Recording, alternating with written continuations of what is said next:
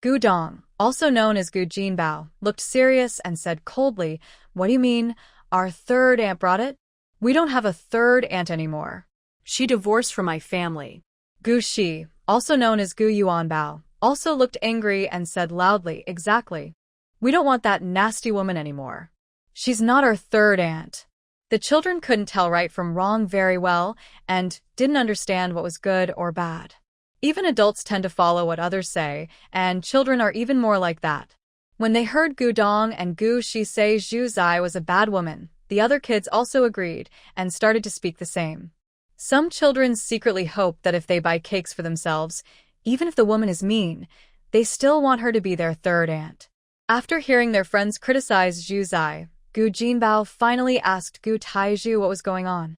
Gu Taizhu happily told him everything.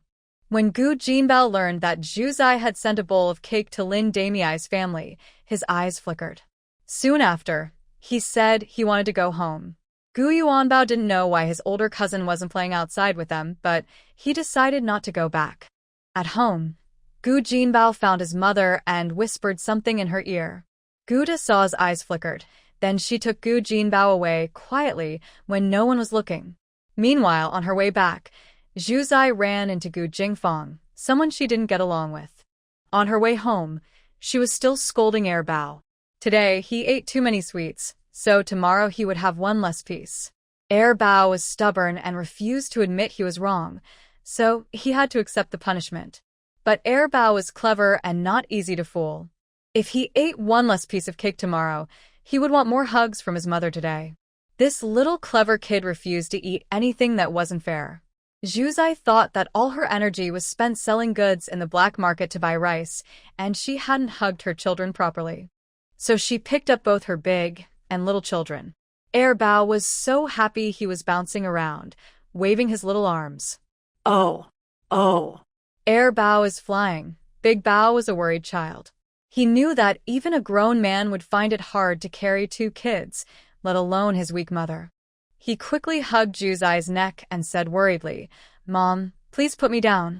I'm heavy, and you just need to hold my little brother." Zhu Zai shook him gently and smiled. "Don't worry, I have a lot of strength now. I recovered well during my postpartum period, thanks to Grandma. Carrying you two little ones is no problem." Air Bao touched Zhu Zai's face and said seriously, "Mom, carrying us both is already tiring. You don't need to carry San Bao anymore." Zhu Zai, I really feel proud to have such a second brother for San Bao. Just as the mother and children were happily together, an annoying woman named Gu Jingfang appeared. "Hey, you're so proud after just getting divorced. Coming out and showing off. What's wrong? Are you already finding a new partner for your child?" Gu Jingfang looked at Zhu Zai with disdain, scanning her up and down. She was jealous to see that Zhu Zai looked even better than before.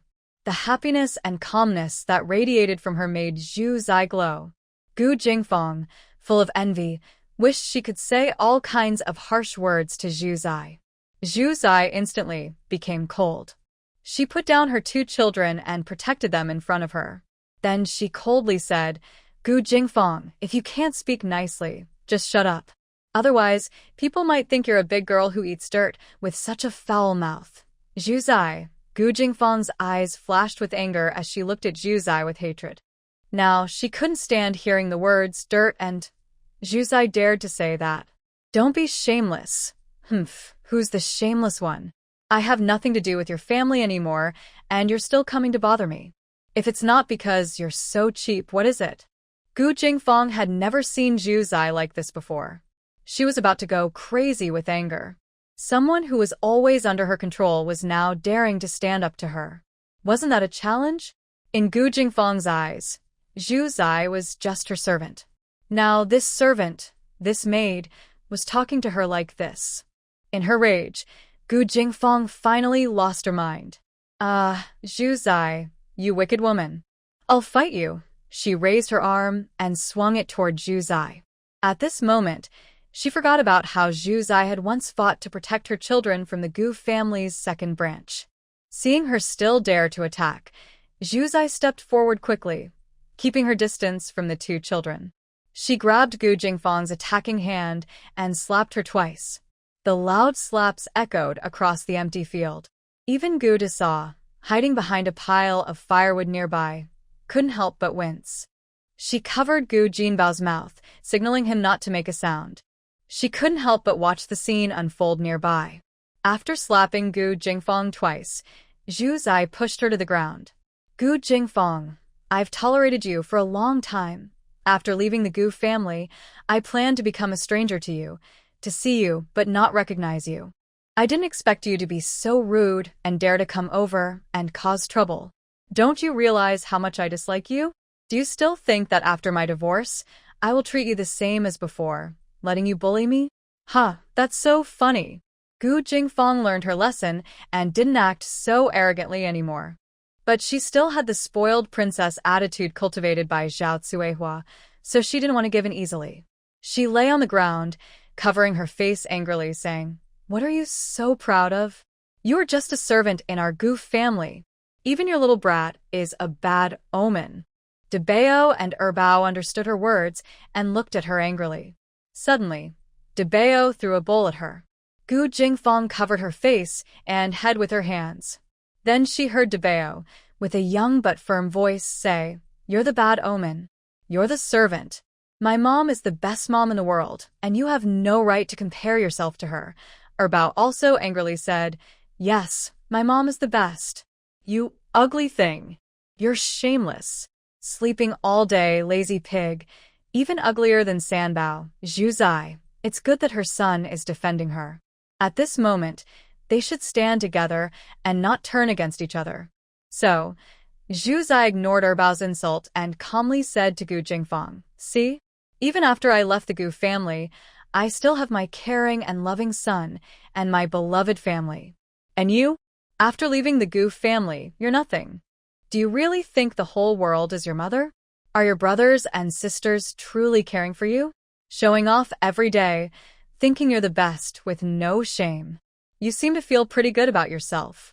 Do you really believe you're a charming fairy loved by everyone? With such confidence, just wait and see how long your good days last after your mother passes away. Will your brothers and sisters still treat you as their little princess?" After giving Gu Jingfong a harsh lesson, Zhu Zai left with his two sons. Before leaving, Debao picked up the broken bowl with a missing piece. Gu Jingfong was left on the ground like a fallen dog. Gu Saw and her son, hiding in the corner, didn't come out until Zhu Zai left. After Gu Jingfong finally calmed down and left alone, Aunt Gu came out. "Jinbao, today you saw something, and you must not tell anyone. Do you understand?" Jinbao nodded obediently. "I understand, Mom. Good boy, you're so clever. But Mom, when can I eat that chestnut cake? I really want to try it." Aunt Gu patted his head gently and said, "Be patient, my dear. I will make it for you soon." "Okay, I'll listen to you, Mom." As Aunt Gu led her son away, she heard Zhao Cuihua crying and scolding Zhu Zai loudly, then soothing Gu Jingfong with care. Her two older daughters were busy running around. One was wiping Gu Jingfong's face with warm water, and the other was packing her dirty clothes to wash. Without Zhu Zai, her two daughters had become Gu Jingfong's new helpers. Although she wasn't very close to Gu Jingfong and Zhu Zai, she could hear their arguments clearly. Zhu Zai's teasing words about Gu Jingfong didn't escape her ears. Zhu Zai had indeed changed, to the point that even she felt a bit jealous. And the things she said to Gu Jingfong were quite hurtful. Although Zhu Zai and Gu Jingfong were both the only daughters in their families, they were very different. Zhu Zai's family loved her sincerely and protected her genuinely. But Zhu Zai had been too insecure before, and her family's pressure made her afraid to speak her true feelings. Whenever Zhu's family visited, Gu's family was good at pretending. They made Zhu's family think their daughter was doing well at her in-laws' house. Even if it wasn't as good as at her own home, it was similar to other village women. One side refused to speak, the other assumed things, and with the family's acting skills, Zhu Zai's past tragedies happened. But once the truth came out, Zhu Zai's family exploded with anger. They were willing to do anything to help their daughter have a better life. Compared to that, Gu Jingfong's family favoritism seemed silly. Her situation of being spoiled by the whole family was just a surface illusion. It was actually because Zhao Hua was controlling her, and the Gu family's brothers didn't argue with Gu Jingfang. Of course, everyone is just pretending to take good care of this girl, hoping she will marry well in the future and receive a generous bride price. This has been clear to clever people like sister-in-law Gu for a long time. Only someone like sister-in-law Gu still foolishly believes that Jingfang Gu is truly favored and lucky. Perhaps Jingfang Gu herself has already sensed this faintly. That's why she targets Zhu Zai the most in this family. She always wants to take away Zhu Zai's good things. She tries to make Zhu Zai do all the chores at home, because she enjoys watching how Zhu Zai, who is better in many ways, is forced to endure her torment without fighting back. It can be said that at least 1/3 of the original tragedy was caused by her. Fortunately, now that Zhu Zai is here, she won't indulge her bad habits anymore. Jealousy is one thing, but if she dares to come near again, she will be slapped hard. The next day was the agreed time for Zhu Zai to meet with Big Beard. She told her family she was going to the county town to write a letter to old Third Gu to inform him about the divorce. Then she went alone to the county. Of course, the excuse about writing the letter was just a cover story. The divorce agreement was already signed, so who cares which mountain old Third Gu is from? She didn't even know which army her tool husband belonged to. How could she write to him? Where would she send the letter? Every time she went to collect her allowance, it was old Fourth Gu who picked it up, so he could handle the divorce matters. Whether he told her or not didn't matter. They were family after all. She didn't think old Third Gu was the kind of man who would cling stubbornly and refuse to divorce. After all, he was a man who served the country, and he should have the dignity to part ways properly.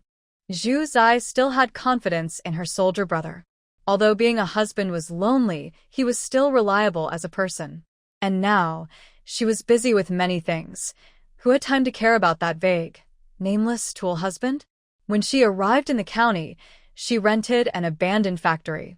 She looked around carefully, making sure no one was nearby. Then she brought in 3,000 jin of rice. Thinking for a moment, she added 2,000 jin of flour. Then she locked the door and went to the black market to find Big Beard. Zizi smiled and said, "Haha, Comrade Gao. I see you've been eating well lately and even have the energy to tease me." Gao Dezhuang quickly begged for mercy. "Oh no, my big sister. Don't tease me. Where is your stuff? Let's go get it now." "All right, remember to bring the scale. The goods are quite heavy. We'll wait until tonight to move them. For now, let's go weigh them." The big-bearded man and his team followed Zizi to the abandoned factory. Inside, they were immediately dazzled by the neat stacks of rice and flour. "Wow, this is really amazing. So much." The big-bearded man was very excited and hurriedly urged his people to weigh the goods. Zizi had already transferred everything into burlap sacks in the space. After about an hour, they finished weighing all the rice and flour. Exactly 5,000 jin, no more, no less. The big-bearded man didn't expect Zizi to bring an extra 2,000 jin of white flour. The quality of this white flour was better than the best flour on the market. At this moment, he felt a bit annoyed. All the grain brought by relatives was just an excuse. Although he didn't know where it came from, he understood their attitude. Not investigating further and just accepting good things was the best way to maintain a long-term partnership with Zizi. Seeing the extra flour, the big-bearded man waved his hand and took it all. He also decided to pay a high price, 1 yuan per jin. The two exchanged money and goods at the same time. Zizi instantly earned 5,000 yuan and received 3 stacks of tickets from Gao. There were all kinds of tickets, including some hard-to-get ones like bicycle tickets. Zizi was very grateful. After the exchange, she returned home. On the way, when no one was around, she took out 30 bright red apples, 50 eggs, half a rack of ribs, 10 jin of pork belly for pig's feet, and a large carp weighing over 4 jin from her space. Tomorrow, she would move into her new house, and these dishes would be her main meals. Thinking further, she also prepared 2 jin of wood ear mushrooms, 2 jin of kelp, and 1 jin of purple seaweed as side ingredients. Of course, the most important items were the 2 large pots, along with other bowls, chopsticks, and utensils. Back home, Mrs. Yao couldn't help but feel distressed about the money again. While you were writing a letter, how come you bought so many things again? You are quite capable. You managed to buy so many things without a ticket. But how much did it cost? I think you've spent all your money. Zhu Zai rubbed her pounding temples and quickly said, "Don't worry, Mom. I still have some money. If I really can't afford to buy food, I'll have Daba and Erbao gather cow dung to earn work points and support me." Mrs. Yao, you really are impressive, Daba and Erbao. On the day Zhu Zai moved to her new house, she only invited a few close friends to the stone house. The harvest festival ended the day before, so everyone wasn't as busy anymore. There was no need to rush to compete for work. As long as they handled the large amount of farm products on the mountain, the year's work was considered done. The main mountain area near Yu village had many persimmon trees. After the frost, it would be better to organize the villagers to pick and eat the fruit fresh. Right now, trading wasn't allowed, but exchanging some ingredients with relatives and friends was a good idea. Holding this warm house celebration was perfect at this time. The night before, Zhu Zai prepared all the seasonings and placed them openly in the stone house. So, the next day, when the sisters-in-law from Zhu's family came to help, Zhu Zai didn't refuse. Zhu Erseo and Zhu Sansa were both good workers, and with their help, Zhu Zai felt much more relaxed. Zhu Deseo was gentle and slow when working, but she was excellent at taking care of children. All the kids in the family liked to be looked after by her. While Yao was out entertaining guests, Zhu Deseo was in charge of watching Sanbao. Yu Jinji still looked after Zhu Xiuyu. Besides caring for the children, she had nothing else to do. Apart from Lin Damiai's family, Zhu Zai also invited the Yu village head's family and Uncle Yu's family. Including Zhu's family, 4 families in total were having a meal. However, the village head and Uncle Yu's family didn't all come. They were older and from 3 generations, so it was hard to invite everyone. So, the village head and Uncle Yu's family came alone. There weren't many people, but it was still a good number. In the yard of the stone house, a large table was set up, and all the men sat around it. With the help of her 2 sisters-in-law, Zhu Zai prepared a big table of dishes. There were 6 main meat dishes: fragrant pig's trotters, braised pork belly, chopped chili fish head, fried fish pieces, stir-fried pork intestines, and sweet and sour ribs. She also cooked 6 vegetable dishes: tomato and egg stir-fry, spicy pepper stir-fry, cucumber salad, stir-fried leafy greens, hot and sour cabbage, and mushu pork. Of course, in Zhu Zai's mind, these were all considered vegetable dishes. In others' eyes, the dishes cooked with plenty of pork fat were definitely not considered vegetables. Altogether, there were 12 dishes, plus a pot of seaweed and kelp soup. This meal was quite a feast. The Zhu family was used to this, as they had eaten Zhu Zai's cooking before. With her in charge, the family's meals always improved a lot. But for Lin Damiai's family, village head Yu and Uncle Yu, it was truly eye-opening. Wow, this big table of food. Even the emperor's meals in the past wouldn't be much different, right? Uncle Yu stared at the table in amazement. Village head Yu tapped him with his pipe and said sternly, "Stop talking nonsense. Can't you eat without talking?" Although his eyes kept flickering toward the dishes, he felt he couldn't take his eyes off them. His family didn't have such a lavish meal during the new year. Thinking this, he saw Zhu Zai bring out a jar of wine. Village head Uncle Yu and second Yo, today you can eat your fill. The harvest is over, so it's a good time to replenish yourselves. Don't worry about drinking too much. Longming and Changyi will send you back. Today, our only goal is to eat well and enjoy. She said this as she poured wine for them. Village head Yu quickly stepped forward and said, "Sister-in-law, I'll do it." Zhu Zai didn't realize that at this moment, there were rules about pouring wine. Usually, it was the younger male family members who poured wine for the elders. Women pouring wine was considered a bit disrespectful. She didn't understand customs, but seeing Longming's actions, she followed along wisely. She didn't know the rules, but she knew how to read people's expressions.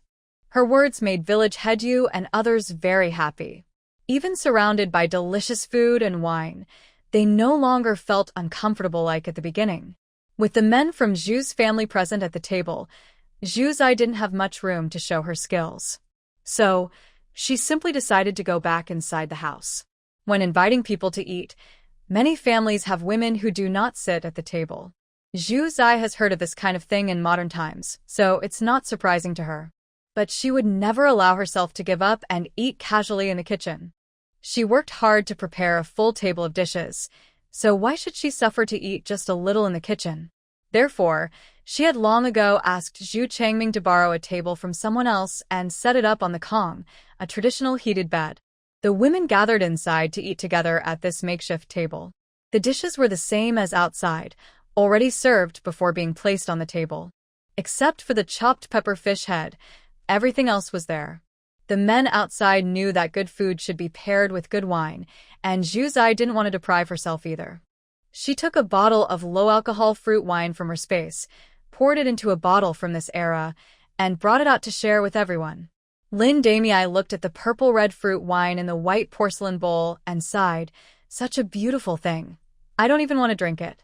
Zhu Zai touched Gu Xiaokui's baby bump and smiled. No matter how pretty it looks, it's still meant to be drunk. If you don't drink it now, wait until it expires and see if you regret it. Hearing this, Lin Damei quickly took a sip. One sip down, she smacked her lips and said, "No wonder it's good stuff. Sweet and sour, really tasty." Bao, holding a bowl bigger than his face, also pouted and said, Really good." It's hard to imagine that a 3-year-old could imitate the swagger of seasoned drinkers outside. The women inside the house all laughed at him. Zhu Zai rubbed his head, both annoyed and amused, and said, "You're everywhere. Hurry up and eat properly. Finish your meal, then you can drink." Bao gave her a cute, milk-like smile, then picked up his chopsticks and clumsily scooped rice into his mouth. This meal, inside and outside the house, was a joyful feast for everyone. Until a long time later, Uncle Yu and the village chief's brothers still remembered it. Every New Year, they would reminisce about that moment.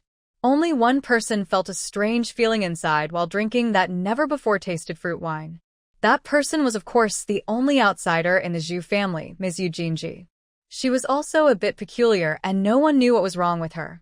Unlike Zhu Da's wife and Zhu Er's wife, who came from hard times and now enjoyed a good life in the Zhu family, they all carried a grateful heart. Even though it takes time and years to settle, she gradually begins to think of the Zhu family as her own home. And what about Yu Jinji? Even though she is newly married and doesn't feel fully accepted by her husband's family, but the Zhu family hasn't done anything wrong to her. The better she gets along with the Zhu family, the more she blames them. Like this time, she drank wine she had never tasted before and enjoyed a richer meal. Yet, Yu Jinji secretly blamed Zhu Zia for not inviting her family over. Her husband's family even drinks this kind of wine. Do they lack a few bowls of rice for her family? It seems they don't see her as part of the family and are unwilling to invite her relatives. But Zhu Zia didn't invite Zhu San's family either, so why does Zhu San's family get to enjoy the meal without any trouble? Yu Jinji was in a bad mood, which had become normal in the Zhu family. Someone who is usually happy suddenly looks upset.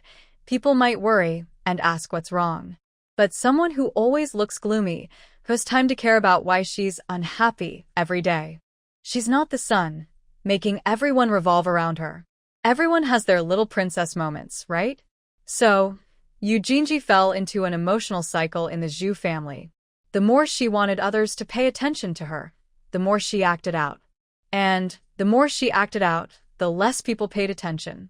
Honestly, if she weren't Zhu Zongming's wife, Zhu Zia wouldn't even want her to come for meals. Her impression of Yu Jinji was even worse than that of the new neighbor next door. That day, Zhu Zia placed firewood at the door of Yu's stone house. It was dark, so she didn't have time to move it. The next day, when she came back to check, the firewood was already stacked and placed at her door. The only neighbor nearby was Yu's family. Besides her doing good deeds anonymously, there was no one else. Although she hadn't met her yet, Zhu Zia had a good impression of this old lady. She had a strange temper but was kind-hearted. Today, she invited her for a meal, and she went to call Yu's mother. But as expected, Yu's mother didn't come. Zhu Zia didn't insist, but before the meal, she took 2 bowls, one filled with seaweed and kelp soup, and the other with various soft, cooked vegetables and meat. She also brought 2 mixed flour buns. So, Zhu Chongzhong and Zhu Chonghe carried the 2 little brothers, along with the eldest and second eldest, to Grandma Yu's house. I don't know what the 4 little ones said, but they successfully completed Zhu Zai's task and left the food behind. After everyone finished eating, there was hardly any food left on the table. That's good. It's part of the Clean Plate campaign. Village Chief Yu and Uncle Sanyu were drunk and had to be helped home by Zhu Changming and Zhu Changyi. Although Second Nyo also drank some wine, he wasn't drunk. He just looked red-faced and thick-necked, with big, bell-shaped eyes, looking silly like an old ox, and he seemed much calmer. Seeing that he was walking steadily without staggering, Lin Damei decided not to see them off. Holding her child in one hand and her husband in the other, holding her husband with her right hand, she went home. After seeing the guests off, Zhu's sisters-in-law helped clean the house for Zhu Zai and then went home. At last, the new owner of this small yard, Zhu Zai, moved in officially. In the evening, she boiled a pot of water to bathe her 2 sons, the eldest and second eldest. Without others around, she secretly took out some children's shampoo from her space and poured it into the bottle. She used a little when bathing her sons. Second Nyo watched his older brother with foam all over his head and giggled foolishly. Mom, look. Big brother looks like a little old man. Ha ha ha. The eldest ignored him, blushing as he gently rubbed his hair. He wanted to smell nice, and said that he wanted to sleep together with Mom tonight, so he wanted her to like how he smelled when she hugged him. Humph, you're talking about others, but you're the same. Hurry up and rub your hair with your little hands. Wash it well, Zhu Zai said. Second Nyo happily rubbed his hair and nodded, saying, Second Nyo will wash well, and soon I'll be a fragrant little baby again, Zhu Zai. This son is becoming more and more narcissistic and loves to act cute. Fortunately, her caring eldest son helps take care of things. Or, as a mother who just got on the train halfway, she'd really be worried to the point of going bald. After washing her 2 sons and making them smell nice, she laid them on the bed to sleep. Maybe because they finally get to sleep with their own mother, both the eldest and second eldest want to sleep close to Zhu Zai. This time, even the usually sensible eldest didn't refuse. My daughter has always been holding her little brother while sleeping. This time, let me sleep next to my daughter for once. Ever since the eldest, Daba, started acting spoiled, Zhu Zai felt like her patience was running out. Okay. You can sleep next to your mom tonight, so one on each side, occupying Zhu Zai's left and right. As for the still unable to talk little one, Sanbao, he wasn't involved in the fight and was left out of the maternal love circle. Zhu Zai, being quite easygoing, arranged Sanbao on the other side of Daba and then reminded her, Daba, my big boy, be careful during the night. If your little brother needs a diaper change, wake up and help him. Daba blushed and looked serious as he replied, Mom, don't worry, I will change my brother's diaper. If this conversation ever got out, many people would criticize Zhu Zai harshly. Letting a 5-year-old worry about changing diapers in the middle of the night? Isn't that too much? Of course, Zhu Zai didn't really expect her eldest to do such adult chores. She was just teasing her big boy. Once her 3 sons' breathing became steady and even, Zhu Zai stuffed a pillow into the quilt, then with a thought, her body disappeared into the space. In the top-floor presidential suite of the mall, soaking in a luxurious milk bath was so relaxing her sons couldn't enjoy the space, but she wouldn't give up her own comfort. Since there were no outsiders at home, she didn't bother to take a bath outside. She poured herself a glass of red wine, watched a classic movie downloaded on her tablet. Life was so much better than before her time travel. But after just 10 minutes of relaxation, she heard the crying of Gu Sanbao outside. Zhu Zai sighed and resigned herself to it, taking a deep breath.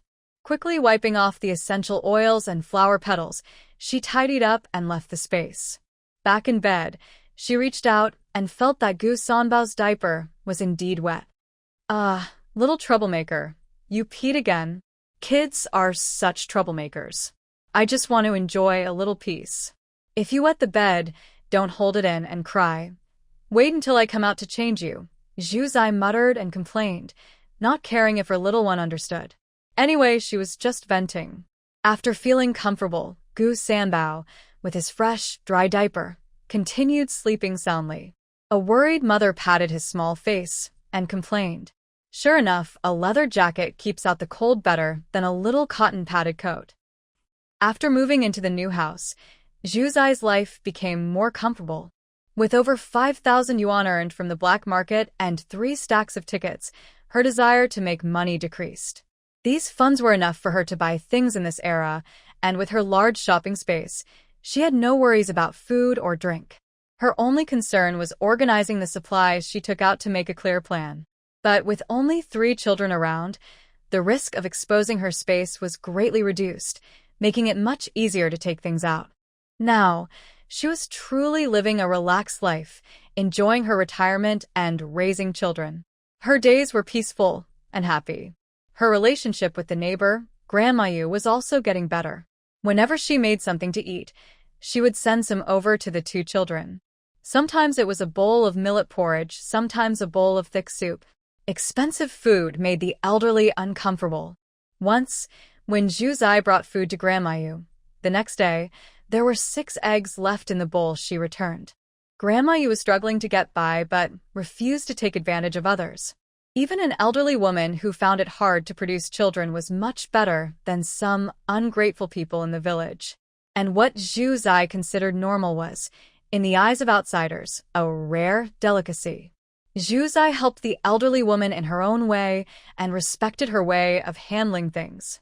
Grandma Yu liked children very much, so Zhu Zai often sent her 2 older children to visit and keep her company. Sometimes, the second child would come back and learn to speak. Grandma Yu keeps steaming egg custard for me and my brother. I'm tired of eating it. Zhu Zai gently pinched the second child's cheek and said, Do you know how annoying that sounds? Many children outside can't even get enough food, and you're complaining about egg custard?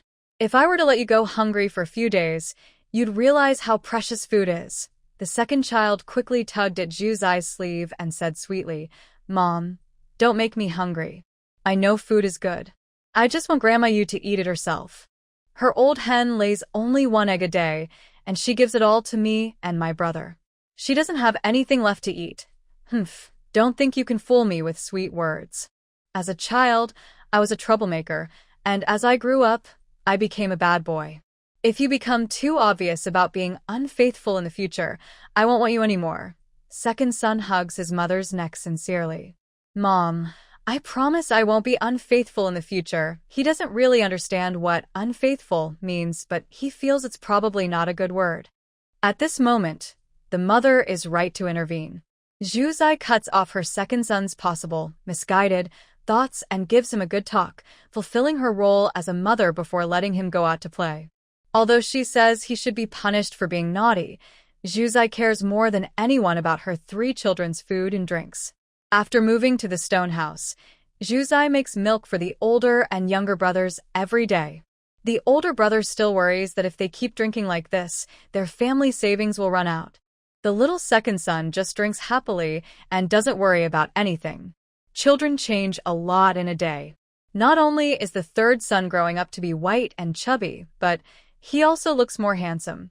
The older and younger brothers are very different from the children who came from the refugee camp before. Although their clothes are still old and torn, they have gained some weight and look much stronger. The second son changes the most. His short legs are more powerful when he walks, and he moves more steadily. There is a saying, full stomachs lead to thoughts of love. For the second son, once he's full, he starts thinking about looking good. Zhu Zai takes good care of them with delicious food and drinks. The older brother even goes daily to pick cow dung to earn a little work point. The second son begins to think about new clothes. Mom, can you make a new outfit for my older brother this new year?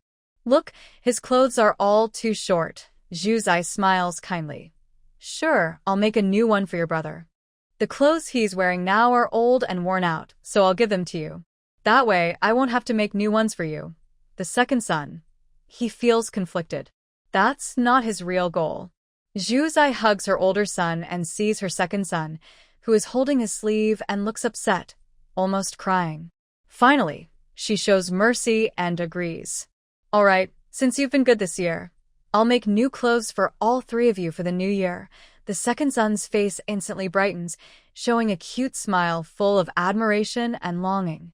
Zhu Zai gently covers his face with her hand, silently sighing inside. Her second son, if he continues on this path, might develop a tendency to rely on others financially. His little face is becoming more and more adorable. Without any top-tier people showing off their presence, the mother and her 3 children are living a comfortable and peaceful life. The village has started organizing people to harvest and deliver grain. After the grain is collected, the happiest moment begins, dividing the grain. But there aren't enough people to harvest, just the men, which is enough. The women start packing their tools and go up the mountain to gather farm products. The persimmons on Yu's mountain are not yet ripe, but some hazelnuts and chestnuts are already ready. The villagers organize themselves and enthusiastically go up the mountain to pick hazelnuts and chestnuts, creating a lively harvest scene. Zhu Zai didn't expect that during such a busy harvest season, someone would come to trouble her. When Bao ran back crying to find her, she was stunned. Thanks to her recent efforts in caring for the children, Bao, who had been fair and clean for a long time, suddenly looked dirty and grimy, so much so that Zhu Zai didn't immediately recognize that he was her own child. Mom. Hurry, save my brother. They are hitting him, and he's bleeding. Zhu Zai's mind went blank at once. What did you say? Mom, they took our candy and hit me and my brother. My brother protected me, so I ran back to find you. Please go save him. Zhu Zai grabbed Bao and rushed into Yu's grandmother's yard, shouting urgently, Grandma Yu, watch my 3rd child for a moment. My big brother was beaten. I need to find him. I'll be back soon. Hearing that her child was hurt was different from when she first crossed over. She had truly cared for her children for a long time and regarded them as her own sons. Who could stay calm when they hear their 5-year-old son has been beaten? At this moment, Zhu Zai was truly at a loss, speaking incoherently. Grandma Yu was no longer eccentric either. She took Bao and told Zhu Zai, hurry, go quickly and find your child. Don't let anyone hurt him further. Hearing this, Zhu Zai turned around, hugged her dirty and dusty second son, and ran toward Gu's village. Along the way, Bao kept telling his mother what had happened. Recently, Bao and his brother have been eating better, but somehow they became the target of jealousy from the kids in Gujia village. When they first lived in Gujia village, because they were treated badly by the Gu family from their mother to their children, Bao and his brother were bullied by other children there. After they moved to Yu family village, this bullying stopped. Led by the children from Zhu's family, they gradually started playing with the kids from Yu's village. This time, Zhu Zongzhong took a group of children to Gujia village to pick chestnuts, and Bao and his brothers went along. Zhu Zai bought them lots of tasty treats. During this period, they no longer found these treats so special. In the past, they would hide and keep things to themselves, but now they wanted to show off. They were only allowed to eat 2 white rabbit candies each day, but Zhu Zongzhong often ate his share outside the house, especially when playing. Because of this, the children from Gujia village saw them. Bullying among children is not just something that happens at school. At that time, maybe the word bullying didn't even exist. But the actions they took caused real hurt to the children being bullied, and that pain shouldn't be ignored. Children tend to form groups and sometimes clash with each other. When the kids from Gujia village saw Zhu Zongzhong and his brothers licking their candies, some of them became greedy and wanted to join in, trying to get a taste. Zhu Zongzhong didn't like the Gujia kids and scolded them away. Although those kids from Gujia village felt disappointed, they saw that Zhu Zongzhong was big and strong, so they didn't dare to provoke him. Zhu Zongzhong and his brothers didn't think much of this incident until someone called them to pick chestnuts. Zhu Zongzhong told the little grandson of the village chief, Mu Tu, to watch over Bao and his brothers, and then he went to pick chestnuts with others. This gave the kids from Gujia village a chance to act. Your mother and father are divorced, and your grandmother no longer wants you. What right do you have to eat candy? Bao immediately stepped in front of Bao and angrily shouted at the taller boy, What we eat at home has nothing to do with you. Also, it's not them who don't want my mother, but my mother who doesn't want them. That boy was also the village bully. He used to look down on even the smallest kids, but today he dared to shout at Dabao, which made him very angry. How dare you yell?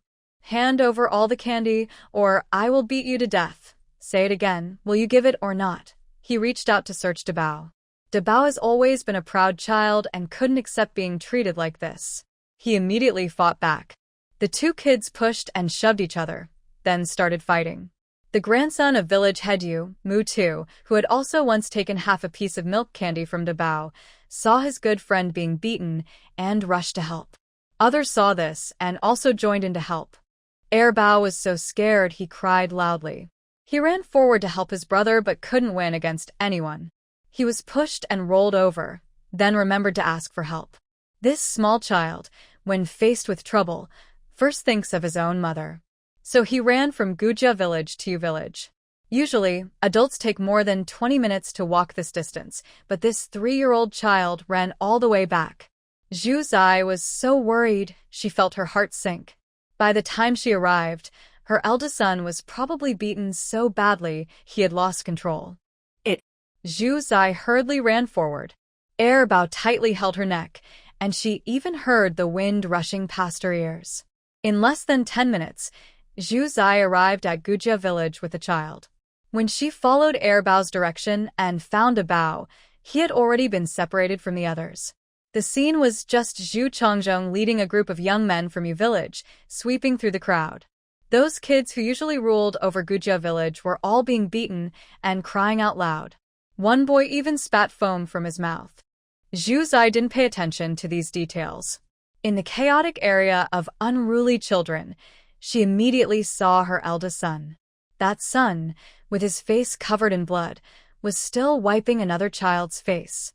Zhu Ziyi didn't know why, but suddenly felt a lump in her throat. She hugged Bao and rushed over. Son, Daba, let me see. Are you hurt anywhere? Zhu Ziyi put down Bao and held Daba in her arms. She trembled as she gently checked his whole body, top to bottom.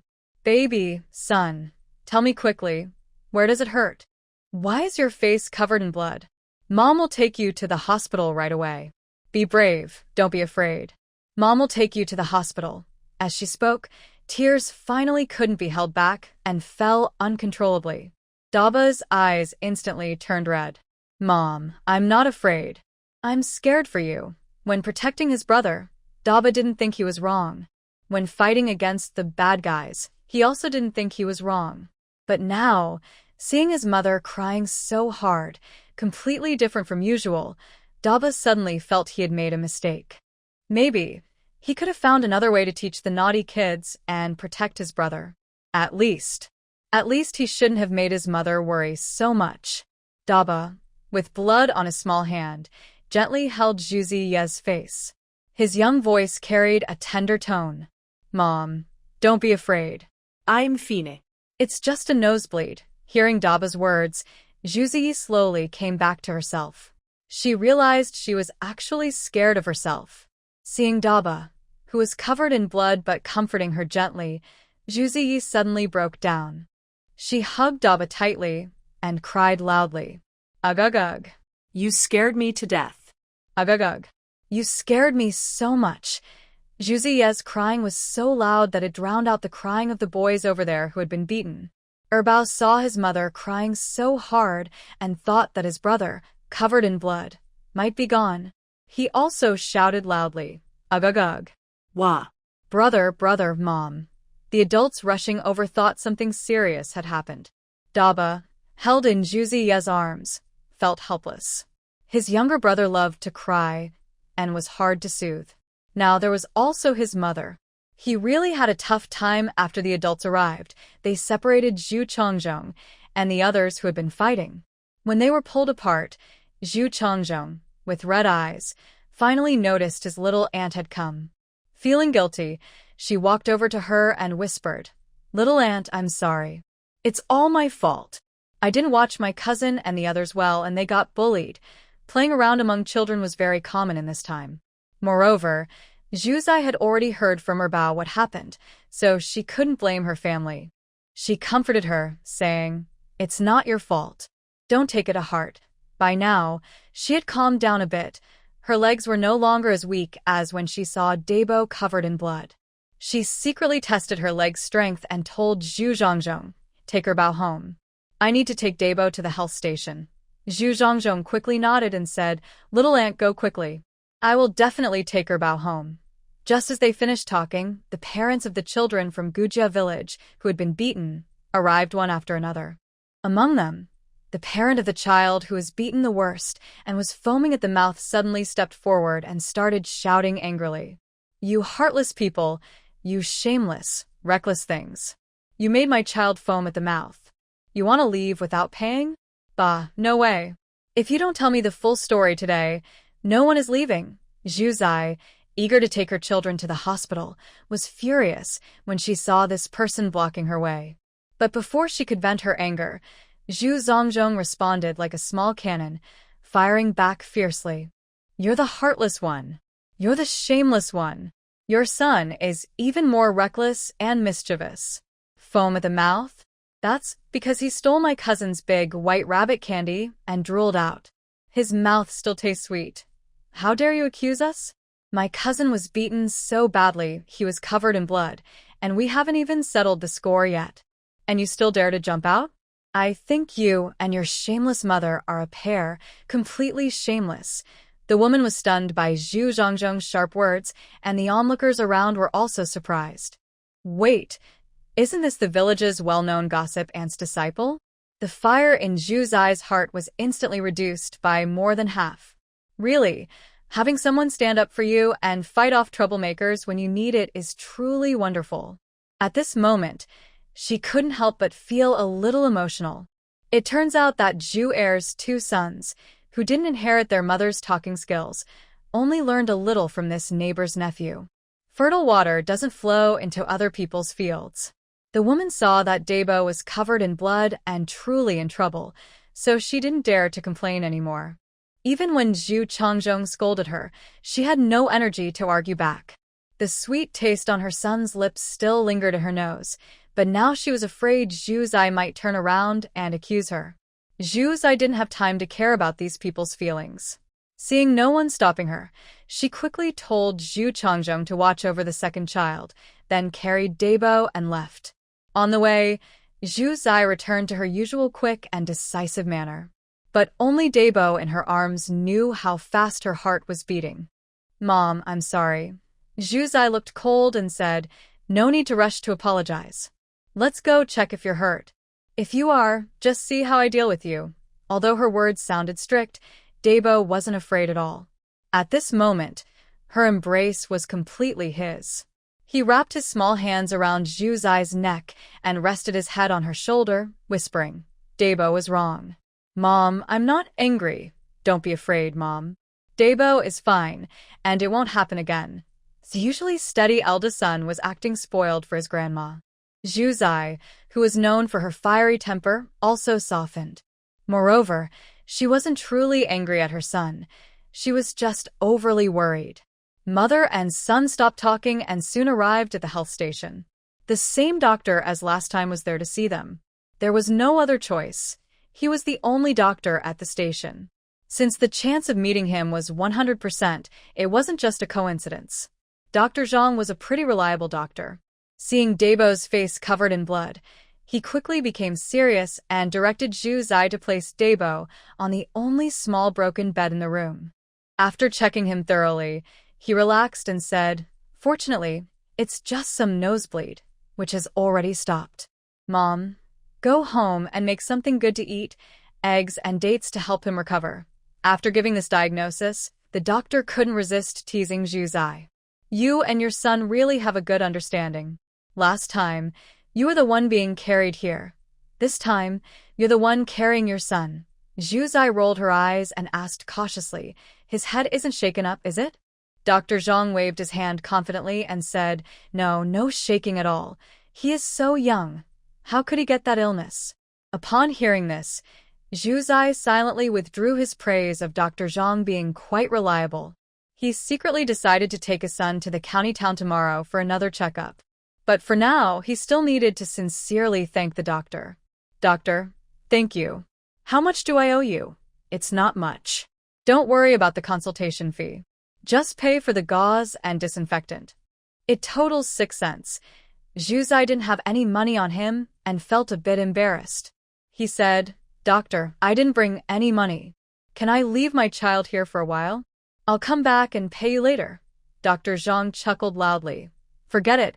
No need to leave your child as collateral. I've been here for years. Do you think I don't trust you? Just pay me when you have the money. Dr. Zhang has been practicing medicine in the village for a long time. The villagers often owe him money because they're short on cash. He doesn't mind. When they have a fever or a cold, he still gives them medicine and treats them. Most villagers are good people, and not many are the type to deliberately owe money. Zhu Zai has never borrowed on credit before and felt quite embarrassed. He repeatedly promised to bring the money soon before leaving with Dabao. Dabao. When trouble happens, I am your worried big brother. When everything is fine, I am the child you can leave as collateral. When Zhu Zai returned home with Dabao, Zhu Zongzhong had already brought Bao back. Little aunt, is Dabao okay? He's fine. You can eat here today. After dinner, help me send the money to Dr. Zhang at the health station. Okay, I understand. Zhu Zongzhong also didn't really want to go home. At this moment, the news probably already reached his family. When he gets back, his grandparents, parents, older brother, younger brother, and sisters will all scold him one after another. Seeing his hesitant little eyes, Zhu Zai knew the boy was afraid. He found it a bit funny and said, It's not your fault. If your father and grandfather told you, I would stop them. Zhu Zongzhong was instantly moved, tears welling up as he showed his loyalty. Little aunt, next time I will protect my cousins better and deal with those troublemakers. Go ahead, light the fire for me. I'll go next door to pick up Sanbao. Bao was already comforting his brother. Don't be fooled by how much this little kid likes to act cute normally. When he saw his brother get hurt while protecting him, he was really upset. He hurried around Big Treasure, busy doing things, but it's unclear what he was actually busy with. He was just being very obedient. Zhu Zai didn't feel like making fancy food for them, so he just cooked a pot of noodles, added an egg sauce, and sliced some cucumbers. He asked Zhu Chongzhong to deliver a bowl of egg and cucumber noodles to Aunt Yu next door, and everyone started eating. Little aunt, your cooking is still the best. If you like it, eat more. It's not far from home. If you're craving something, just come to me. I'll make you something tasty. Okay, I'll come often, but not tomorrow. When you go back, ask your grandma to come over and watch the kids for a day. I want to take Big Treasure to the county town. All 3 kids looked up at her. Go to the county town. Why do we need to go there? I want to go too. Zhu Zai patted the second kid's small hand, showing he also wanted to go, and explained, Your brother was beaten and bleeding. Mom is worried, so we're taking him to the county hospital for a checkup. Do you want to go too? Do you have any injuries? If so, we'll get you checked and treated so you get better quickly. Zhu Zai had already checked the second kid's body. Besides being covered in dirt, he was fine. From what he heard, when a fight started, he ran back home. There was no chance he got hurt. So, it was probably just scare tactics. Sure enough, after hearing this, the second kid immediately changed his attitude. He obediently told Zhu Zai, Mom, I'm fine. I didn't get hurt at all, so no need to check. You and my brother go ahead. I'll be good at home. Afraid Zhu Zai might change her mind, he also comforted Big Treasure. Big brother, you have to be good. Don't be afraid of injections or medicine. Get checked properly. Listen to Mom, okay? Big Treasure. He said he wasn't afraid, but then he turned away and ignored him. Their brotherly act was so obvious. Gu Xuanzi's little kids couldn't hold back their fear and revealed everything about how the Gu family's eldest daughter ordered them around. Zhu Zai was confused. The Gu family's eldest daughter? Gu Jingfang. Second brother suddenly spoke excitedly. Yes, that's the lazy pig. That ugly lazy pig. She told Xuanzi and the others to hit me and my brother. Zhu Zai suddenly felt a surge of anger. She was also puzzled. Last time, she slapped Gu Jingfang twice. With her personality, why didn't she take revenge? It turns out she was holding a grudge all along. She had been waiting for Zhao Cuehua, the old widow, to lead her daughter to come and fight her. She had even prepared a stick. But after waiting for several days, she only felt lonely. Now it seemed she couldn't beat her, so she turned to her children? This wicked woman. Zhu Zai couldn't help but curse loudly in front of the children. Second brother imitated her, scolding fiercely. Wicked woman, Zhu Zai. A parent's behavior is really important. Look at what her moment of carelessness caused second brother to learn. Don't say that again in the future. Second brother looked confused. Then what should I say, Mom? Zhu Zai. Mom just said it wrong. I won't say it again. Second brother reluctantly agreed. Okay then, Zhu Zai. Are you feeling a bit regretful? While Zhu Zai was worried about her son's future education and manners, Yao Shi arrived with her 3 daughters-in-law. Yeah, where is Tabe? How is my grandson? Before Yao Shi even entered the yard, her tearful voice was heard. Zhu Er's wife also asked, Little sister, is Dabo okay? We heard his face was covered in blood. Should we go to the county town? They called out to each other and quickly entered the yard. Then they saw 4 people sitting tightly in the main room, each with a large bowl in front of them. From their appearance, it was clear they had just finished eating. Dabo looked fresh and clean, with no sign of serious injury. Everyone was worried and anxious. They ate quite well. Zhu Dazhua went over and grabbed Zhu Changzhong's right ear. Did you watch your cousin properly? Is this how you watch him?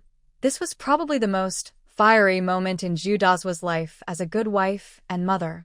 Oh, be gentle. My goodness. Yao was already holding the big baby and checking him all over, just like Zhu Zai had done earlier. Sister Zhu Er also went over, grabbing Zhu Zhangzhong's left ear. Bad boy, aren't you proud of being the Kid King? How did you get beaten up so badly that your face is all bloody after just one trip outside? Oops, sorry. It was my mistake. I wasn't careful, and they took advantage of me. I won't let it happen again next time. Since Sister Zhuda and Sister Zhu Er were both busy scolding Zhu Zhangzhong, Sister Zhu Sen quietly went behind him and started to take off his shoes. Zhu Zhangzhong was about to lose his temper and shouted loudly, Third aunt, please forgive me. I've already taken revenge. I fought my cousin and made that kid scream. Please, let me go, Zhu Zai. The 4 women took turns scolding and teaching Zhu Zhangzhong, then each of them lovingly hugged the big and second babies. The drama finally ended. When she heard that Zhu Zai was taking the big baby to the county hospital tomorrow, Yao immediately offered to come and help watch the children. Zhu Zai felt relieved and went inside to get some money to ask Zhu Zhangzhong to run an errand for Dr. Zhang. Zhu Zhangzhong was eager to take on this task, happy to get away from the 4 scary women. Luckily, his little aunt had spoken up for him earlier, or today would have ended in a big fight involving many people. His little aunt's help today was just right. Zhu Zai also felt a bit helpless about the debt she owed today. She was the kind of person who kept her money in many different places, like a cunning rabbit with 3 burrows. Although her space was supposed to be the safest place, money stored there couldn't be found by anyone. She still didn't fully trust it. There were times when the ATM wouldn't give her money, and her space was completely unregulated. Why should it always serve her? What if one day it broke down? All her money and bills stored there would be lost. So, besides keeping most of her money in her space, she also divided it into several parts and kept some outside. One stash was hidden in her bedroom at the Zhu family, under the bed slats and inside the wardrobe compartments. Unfortunately, the money in her space was all in bills, while the coins were at home. She hurriedly took the big baby to see the doctor. The consultation cost only 6 cents, but she wondered, should she take out a $10 bill from her space? Anyone would find this strange. Her family doesn't have a mine, yet she always carries a big bag every day. So, she decided to be brave, grit her teeth, and buy on credit. People didn't know there was such a complicated story behind this credit. After seeing Dabao, they all went home. Before leaving, Zhu Zai repeatedly told Mrs. Yao to watch over her father and brothers and not to hit Zhu Changzhong. Mrs. Yao was tired of being told this and quickly nodded in agreement. Zhu Changzhong didn't know that it was Zhu Zai's repeated reminders that bought him a sort of get-out-of-jail-free card. Otherwise, when he got home, He wouldn't just face a few punches from some people. The next morning, Mrs. Yao came early, worried about delaying her grandson's trip to the county hospital. Unexpectedly, Zhu Zai was even earlier and had made a pot of noodle soup. After they finished eating with the still sleepy De Bao, Zhu Zai took her son to Uncle Yu's house, waiting for his ox cart to go to the county. She wanted to borrow the ox cart again, so Zhu Changyi could drive her there. But Uncle Yu said he also needed to go to the county to pick up some young people returning from the countryside, so he could give her a ride. Before leaving, Bao was still not awake. Zhu Zai told Mrs. Yao to steam a chicken egg custard for Bao so he wouldn't feel lonely without his mother and brother. Uncle Yu also knew about yesterday's incident. His little grandson, Shirtu, was involved too. Maybe they had fought together, and Bao and Shida's friendship quickly heated up. Boys' friendships are often so strange. When he heard that Bao was going to the county hospital to see his injury, Shirtu immediately looked worried and said, "Don't worry, go ahead. You don't need to worry about what's happening at home." Bao, but somehow that didn't sound quite right. Thinking about what the other adults said, Bao also spoke seriously. "Yes, with you here I feel better. Zhu Zai." Such seriousness was unnecessary. However, Uncle San and his family showed no change. They greeted her warmly, as usual. Honestly, in this era, it's rare and heartwarming for a rural woman who is divorced to receive such kindness. She doesn't look down on herself, but given the current social climate, she can control her own feelings but not others' opinions. She is very grateful for their kindness. Right now, her main focus is taking her children for checkups. She has no time or energy to argue with Gu Jingfang. Once she has a moment, she plans to settle accounts with her son and the innocent children involved. The ox cart moved slowly as it took Zuzi and her children to the county town. At this time, hospitals weren't crowded like in later years. Getting an appointment still took half a day. Soon, she and Dabauer finished the checkup and diagnosis. After more professional tests, it was confirmed that Dabauer did not have a concussion, and Zuzi could finally relax. Before leaving the hospital, she bought some cold medicine from this era. Zhuzong and a few days ago caught a cold and had a fever, so they didn't go out with Zuzhangshong. Otherwise, her children wouldn't have been beaten so badly. Buying medicine was part of her plan. The doctor prescribed a few doses based on their condition. She counted the pills from the bottle and wrapped them in small square pieces of paper. She needed to remember how to take them, or she'd forget without instructions. After leaving the hospital, Zuzi picked up Dabauer. "It's so good. My eldest son is fine. Let's go to the supply store so I can buy some good supplements for you." Dabauer felt he was a burden and said shyly, "Don't go, Mom. Don't spend money recklessly." "How can spending money on my son be reckless? You lost a lot of blood. The doctor said you need to recover well. I'll see if I can buy some malted milk for you and your brother to try." And she wanted to try some too. She hadn't tasted this era's specialty yet. When they arrived at the supply store, Chenmei saw her from afar and greeted her. "Zuzi, you're here again. Is this your little nephew?" Zuzi smiled. "No, this is my eldest son." Chenmei was surprised. "You look so young, and your son is already so grown up?" "Yes, I married early." No, you're young looking like a high school student." Whenever a woman is complimented on her youth, she feels happy. Zhu Zai happily accepts her praise. Suddenly, she remembers that her second nephew seems to have some interest in a young girl. After chatting with her for a while, Zhu Zai starts to probe gently. "You look beautiful, and your job is good. With such a talented girl, you probably have many people introducing you to potential partners, right?" Chan Mei shyly lowers her head and says, "My family is urging me to find someone, but I haven't really decided for myself yet." Seeing that she has something to say, Zhu Zai continues the conversation. "What's wrong? Are the men unattractive? No jobs? Or are their families too strange?" Chun Mei finds her words amusing but also feels a bit more relaxed thanks to the joking tone. "Well, it's not really any of those. They're all okay. As for looks, average is fine. I'm not a fairy, just want to live a normal life. Usually the men with jobs are from the city. Their families just have one house and a few people live in a small space which is too crowded.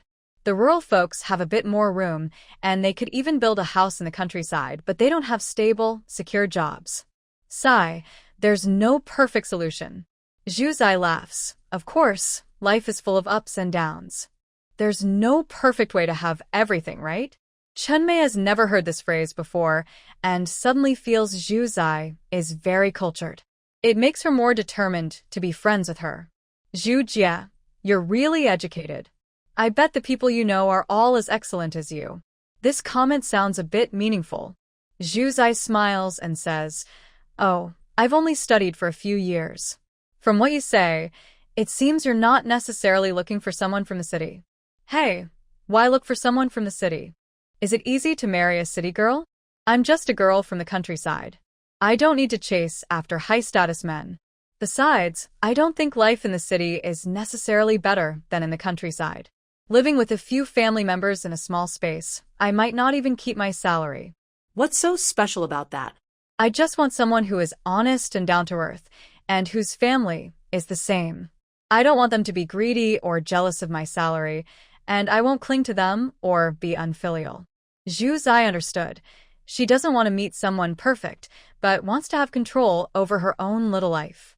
I must say, Zhu Zai thinks this girl's ideas are quite practical and honest. She doesn't insist on marrying someone from the city, like Gu Jingfang, who looks down on rural folks. Although she is from the countryside herself, she makes rural people seem like inferior beings.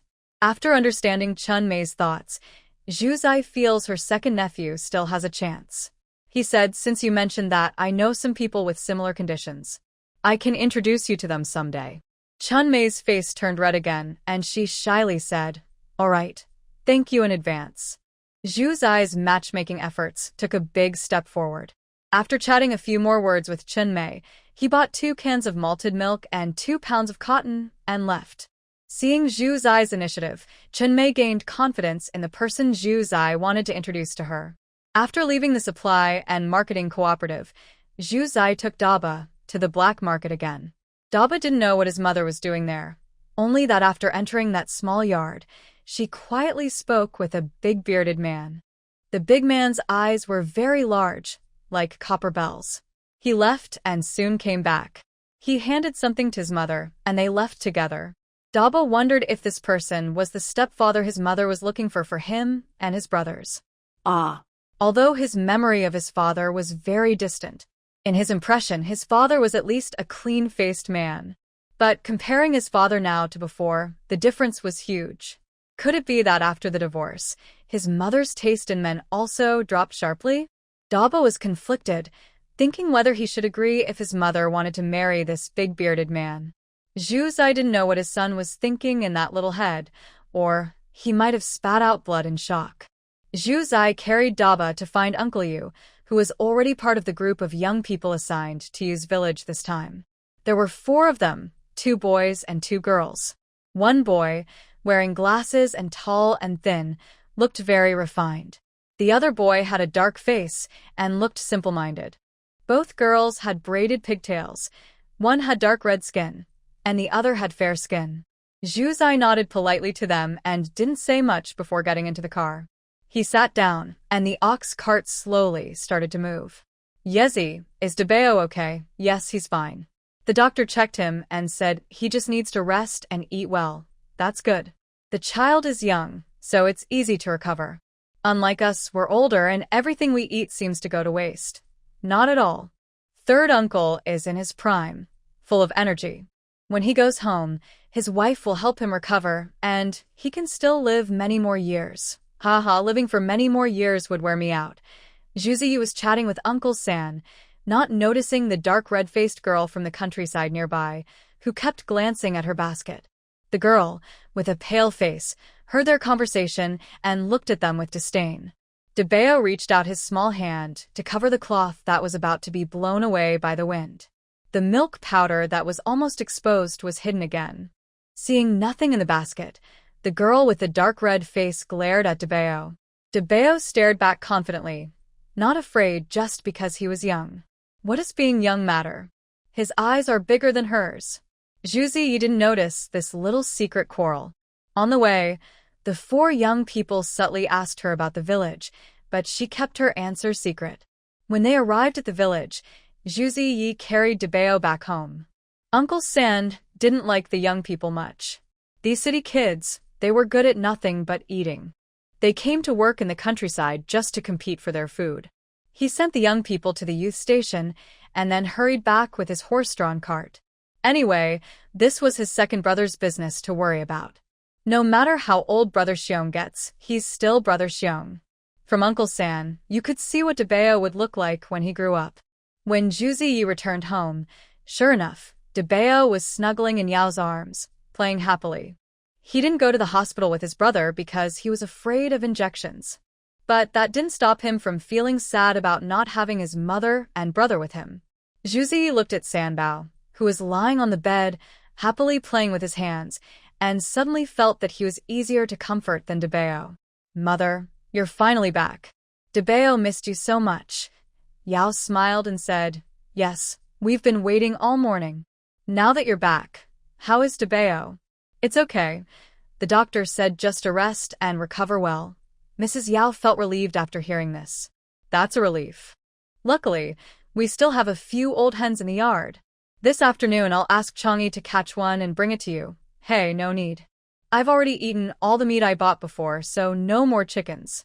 Look, I also bought malt extract for the kids. Leave one jar for the older two and you take one home. You and my dad can drink it, and sometimes it will also satisfy the kids' cravings." Mrs. Yao was shocked. "Oh my goodness, what kind of family are we? Just drinking this stuff?"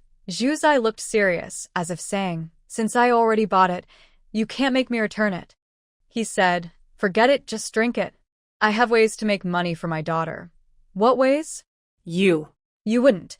Mrs. Yao wanted to ask, "Are you involved in shady business?" But she thought that word was too sensitive, so she quickly shut her mouth and looked around. Unexpectedly, Debeo suddenly blurted out, "My mom is looking for a stepfather for us." Zhu Zai was speechless. Mrs. Yao was stunned. Suddenly, Bao became excited. "Big brother, have you seen what the stepfather looks like? Will he be mean to us?" Debeo calmly replied, "I haven't seen his face, but he has a lot of beard." Mrs. Yao was speechless. Zhu Zai was shocked by his older son's answer. He quickly explained to him not to spread rumors. Then he also clarified to Mrs. Yao, who was misled by Debeo. Their thoughts were really scattered. Although it was cleared up in time, Mrs. Yao thought her daughter might be starting a new romance, so she hurriedly took her inside and gave her a bunch of advice on how to find a good man. Bao pulled Debeo aside for a brotherly chat. "Big brother, is that man really that ugly?" "Not exactly ugly. I haven't seen his face, but he's pretty tall and fat. I don't like big beards. It's okay. Didn't Mom say he's not the one for being a stepfather? Right? Good thing he's not." The two brothers looked at each other and sighed together.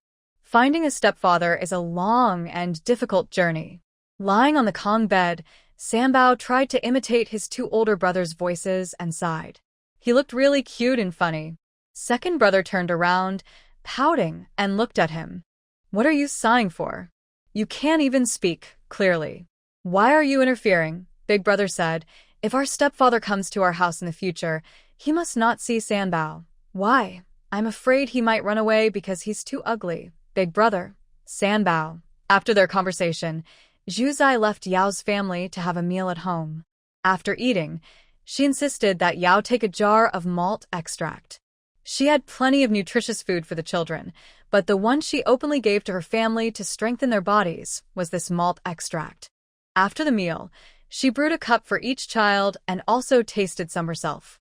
Honestly, this is a well-known good product with a good reputation. It smells rich and authentic, made with real ingredients.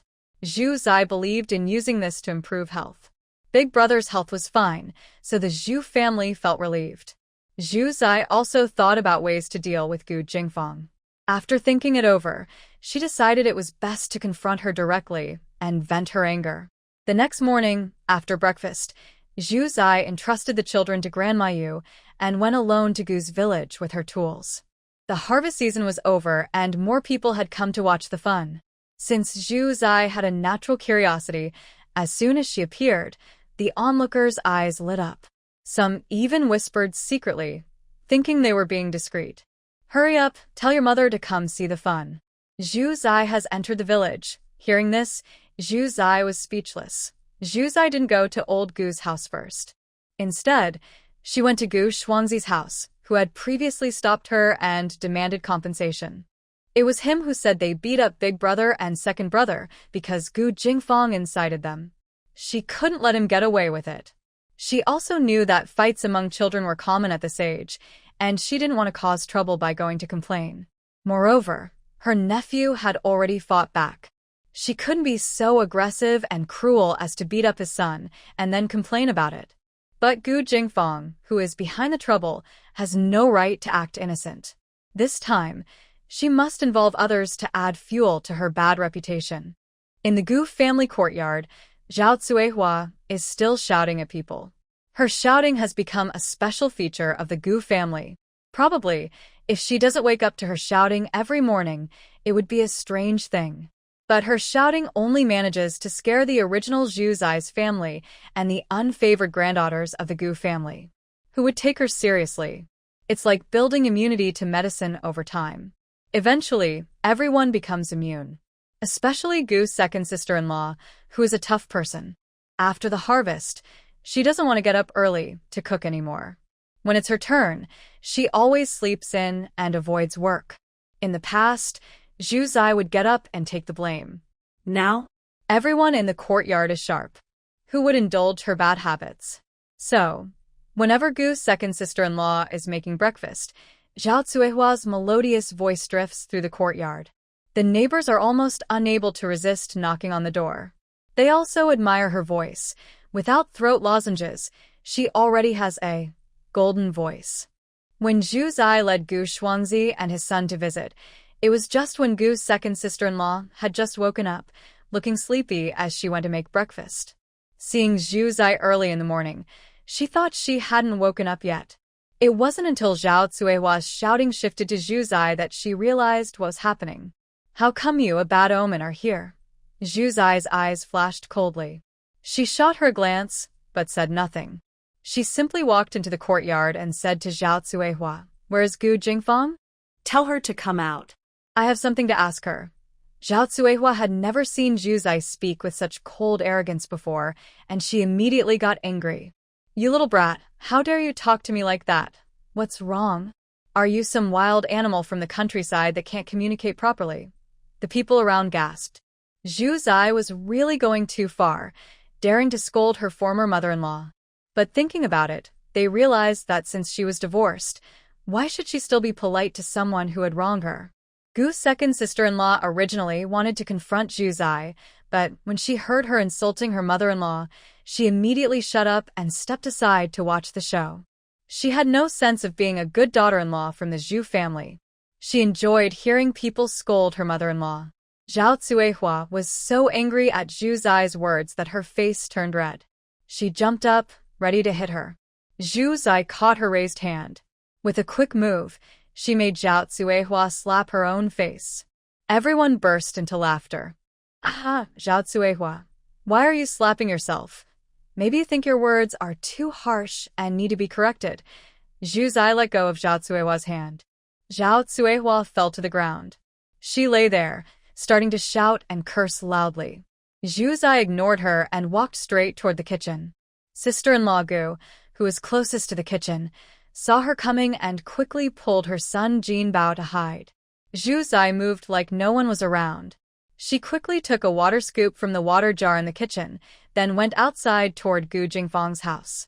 Everyone else, except Zhao Cuihua, who was still throwing a tantrum and lost in her own world, understood her plan.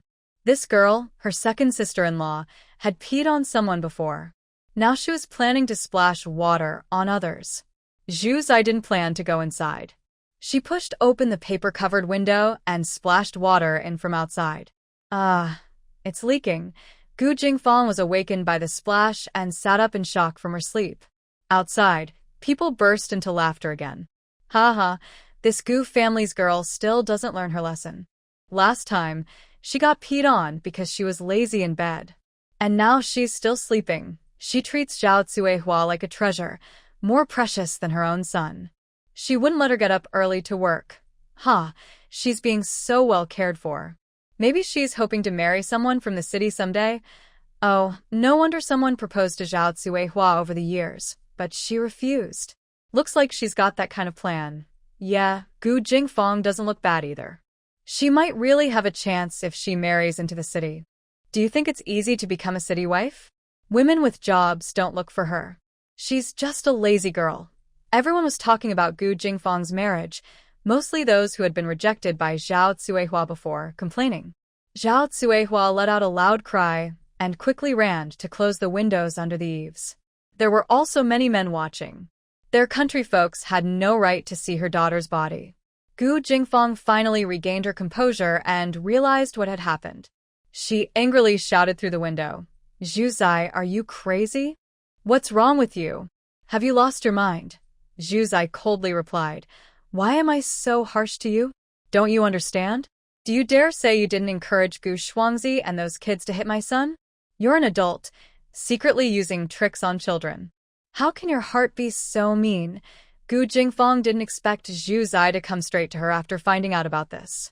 She had only said a few words, with no proof. If she changed her mind later, who could prove she was the one who ordered it? She quickly retorted, "Don't accuse me wrongly. I didn't do such a thing. Don't think that just because you're divorced, you can ignore our Gu family. Our village has hundreds of people with the surname Gu, and we won't tolerate your troublemaking." Gu Jingfeng was clever and knew how to unite her family members to stand together. In this era, family ties are strong. If an outsider comes and causes trouble, no matter how reasonable they are, people won't listen.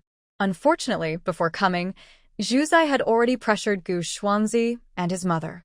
If they didn't tell the truth, her son's medical expenses would be paid by them. If they refused, she would call the police. She had a doctor's note confirming her son needed rest for a while. All the nutrition and medicine during this time had to be paid for by them. Gu Shuangzi's mother was just an uneducated village woman. She didn't understand tactics or tricks. When she heard about the police, she became scared. She immediately took her child to Gu's house to help Zhu Zai deal with the troublemakers. As soon as Gu Jingfeng finished speaking, Gu Shuangzi's mother spoke up. "Didn't you tell him?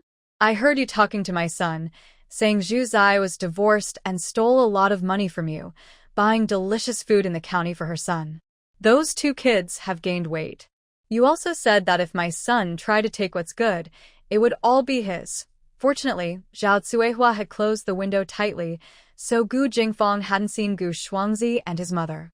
That's why her words sounded so firm and confident. But as soon as Gu Shuangzi's mother spoke, Gu Jingfeng panicked. She hurriedly said, "When did I say that? Don't falsely accuse me just because Zhu Zai gave you a little benefit." Gu Shuangzi's mother was instantly furious. This little brat still dared to bite her back. No, she had to go all out. Otherwise, Zhu Ziyi would call the police to force her to pay medical expenses. So, Gu Shuangzi's mother started angrily arguing with Gu Jingfeng. She not only revealed what Gu Jingfeng wore that day, where she talked with her child, but also made Gu Shuangzi call all his friends to identify Gu Jingfeng. The others in Gujia village, before they could unite against Gu Jingfeng, were shocked by the fighting between these two families with the same surname. Luckily, some other kids came to watch the scene. Watching the drama, of course, they thought it was a big deal. Seeing Gu Shuangzi lead the accusations, the other children also started pointing at Gu Jingfeng. Suddenly, many members of the Gu family couldn't stand it anymore. Gu Jingfeng was really embarrassing for their village. What had they been doing all day? Faced with the situation, Gu Jingfeng, who had been spoiled by Zhao Cuihua for years, suddenly lost her temper. "What's wrong with me instructing them? Why do your two little brats eat so well? You're using Gu family's money." As Gu Jingfeng finished speaking, village chief Gu walked in. Seeing Zhu Ziyi standing in the yard, village chief Gu's temples throbbed. His intuition was right. Wherever Zhu Ziyi was, there was always trouble. But how could this well-behaved young girl have such sharp words? What was she saying? He immediately scolded, "Jingfeng, you're just a young girl. How can you talk like that?" Gu Jingfeng, scolded by the village chief, felt a bit afraid, and stopped speaking. Zhu Ziyi took the opportunity to speak up. Village chief, you heard it too. Not only did Gu Jingfang incite the village kids to beat my son, but she also accused me of stealing from the Gu family. When we divorced, you were there. I took my own dowry money and left immediately, without even staying. How could I have stolen money? If she doesn't explain this clearly, we'll go to the police and let them decide. When they heard about calling the police, many villagers, like Gu Xuanzi's mother, reflexively felt scared. Even village chief Gu was a bit worried. Goodness, daughter of Dabao, let's speak nicely. We all live in the same village, so there's no need to call the police over small matters. Look, Uncle Gu is right here. If you're upset, I can help you solve it. All right, village chief, with your words, I feel reassured. Gu Jingfang just admitted to instigating others to hit my son. If we report this to the police, she could be charged with inciting violence. Also, she accused me of stealing money. If she can't prove I stole anything, that would be slander. Both charges could lead to her spending some time in jail for education. Zhu Zai wasn't sure if such charges could actually be made, knowing the law isn't perfect, but she didn't mind scaring people with her words. Everyone else was quite frightened by all these new terms. Only Zhao Cuihua immediately jumped in anger after hearing this. She threatened Zhu Zai. How dare you? If you try to report me, I'll make sure you regret it. Ha! Are you openly threatening to kill me? Then I'll report you too. Anyway, you're not a good person. Village Chief Gu frowned and said, Old sister-in-law, be careful. This is a new society now, and killing is against the law. Seeing that Village Chief Gu was on Zhu Zai's side, Zhao Cuihua's tantrums didn't work. At this moment, old Gu Si stepped forward and said, Village Chief, sorry about this. My mother isn't very knowledgeable. It's her mistake. Please don't mind her. Village Chief Gu still thought well of old Gu Si because he was their village accountant. Of course, it wasn't because old Gu Si had great personal charm, but because people in this era respected those who had studied. Hearing him speak reasonably, Village Chief Gu looked a bit more pleased. Old Gu Si observed the situation and then said to Zhu Zai, Third Sister Zai, Jingfang's actions were indeed wrong. What kind of explanation do you want? Zhu Zai narrowed her eyes. This old Gu Si was really a hypocrite. Her mother had been making a scene for a long time, but he hadn't said a word. Seeing that it was no use, he finally stepped up. I am just a weak woman. How can I compete with your mighty Gu family? If I did something wrong, I'll apologize. I'm not a barbarian. Although Zhu Zai spoke in a sarcastic tone, everyone thought her request was reasonable. It was just an apology. Her son had been tricked and beaten, so what's wrong with saying sorry? But as she spoke, Gu Jingfang in the room suddenly stormed out, as if she had been deeply humiliated, and shouted, Dream on. You're just an abandoned wife with a wild child, unwanted by anyone. How dare you make me apologize? Oh, look at that. She's finished changing her clothes. Gu Laosi roared, Shut up. Gu Jingfang's eyes turned red from the shouting, but she held back tears. Zhao Cuihua saw this and quickly hugged her daughter, feeling sorry for her. Gu Laosi then apologized to Zhu Zai, saying, Sorry, Sister Zai. It's our fault. It won't happen again. Gu Laosi was really flexible and knew how to back down. Zhu Zai looked at Gu Jingfang, who was being held by Zhao Cuihua, her eyes red but showing a proud and defiant expression. Gu Laosi had already apologized. If Zhu Zai kept forcing Gu Jingfang to apologize again, it would seem like she was being aggressive. Gu Jingfang thought, so what if Zhu Zai makes a fuss? I won't bow down in the end. Her eyes clearly said, I won't apologize, and you can't do anything about it. Zhu Zai suddenly smiled, thinking it was quite interesting to deal with fools. It felt so joyful to sell someone and still get paid. She said to Village Chief Gu, Since someone has apologized, I won't insist. Sorry, Village Chief, I'll go home now. She left so suddenly that the onlookers felt like the excitement had just ended abruptly. But after they realized, they praised Zhu Zai for being generous and not petty. They threw all kinds of good words at her, as if everyone had forgotten she had just divorced not long ago. Even Village Chief Gu's impression of Zhu Zai improved a lot. Only Gu Jingfang felt a bit unwilling and a little proud, saying, "Humph, I won't apologize. What can she do to me? She still can't do anything." Sister-in-law Gu frowned, thinking, this fool. Someone poured a bucket of water on her and tarnished her reputation, yet she still thought she hadn't been wronged. Honestly, I don't know whether to call Gu Jingfang stupid or Zhu Zai clever. Big sister Gu quietly remembered in her heart that she must be very careful around Zhu Zai in the future. Otherwise, if she gets tricked by someone, they will gain a good reputation. On her way home, Zhu Zai happened to see the Zhu family rushing over in a hurry. Dabao was being carried by Zhu Changming, walking at the front. "Yi, are you okay? Did old Gu's family bully you, little sister? How could you come alone? What if they hurt you?" "Exactly. Little aunt, you should have called us to come with you."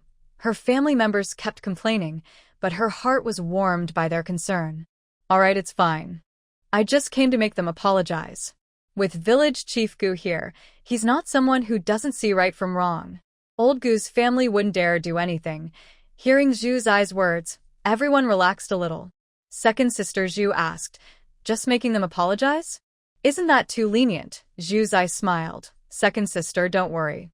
Bad people are always punished by heaven. We're just waiting to see the joke." Seeing how open-minded Zhu Zai was, second sister Zhu smiled and comforted her. "That's right. Our little sister is beautiful and kind-hearted. We don't bother arguing with those scoundrels." But was she really not bothering? Haha, by evening, Zhu Zai gave the answer. She wasn't not bothering. She was very careful. The reason Gu Jingfang was so arrogant was because of money. She didn't know how much the rest of the Gu family earned in a year, but just old third Gu alone earned at least 20 taels of silver a month.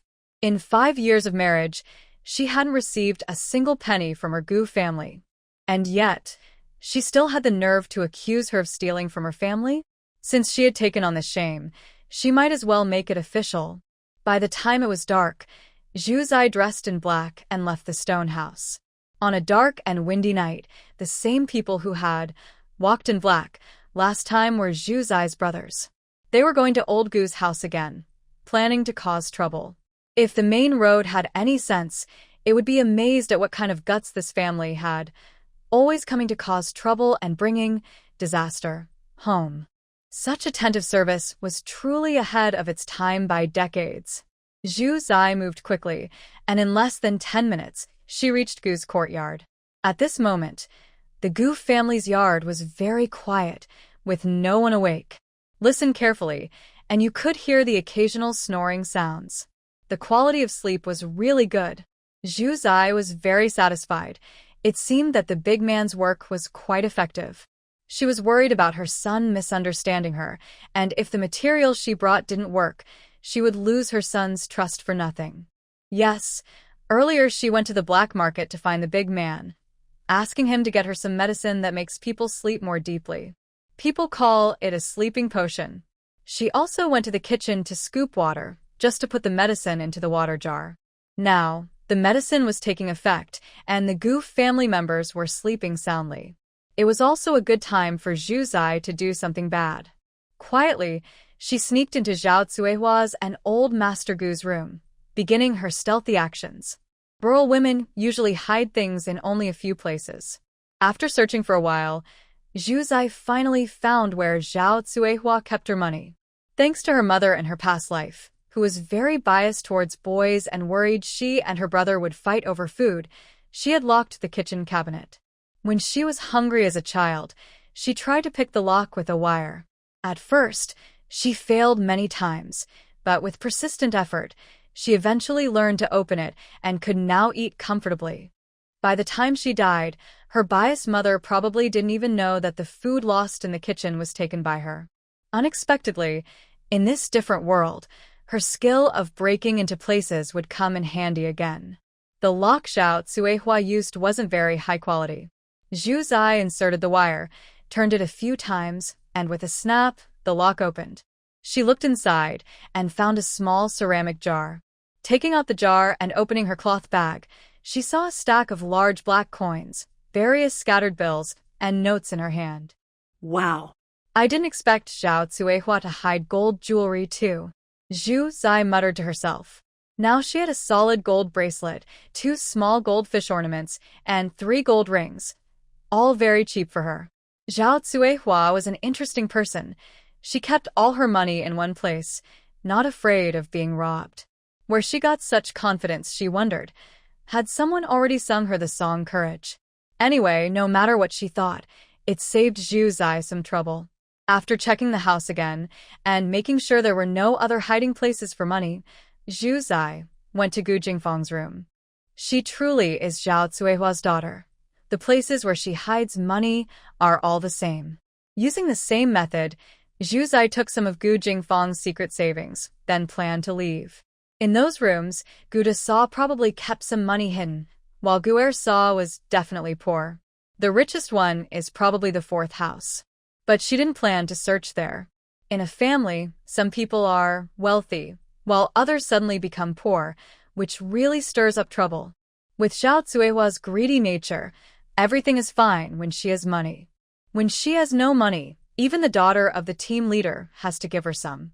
She wondered if Song Shi was still her favorite daughter-in-law at that time. Would Song Shi still be showing off to Zhu Zai every day about how lucky she is, while Zhu Zai is just a servant?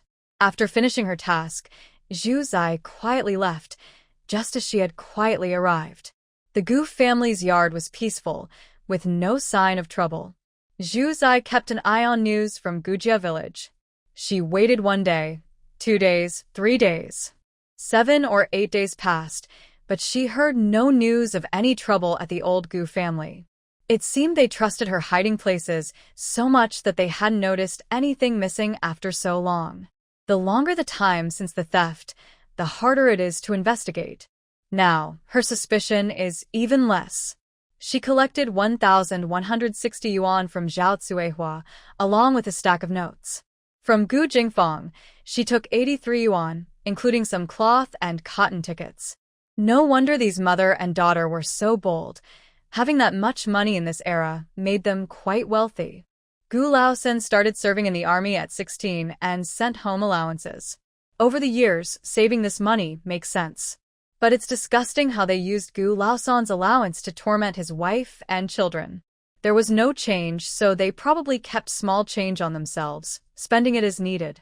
Maybe that habit is why they didn't notice the money was missing at home.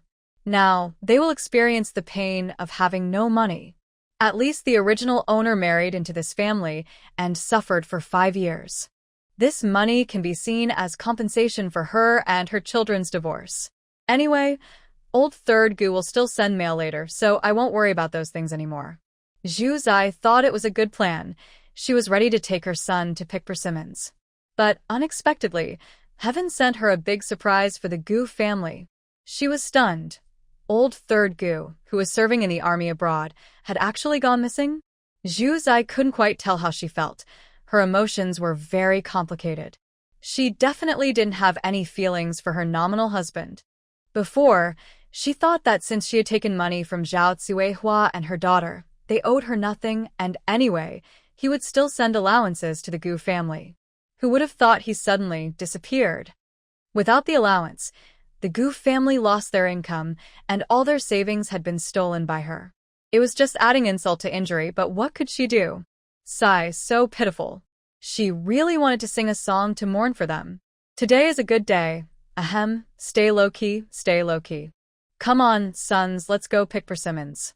When we get back, I'll make persimmon cakes for you.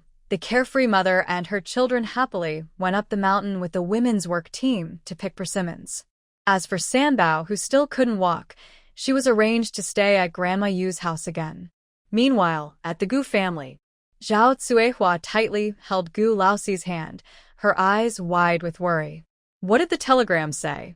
Your third brother is missing. What about the allowance? Gu Laoxi frowned. I don't know. I didn't receive this month's allowance. As soon as he said that, the entire Gu family fell silent. Really, how does the army handle things?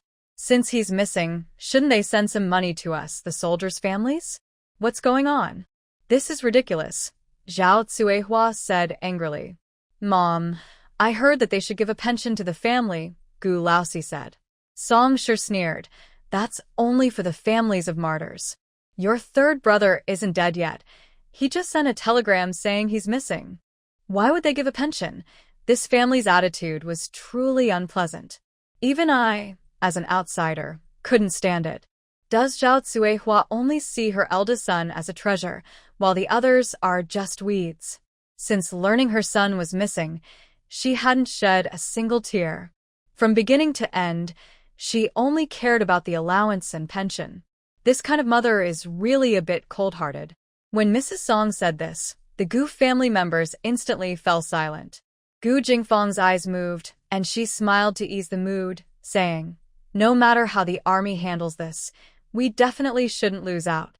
We should think positively. At least our third brother is divorced, so no one is sharing the money with us anymore." Zhao Cuihua immediately felt relieved and said, "Yes, my daughter is right. At least those bad luck charms are gone." Old Master Gu took a deep puff of his dry tobacco, and with a slightly sad voice, he said, "It's all fate. If the third son has this fate, it's also destined by heaven." No one heard his quiet words, or maybe they did, but didn't care. After everyone left, Zhao Cuihua and Gu Jingfang went back to the house. Zhao Cuihua took out the key to open the cabinet and said happily, "Luckily, he sent us a monthly allowance all these years. After paying for the house, I've saved quite a bit. When my daughter gets married to the city, I can also buy her a nice set of dowry. Yes, my mother is so good to me. When the time comes, my dowry will definitely be better than Ji's eyes," Gu Jingfang said proudly. She was secretly proud, thinking that the Ji family treats Ji's eyes 50 yuan as something precious, but she has saved much more money herself.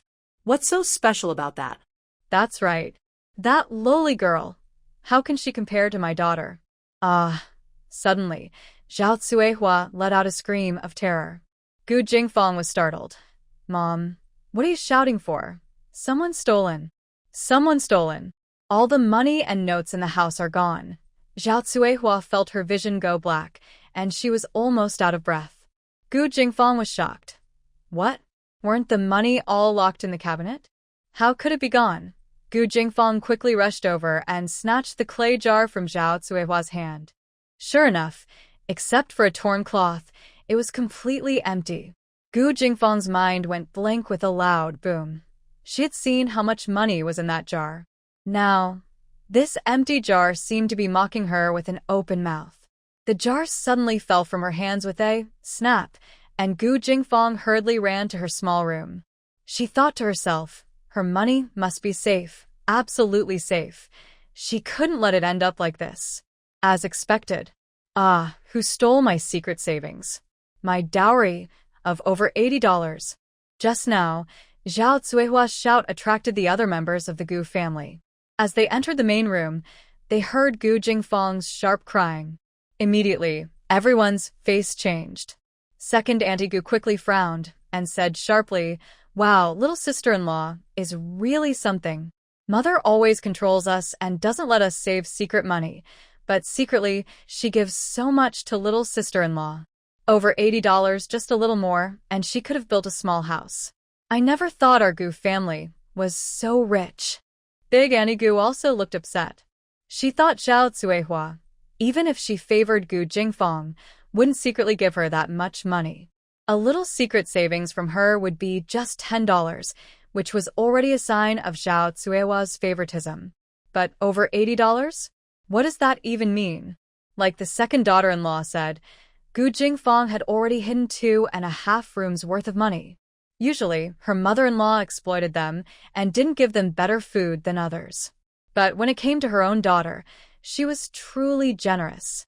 Song Shi, although also a favored daughter-in-law from her own family, felt a bit jealous when she heard about Gu Jingfang's secret savings. She didn't have that much. But after marrying in, Gu Laoxi's monthly salary was secretly saved in her hands. So she wasn't surprised by the amount of over $80. When Zhao Cuihua heard second auntie's sarcasm, she immediately cursed, "You troublemaker. What's the use of saying all this now? The family's money has been stolen, say it. Was it one of you? Last time, when the kids came to see where I hide the money, you had bad intentions. This time, it must be you." Trash, hand over the money now. Second Annie Gu was the kind of person who could argue even if she was in the wrong, and now she still thought she was right. Pfft. When you had money, you didn't look for us. Now that the money's gone, you come to us. Who knows if you secretly gave that money to someone else? Now you want to blame us? Dream on. I see now, mother. You really think we're fools. We suffer and take the blame, while others enjoy the benefits and hide the big money. Whoever wants to be that fool, go ahead. I won't serve anymore. If it had been usual, Old Master Gu and Second Old Master Gu, the two most filial sons, would have already come out to stop second sister-in-law from causing trouble. But this time, their hearts were truly hurt by Gu Jingfang's secret stash of over 80 years' worth of savings. No one spoke up to stop her. Instead, Old Fourth Gu's eyes flickered. His mother usually gave him the most support privately, and he knew exactly how much money was in the family. At this moment, he stepped forward to take charge, interrupting second sister-in-law's words and speaking to Zhao Cuihua. Mom, don't worry. Maybe you put the money in the wrong place. How could the lock on the cabinet be broken? Zhao Cuihua broke down and cried loudly. If it's lost, I just hide the money in this one spot. If it's gone, completely gone. Over 1,000 in savings, all gone. Everyone stared in shock. They didn't know whether to be surprised that their family had so much money or shocked that so much had been stolen. Suddenly, everyone's hearts became restless. If someone found out about this, they would become rich instantly. With that thought, everyone hurriedly stopped arguing with Zhao Cuihua and Gu Jingfang and started searching everywhere in the house. Even Old Master Gu didn't realize they had so much money. If he had known, he would have been willing to spend a little more on wine. The Gu family was in chaos, searching everywhere. As expected, the result was predictable. If the money was found, everything would be fine. In the end, the family could split everything fairly. Of course, that was just a hopeful thought. But if the money wasn't found, it would be a storm that would stir up huge waves in the Gu family. Adding to that, Old Third Gu's allowance was cut off, making this winter even harder for the family. The Gu family situation was becoming more and more intense. With the gossip and digging skills of the local women, it was like the paparazzi of the 21st century. What happened to the Gu family was known throughout the village in less than half a day. Oh, I say, Zhao Cuihua is usually so arrogant, but it turns out she's hiding such a big stash of money. I thought everyone was about the same, but I didn't expect her to secretly save so much. This person really hard to look at. Isn't that right? Her third son has been in the army for so many years, sending back allowances every month. How can we compare? Later, her family's fourth son, Gu Laosi, also became an accountant and earned a salary. It's not surprising that she managed to save that much money. If it were me, I could save even more. Talking about these things is pointless now. I heard that the army sent a telegram saying that Gu Lao-sen went missing on the front line. In the future, he probably won't receive any allowances. What a pity for that child. Her family's money was stolen, and her third son's allowance is gone. How can she still act so proud? Maybe this is what they call the tide's turn after 30 years. The women in the village gossiped bitterly, unable to hide their jealousy and schadenfreude. Of course, these kinds of talks aren't limited to just one place. The young girls in the village are even more delighted to gossip about Gu Jingfang. Li Cuihua couldn't help but laugh in front of her friends. Haha, I heard that Gu Jingfang saved over $80 silver in dowry. No wonder she's been so arrogant all these years, acting like she's better than everyone else. Whenever someone from the village tries to ask her for marriage, her family refuses. I thought she just wanted to marry into the city, but why would they want her? Turns out, she plans to bring a hefty dowry to attract a rich husband. Haha, so cheap. Exactly, she's rushing into a bad deal. Carrying such a huge dowry to attract a suitor is rare. She's just like her third sister-in-law. But her third sister-in-law also got divorced, right? It shows that those who try to attract with dowries often end up with bad results. Gu Yafeng frowned and said, "The Gu family is just a bunch of rabble." Zhu Zai was bullied so badly by them that she had to escape from the fire. Divorce. Divorce is extreme, but it has nothing to do with her character. Don't drag her into this. The woman who just spoke looked embarrassed and quickly tried to flatter Gu Yafeng. Yafeng is right. I just misspoke earlier. It was a slip of the tongue. Gu Yafeng didn't say anything more. The other girls continued to gossip about Gu Jingfeng, ignoring this interruption.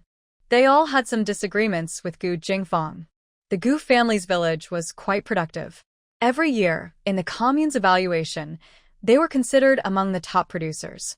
Because of this, nearby villages and towns would first consider the girls from the Gu family village for marriage. Some young men outside even wrote a humorous poem about the girls from Gu family village. Gu family has 2 daughters, Jingfeng and Yafeng. Their father is a village chief, and their family has a military officer. Marrying the first one, a bright future awaits. Marrying the last one, sweat flows endlessly. This poem isn't very poetic, but it clearly describes the backgrounds of the 2 most popular girls in Gujia village. Both girls look very pretty, but their family conditions are different. Marrying Gu Jingfeng might mean getting a good job arranged by her military brother-in-law with a bright future. Marrying Gu Yafeng means the family has enough food, so there's no need to work hard for work points or worry about hunger. You don't have to risk your life, and you can still eat well, so naturally, sweat doesn't flow endlessly. Although it sounds a bit like a competition for beauty, it seems that the first girl is better than the second. Gu Yafeng is a proud woman. She thinks she's very outstanding, a woman who can hold up half the sky. Why should she be compared to Gu Jingfeng, who is lazy? From then on, she felt a bit upset. But if it was just because of this silly poem, she wouldn't have argued so fiercely with Gu Jingfeng. However, Gu Jingfeng, after hearing the poem, felt very proud and often mocked Gu Yafeng when she visited her. Over time, even wise people might think she's a bit mean. That's how the conflict started little by little. Other people's conflicts with Gu Jingfeng were also quite clear. They all liked the young men, who also liked Gu Jingfeng. Although Gu Yafeng is also very good, she doesn't attract much attention, and no one dares to flirt with her. But Gu Jingfeng is different. She dresses up beautifully every day and flirts around, attracting even second-rate young men from nearby villages who come to see her in fancy carts. If she chose someone and settled down, it would be fine. But she doesn't pick anyone.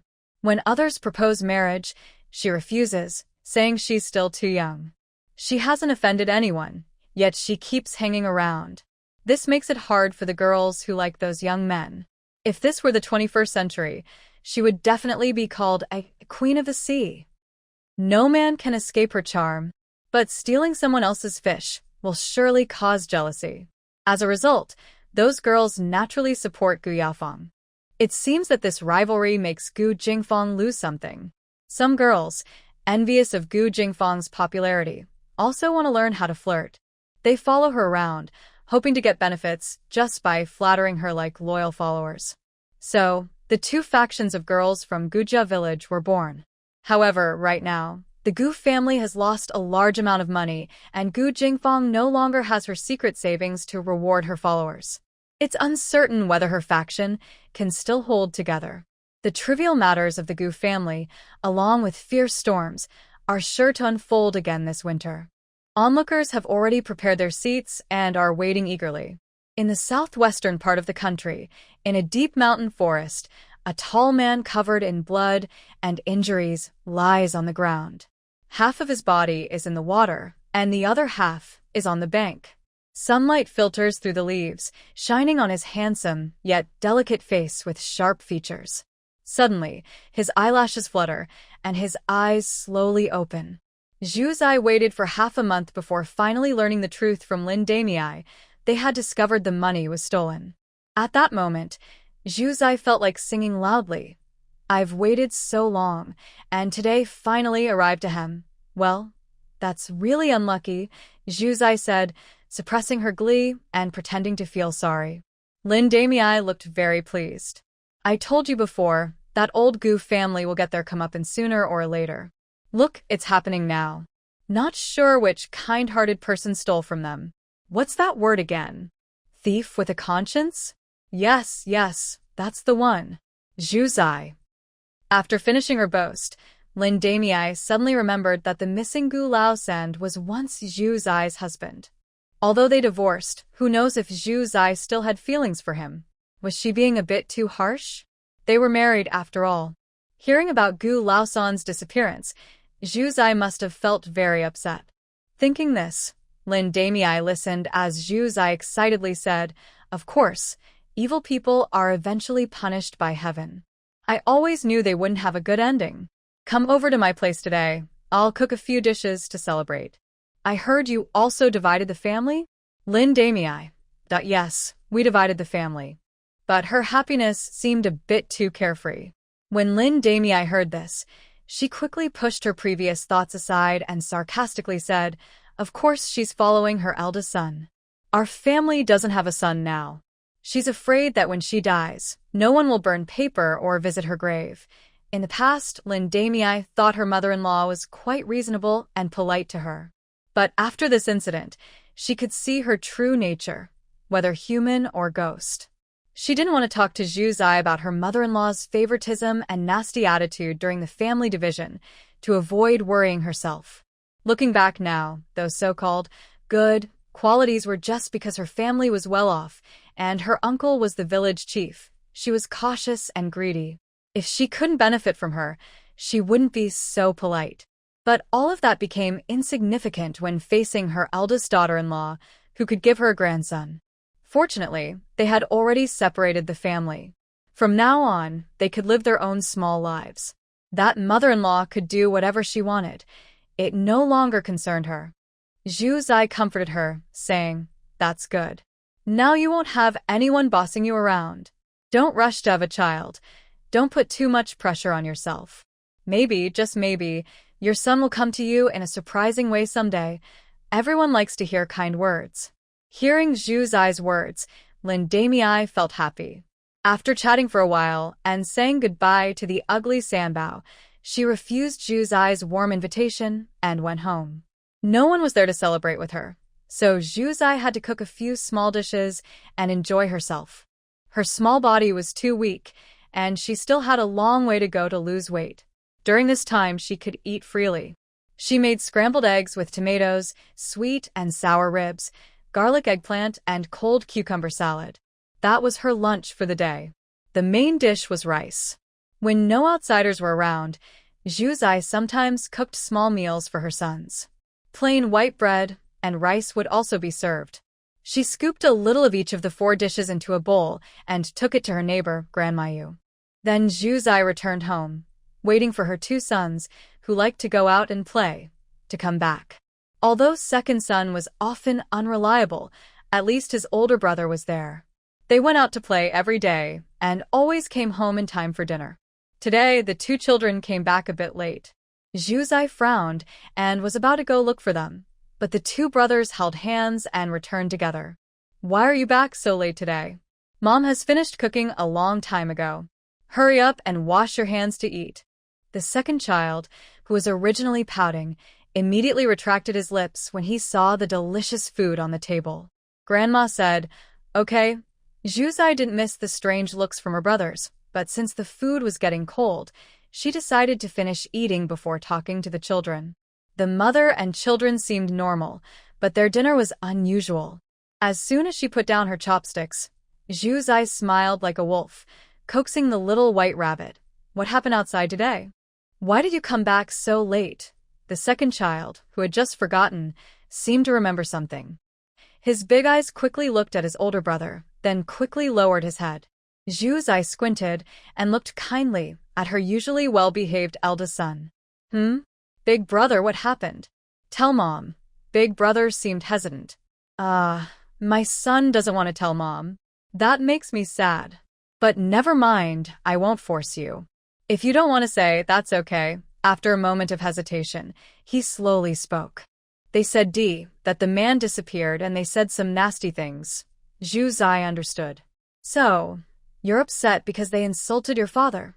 Big brother looked straight into Zhu Zai's eyes, very serious, and said, "Because they called my mom a troublemaker." Suddenly, Zhu Zai's mind exploded like fireworks. Bright, dazzling. illuminating her entire dark sky. It turned out that heaven was truly fair. It let her meet two unreliable men, but also let her have three caring and adorable children. Zhu Zai pulled Big Brother close, looked at him face to face, and gently stroked his little head, saying, "So, did you fight with them?" Big Brother looked a little embarrassed. "No. Yes, I gave that kid a candy." At this moment, the second child suddenly became angry, squeezed into Zhu Zai's arms, and complained, "Humph, that person cursed my mom, and my brother still gave him a candy. I'm angry too." Fortunately, later on, that annoying kid lost his teeth because of the big white rabbit, or else the second child wouldn't forgive his brother. Zhu Zai was stunned. Such a coincidence seemed impossible. Seeing the embarrassed look on the big child's face, Zhu Zai suddenly had an idea. "Are you doing this on purpose?" Big child felt a bit shy. "Yes, I knew he was losing his teeth. When we were at Gu's village before, he was eyeing the milk candies I and the second child had, but he ran away during the fight. Now he's visiting Yu's village for relatives, and he's being cheeky. So I just went along with his plan. I only gave him one candy, and even if he lost his teeth, his parents wouldn't find out." After saying this, he worried that his mother might think he was a mean kid. He quickly tried to flatter her. "Mom, I didn't fight." Zhu Zai's motherly heart instantly softened. "Ha ha ha, my good son, you are so clever. Turns out, you're quite cunning." Ha ha ha. Zhu Zai was overjoyed, loving Big Child more and more. For some reason, she felt like the villainous son in a novel had become her own child. It was so fun having a clever, adorable little one at home. After laughing, Zhu Zai seriously said to Big Child, "Son, no matter what happens outside, you can always trust your mother and tell me. Don't be afraid that I'll scold you. I will only stand with you and face others together. If someone bullies, insults, mocks, or looks down on you, you just need to endure, let it go, ignore them, wait a few years, and see what happens. Fighting isn't the only way to solve problems. Calmly dealing with enemies so they realize you're doing it on purpose, but can't do anything about it is a higher skill. You did very well today." Big Child listened, seeming to understand, but not fully. He had a good memory and remembered what his mother said, waiting to grow up and understand more. As for the second child, he was really confused. All he cared about was that big white rabbit candy. Humph. What a waste of that big white rabbit. The second child pouted. When Zhu Zai thought about this, she remembered the lesson she had forgotten to teach him. Maybe today's nice weather was just right for teaching her children. Zhu Ziyi released Daba and looked seriously at her Bao, saying, "You still say that? I haven't told you about your ongoing problem yet." Bao looked at his mother with innocent big eyes, surprised. His eyes seemed to say, "I'm so cute. How could I have a problem?" Zhu Ziyi's forehead veins bulged as he held back Bao's adorable antics. He said sternly, "Tell me, we've only had a few good days, and you're already showing off? When we eat something at home, you go out bragging. If I don't let you brag about what we eat at home, you just take good food outside to eat, making others jealous. You're just making yourself a target for trouble. Last time you fought, besides the little troublemakers stirring things up behind the scenes, your usual showing off also played a part. If you had been more low-key, those kids wouldn't have just blindly followed Gu Jingfang's words and acted on them. If they had checked carefully with doubt, they might have caught Gu Jingfang's plan early and you wouldn't have been punished." Bao looked very wronged, tears in his eyes, pouting as he argued. "But that's what Mom says. The rooster doesn't lay eggs. Blame the hen. I get treats, so why should I be punished?" Zhu Ziyi softened his tone and said, "Yes, the fault lies with them. I wouldn't punish you for their mistakes. So, I haven't stopped you from eating sweets, right?" Bao thought for a moment and agreed. Mom always gives them tasty treats. Even when Big White Rabbit caused trouble, they still weren't banned from having sweets. Otherwise, his brother wouldn't have been able to trick others today. Seeing that Bao understood, Zhu Ziyi continued, "But since this has caused trouble for us, shouldn't we reflect on ourselves and try to fix it?" Bao thought about how his brother was beaten and how worried and scared his mother looked, and suddenly shivered. He quickly nodded and said, Yes, I'll change." Zhu Ziyi smiled happily. Exactly. "So, I've reflected on it too, and realized that your constant showing off outside is very dangerous. Think about it. Most kids don't eat as well as you and your brother. When you brag in front of them, aren't they jealous? If you don't understand what jealousy means, try to see it from their point of view. Someone else is eating delicious food every day, but I eat like a pig. How does that feel? Zhu Zai gently guided the conversation, making Air Bao suddenly think of the time at the Gu family. Back then, Jin Bao and Yuan Bao ate well, but they also ate pig food every day. And they were often not full. Especially Gu Jingfang. She ate the most delicious food, and every day he could smell her sweet scent. Wah! It's so sad. Tears streamed down Air Bao's face as he looked at Zhu Zai. Mom, Air Bao doesn't want to eat pig food. I won't be proud anymore. Zhu Zai was very pleased and suddenly felt like she was teaching everyone a lesson. Helping a child who almost went astray find the right path is priceless. Then, she heard Air Bao crying loudly.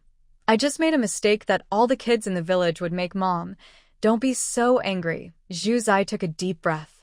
What is he saying? Even the worst words from a bad person come to mind. He once promised he wouldn't be bad in the future?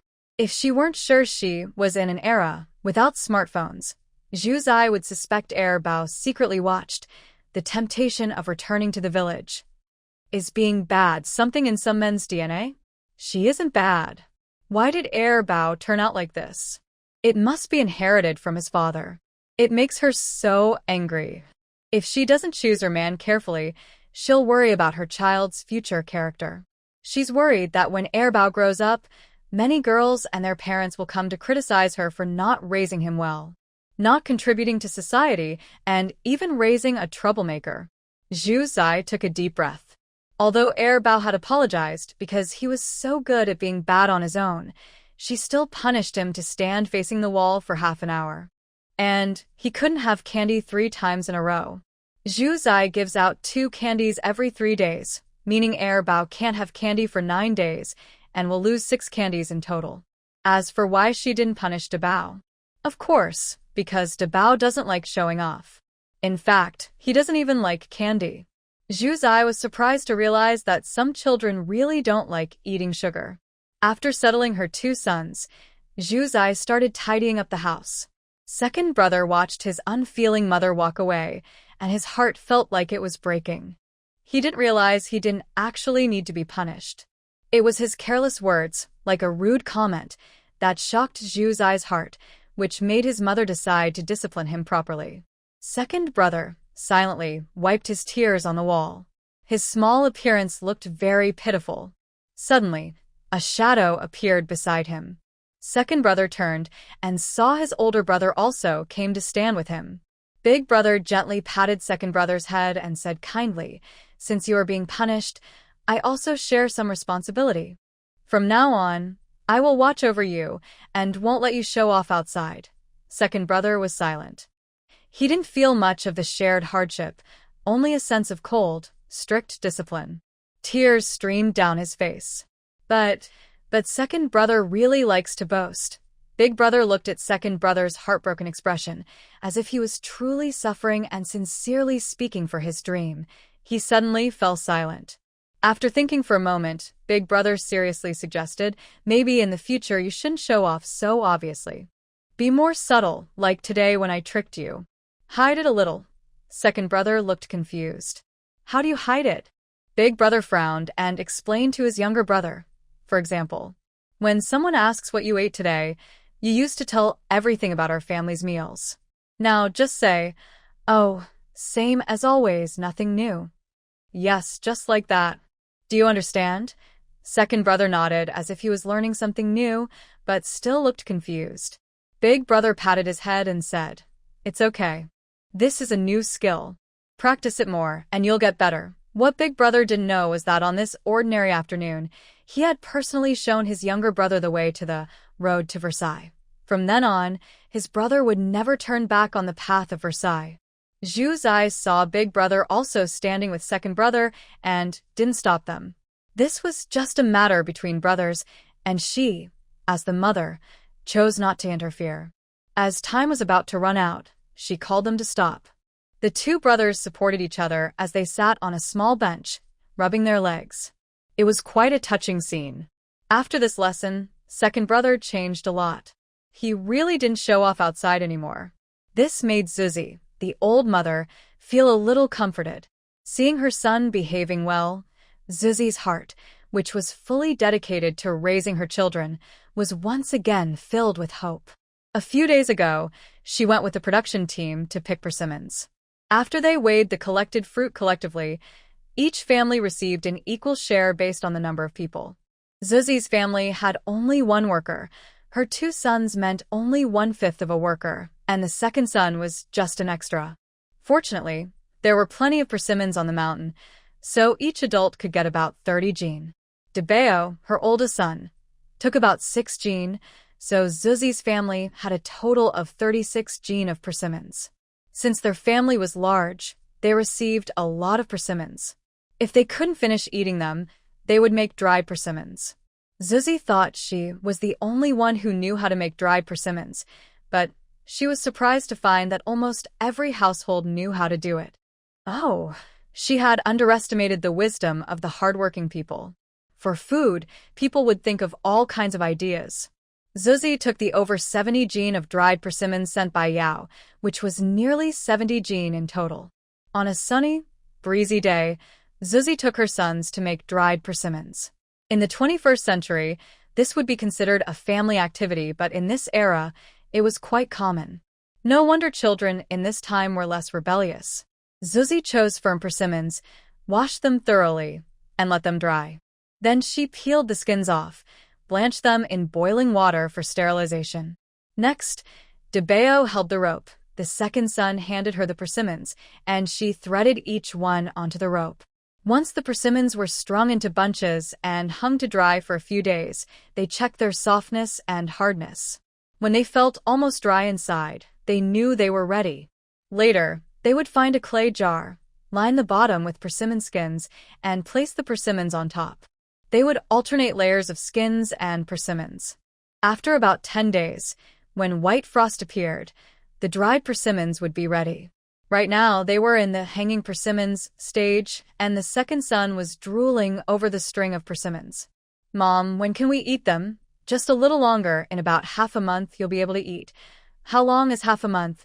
"Let your older brother teach you to count." "When you can count to 10, I'll tell you." The second son pouted and went to study with his brother. It proved that all the lively jumping around was because they had eaten too much. The Gu family's fortune was stolen, and they lost their main source of income. Recently, they have been very honest and quiet. Zhao Cuihua and Gu Jingfang, mother and daughter, have really stopped showing off outside. Because they have no money left, and Zhao Cuihua's favoritism toward her daughter was exposed by her daughters-in-law, even her own daughters-in-law are starting to lose patience. Their home is no longer peaceful, so they have no time to argue with outsiders. Zhu Zai's clever move to cut off the problem at its root was brilliant. With the lively events at the Gu family's house, Zhu Zai's daily life of raising children has become even more joyful. When the persimmon cakes were ready, Zhu Zai took a small basket with about 10 pieces and led her 3 sons to deliver them to Lin Damei. The mountain produced from Gujia village is chestnuts. A few days ago, she brought Zhu Zai about 10 jin of them. Zhu Zai stored the chestnuts in her space, waiting for winter to exchange the ready-made roasted chestnuts, which would be a tasty snack. People should give and receive in return. Reciprocity helps relationships last long. Only taking without giving, no matter how close the feelings, will eventually drain away. Fortunately, Lin Damei had previously been loyal to Zhu Zai and didn't abandon her. Being friends with the original owner was truly selfless. When they returned to Gujia village again, Gu Debeo and Gu Erbao were already wearing new clothes. They were made from the dark blue fabric that Yao Shi bought last time. The two brothers wore matching clothes, looking very spirited. Children who grow up with love and care look very different in spirit. This time, when they visited Gujia village, many little friends looked at Debeo and Erbao from afar, no longer showing the previous disdain or contempt. Some even looked at them with a faint sense of envy. Debeo and Erbao held hands, their chests puffed out proudly. The baby in their arms was dressed in a small white cloth outfit, wrapped in a thin little blanket. This was his first long trip, and his big eyes were full of curiosity, turning his little head to look around. It was as if he saw so many new sights that his eyes couldn't take it all in. "Don't look around so much, or your little head will bump into me," Zhuzai said to the baby in his arms, a bit annoyed. The baby stared blankly at his mother. "Ah, ah." He nodded in response, seeming to understand and agree with her. However, the next moment, she started wandering around aimlessly. Dabao saw her mother holding Sanbao and carrying a small basket, and felt sorry for her. He said, "Mom, let me hold the persimmon cake for you." "No need, Mom isn't tired. You just hold your little brother." Although Airbao's nutrition has improved a bit and his legs are stronger than before, he is still a restless child and walks unsteadily. Hearing this, Dabao tightly held Airbao's hand. "Mom, don't worry. I will take good care of my little brother." Airbao, who was restricted, thought, "I want to be a free little bird." People in Gu family village saw how Zhuzai and her children were now, and felt more convinced that they seemed to have swapped places with the Gu family. After the divorce, her life gradually improved, but the old Gu family kept having troubles. Some busybodies went to the old Gu family to spread rumors. Zhuzai didn't care what those people wanted. She was just here to deliver persimmon cakes. After delivering them, she would go home. Lin Damei, although separated from her family, still lived in the same yard as her relatives. Nowadays, not everyone can easily build a new house after splitting up. Before Zhuzai reached Lin Damei's house, she heard Gu Xiaokui shouting, "Mom, Mom, Aunt Yi is here." Lin Damei put down her work and came out, smiling as she took Sanbao from her. "Oh, our Sanbao is already so big and looks so good. Let me admire him." Indeed, in this world, Lin Damei was definitely one of the best at praising Sanbao without thinking. "Let me in quickly. I brought 10 jin of persimmon cakes. You only care about Sanbao, and I'm exhausted." Zhuzai pretended to be angry. Lin Damei quickly begged for forgiveness, holding Sanbao and letting Zhuzai in. All the food had been distributed, and everyone was free now. Lin Damei's sister-in-law and mother-in-law were at home. Seeing Zhuzai carrying a small basket, their eyes flickered. They had conflicts with Zhuzai before, so they couldn't greet her without some awkwardness. But judging by her appearance, Zhuzai must have brought some interesting things, and they didn't want to miss out. After some hesitation, they decided to swallow their pride and accept the material benefits. Just as they were about to speak, Zhuzai had already gone inside with Lin Damei. Suddenly, Huang Pozi and Wang Jinxiu were so angry they almost burst. "Humph, no manners," Huang Pozi muttered angrily. Wang Jinxiu looked at her and then called her son over, whispering something in his ear. Her son's eyes lit up more and more. After she finished, the boy rushed like a small cannonball into Lin Damei's side room. Why are you stealing?" I want to eat, I want to eat, I want a persimmon cake. Give me a persimmon cake. Give me a persimmon cake." The child's crying came from the side room. Wang Jinxiu and Huang Pozi hurried over. "Oh, it's just a few persimmon cakes. Why so stingy? Is it necessary to hit our child?" Wang Jinxiu pulled her son into her arms and scolded him without caring about right or wrong. Seeing her son's hands were empty, she immediately felt disappointed. Why didn't he manage to get even one? Zhuzai looked at the mother-in-law and daughter-in-law pair and found it amusing. Children don't understand, and adults don't understand either. With that speed of rushing in, why couldn't you stop him from entering someone else's house? He emphasized the words, "someone else's house." Then he said, "A few persimmon cakes aren't much. But who should get them? Good friends would think even a basket is too little, and annoying people think even half a piece is too much. What's my relationship with you? Do you even deserve to criticize me?" Wang Jinxiu and Huang Pozi didn't expect Zhuzai to be so fearless. Normally, grown-ups hearing such words would blush with shame and quickly give the child some cakes to show they weren't stingy anymore. But here, she got nothing and was even scolded. Huang Pozi was furious and said to Wang Jinxiu, "Watch him well. Our family can't afford to lose." After saying that, she turned and left, Even Lin Damei, who had been silent all along, started to dislike her. She instinctively felt that since the last family split, her daughter-in-law had become even more insensitive and less liked by her. After she left, Wang Jinxiu lost her support and was stared down coldly by Zhu Zai and Lin Damei, making her unable to move. She wanted to leave with her crying son, but that Gu Taizhu was spoiled and not so easy to control. When she failed to get a persimmon cake, he started hitting and kicking his mother. "You useless thing. You can't get me something tasty. What are you good for?" "Idiot." Wang Jinxiu was not angry and gently comforted her beloved child, trying to take her son away. At this moment, Zhu Zai even started to feel sorry for her. How could she have turned a well-behaved child into such a person? Others might think she is harsh and petty, but a simple persimmon cake. Why argue with a child over it? She didn't know about others, but for Zhu Zai it was a matter. She never believed that children are naturally innocent and kind. They are just pure ignorance. Whatever they are taught, they will absorb. But in fact, they also have choices. Choices that benefit themselves. They act obedient and sensible because adults like them that way. When adults like them, their wishes are fulfilled. They are naughty because adults can tolerate their misbehavior. No matter what trouble they cause, adults won't punish them or harm their interests. If that's the case, what is there to be afraid of? If Gu Taizhu had beaten his mother hard the first time, would he dare to do it so easily again?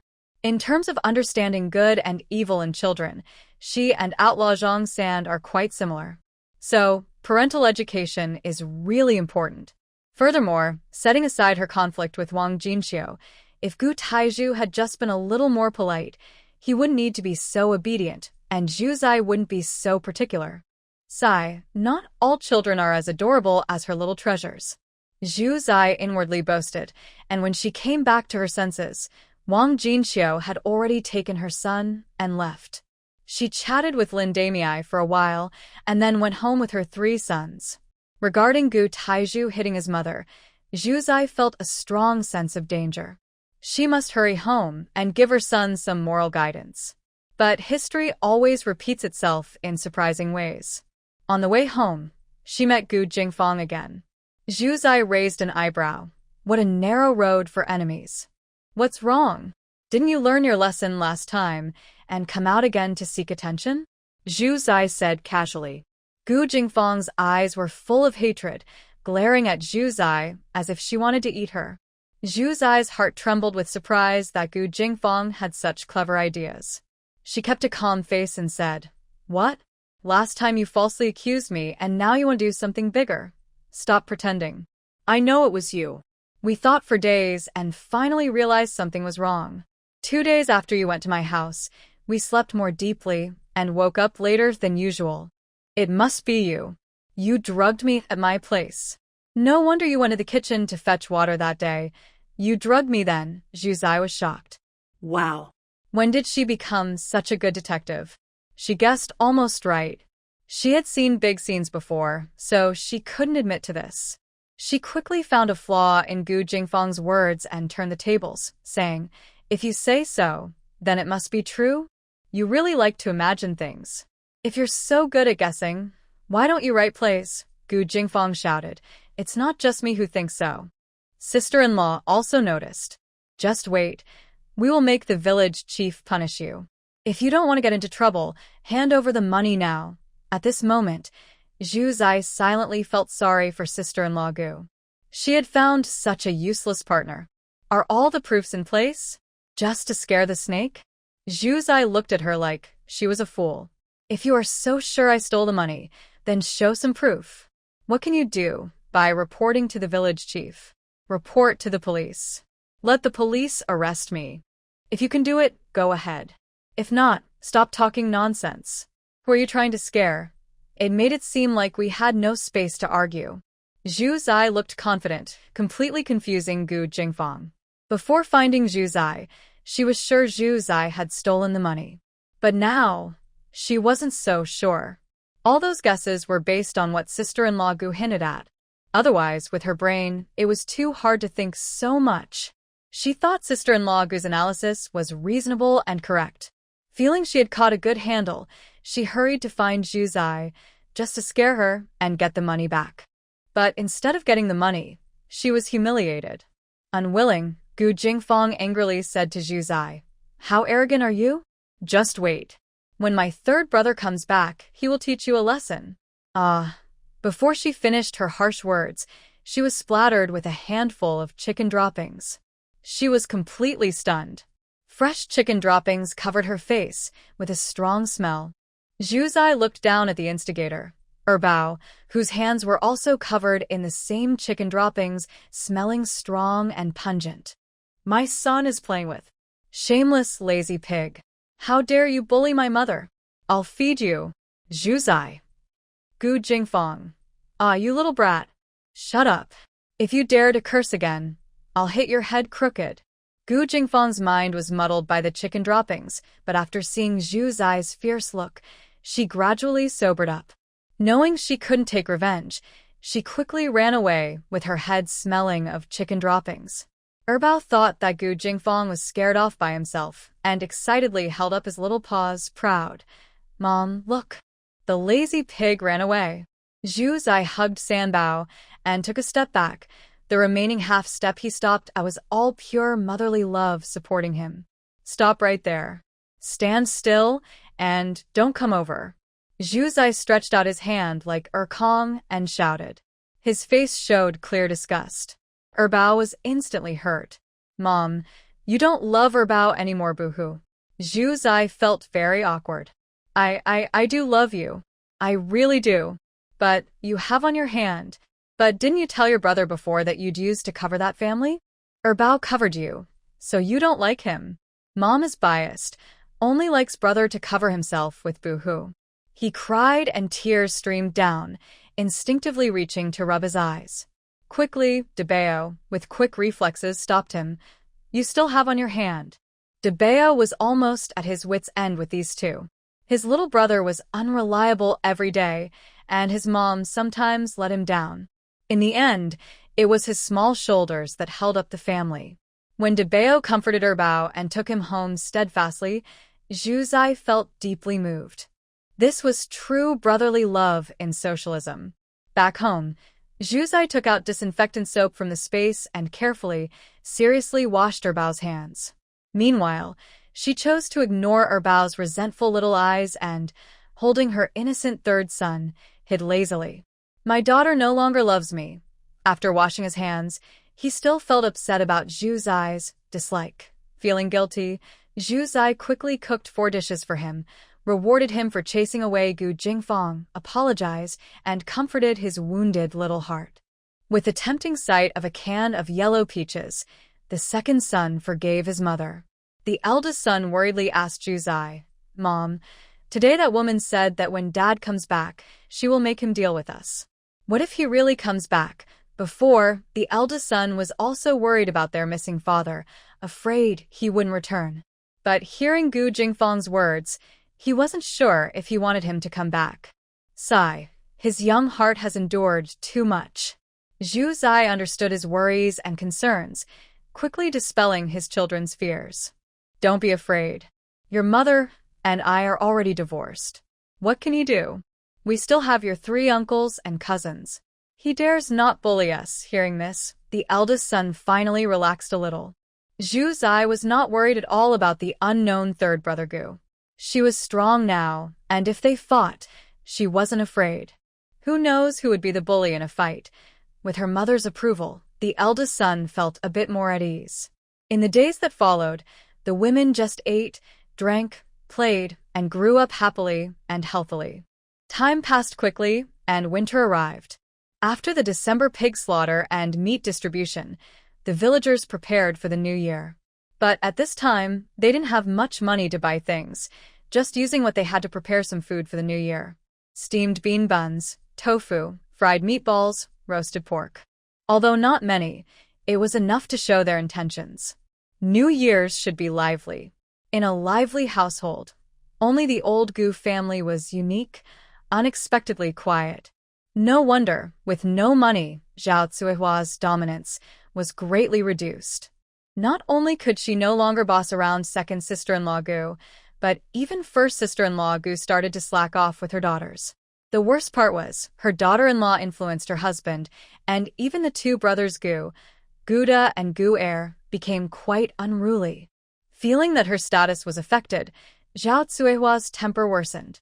She scolded her two sons every day, saying, "Having a wife makes you forget your mother." Unknowingly, this pushed the hearts of the two sons even further away. At the end of the year, everyone was busy and wanted to relax and take advantage of the situation, making the family's yard more chaotic. They argued small things every 3 days, big things every 5 days. Old Mr. Gu sighed 8 times a day. It's all because we don't have enough money. At this time, he missed his third son, who used to send them money and supplies. He really hoped his third son would come back and continue sending support. Or maybe the army would quickly send the pension money. If this family keeps fighting like this, it might fall apart. Not only was he waiting for news of his third son, but as these stressful days increased, many members of the Gu family also missed the third son's support. In the Southwest Army, Jinghuai, are you really decided to leave the army? The doctor said your injury could heal well if you rest. With your skills, I can ask the higher-ups to give you a long leave. Once you recover, isn't it better to return and serve the country again? Commander, thank you for your care and training over the years, but I have made up my mind. What a shame. You're such a promising young man. I was hoping you'd have a brighter future ahead. All aspects of socialism need talent. I can contribute to the country wherever I am. Haha. Good. Young man, you have ambition. No wonder I value you. You're aware and determined. Your request to leave the army is approved. Even if you go home, write to me often. Don't worry, I will definitely do that. As the new year approached, Zhu Zai bought a batch of New Year goods before the holiday. That marked the end of her shopping for the year. Earlier, she took the cotton she bought to the Zhu family, asking Yao and her sisters-in-law to help make 3 sets of cotton clothes and pants for the children. Her modern skills were not very good, so she had to seek help from others. Yao made her a new set of cotton clothes and pants, along with a pair of cotton shoes. Sister-in-law Zhu Da and sister-in-law Zhu Er shared the clothes for the 3 children, while sister-in-law Zhu San took care of their shoes. Sister-in-law Zhu San was also very bad at sewing clothes. But strangely, she was very skilled at making shoes. Zhu Er teased her, saying, "No wonder you have big feet. Making shoes is right up your alley." Hearing this, Zhu Zai felt completely confused. This cause and effect relationship is not completely unrelated. It's just a matter of being a few miles apart. On the Little New Year, Zhu Zai brought New Year gifts to her family. 1 pound of kelp, 1 pound of black fungus, 1 pound of brown sugar, 5 pounds of rice, and 20 eggs. These are the main New Year gifts. There was also a bag of crabapple dried fruit and a bag of honey snacks as treats for the new year. She also found some fabric-made hair accessories at her space, took out 2 of them as New Year gifts for the young girls, Zhu Jinjin and Zhu Qianqian. As for her nephews, each got a pencil. She thought these gifts weren't much, since she had saved carefully to buy them. But in her family's eyes, it seemed too generous. Mrs. Yao took her hand and said with a look of blame, "You still have 3 children to raise. Why are you spending so much? Your fingers are so thin. How will your children find wives when they grow up?" Everyone else also advised Zhu Zai not to spend so much money or take so many things from her family. Zhu Zai smiled and said, "Mom, don't worry. I found a temporary job in the county. I do some work each month and earn some money, enough to support the children and me." Yu Jinji's eyes widened instantly, and before anyone could speak, she blurted out, "How did you find that? What kind of job? How much do you earn?" Zhu Changming frowned and interrupted her. "Why are you asking so many questions? Little Aunt has her own skills. Don't ask so much. I was just asking what's wrong with that." Seeing the couple about to argue, Zhu Zai quickly tried to smooth things over. "It's just an old classmate from school. When she heard about my situation, she helped me out. She knows I'm good at arithmetic, so she asked me to check her accounts, kind of like an accountant." Mrs. Yao was very happy to hear that. "Oh, that's great. Now your mother and I also have some support." Old Master Zhu nodded with satisfaction. It will be easier to find a stepfather for Daba and the others in the future. Omega. When the Zhu family learned that Zhu Zai had a job, they were very happy. Even if it's just a temporary job, at least there's some income coming in. Yu Jinji's eyes moved as she waited for Zhu Zai to finish giving small gifts to the children, then the family went to prepare dinner. Yu Jinji looked for an opportunity to speak with Zhu Changming and said, "Sai, you say your little sister-in-law has some skills, and she managed to find a temporary worker? I already told you just now, why are you still asking?" Zhu Changming sounded a bit impatient. From Yu Jinji's words, it seemed like she looked down on his little sister-in-law. Seeing Zhu Changming change his expression, Yu Jinji quickly said, "I just want to understand. See if I can go too. I'm doing this for the family." She knew what Zhu Changming liked to hear, so she pretended it was all for the family. Zhu Changming was speechless. He didn't want to hurt Yu Jinji's confidence, really. But why couldn't she see her own situation clearly? Don't think too much. The family doesn't lack food or drink.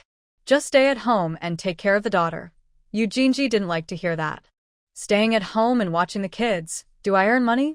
Your little sister-in-law goes back to her parents' house with a lot of bags. And what about me? I carry a few pounds of rice, and I still need to ask for permission. If I want meat, forget about it. What annoyed her was that this year, the Zhu family divided the meat, but they never said she could take any for her parents. No one in her family earned big points, and the few pieces of meat divided among them weren't enough for anyone. Zhu Changming was at a loss. Sure enough, he thought, she just wanted to take things for her family. Your little sister-in-law can take things for her family because she earned it herself, not from her husband's family. If you can earn money, you can also help your family. Yes, I'm just asking you for help. If I earn money, I can help my family and you wouldn't be missing out, right? Zhu Changming looked at Yu Jinji's confident face and couldn't understand how she dared to speak so boldly. I mean, you should go and ask yourself, don't trouble others. Why am I trouble? Isn't your little sister-in-law family? Or do you not see me as family? At this moment, Zhu Changming felt like a scholar facing a soldier. He couldn't explain himself clearly. He didn't mean it that way, but Yu Jinji stubbornly refused to back down. He took a deep breath, remained silent for a long time, and then, after confirming he had no contempt and was very calm, he spoke slowly. Your little sister-in-law is a junior high school student. She was accepted into high school, but she didn't want to go because she was bullied. She's smart. She's no worse than those high school students. Yu Jinji suddenly exploded. What do you mean? Are you looking down on me? Zhu Changming felt tired and upset. I'm not looking down on you. I'm just stating the facts. What's wrong with the facts? The facts show I'm not worse than her. Yes, you went to a basic literacy class and can write your own name, just like little auntie. I don't know what you're always thinking about. Can't you just be practical? After saying this, Zhu Changming stormed out of the house. I really didn't want to argue with Yu Jinji, but she's so unreasonable and always causing trouble. Little auntie asked him to help finish building the cabinet. It's almost done, and he still needs to paint another coat, so it can be used before the new year. Yu Jinji was in her room, angry and sulking. What's so great about that? After the new year, I'll show you all my skills. After delivering the New Year goods, Zhu Zai stayed at home quietly preparing for the holiday. She wanted to invite Yu's mother to celebrate the New Year together, but she was refused. As expected, Zhu Zai didn't insist. She spent time helping her sons put up new window paper, clean the house, and cook delicious food. In this simple, old-fashioned time, she felt the strong feeling of the new year. Sambao had already learned to turn over. He often lay on the kong, watching his mother busy on the ground and smiling happily. She didn't know what made him so happy every day. Erbao's happiness was clearer.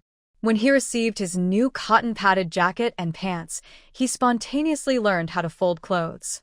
He played with his 2 new outfits every day, folding them 8 times a day. He counted with his little hands. Only a few days until the new year. When the new year arrived, he could wear his new clothes. By then, he wouldn't need to speak.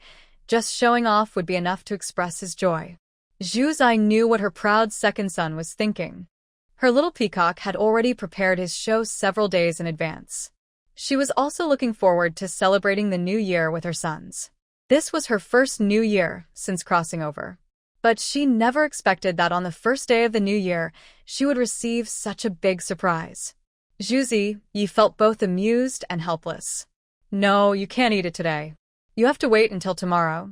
Usually, it should be eaten on New Year's Eve. But with 3 kids at home, who can wait? To cheer up the second child and add a bit of ceremony, Zhu Yi took out a piece of cake batter from her space. She worked in the kitchen, pretending she had made it herself. Since moving, her cooking skills hadn't improved much, but she had learned to fake it. Luckily, the kids are young and easy to fool, making it simple for her to pull off her tricks. When the kids grow older, she won't take such risks. With the cake batter, the second child stopped chasing after dumplings. Zhu Yi took a red paper and led the children to the neighbor, Grandma Yu's house, to ask her to help cut paper decorations. Grandma Yu is skillful and makes everything with a touch of folk culture.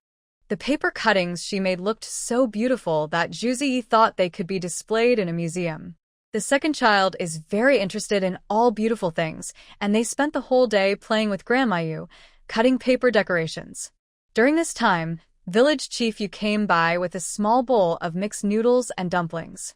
Seeing Zhu Yi with the children, his eyes were full of happiness and gratitude. He could tell that Grandma Yu was very happy this year. Her proud and stiff expression was much softer. His gaze on the 2 children was full of love. It seemed that letting Zhu Yi live in the stone house was a good decision. As the winter sun set behind the horizon, the sky gradually darkened. After returning home, Zhu Yi fed the 3 children and then gently put them to sleep. She figured she wouldn't last much longer anyway, so she decided to sleep directly. After the children were asleep, she took a rose milk bath in her space and then went out to sleep deeply. A new year begins with no late nights. Unaware of the outside world, a snowstorm from 1965 was falling on this winter night. In the darkness, someone was walking alone toward the lighthouse of life. Although the Gu family had some disagreements this year, on the important day of New Year's Eve, the whole family gathered together. With better food than usual, everyone's mood was much improved. It is a local tradition to make dumplings on New Year's Eve. Even if there isn't much meat, vegetarian dumplings are also essential. The children were noisy, playing in the yard with sticks that had sparks flying from them.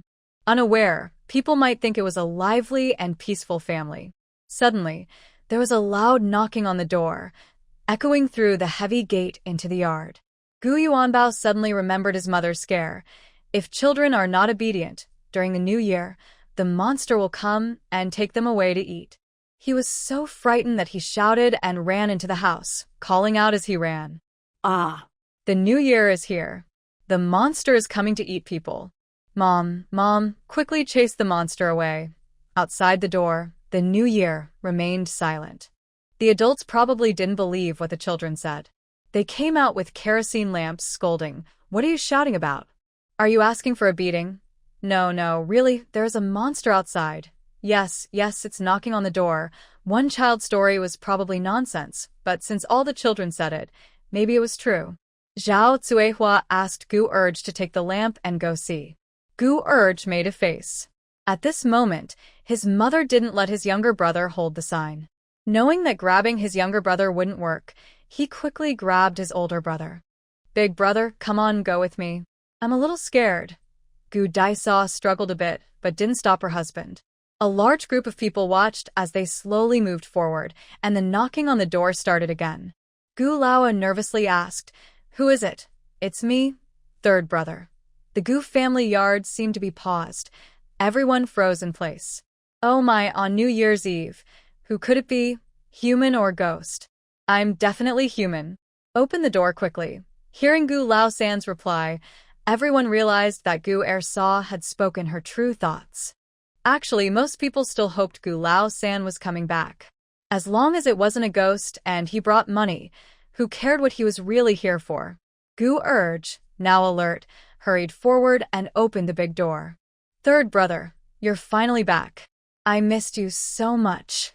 Gu Urge wanted to show his closeness to Gu Lao San in front of everyone, to share his feelings. But he saw the tall figure, who was much taller than him, rushing towards the west wing, walking quickly, with the edges of his military coat fluttering behind him.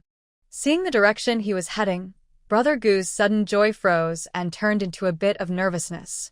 The side room that used to be for the third household had long been taken over by his daughters. The daughters of the first and second households were grown up, and sharing one room often led to noise and arguments. Now that the third household had moved out, the room belonged to the two daughters of the second household. Right now, the second household occupied the west wing, the first household the east wing, and the fourth household along with Gu Jingfang lived upstairs with the elderly couple. There was no space left in this family for the third household. Brother Gu hesitated awkwardly, wanting to follow Gu Lao-san, but stopping himself. Gu Lao-san looked for the familiar house based on his memory, but couldn't find the person who used to live there. The Gu family members, realizing this, hurried forward, speaking anxiously and with concern. Zhao Cuihua's acting was the most exaggerated. "Sanner, my son, you're finally back. I've been worried about you, waiting day and night for your safe return. You've truly made all my efforts worthwhile." Zhao Cuihua was so absorbed in her performance that other sneers were hidden in the darkness. Gu Lao-si also felt very complicated inside. He wasn't really worried about Gu Lao-san's disappearance. In the future, when people talked about the most capable son of the Gu family, it would be him. He would no longer be overshadowed by others. But if Gu Lao-san didn't come back, he would lose a lot of money. Putting aside his complicated feelings, after his mother finished her first wave of acting, he stepped forward to express his own longing. "Sanner, you finally came back. Mother and I have been very worried about you." This statement was interesting because it clearly excluded the older brother and sister from the first and second households, who had been growing more distant from them recently. Guda Saw clenched her hand tightly in the dark, but before her husband could understand what his wife meant, the second sister-in-law called out, "Third brother, we've all been worried about you. We couldn't even eat properly. Yes, Uncle San, what did you bring back this time?" Such a big bundle. Gu Nyang, innocent and pure, spoke openly, immediately drawing everyone's attention to the bundle Gu Lao-san was holding. Zhao Cuihua's eyes lit up in the darkness, and she quickly rushed forward, wanting to take the bundle from Gu Lao-san. No matter what was inside, just seeing the outline in the dark, that big bundle looked like it contained quite a few things. Not wanting to, old third Gu simply turned aside and avoided Zhao Cuihua's claw. His cold gaze swept over everyone, and his icy voice echoed in the narrow room, bringing a sudden chill like winter snow. "Where's my wife?" Old third Gu's voice, like a cold wind and snow, froze the hearts of the Gu family. Old Master Gu stepped forward, trying to smile warmly to distract his son. "Third, you just got back. Go inside and warm up. When the dumplings are ready, I'll serve you a hot bowl. Where's my wife?" Old third Gu had no interest in pretending with them. All he wanted now was to see his wife. Zhao Cuihua's smiling face suddenly darkened. She shouted sharply, "That little brat! She doesn't follow proper conduct, disrespects her mother-in-law, and causes trouble every day. The mother has made the decision, and she's already divorced her. Don't worry with your conditions. My third son will definitely find a wife who is 100 times better than her. By the way, how much allowance did the army give you this time?" Old third Gu's forehead veins bulged. He took a deep, forceful breath to suppress his anger. Otherwise, he might be the first veteran to be arrested for hitting his own mother right after leaving the army. What kind of mother is she? These people had already been strange in his memory, but facing them now, the urge to crush them was even stronger. He pushed past the crowd surrounding him and strode out. "Hey, third, where are you going? On New Year's Eve, where are you headed? Could he be going to see Zhu Zai?" Old second Gu patted his thigh and said. Everyone thought it might really be so. Zhao Cuihua hurried after him, shouting loudly, "Third, come back. If you dare to go see that brat, you'll never recognize me as your mother in this life." She thought this trick was foolproof, but she didn't expect to stumble now. Old third Gu, walking confidently, didn't stop or even slow down. Zhao Cuihua was so angry she nearly fell backward, slapping old second Gu on the shoulder and shouting, "Hurry up! Go quickly and bring him back for me." Old second Gu moved quickly, using his fastest reaction to run toward Gu Jinghuai under the snow and moonlight. "Third brother, what's wrong? Why are you upset with mother?" Gu Jinghuai was focused on finding Zhu Zai and had no time to listen to his complaints. A cold voice sounded in the night. "Take me to find Zai, and I'll give you a meat voucher." Old second Gu's eyes widened instantly. "How many jin?" The temptation of 5 jin of meat made old second Gu's eyes light up, and his mouth uncontrollably drooled. But at this moment, he still kept a bit of clarity. "If you give me a 5 jin meat voucher, I have no money to buy it. How about this? You give me a 2 jin meat voucher and 2 yuan. You won't lose out with this deal. What do you think, third brother?" Gu Jinghuai glanced at him without saying anything. With the vouchers as a base, old second Gu became especially excited. Although he felt that his third brother was a bit different this time, he had always been so silent, so he didn't think much about it. Anyway, no matter how he changed, it was for the better. In the past, he couldn't get vouchers from his stiff third brother. Now that he had some benefits, old second Gu naturally told old third Gu about Zhu Zai's situation at home, including her drastic change after drinking the herbal water and wanting a divorce. Old third Gu's expression flickered. "You mean, Zai was so disappointed after her suicide attempt that she wanted to leave the family and divorce?" Old second Gu initially thought Zhu Zai was strange, but hearing old third Gu's question, he suddenly found her change reasonable.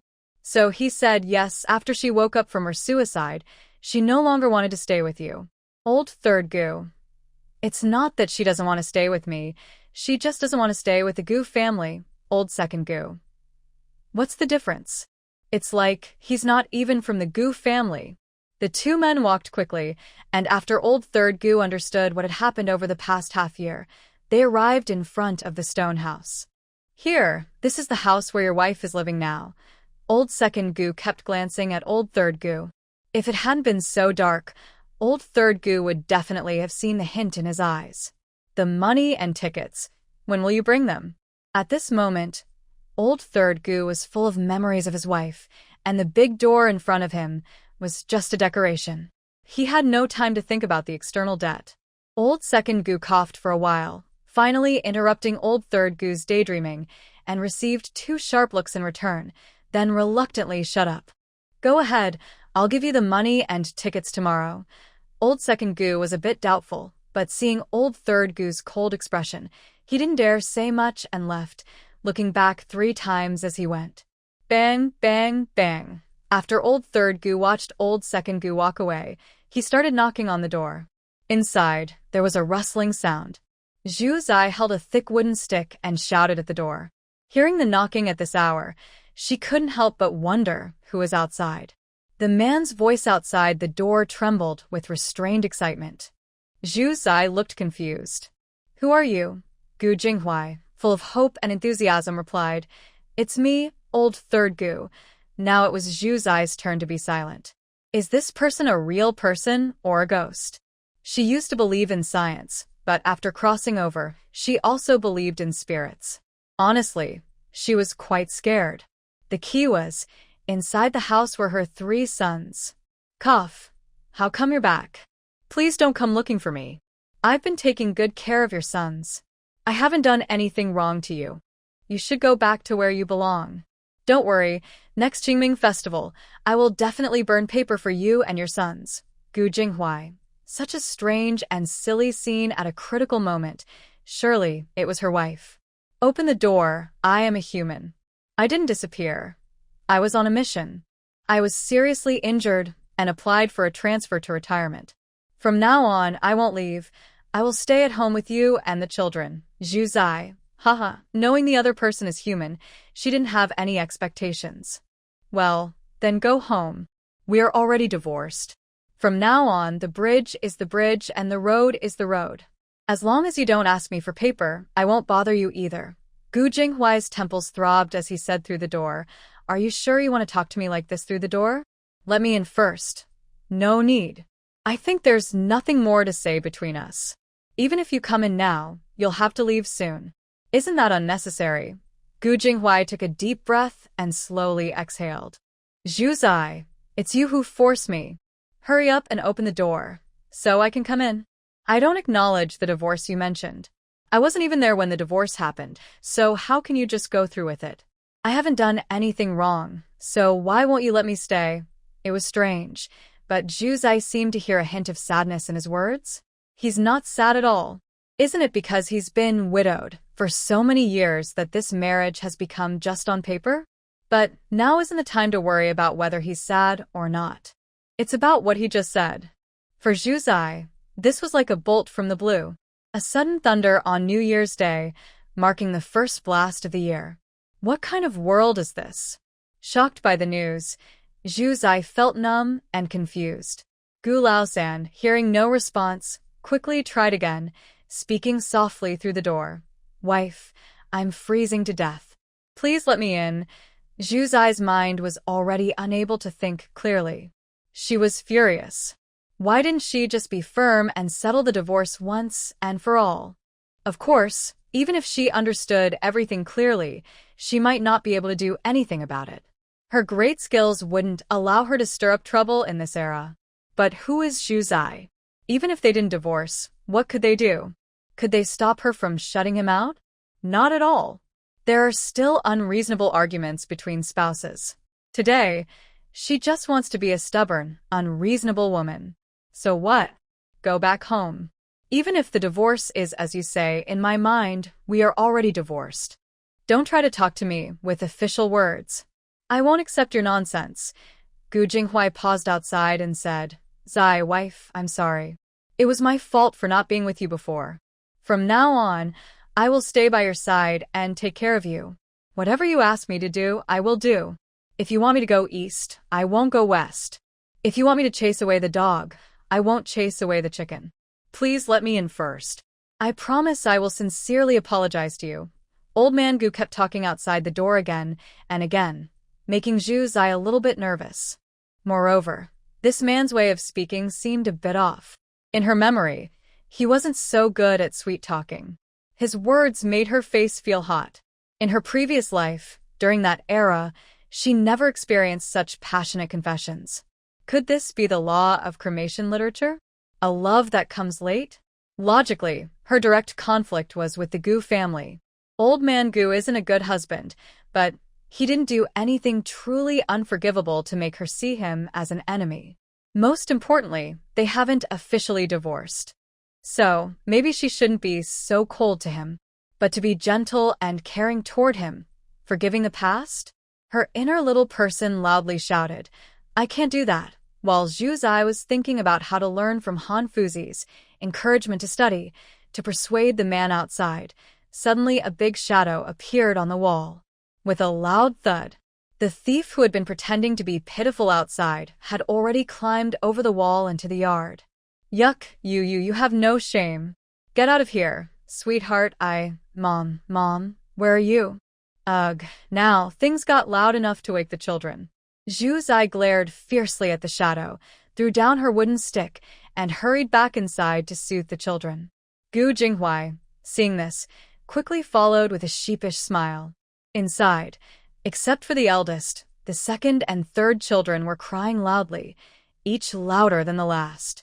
The eldest patted and comforted the others.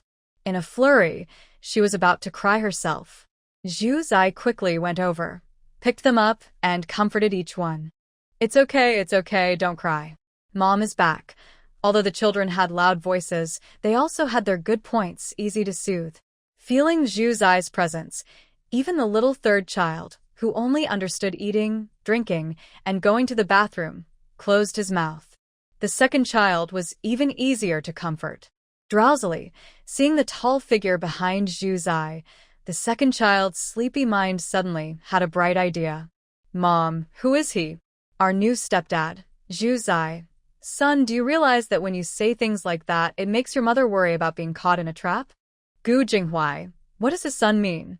Is he hinting that to get by in life, he needs a little green on his head? Gu Jinghui walks over, pulls him into his arms through the blanket, and grits his teeth as he says, What new stepfather? I am your real father. Huh? The real father is back. What should we do? Zhu Zai. No wonder people say children speak without thinking. They really say whatever comes to mind.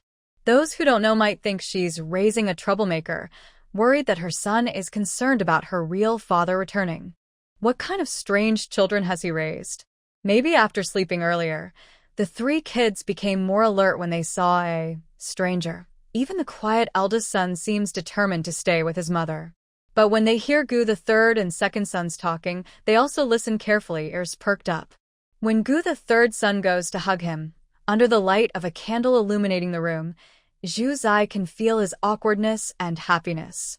In this moment, Zhu Zai can only feel one thing. It's over. Someone else has taken her carefully made leather jacket. The bond between parent and child is truly unbreakable. At this point, she can't even stop Sanbao. The little child who can't speak waves his tiny hands and babbles, gesturing toward Gu the third son.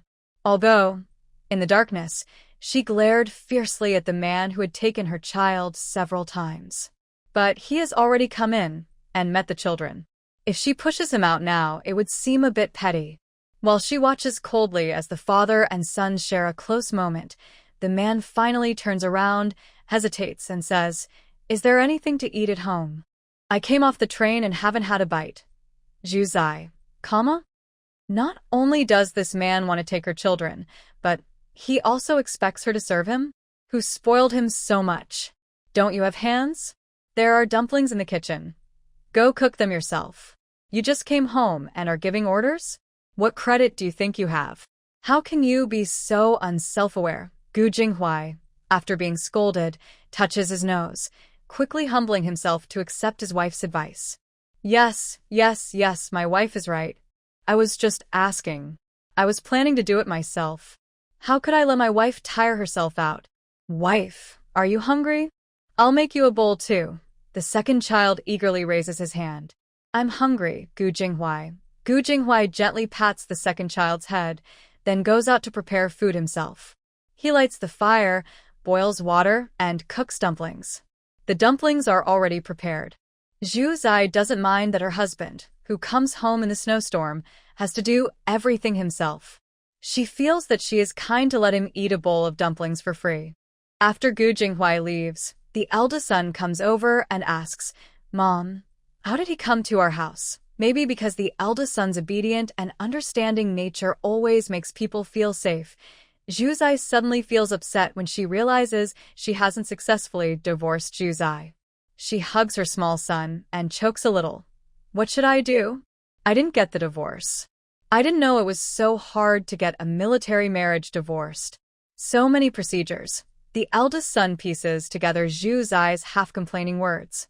His small hand reaches out from under the blanket and pats Zhu Zai's head, saying, "It's okay. It's your first time divorcing too. No experience. It's not your fault. Next time will be better." Zhu Zai, full of sadness and complex feelings, remains silent. Gu Jinghuai, carrying the dumplings into the room. "Son, your mother and I plan to grow old together. We won't get divorced." Zhu Zai, haha, a dishonest man dreams more practically. Late at night, Zhu Zai doesn't eat anything else. She watches coldly as the tall, strong man eats 2 large bowls of dumplings, still seeming a bit unsatisfied. She speaks indifferently. "That's enough. Are you a spy sent by Zhao Cuihua? Planning to find out all my family secrets?" Gu Jinghuai awkwardly smiles. "I'm full, really full. Actually, he's only about 70 or 80% full." The second child eats 3 dumplings, the eldest eats 5, and drinks some dumpling soup. Throughout, it's that dishonest man taking care of the children. Zhu Zai doesn't interfere at all. At this moment, only the third child, who hasn't grown teeth yet, seems to be on her side. After Gu Jinghuai fed the 2 children and himself, and tidied up the dishes, Zhu Zai sent him to another room to sleep. Gu Jinghuai looked pitiful and complained. "Honey, I've been walking all day, my feet are freezing. Please let me sleep in this room." "Hee, sorry, I'm worried the bed might be too hot and cause a fire. I've also heated the other bed these past few days." Gu Jinghuai, "So, is everything predestined?" He hesitantly went to the east room, where Zhu Zai threw him a quilt that Gu Jingfang had taken and then washed clean by Mrs. Yao. Gu Jinghuai hugged the nearly new big quilt, feeling very touched. He thought this was his wife's way of showing care, even if she was being tough on the outside. He didn't realize that the quilt was actually Zhu Zai's least favorite.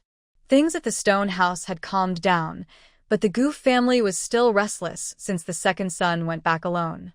Zhao Cuihua couldn't accept that her third son abandoned her to go find his wife.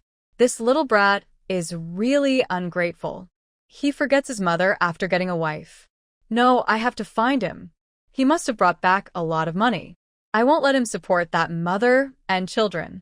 She was about to put on her shoes and go out in the dark to find Gu-san. Old Master Gu quickly stopped her, annoyed, and said, "San just got back, and he doesn't know the full story. It's normal for him to go find his wife. Don't cause trouble. It's snowing and dark outside. If you fall, you'll need to spend a lot on medical bills." Hearing this, Zhao Cuihua gave up her plan to confront the Yu family that night. After all, money is important, but life is more important. Gu Er, who was listening to his parents argue, blinked silently.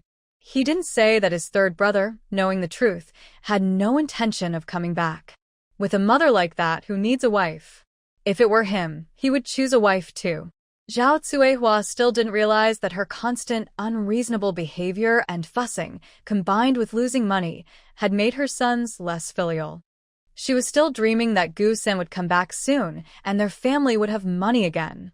The next day was the first day of the Lunar New Year, but it was snowing. The lively New Year's greetings that should have been happening at Zhu Zai's house might have to be skipped. She dressed the three children in new clothes, and after breakfast, she took them to visit her mother-in-law for the new year. That was enough. The Zhu family is her maiden family, and they visit on the second day of the new year. Her mother-in-law gave each of the three children a red envelope. Zhu Zai didn't want to accept it, but considering her mother-in-law's proud nature, she didn't say much. Anyway, she usually gives the elderly some good food, and that's enough. The red envelopes were folded from red paper. Her mother-in-law is skilled at folding, and the envelopes are very delicate. At home, the older two children opened their red envelopes, each containing a coin worth 1 dime. Giving a dime as New Year money is quite generous. The older two children have been like grandchildren to Zhao Cuihua for many years, but they never received a single penny of New Year money. When they got home, their youngest brother, Gu Lao-san, also woke up. Last night, he was probably too tired, so the three women woke up without disturbing him. Gao Dazhuang was busy in the kitchen making food, and Zhu Zai suddenly felt a bit complicated. "Why haven't you left yet? We took you in last night because it was dark, but now that it's morning, why are you still here?" Since morning, she had ignored him on purpose, eating breakfast with the children before going out to visit relatives.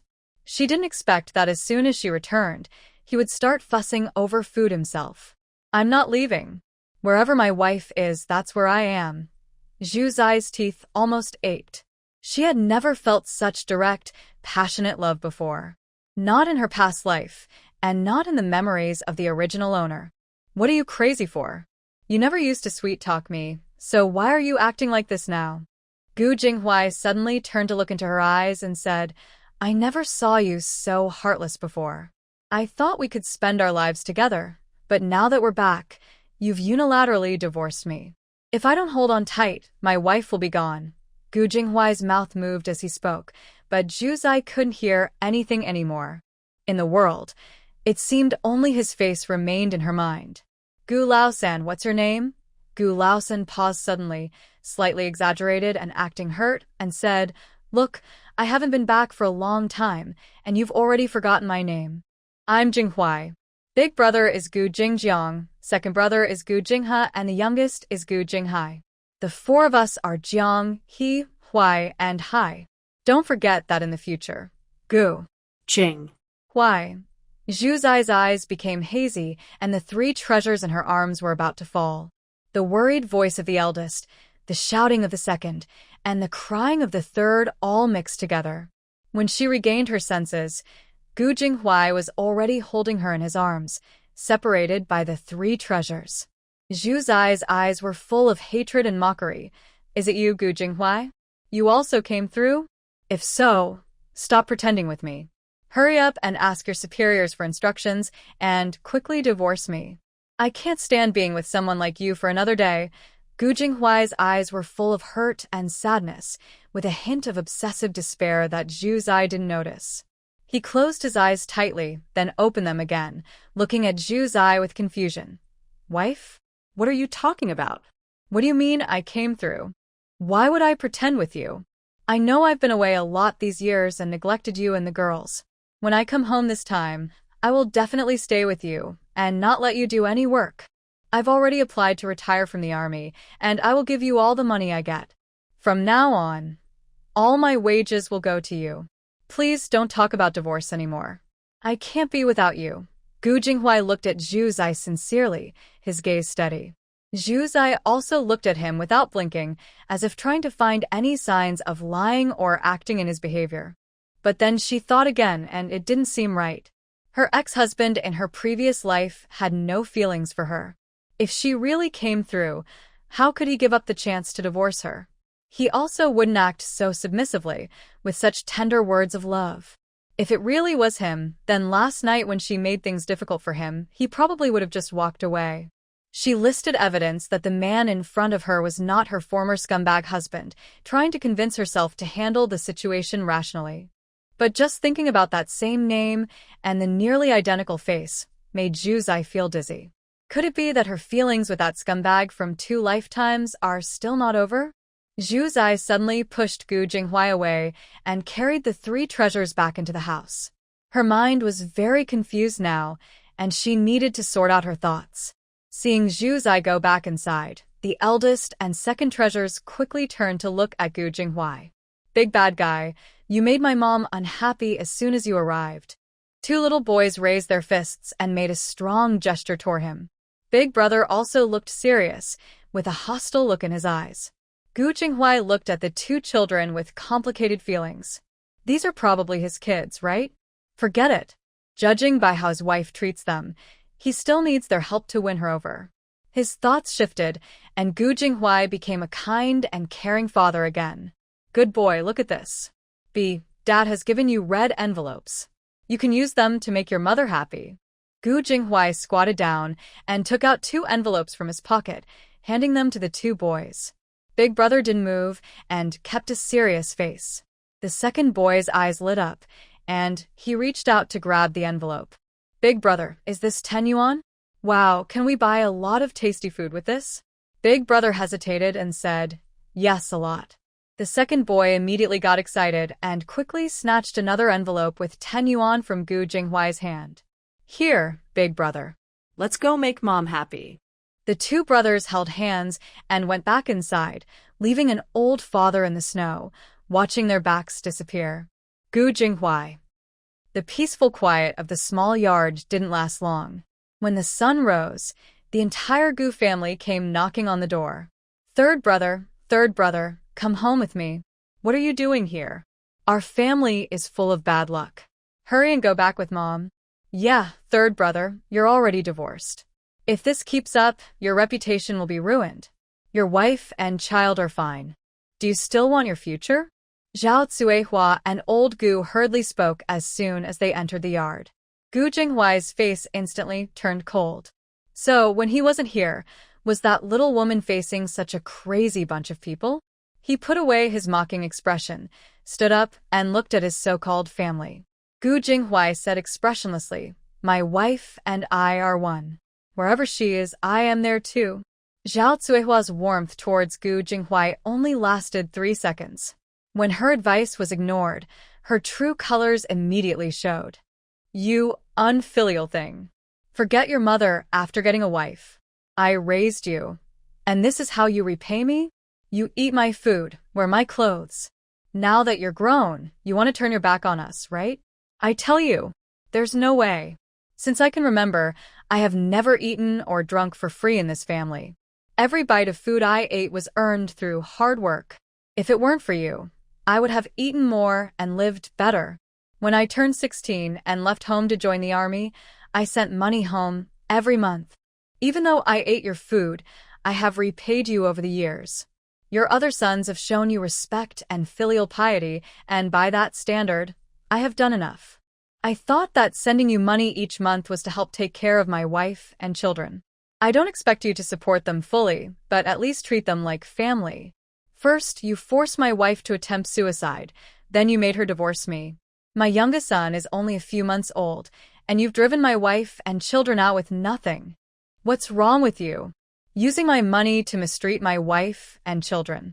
Isn't it shameful to hold on to that money? On rainy days, aren't you afraid of lightning and thunder? Although this place is remote, today is the first day of the Lunar New Year. Everyone came out to celebrate the New Year and saw what was happening here. The Goof family arrived in a large group, full of expectations. Soon, a crowd gathered around the stone house. Hearing Gu Jinghuai's loud and clear accusations, the neighbors all sympathized with Zhu Zai and his wife. Exactly. Using someone's allowance to mistreat their wife and children, do you think they're helpless? If you don't show some strength, you really think you're invincible. No wonder Xiao Cuihua's money was stolen.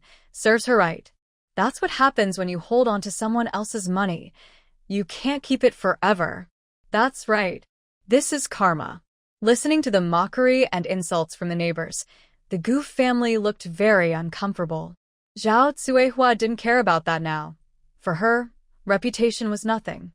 Only the money in her hands mattered. What's the matter? You say that and you want to kill me? I'm your mother. I can make you do whatever I want. Gu Jinghuai silently thought to himself. You wish. Come back home with me quickly. If you want a wife, I'll find you a better one. Gu Jinghuai looked at Zhao Cuihua as if she were a dead person. I don't want anyone else. I only want her. Since you say we're divorced, I'll give her a new engagement gift and marry her again. However, the 4 women have already cut off all contact with you. From now on, as a son-in-law who visits, I can only marry and follow my wife. Inside, I listened to Zhu Zai's full story. Everyone was stunned by this statement. Marry and follow my wife. After Gu Laosan returned from serving in the army for a few years, his attitude changed so strangely. Zhao Cuihua was so angry at Gu Jinghuai, this unfilial son, that she almost vomited blood. She was about to jump up and hit him when she saw the Zhu family members rushing over after hearing the news.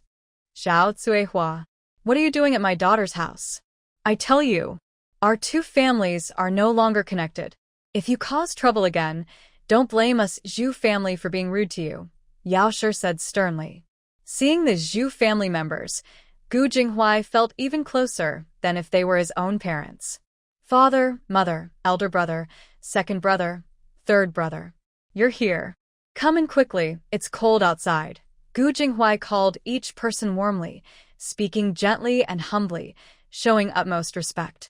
His overly eager and servile attitude made even the Zhu family members, who held long-standing grudges against him, unable to get angry. Yao Shi's resentment towards Zhao Cuihua eased a little after seeing Gu Jinghuai's submissive attitude. Don't call me mother anymore. Now, you and Year have nothing to do with each other. Yes, mother-in-law, Yao Shi. In the past, I never noticed how shameless this son-in-law was. Seeing Gu Jinghuai's behavior, Zhao Cuihua wished she could have drowned him when he was a baby. Losing her mind, Zhao Cuihua started to curse loudly. I don't care who you want to marry. Now I see through you. You are an unfilial son, a traitor. Since you insist on messing around with those troublemakers, I'll give you what you want. From now on, I will pretend you are not my son, but you are raised by me. Give me all the money you brought back this time, and we'll cut ties completely. A trace of mockery flashed across Gu Jinghuai's eyes, then his face suddenly looked hurt. Mother, are you trying to force me to death?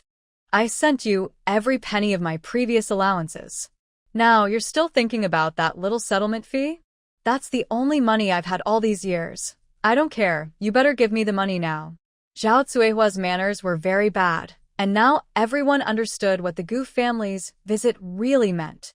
Is it about missing her son after so many years? No, it's all about money. Gu Jinghuai looked sad and said to the people around him, Uncles, older men, and ladies, if anyone is tired, can you go to Gu village and find village head Gu? Since my parents want to force me, I might as well gather everyone here and make everything clear. Most farmers are honest and hardworking. No matter what their thoughts are, they don't refuse to do chores. When Gu Jinghuai said this, someone immediately ran toward Gu village. They shouted, "Wait for me, I'll go get him now." Old Master Gu sighed and said, "Third son, why do you have to call the village head?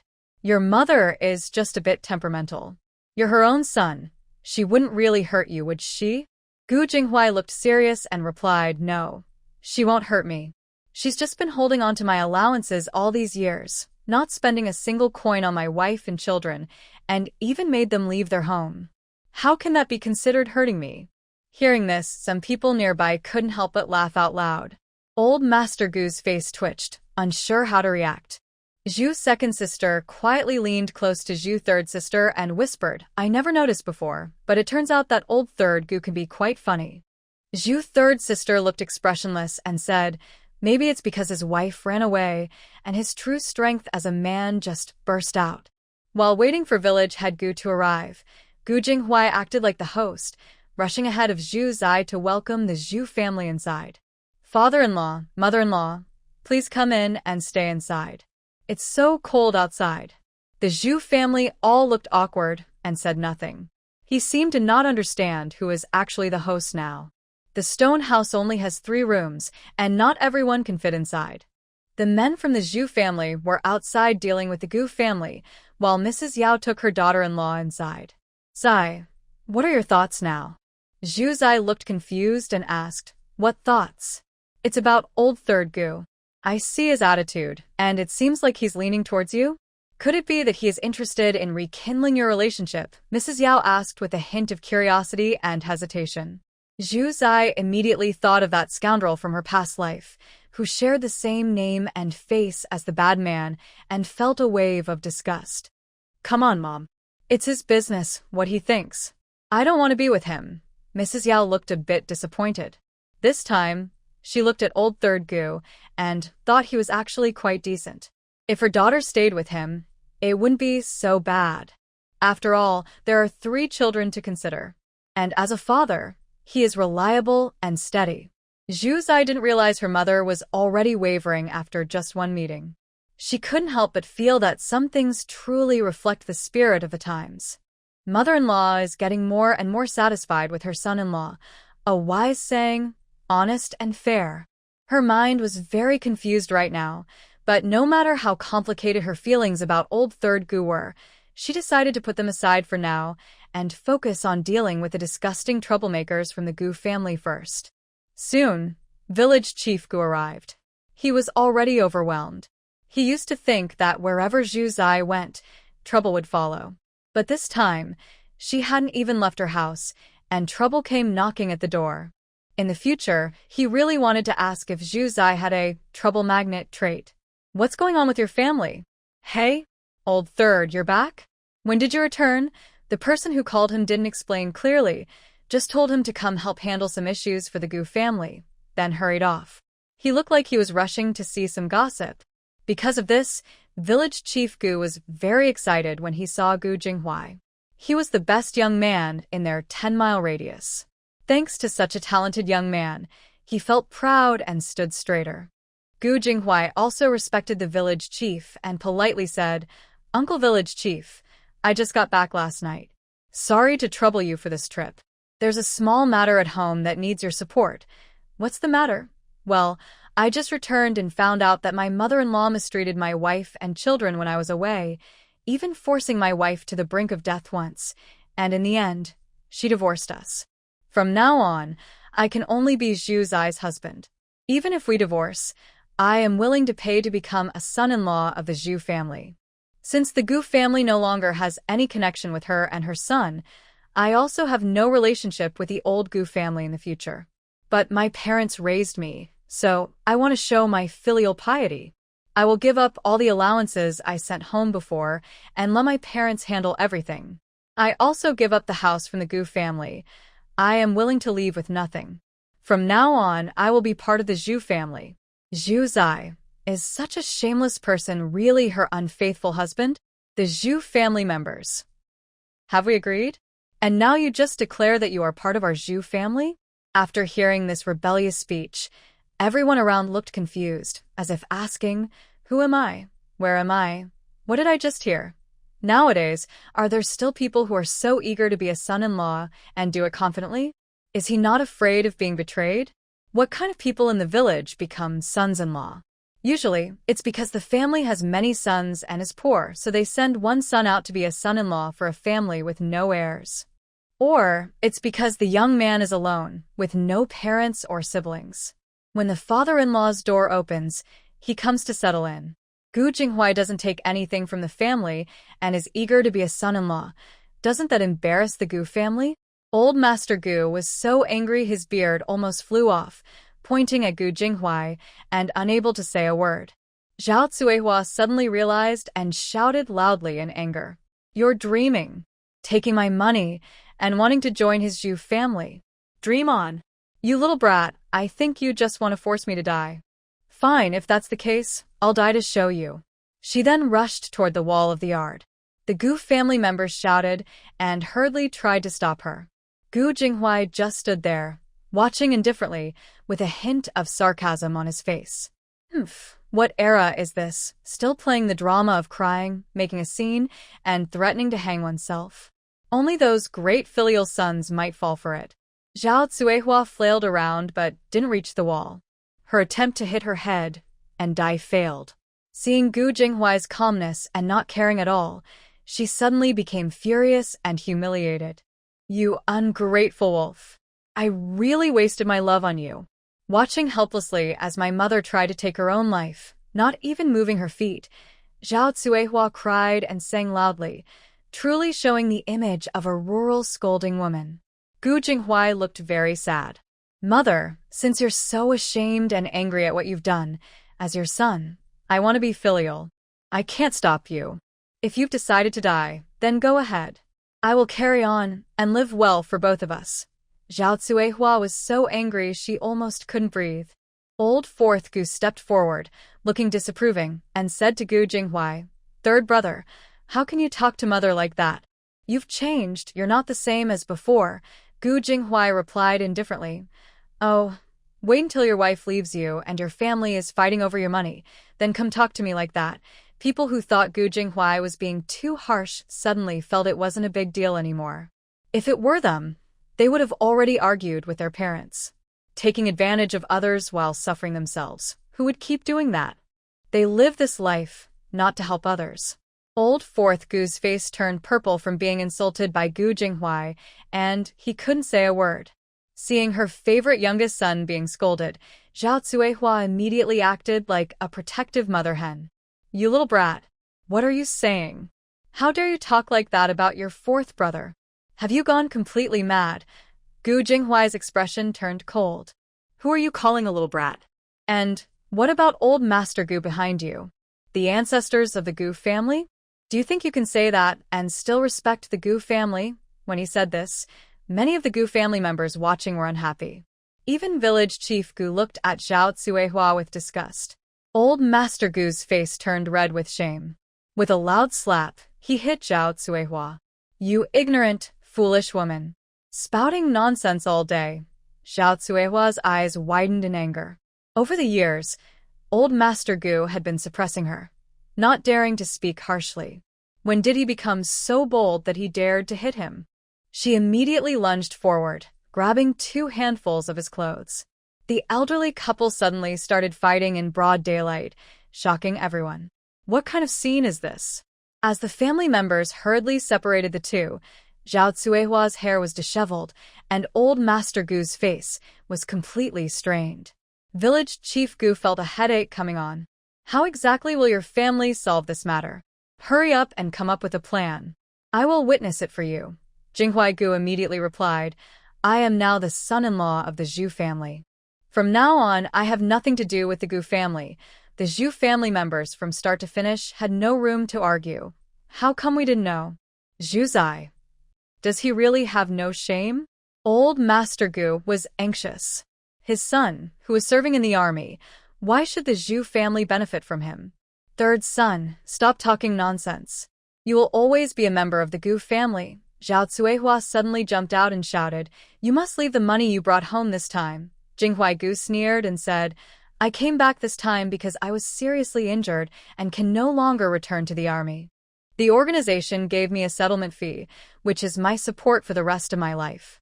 I can forego the previous allowances, but I cannot give away this money." When old Master Gu heard that Jinghuai Gu was seriously injured and could no longer return to the army, he was struck like lightning and instantly looked defeated. Zhao Cuihua, seeing that her tantrum earlier didn't shake Jinghuai Gu, immediately shifted to a more innocent act, wiping tears and saying, "Why? The allowances from before were stolen by that murderous thief, and our family has nothing left. You brought money back, but refused to give it to the family. Do you have no conscience?" Unfortunately, her hair was wild like a madwoman, and her face was wrinkled like a bun. Her tricks as a white lotus flower couldn't be fully displayed with such a disheveled appearance. The onlookers around almost felt sick.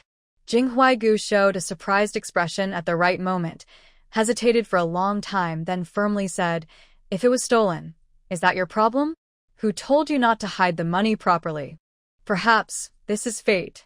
Clutching others' hard-earned money, in the end, it still doesn't belong to you." Village Chief Gu also knew that Jinghuai Gu hated the old Gu family. Anyone who knew how his wife and children had been mistreated wouldn't let it go easily. Old Third only severed ties with them. In Village Chief Gu's view, this was the result of receiving higher education. So he comforted him, saying, "Third son, how about this? You give a symbolic amount, as if buying out your relationship. Consider it the Gu family's final act of kindness for giving birth to you, so they won't cause trouble in the future, and you can rest assured." Who knew Gu Jinghuai smile, showing his arrogant and domineering attitude.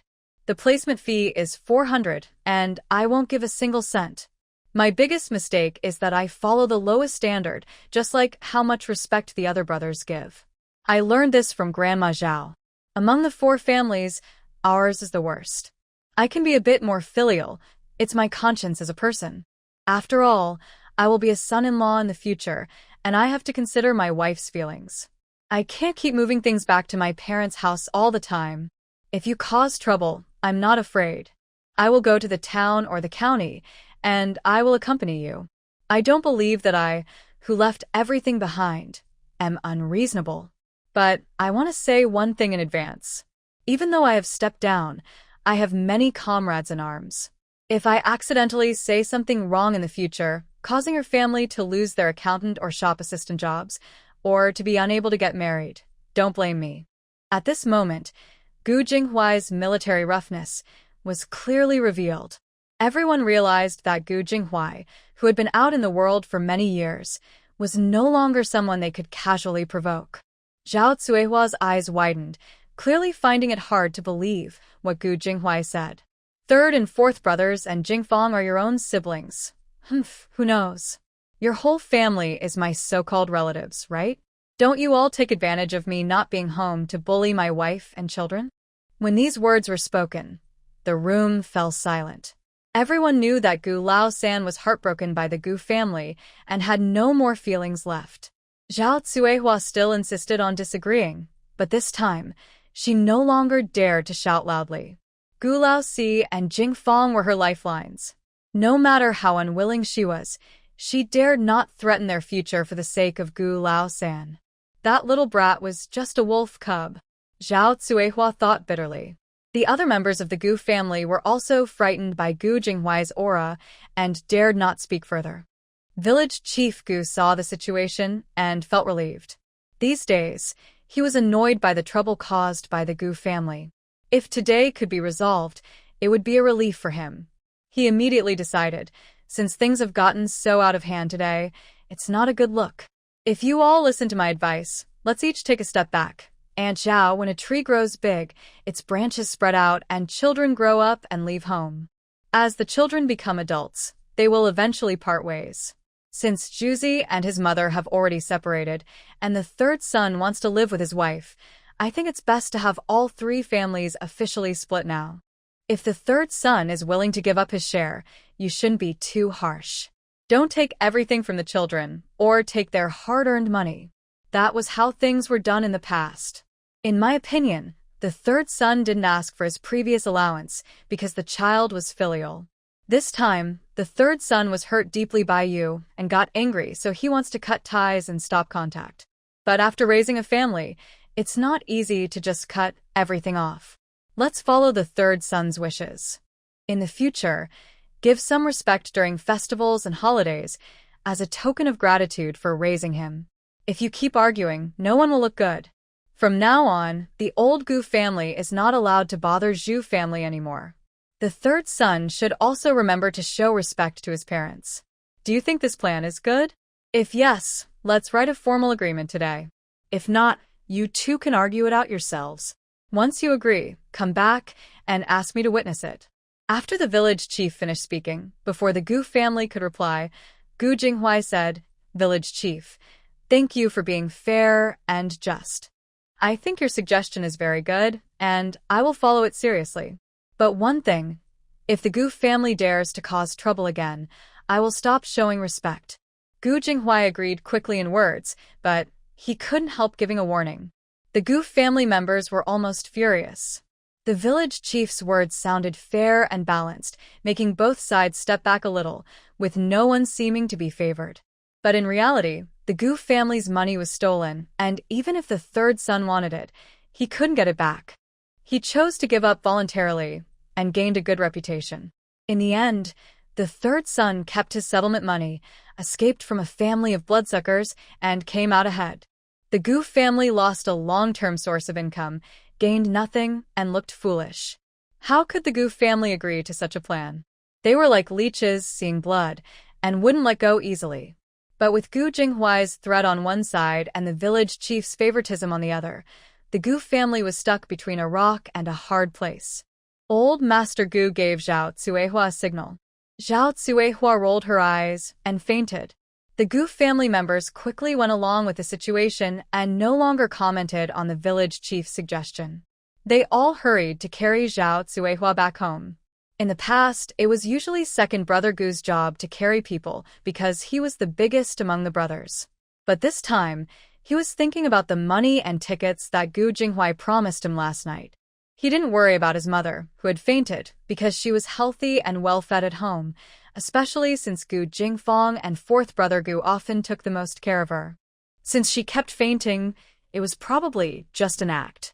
If Zhao Cuihua knew her own son thought this way about her, she might really faint from anger. Without second brother Gu's help, it would be up to big brother Gu to do the work. Anyway, if Zhao Cuihua woke up, she would definitely choose her own ride herself, not let her old son get tired. But sister-in-law Gu held onto big brother Gu's sleeve, stopping him from stepping forward. Confused, big brother Gu just stood there. Old Master Gu had just finished arguing with her and was still upset about his third son's dream of going to the army being shattered. So everyone at the scene saw a funny scene. Zhao Cuihua fainted, but she was still standing. Fourth brother Gu was busy helping her, while the Gu family members gathered around but didn't help. Zhu Zai looked through the window at Zhao Cuihua's performance and silently nodded in approval. Zhao Cuihua, in this golden age, you will finally get what you want. Fourth brother Gu hesitated for a long time, but with Gu Jingfang's help, he carried Zhao Cuihua away. Before leaving this green tea, man didn't forget to say something to Gu Jinghuai. Third brother, you made mom faint. Are you satisfied now? Gu Jinghuai, with his fiery temper, immediately gave a charming smile. Not satisfied. Don't think fainting means you can avoid signing the agreement. Even if I don't sign, it's useless. I take the village chief's words seriously. If you dare cause trouble again, I'll go back and smash a wall. Want to try? Seeing the fierce look in Gu Jinghuai's eyes, fourth brother Gu was so scared his heart trembled. He dared not provoke him anymore and quickly left the scene. Without any more entertainment, the onlookers slowly left. As they left, some people started discussing among themselves. Zhao Cuihua has been causing trouble every day. Who is she doing this for? She's fighting with her own son. What's her goal? Her goal, you ask? It's to save her youngest son's life. She's pushing her third son aside, leaving everything to old for Gu. It seems she's planning to live with her youngest son now. Even if she's planning to live with her youngest son, she shouldn't ruin her relationships with her other sons. Look, just now she fainted, and neither her eldest nor her second son helped. Only her youngest son took care of her. Is that what she wants? She wants her other sons to work hard for her youngest son.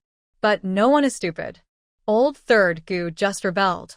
I think the days of old first Gu and old second Gu rebelling are not far off. Someone at her level of behavior has truly wasted their life. Everyone left, except village chief Gu, who stayed last. He patted Gu Jinghuai on the shoulder and advised, keep the settlement money you have. Whether you use it to build a house or save it for your children's future. Just think about your small family. Your wife is a good person, but she's been through a lot. Treat her well from now on. Young and energetic.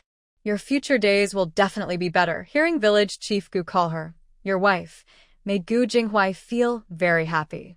Uncle village chief, don't worry. From now on, my wife and I will live happily. The Zhu family. Who is your wife? Just now, you didn't bother to argue, and now that everyone's gone, you still don't realize your own situation? Village chief, you came over and said to village chief Gu, old Gu, don't worry. From now on, as the son-in-law of our Yu family village, I will definitely take good care of him. Village chief Gu. Suddenly, it feels like a pig raised in our village is being taken away to be slaughtered and eaten in another village. The Zhu family, the one who should be aware isn't, and the one who shouldn't be aware is surprisingly aware. Yao looked complicated, thinking, such a good young man, how did he end up in that kind of family? The men from the Zhu family remained indifferent. Flattering him won't work. Gu Jinghuai finished his chores outside and went to the kitchen to find some large bowls. He filled a few with hot water and red sugar syrup, then carried them into the room for old Master Zhu and Yao. This was in Zhu Zai's kitchen, where she kept many supplies and didn't lock the cabinets. Otherwise, he wouldn't have had the chance to borrow something to give as a gift. He also found 4 teacups and a set of white porcelain cups from the kitchen cabinet, filled them with red sugar water, and distributed them to everyone in the house. Zhu Zai saw that he was being kind to her family and didn't stop him at first.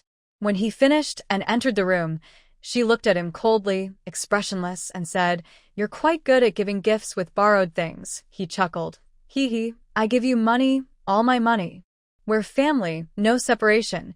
Gu Jinghuai rubbed the back of his head and tried to flatter Zhu Zai. But Zhu Zai was heartless and unaffected. "That's your money. I don't care about it. You're my wife. What's mine is yours. No, I have nothing to do with you. Yes, you are my wife. That makes us connected." The Zhu family members nearby. Why do I suddenly feel a bit choked? Suddenly, Airbao stepped forward, serious and proper, saying, "All right, Dad, Mom, stop arguing. Dad, listen to Mom. You're not related." Zhu Zai. Little Bao's words made sense. No more talking about it. Their calls of, "Dad," were clear and sweet, like honey sticks in June, full of gentle sweetness. Gu Jinghuai looked dazed, lost in a complicated happiness. The Zhu family looked complicated and speechless. This second child even called him Dad. If they divorced, it would probably be a lonely one. Zhu's sister-in-law thought to herself, this child still calls him Dad like his real father. It's only been a day. It seems the search for a husband for the little sister-in-law can stop for now. After all, a day's marriage can still have feelings. Having been married for so many years, the little sister-in-law must still have some lingering affection. Zhu's brothers thought, haha, just fooling the kid into calling you Dad, and you really think you're a father? If they treat their sister badly, it won't take long before they change their mind. Their sister is so kind, and their nephews will never lack a good father in the future. However, old Master Zhu and Mrs. Yao have very different ideas. Mrs. Yao is the typical mother-in-law who likes her son-in-law more and more. Plus, today Gu Jinghuai showed a very firm attitude towards the Gu family. Mrs. Yao's heart has already tilted, leaning toward the idea that this young couple should reconcile. Since old Master Zhu has started to let go, He really doesn't want his daughter to have any connection with the Gu family anymore. Gu Jinghuai performed very well today, which he liked. But what about the past few years? Did the old Gu family really make things difficult for his daughter? When they visited as in-laws, the old Gu family was very cunning and could act well. They always said his daughter was so thin because she was thinking about Gu Laosan. Zhu Zai didn't tell them the truth, so their family believed it. Could it be that the Gu family was also pretending in front of Gu Jinghuai? Does the husband really not know how hard his wife has suffered? He used to think she could endure it, so he let her bear it. Now, seeing his daughter run away and not want him anymore, he is anxious to show his loyalty. In his mind, late love is better left behind. Thinking this, old Master Zhu spoke to Gu Jinghuai. Jinghuai, you're a good boy, but you and Year are already divorced. As a son-in-law, you shouldn't say such things anymore. Not only does it harm Year's reputation, but it also affects your future marriage. In the future, if you come to see the children, our Zhu family won't stop you. But with Year, before old Master Zhu could say, it's better not to have contact, he was interrupted by a strong voice calling, Dad. Gu Jinghuai suddenly stood up and knelt down with a loud thud, facing Mrs. Yao and old Master Zhu. They sat on the edge of the kong, a traditional bed, while Zhu Zai sat inside. His kneeling seemed like he was also kneeling to Zhu Zai. A man's knees are precious. For ordinary villagers, kneeling is a very important act, especially for a tough man like Gu Jinghuai, who has fought for the country with courage and blood. This kneel shocked the Zhu family greatly. Old Master Zhu is not unreasonable. On the contrary, he is a very particular person. Gu Jinghuai knelt down, unable to speak a word. All his words were stuck in his throat. He looked awkwardly at Yao Shi and old Master Zhu. Dad, Mom, I'm sorry. I was foolish before and ignored their mother and the others. No matter how many words I say, I can't make up for my mistakes. But please give me a chance to make amends. I can't live without them. From now on, all my money will go to Year. Whatever Year asks me to do, I will do it. Even if it means digging up the Zhu family's ancestral grave, I will do it immediately. Zhu Zai. It's really rare to see such a filial son coming out only when the ancestral grave is involved. Old Master Zhu. There's really no need for that. Yao Shi. Seeing how much this child has been pushed to the limit, that old man, he doesn't think about his daughter at all. Thinking this, Yao Shi secretly reached out and gave old Master Zhu a sharp pinch on the back. Old Master Zhu winced in pain, but didn't dare to make too much noise. Zhu Zai. Mom, I saw that little move of yours. Old Master Zhu felt sorry for his daughter, but given the current situation, his heart was very complicated. If it weren't for Yao Shi, he might have been more firm. But since he's a wife's man, he was influenced. After being pinched, old Master Zhu's words became less firm. Sai, since you've shown sincerity, I won't make things harder for you. You young people can discuss and solve your problems yourselves. In the end, whether you separate or stay together, I won't interfere. But one thing, if you dare to bully or insult my daughter again, no matter how strong your connections are, I would rather risk my life than let you get away with it, and will fight for justice for my daughter. Exactly. If you make my sister suffer even a little more, we won't let you go. Yes, and us too. Zhu Zai's brothers and nephews also spoke loudly. A warm feeling slowly flowed into Zhu Zai's heart. Even though her future was uncertain, her family's firm support gave her the strength to move forward. The man kneeling on the ground answered firmly and unwaveringly. Year, I will love you well, just like I love my country and my life. Seeing you makes me feel sick. Maybe someone who looks strict and upright on the outside can quickly win people's hearts when they confess or make vows. The Zhu family members, seeing him like this, gradually lost their intention to trouble him. They all thought to themselves, I'll give you one chance. If you don't handle it well this time, you'll be asked to leave immediately. All the Zhu family members, led by Mrs. Yao, decided to leave, leaving the scene to the young couple. Before leaving, second sister-in-law secretly winked at Zhu Zai. Now it's just the two of you, husband and wife. Remember, couples argue at bedtime, but make up by morning. Take it easy. Third sister-in-law was more direct, seriously asking, do you want me to take the children away? Zhu Zai. Are they negotiating to take the children away? It seems reasonable on the surface, but with second sister-in-law's sneaky expression, Zhu Zai felt like third sister-in-law was scheming. Some people look serious on the outside, but are already scheming inside. Zhu Zai was also speechless. After everyone left, Gu Jinghuai still knelt on the ground.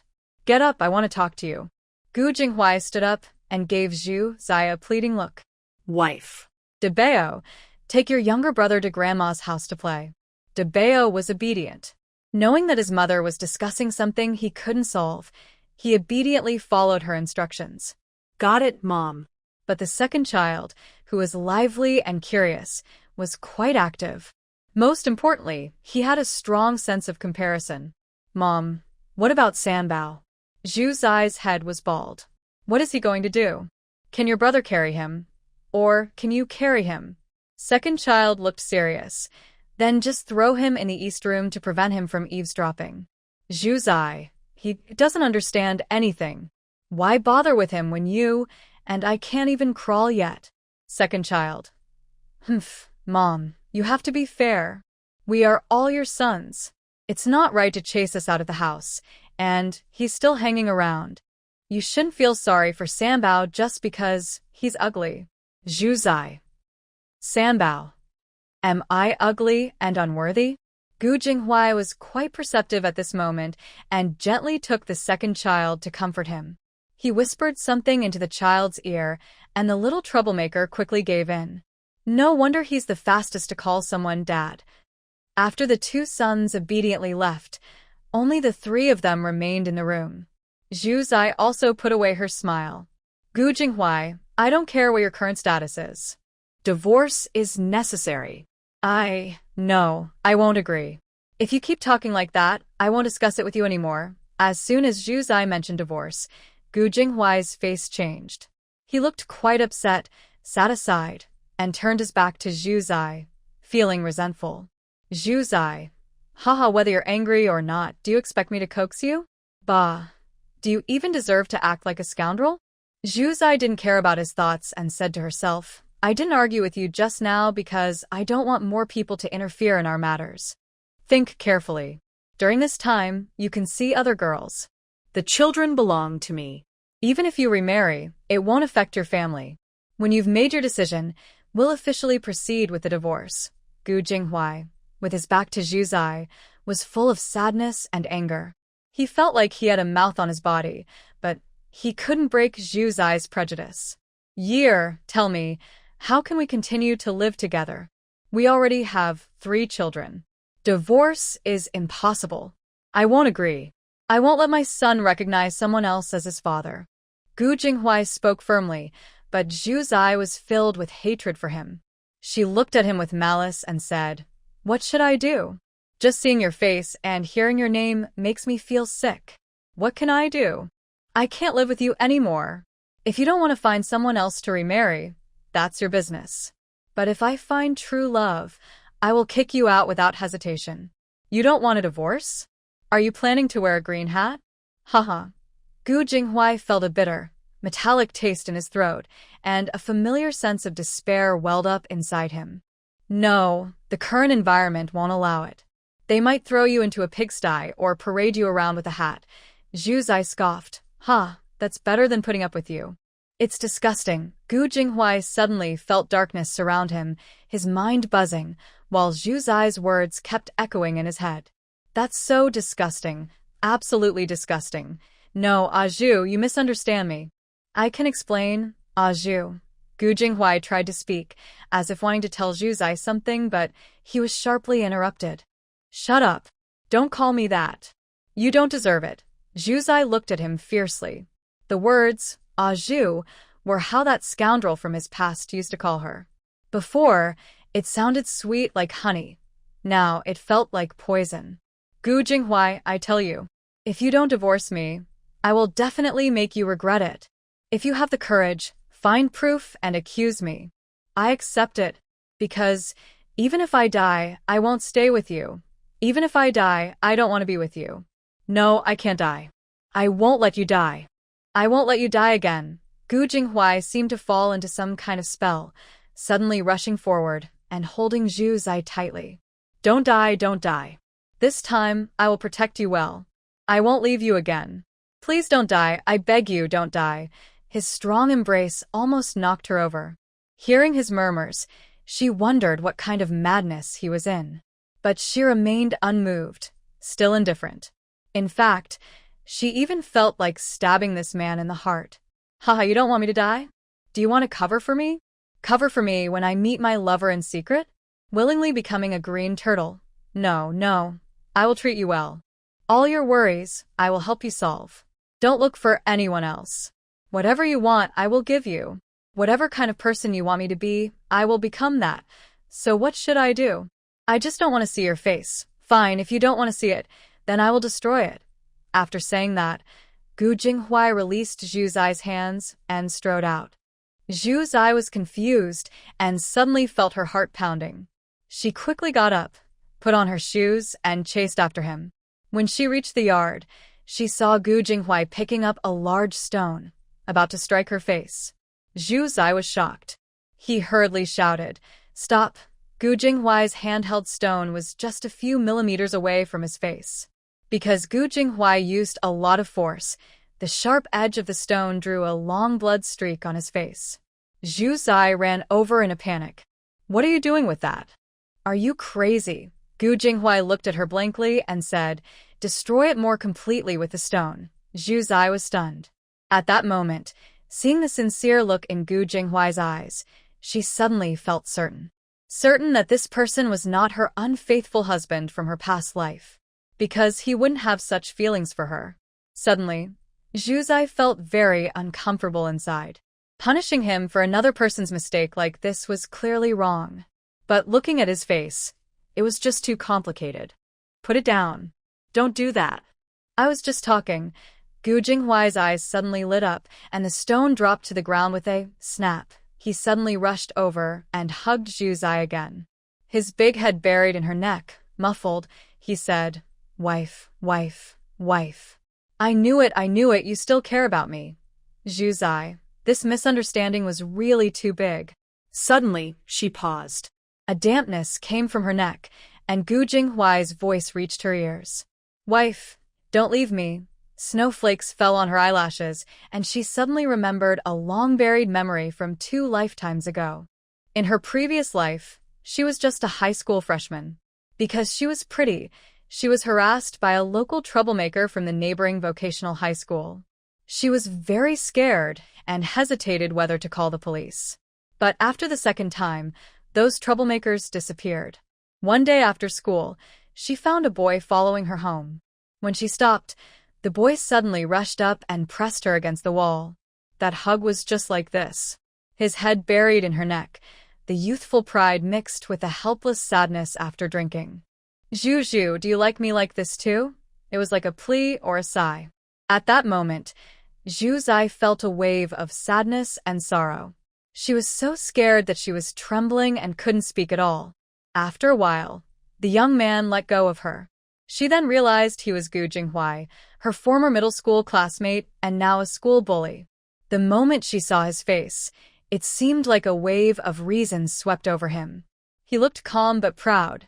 "Sorry, I mistook you for someone else." Only then did Zhu Zai feel her fear begin to fade. She forgot how she got home after that.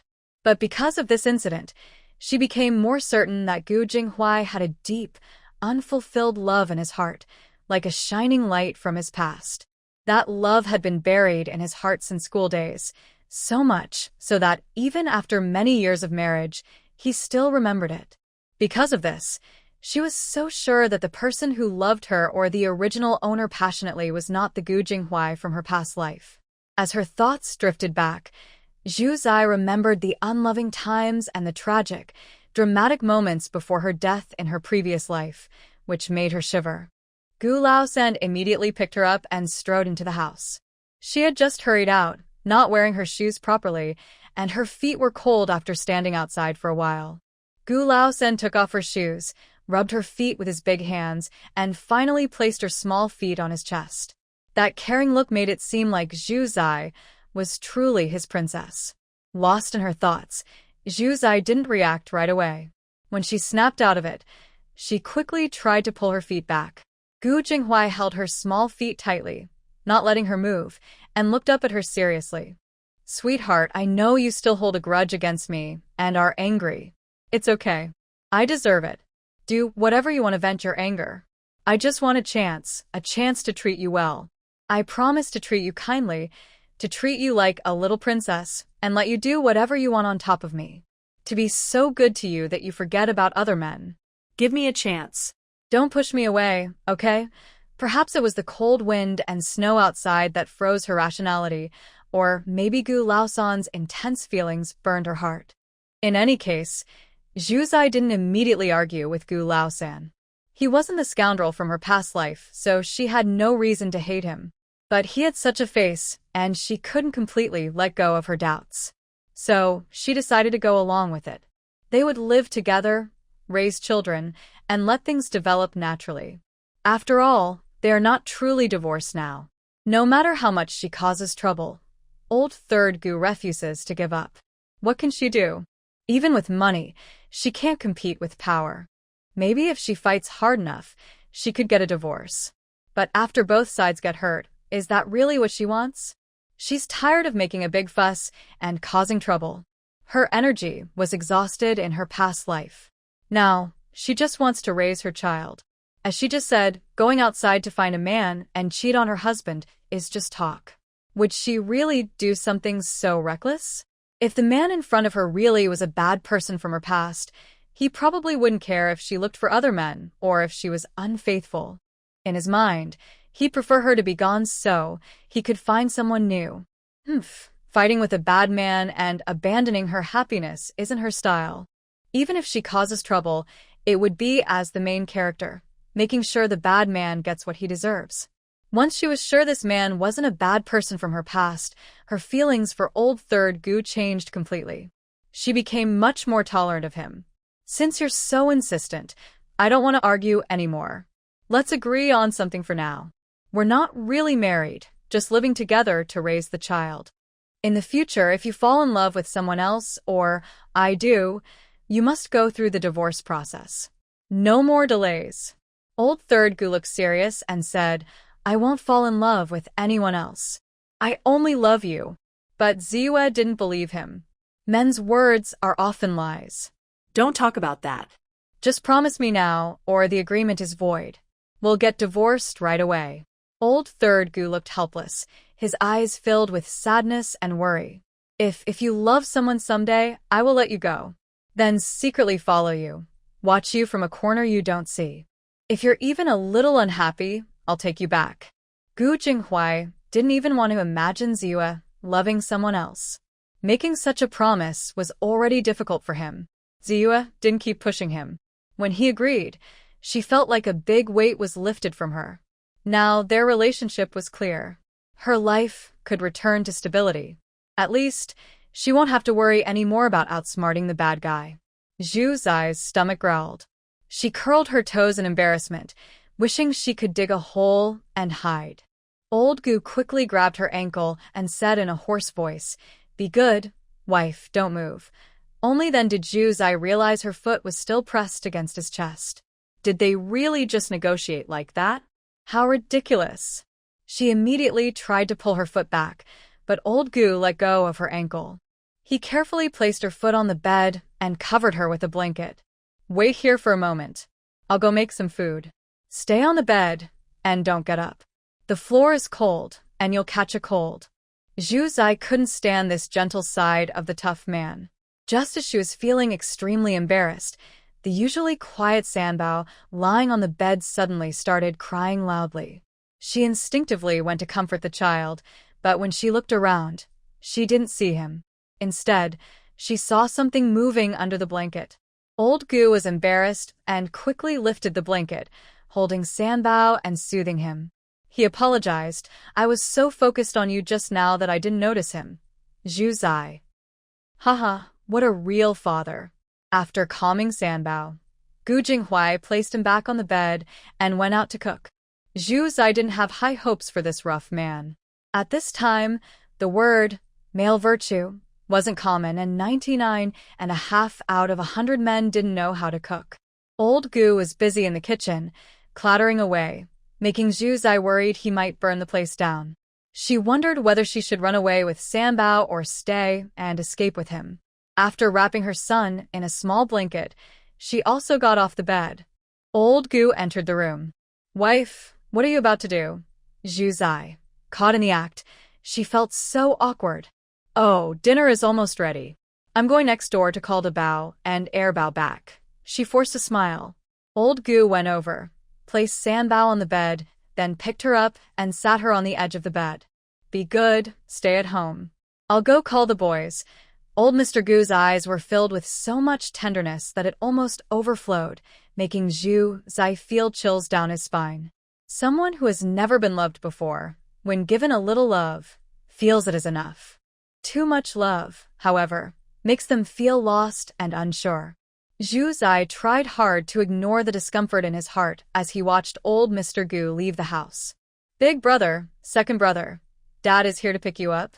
Big brother didn't say anything, but second brother looked up and smiled happily. "Dad, have you talked with Mom? If you and Mom get divorced, who will I and my brother stay with?" Jinghuai's eyes widened. "Get a divorce? No way. Your mom and I are not getting divorced," second brother pouted. "Humph, if you don't want a divorce, then fine. But if they did divorce, his dad might try to take the children, and he would have to worry about that. After all, he was so adorable, it was natural for his parents to fight over him." Sigh, second brother sighed inwardly. At this moment, he couldn't help but envy the third brother, who looked very safe and secure. With his own worries, he probably would never understand. Third brother. Jinghuai greeted Grandma Yu, and then took his two sons away. Back home, he also brought a big bowl of dumplings and vegetables to the neighbor. Grandma Yu thought Zhu Zai had sent him, so she didn't refuse. As days went by, Zhu Zai had been delivering meals diligently, and she knew they weren't short of food. This old body of hers, living well and seeing her children a few more days, making a few more pairs of shoes and clothes for them. That was enough. The man returned with a bowl, and Zhu Zai suddenly had a bad premonition. "Did you go deliver food to the neighbor, Grandma Yu?" Jinghuai looked quite natural. "Yes." Zhu Zai. "You still say yes? Are you so confident in your cooking skills?" Grandma Yu was quite old, and she had lived to this age with difficulty. Surely, she wouldn't be taken away by just a bowl of food, right? With a nervous heart, Zhu Zai went to the dining table. He prepared 4 dishes: cabbage stewed with tofu, stir-fried pork with black fungus, scrambled eggs, and pickled vegetable stew with vermicelli. All simple home-cooked dishes, plus a big plate of dumplings. The dumplings were made by Zhu Zai yesterday. Judging by the amount, the man must have cooked all of them. Since the meal was served, Gu Jinghuai kept helping Zhu Zai with the dishes. The second son watched eagerly, thinking that after his father finished helping, it would be his turn. But unexpectedly, his father started another round. The second son, "Father, I can't use my chopsticks well, so you don't need to help me. But when you help Mom, you only pick the wrong dishes. Haven't you noticed that Mom is like this now?" He spoke with his 2 small eyebrows furrowed into a V shape, trying to create a perfect image of his mother. Gu Jinghuai. At this moment, he had no other thoughts, just a strong itch to do something. Zhu Zai, ignoring her somewhat spoiled second son, took a tentative bite of the dish made by Gu Laosan. Surprisingly, it was very tasty. But there was a familiar flavor in the dish. Before she could savor it carefully, the feeling of familiarity quickly disappeared. Maybe all good cooks share similar tastes. Not bad.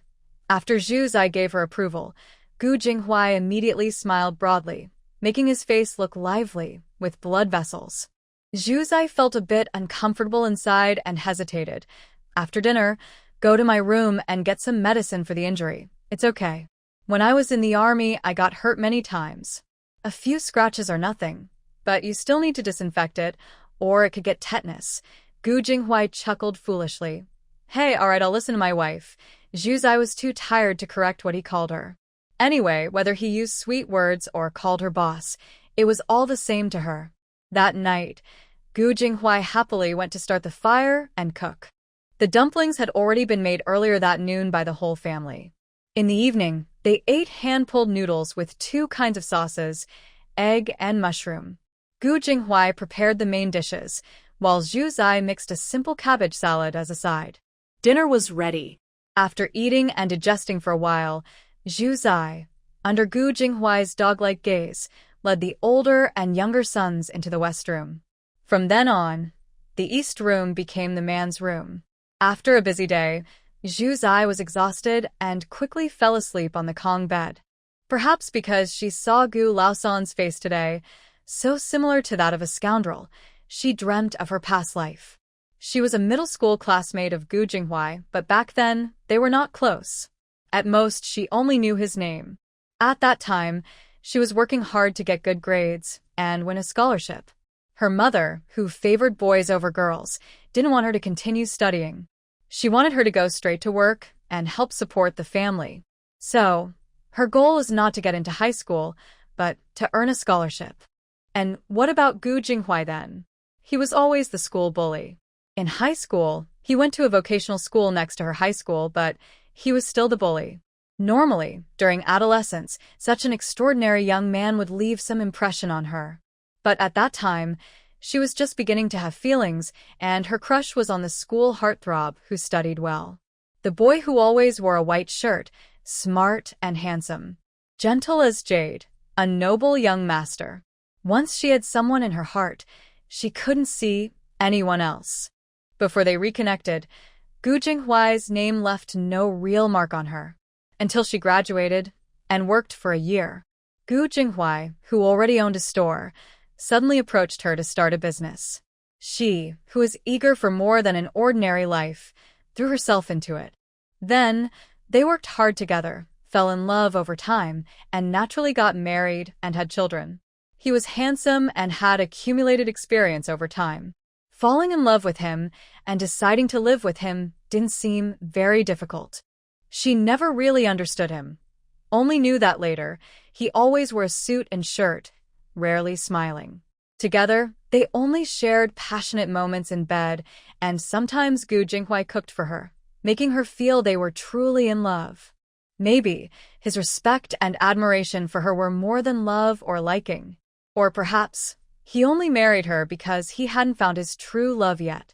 After all, in his memories of love, the only thing he said during his proposal was to Zhu Zai, "Other women have what you will have too." A sweet phrase. But in the end, even that became a mockery. Because, indeed, other women, when their husbands became wealthy, had mistresses and illegitimate children. She didn't miss out on that. Looking at it this way, this scoundrel really kept his word. After searching through memories of his past life, Zhu Zai couldn't find any proof that Gu Jinghui loved her. She knew she was dreaming, but she couldn't wake up from the deep sadness she felt. She thought, forget it, I'll just indulge in this feeling for one night. When she woke up, she completely let go of this man. Even if she saw the same face again, she wouldn't hold on to the past anymore. Some people have different dreams while sharing the same bed, and others dream of the same things from afar. That night, not only did Zhu Zai dream of her past life, but Gu Jinghui, lying in the east room, also dreamed of his past life. He had never known who his father was and had only lived with his mother. Their small family was either extremely kind or very harsh to each other. He was lucky to have the harsh side. Back then, he didn't understand that the worse his mother treated him, the more he gave up on himself. He often wanted to cause trouble to get her attention, hoping she would care enough to check on him. Looking back now, he realized how foolish he was then. She wasn't his real mother, so of course, she was happier when he was more rebellious. But as a young boy, he just couldn't understand that. His dark, rebellious days felt like sinking into a muddy swamp, pulling him deeper into despair. Yet, during those dark days, he found himself still attached to the world. That girl, just like him, came from a messy family. But she chose a different way to fight back. He didn't know when he started paying attention to her. At first, he watched her to see when she would fall into despair.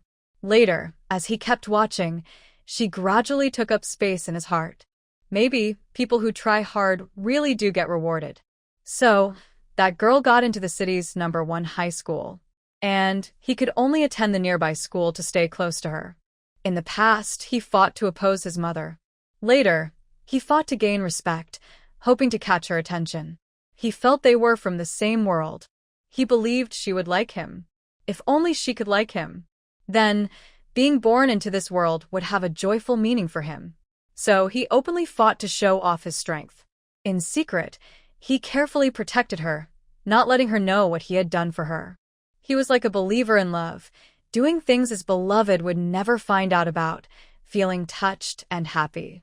Until one day, he found out from someone else who the girl liked. He felt like his world was falling apart.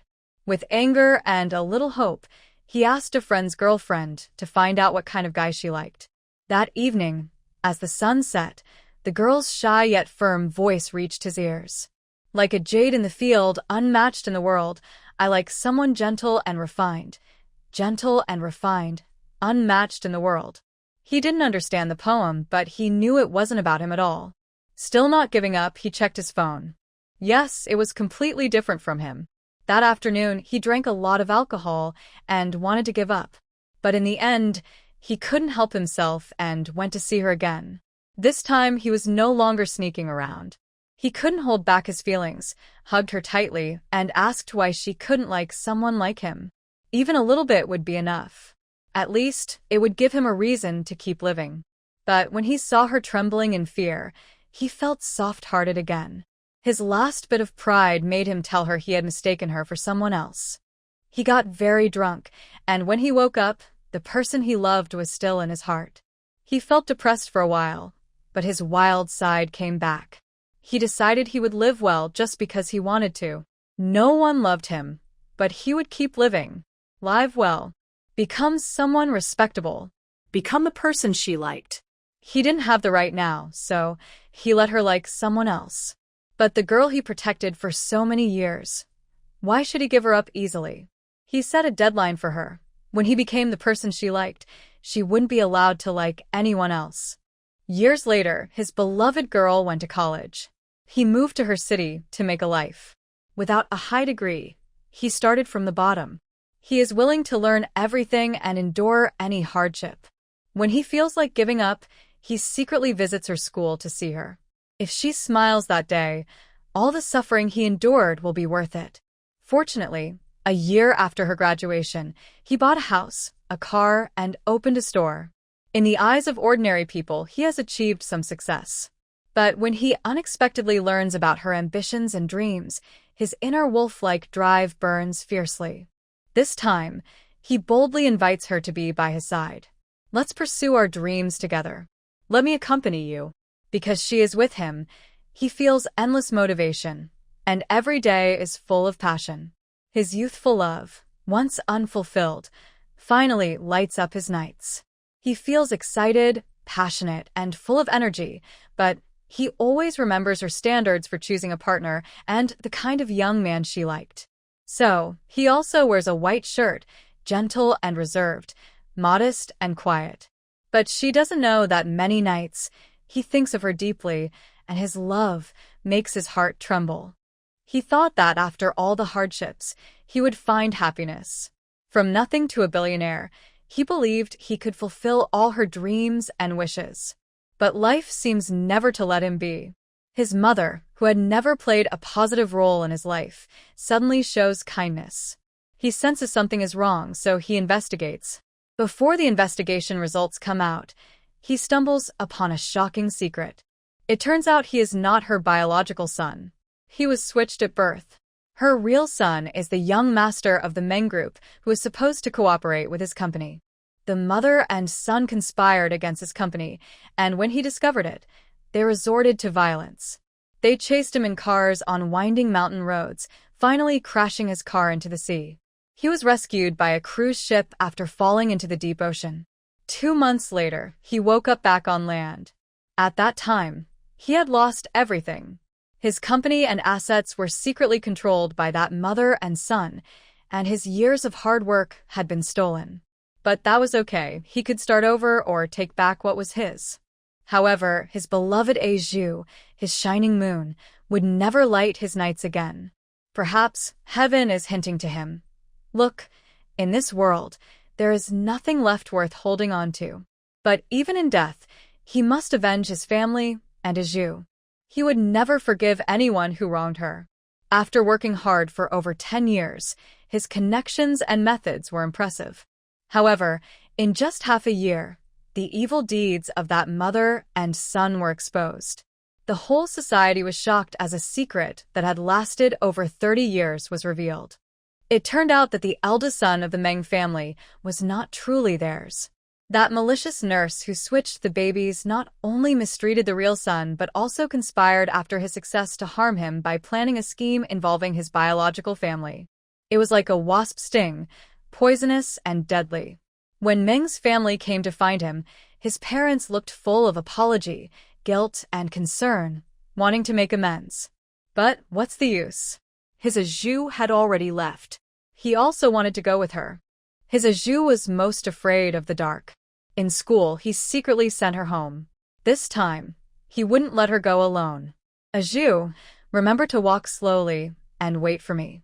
That mother and son were sentenced, but the next day, he used his connections to get them out and personally dealt with them. Of course, there was also the so-called mistress and the illegitimate child. Haha. That mistress was the lover of the poisonous woman's own son, and the illegitimate child was naturally her grandson, related by blood. It was hateful. At that time, his Aizhu didn't know. Getting a DNA test only sped up her heartbreak. Greed is like a snake swallowing an elephant. None of these people were innocent. His Aizhu was gone, so why should they stay? After finishing the last thing, Gu Jinghuai held the ashes of Zhu Zai and returned to their villa, then set himself on fire. The light shone through the night window, illuminating his fiery body.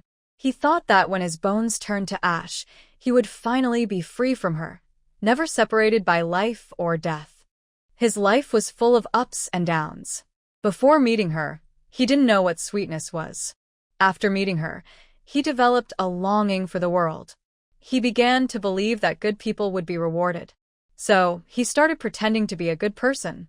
But perhaps, deep down, he was always a bad person, and the evil he had done would someday be paid back. God saw through his disguise and added poison to his sweet. In this life, he suffered most twice. Once, he knew that the girl he loved liked someone very different from him. Once, she went to heaven first. The first time, he cried from pain. The second time, he felt numb. From the moment he learned that his beloved Aizhu had passed away until he burned her ashes himself, he did not shed a single tear. It wasn't until he opened his eyes again and saw sunlight filtering through the leaves and the stream flowing over stones that he realized he was alive again. He was filled with tears. This world finally kept him here. He felt both happiness and fear.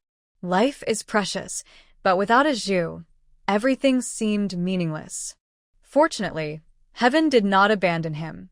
His mind remembered his body, and the familiar face of his wife finally made his heart beat again. He was not forgotten by heaven. This time, he must protect her well. Meanwhile, at the Zhu family, the Gu family members who had been defeated that day couldn't sleep peacefully. Zhao Cuihua pretended to faint and slip away, but the people watching nearby were very dedicated. They even divided tasks to get a whole watermelon. One watched the Zhu family's main story, while the other tracked the Gu family's side story. Afterward, they shared what they found to piece together the full story. Thanks to these enthusiastic followers, Gu Laozi was in trouble. He had been spoiled by his mother since he was young, and was somewhat educated among the rough people of the Gu family. As he grew older and had an excuse to study, Zhao Cuihua was even more reluctant to let him work hard. It's no exaggeration to say that today, carrying Zhao Cuihua on his back was the hardest physical task he had ever done. Zhao Cuihua looked small and thin, but she was actually quite fleshy.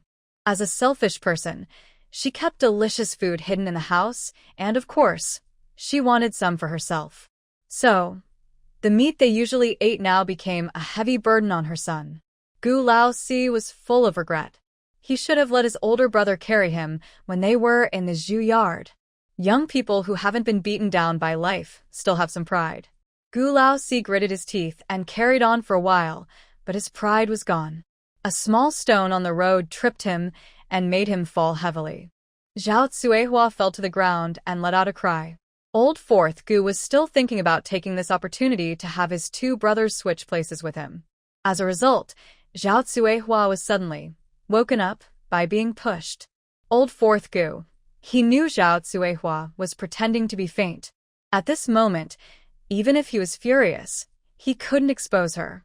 But Zhao Cuihua was awake now, and it was really frustrating. Zhao Cuihua was crying out, "Oh no, and oh no," scolding her daughter-in-law, but in the end, it was the daughter-in-law who helped her back inside. At home, Zhao Cuihua chased everyone else away, leaving her husband and son to hold a family meeting. What should we do now? Third brother came back and is actually siding with that terrible woman. I'm so disappointed. Gu Jingfang pouted. She was really tired of the ups and downs of these days. The loyal followers who used to follow her around now turned to care for Yafeng's bad feet, and they didn't pay much attention to her anymore. The other few friends had conflicts with girls from other families, so they couldn't really get along. It was just these few people, and the situation that once centered around her had changed now. If it weren't for her family's job and her fourth brother's support, she would be in an even worse situation. She had never hoped so much for news from her third brother. If he didn't come back, just hearing some news would be good. But unexpectedly, he came back and then left again. The money didn't reach her family's hands, only adding to the embarrassment. It would have been better if he just stayed away. Gu Jingfang was almost crying with worry. After losing the support of old third Gu, losing the girls who fawned over him was a small matter. The most important thing was her own family. Could she still marry into the city and become a city wife? Gu Jingfang was no longer sure. Zhao Cuihua looked at her flustered daughter, then at old Master Gu, who had been gloomy ever since he learned about old third Gu's discharge, and finally at her serious, frowning sons. She sneered sarcastically, "Don't worry. Right now, those two ungrateful people are feeling proud. Let them be arrogant for a while. Humph, I still have tricks up my sleeve." Second Gu's eyes rolled, and he smiled cheekily. "Mother, what tricks do you still have? Tell us." "Go away, you're everywhere. When old fourth Gu was backing me up just now, why didn't you help? You have tired your fourth younger brother so much that his legs are still trembling." Old fourth Gu's face darkened. If he wasn't so sure that his mother favored him the most, he wouldn't know whether Zhao Cuihua was feeling sorry for him or mocking him right now. A young man carrying an elderly woman had walked less than half a mile when he fell, and he's still trembling now. What kind of proud thing is this? Sure enough, old second Gu sneered and said, "Fourth brother has been living comfortably all these years. Carrying your own mother, and you still can't stand steadily? From now on, you need to work on the fields. Look at me and big brother, we're so steady." Zhao Cuihua spat at him and said unwillingly, "Shut up. Your fourth brother makes his living with a pen. How can he do physical work? Today, I keep you two brothers here to teach you a lesson. I tell you, don't think I can't control you just because my money was stolen. If you dare to bully your fourth brother again, wait and see how I deal with you when we split the family. Later, when they go back to the house, she will also scold their wives. Don't let your hearts grow too big, or even I, your mother-in-law, will dare to look down on you." Sometimes Zhao Cuihua is a little clever, but sometimes she's really not very sharp. Old big brother Gu and old second Gu are no longer children. How could their words have any real power to scare them? She was just provoking their rebelliousness and dissatisfaction. Sure enough, after hearing this, old big brother Gu became more silent, and old second Gu's playful smile disappeared. The two brothers thought to themselves, "Haha, no wonder they called us brothers this time. It turns out it was just to teach us a lesson." Old fourth Gu also thought Zhao Cuihua was acting strangely, but after being mocked by old second Gu, he felt that a little scolding was good, so he kept quiet. He didn't know that his silence today would lead others to ignore him tomorrow. Now, after Zhao Cuihua finished scolding old big and old second, She let them go. When they had all left, old fourth Gu finally asked his mother, "Mother, what should we do now? If we cause trouble again, third brother will use connections to mess with my job. I can't lose my job, but that money third brother brought back." He didn't finish his sentence, but his meaning was clear. They didn't want to give up that money. It's said that a person shouldn't be too greedy. This money clearly isn't yours to keep, yet it caught your eyes so easily. But no one in the Gu family thought it was wrong. Maybe greed runs in the family. Old Master Gu sighed and lowered his head. "Sai, we raised him well, and even sent him to join the army. Now he's successful, but he wants to cut ties with us. Sai, children grow up and don't listen to their parents. Let him take the last settlement fee. It's the only way to keep some dignity." With old Master Gu's support, Zhao Cuihua felt even more proud. That little brat really thinks that because he knew some people during his army years, no one can control him now? Humph. Fourth brother, go get a pen. I'll read, you write, and send a letter to your aunt. Fourth brother Gu was a bit excited. "Mom, is that my aunt who works as a nurse in Beijing?" Zhao Cuihua looked proud. "Yes, that's her." Fourth brother Gu's eyes lit up. "Mom, you're clever. I'll go get paper and a pen right now." Gu Jingfang rolled her eyes and asked, "Mom, is my aunt close to our family? I feel like I've never seen her since I can remember. Could you write to her and ask her to visit us? Or maybe I can go there too. I've never been to Beijing." Zhao Cuihua looked lost in thought, as if recalling something. Mom, tell me quickly." Zhao Cuihua snapped back to reality. "Haha, don't you already know what I think? First, let fourth brother write the letter and see what she replies. If she can come, it would be even better if you find a partner there." Gu Jingfang looked shy, and old Master Gu relaxed his posture upon hearing this. Without a son to carry on the family name, he could only rely on his daughter now. While one family was planning their bright future, in the rooms of the main and second houses, a small family meeting was underway. Big sister Gu handed her little sister to the eldest daughter to take outside, then pulled big brother Gu over for a talk. "Brother Jiang, what did mother say to you?" Big brother Gu was silent for a moment and repeated Zhao Cuihua's words.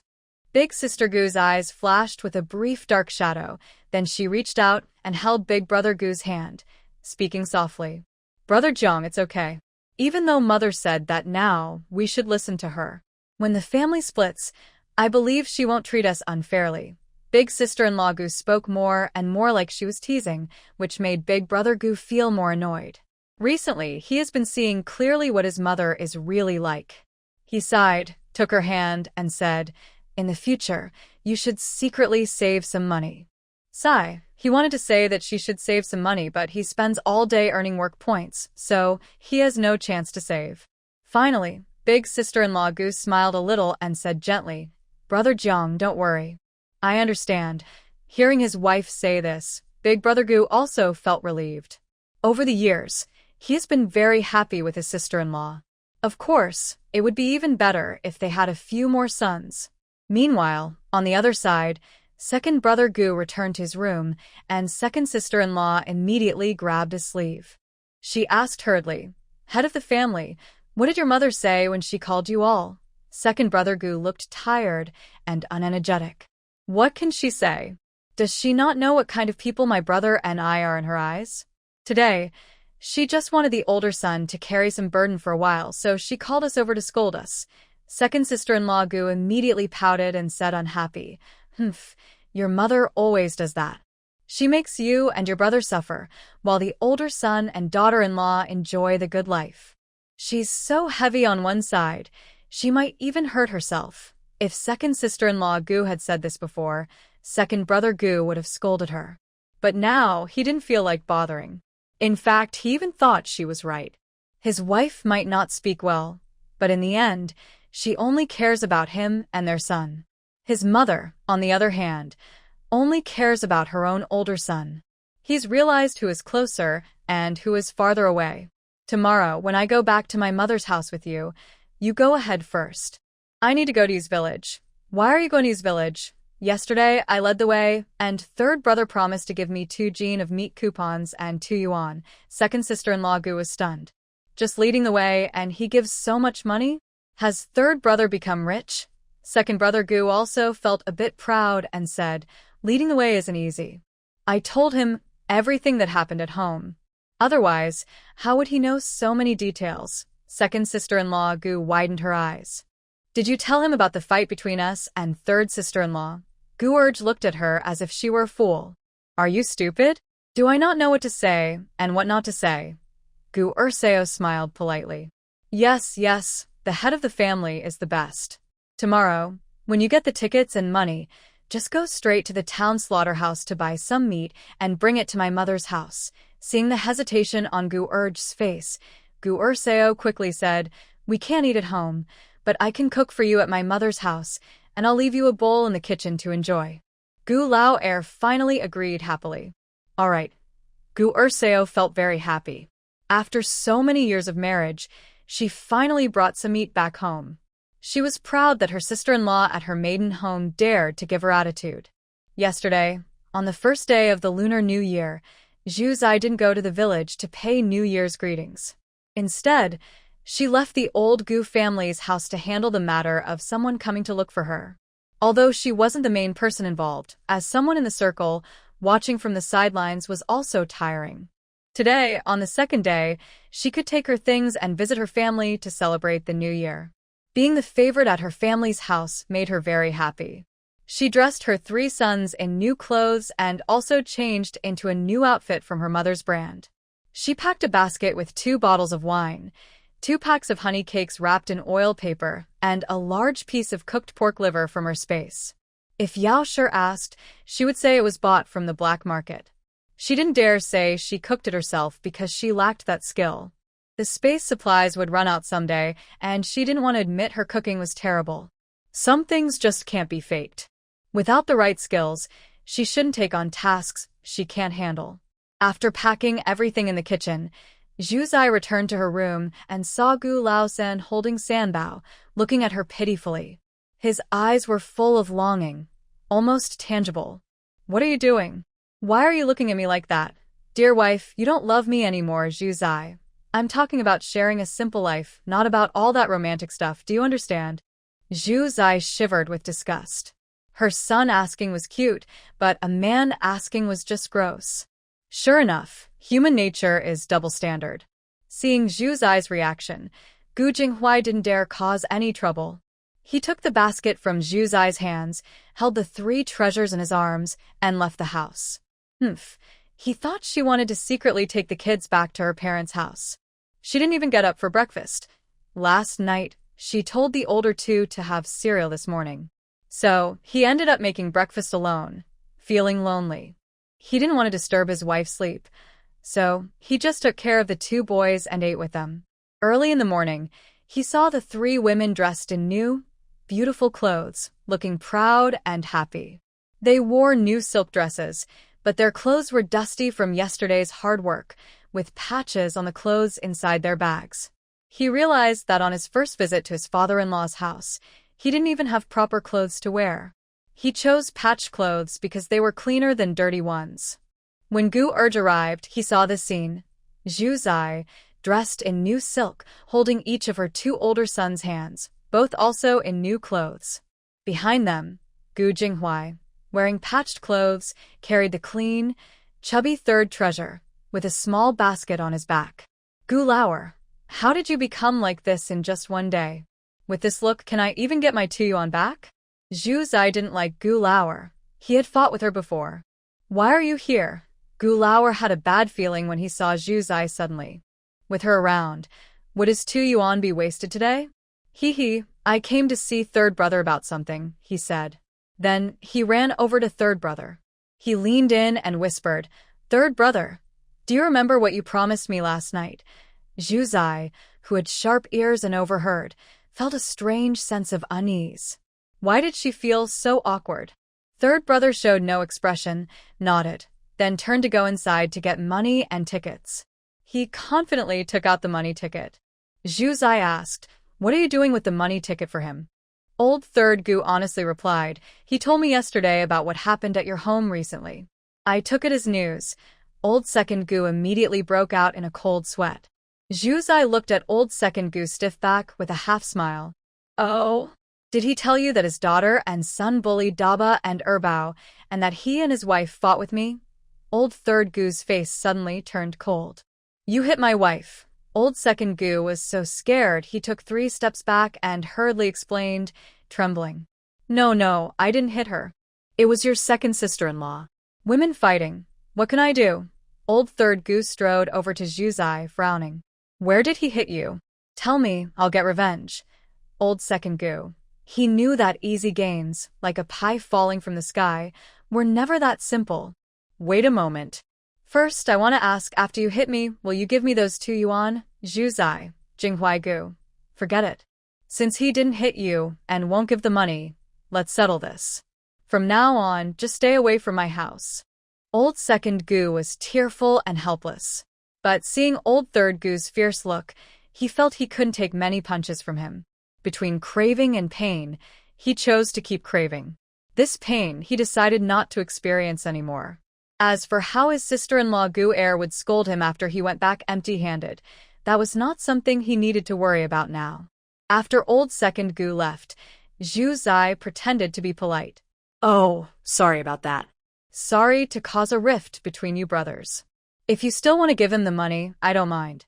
Though she said this, her mind was thinking, if he really dared to give it, she would kick him out.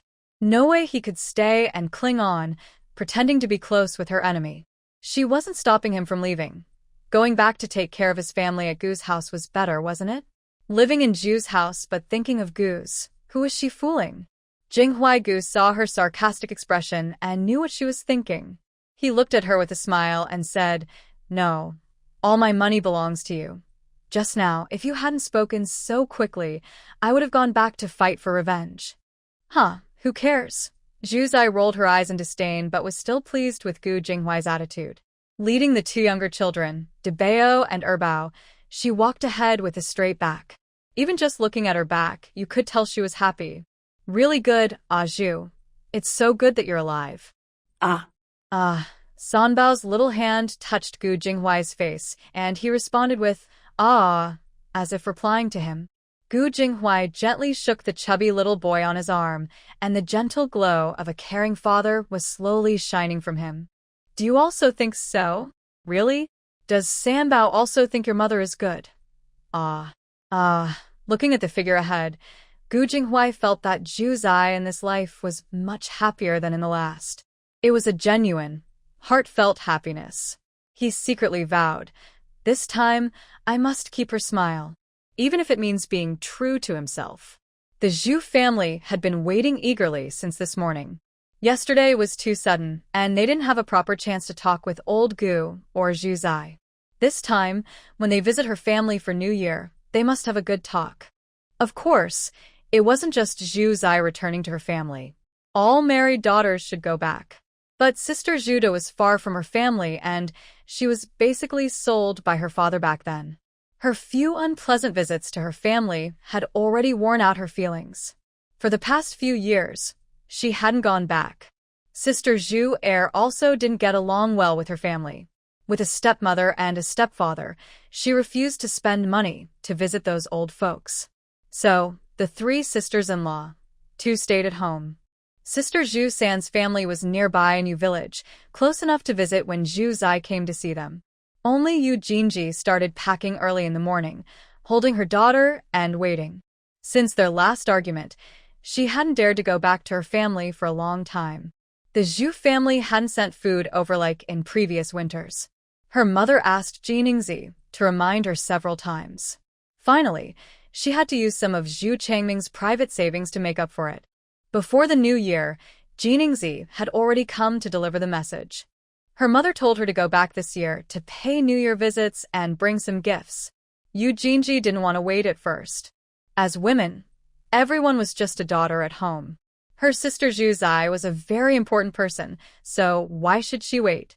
But suddenly, she heard Zhu Changzhong and Zhu Zhenjin excitedly talking about waiting for their little aunt to come because there would be delicious food.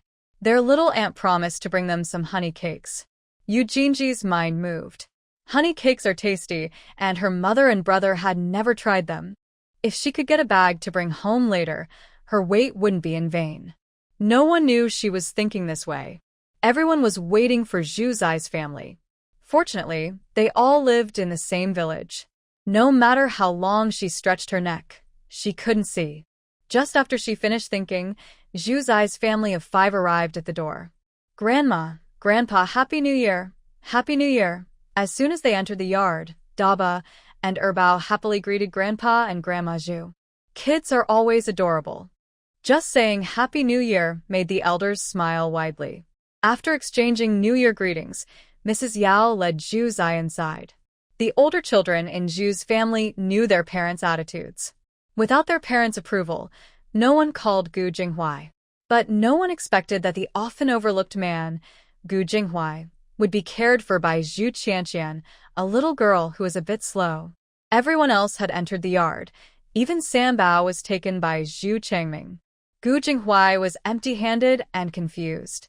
Suddenly, Zhu Qianqian looked up slowly and said, "Little uncle, Happy New Year." Gu Jinghuai was caught off guard. Oh, where did this little angel come from? He quickly stepped forward and picked her up happily. "Happy New Year. Here, take this." Little uncle gives you a red envelope. Before Zhu Qianqian could react, a 1 yuan bill was placed in her hand. Zhu Sansa, a step behind, saw this and quickly said, "Qianqian, give that back to your little uncle.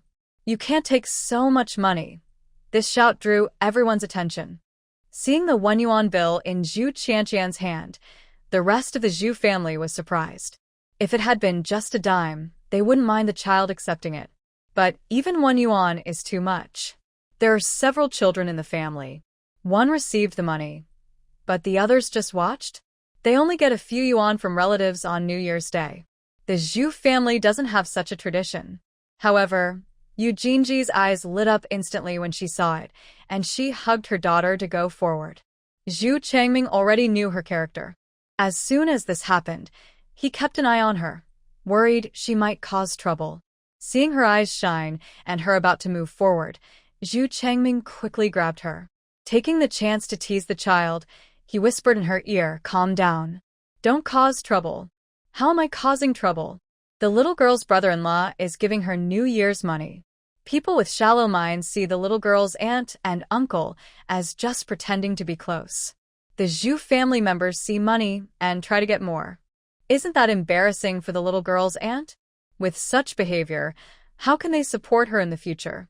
Yu Jinji didn't understand Zhu Changming's thoughts. She only cared about the money. When Zhu Changming stopped her, she lost her money and felt very angry.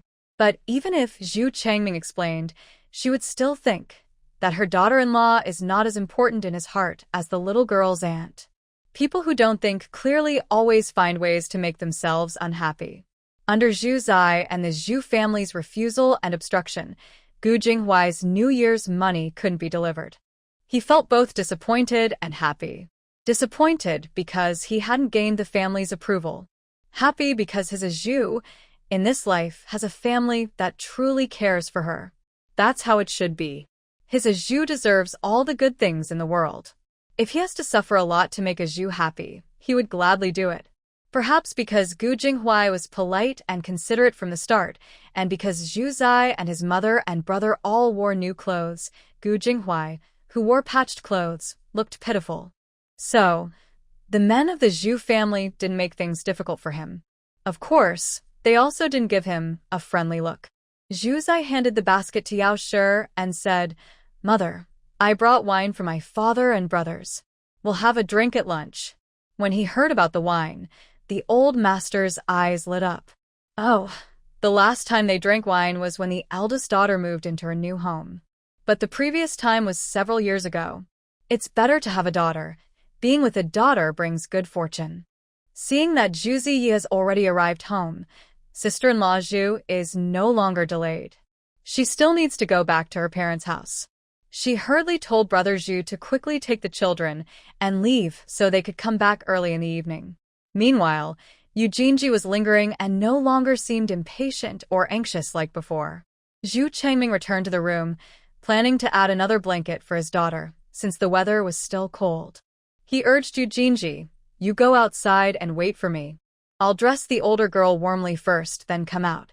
Seeing that Yu Jinji didn't move, Zhu Changming thought she was afraid of the cold. Since she was staying longer, he didn't push her further. After he finished dressing the girl and carried her out, Yu Jinji still hadn't moved. Why aren't you leaving yet? Come on, follow us. Yu Jinji pouted and said, You're just going to leave like that? Zhu Changming was confused. The girl was packed with her, and she was told to bring 2 pounds of millet and 5 eggs. If she didn't go, what was the point? Seeing Zhu Changming's puzzled expression, Yu Jinji got angry. Your little aunt brought back so many good things.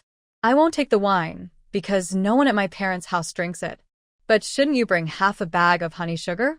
Last time you ate at our place, you didn't send any to my family. Now you're not thinking about us at all. Do you even care about my family? Zhu Changming looked at her in disbelief, feeling as if the difference between him and Yu Jinji was greater than the difference between him and the pigs he raised. I've noticed you always stare at your little aunt. The things she brought back are to show respect to the grandparents. What does that have to do with you? Aren't I your family too? What's wrong with bringing some good things from my parents' house? She started this endless cycle again, and Zhu Changming was truly exhausted.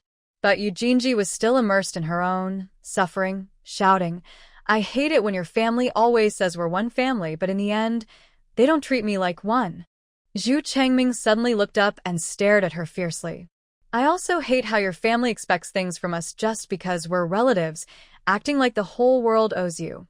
Yu Jinji was stunned. Zhu Changming, what are you saying? Don't forget how I married you. If you hadn't ruined my reputation, would I have married into your family?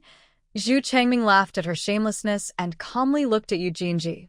Out of the two of us, one has definitely forgotten how we got married. You and your mother know the real story. I won't say more, but for the sake of our daughter, I'll give you some face. However, my patience is not an excuse for you to push your luck. Now, I ask you one last time, are you leaving or not? If you're not leaving, then don't come back to your mother's house.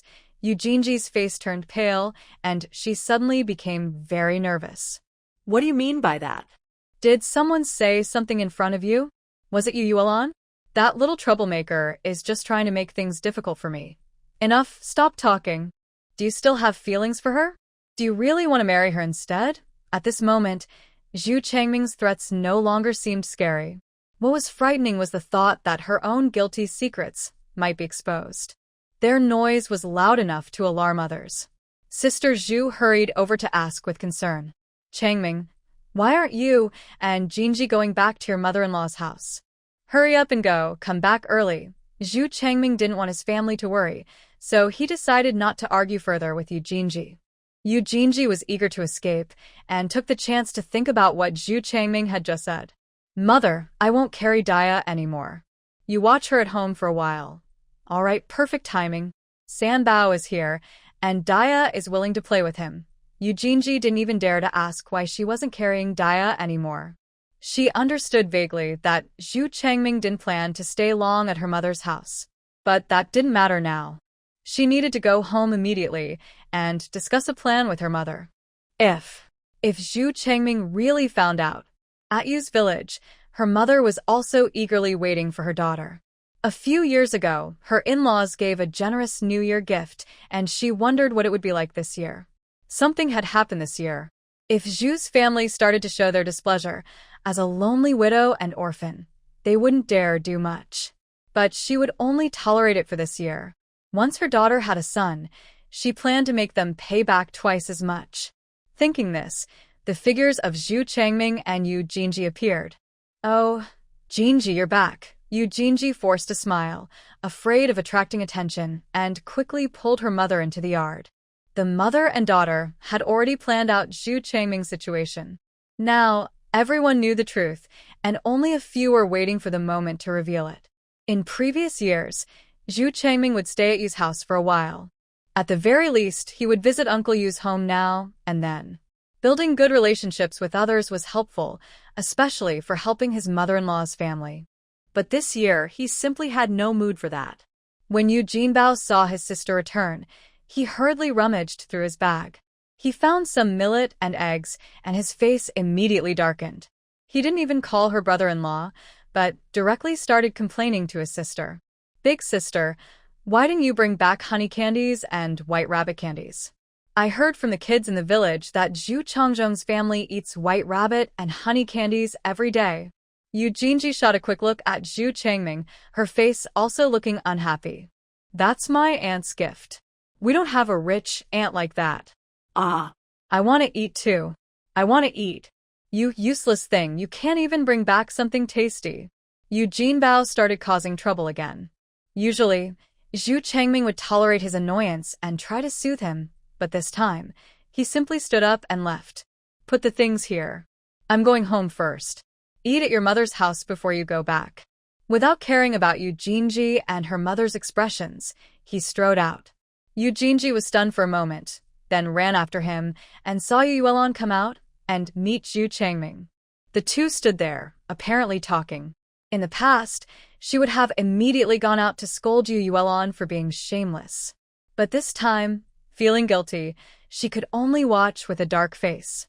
Until Zhu Changming left, Yu Yuelon also noticed her. The two women exchanged a glance from afar, and sparks seemed to fly in the air without any words spoken. Mother, Changming might know about our scheme against him, Yu Jinji said nervously. Yu's mother was surprised and blurted out, hasn't he known for a long time? What? How does he know? Yu Jinji was shocked. She hadn't noticed at all. Yu's mother's eyes flickered. She had thought Zhu Changming had already confronted her daughter, and since he hadn't caused trouble, it meant he had accepted it. But now, she realized he hadn't told Yu Jinji anything. She hesitated, unsure whether to speak, but Yu Jinji's frantic questioning pushed her to the edge.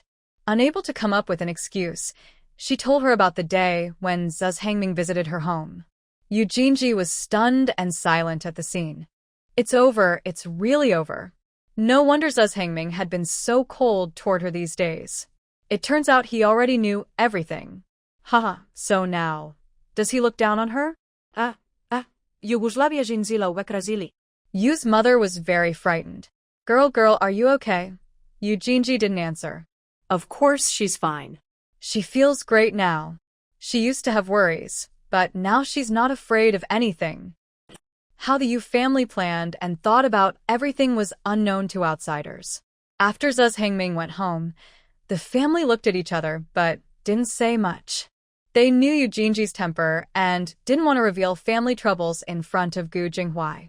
The family decided to act as if nothing had happened and do what they normally did. Even if Gu Jinghuai noticed something, he would pretend not to see. The good things in life depend on both sides working together. In winter, there aren't many fresh vegetables, mainly cabbage, radishes, and potatoes. Because Zhu Zai had returned, Yao's family added meat to the stew. To Zhu Zai, this might seem like simple home cooking. But at this time, it was a feast for guests. Remember, in winter, people don't go out to work for extra food. Most families have only 2 meals a day. Zhu's family usually ate coarse rice porridge with mixed grains, with a piece of salted vegetable. During these 2 days of the new year, they saw some meat and fish.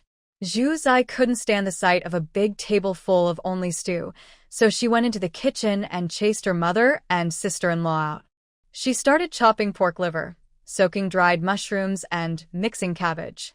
Using seasonings from the pantry, she prepared soy sauce and vinegar sauce, then gradually brought dishes to the table. Zhu Changzheng was talkative and loved listening to stories. Gu Jinghuai, following a strategy of tackling one thing at a time, first told stories about Zhu Qianqian, then about Zhu Changzheng. Seeing his interest in military affairs, he shared stories from his own army days. He has a pleasant voice and tells stories with good rhythm and clear pronunciation. The story's twists and climaxes are well handled. Soon, the room was silent except for his voice. Men often dream of being heroes. In this era, people see soldiers as heroes. Protecting the country is true heroism. For a while, the elders, including old Master Zhu, listened with great interest. Even after Zhu Zai finished cooking and set the table, everyone still seemed eager to hear more. Zhu Changzheng mumbled, "Little uncle, your story was so exciting. When I grow up, I want to join the army." Good. Have ambition. Come on, let's go eat now. Today, little Anne is cooking, so we're lucky to have good food. Zhu Chongjong probably has a strong social skill, because in just one morning, he had already become very close with Gu Jinghuai. If age differences weren't a problem, they might even call each other brothers. They set the table, poured wine, and started eating. Gu Jinghuai wanted to hold Sanbao and comfort the child first, so his wife could eat first. But the rules here are different. Men and women sit separately, regardless of how much they care for their daughters. In the end, Sanbao was placed inside with the older girl to play. He was just a baby who had just learned to turn over, so he wouldn't cause much trouble. Gu Jinghuai, feeling nervous, tried to flatter the Zhu men, hoping they wouldn't cause trouble for his pursuit of his wife. But after a few bites of food, Gu Jinghuai realized something was off. The food seemed a bit too flavorful. He had sensed something was wrong at home, but when he first arrived, he dismissed his wife's worries and focused on staying close to her. He didn't pay much attention to those strange signs. Plus, coming from a modern world with high culinary standards, he didn't think much of it at first. He just thought his wife couldn't handle hardship and bought him lots of delicious food. But today, after eating his wife's homemade dishes at Zhu's house, Gu Jinghuai's eyes flickered. It seemed that his wife, a Zhu, also had her own story to tell. Thinking of this, he touched his left hand, which he claimed was injured, and wrapped up. Jinghuai, how did you hurt your hand? Brother Zhu asked with concern. Gu Jinghuai immediately looked embarrassed and said, the battlefield changes quickly. I was careless and got hurt by shrapnel from an explosion. Everyone listened and sighed. They all thought being a soldier was good, with a monthly allowance. But they didn't know that being a soldier also meant risking your life. In the past, old Gu's family often boasted about their son being a soldier, how proud they were. They wondered if behind that pride, they also worried about his safety. Because of this event, the family's respect for national heroes grew, and their attitude toward Gu Jinghuai improved a little. De Bao watched silently, feeling something was wrong but unsure what. He always felt that his cheap dad's sneaky smiles were a bit suspicious. Then he looked at Bao, who was busy eating, and suddenly felt a headache coming on. Sure enough, the task of protecting his mother could only be done by him. When his cheap dad didn't come back, his mother suffered so much. How could she forgive him just because he returned for 2 days and seemed a bit nicer?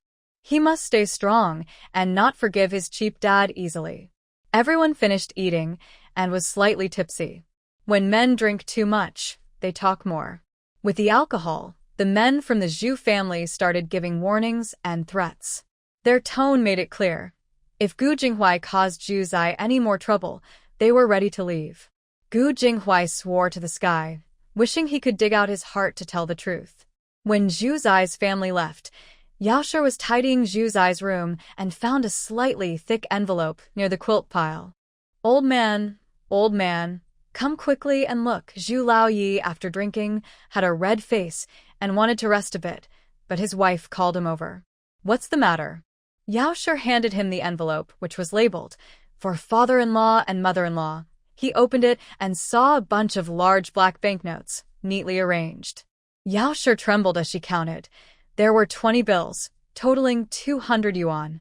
Is this from Jinghuai? Zhu Laoyi thought for a moment. Gu Jinghuai had come to this room to comfort Sanbao, so he probably left it then. Definitely. What should we do now? Old Master Zhu thought for a moment and said, this child is just trying to show us he doesn't want to be accepted by pretending to be indifferent. If we send him back, he will think we completely disagree with him. Let's keep him for now and take care of him. When the New Year comes, we can give the money to De Bao and the others as New Year's gifts. Also, during this year, we can observe him. If he still behaves badly with that family, then we won't give him any money. Instead, we'll save it for a year as a dowry. Mrs. Yao was so angry she hit her husband. Bah, you stubborn old man, still like this. The child only received 400 yuan for settling in, and you're happy with 200. What more do you want? Old Master Zhu stayed silent. He didn't want anything else. He just didn't want his daughter to suffer anymore. He muttered casually. He said he only got 400, but I wonder how much money he really has. Go on, Jinghuai is honest and wouldn't lie. Otherwise, he wouldn't have been bullied by that family for so many years. Old Master Zhu didn't want to argue with his wife about the future son-in-law.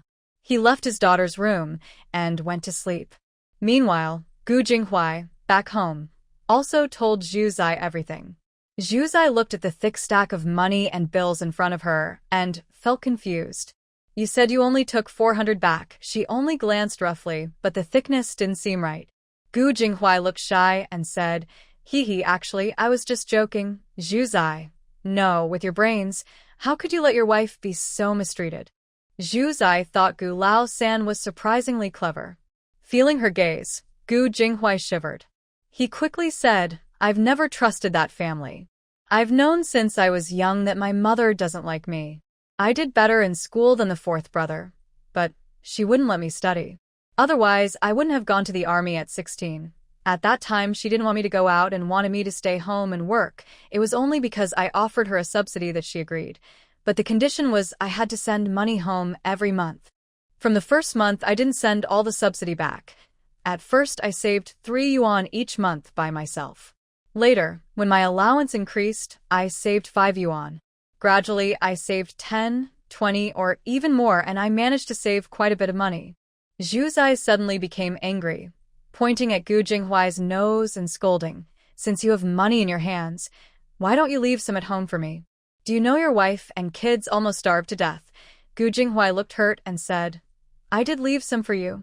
When we first got married, I left 5 yuan for you, but you immediately let your mother take it away.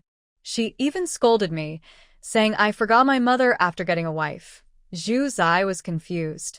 Was that true? Did the original owner remember this? She started to search through her memories and finally found this awkward story in a corner of her mind. Gu Jinghuai was right. At first, he wanted to secretly manage their small family. But his wife was too naive, and Zhao Cuihua was very clever. With just a few words, she tricked the new wife into giving up her money. Zhao Cuihua had also put some effort into the original owner. Before the bride price money reached her hands, she had used some kind of powerful magic. Later, seeing that Zhu Zai had nothing left to save, and Gu Laosan didn't leave her any secret savings, she gradually stopped taking her seriously and revealed her true nature. Now, recalling this memory, Zhu Zai felt embarrassed. Zhu Zai pointed at Gu Jinghuai's hand, feeling her confidence weaken. Gu Jinghuai secretly took a couple of quick breaths, unable to resist the temptation, and quietly grabbed her hand. Dear wife, this really isn't my fault. You're too naive, always being tricked by my mother. Zhu Zai was caught in her own embarrassment and didn't notice Gu Jinghuai's actions or his hesitation when speaking. She then remembered the 23 yuan she found later in the west wing of old Gu's house, her expression showing confusion as she asked, So, the money in the west wing before was really hidden by you? Yes, I hid a few yuan every time I went home. You wouldn't lie, and if you had money, they would find out when they searched. But in case of an emergency, if you could find some money at home, it would help you out quickly. Zhu Zai. So one person doesn't speak, and the other doesn't ask questions. Therefore, the original owner never spent that money before she died? What kind of melodramatic plot is this in a romance novel? Fortunately, I am a kind, honest, cute, and conscientious high-quality woman like her. Otherwise, how could I have spent that money on my own son? Sigh. If the original owner had seen all this, she would probably be praying for her good fortune over there. Although Gu Jinghuai is a bit annoying for not speaking up, from my perspective as an observer, the original owner was too weak. She simply couldn't stand up for herself. I wonder if her gentle personality was because her family environment was too good. Or maybe her childhood accident when she saved Zhu Changming caused her to become self-conscious after a disfigurement. In short, if I had to describe her personality as an object, she's like soft noodles. Compared to her, I suppose I am like steel. Since childhood, I've been rebellious and emotionally distant. No matter how much my mother hurt me, I didn't feel much sadness. But I would seek revenge, even watching coldly from the sidelines. Liking the young, handsome guy in a white shirt, someone who shines brightly under the sun, is understandable. Who wouldn't be dazzled by such a person? Falling in love with Gu Jinghuai later was a slow process, but it felt natural, like everything was meant to be. All these feelings only appeared after I traveled here. Feeling sorry for the children, understanding parents, loving siblings-in-law, defending friends.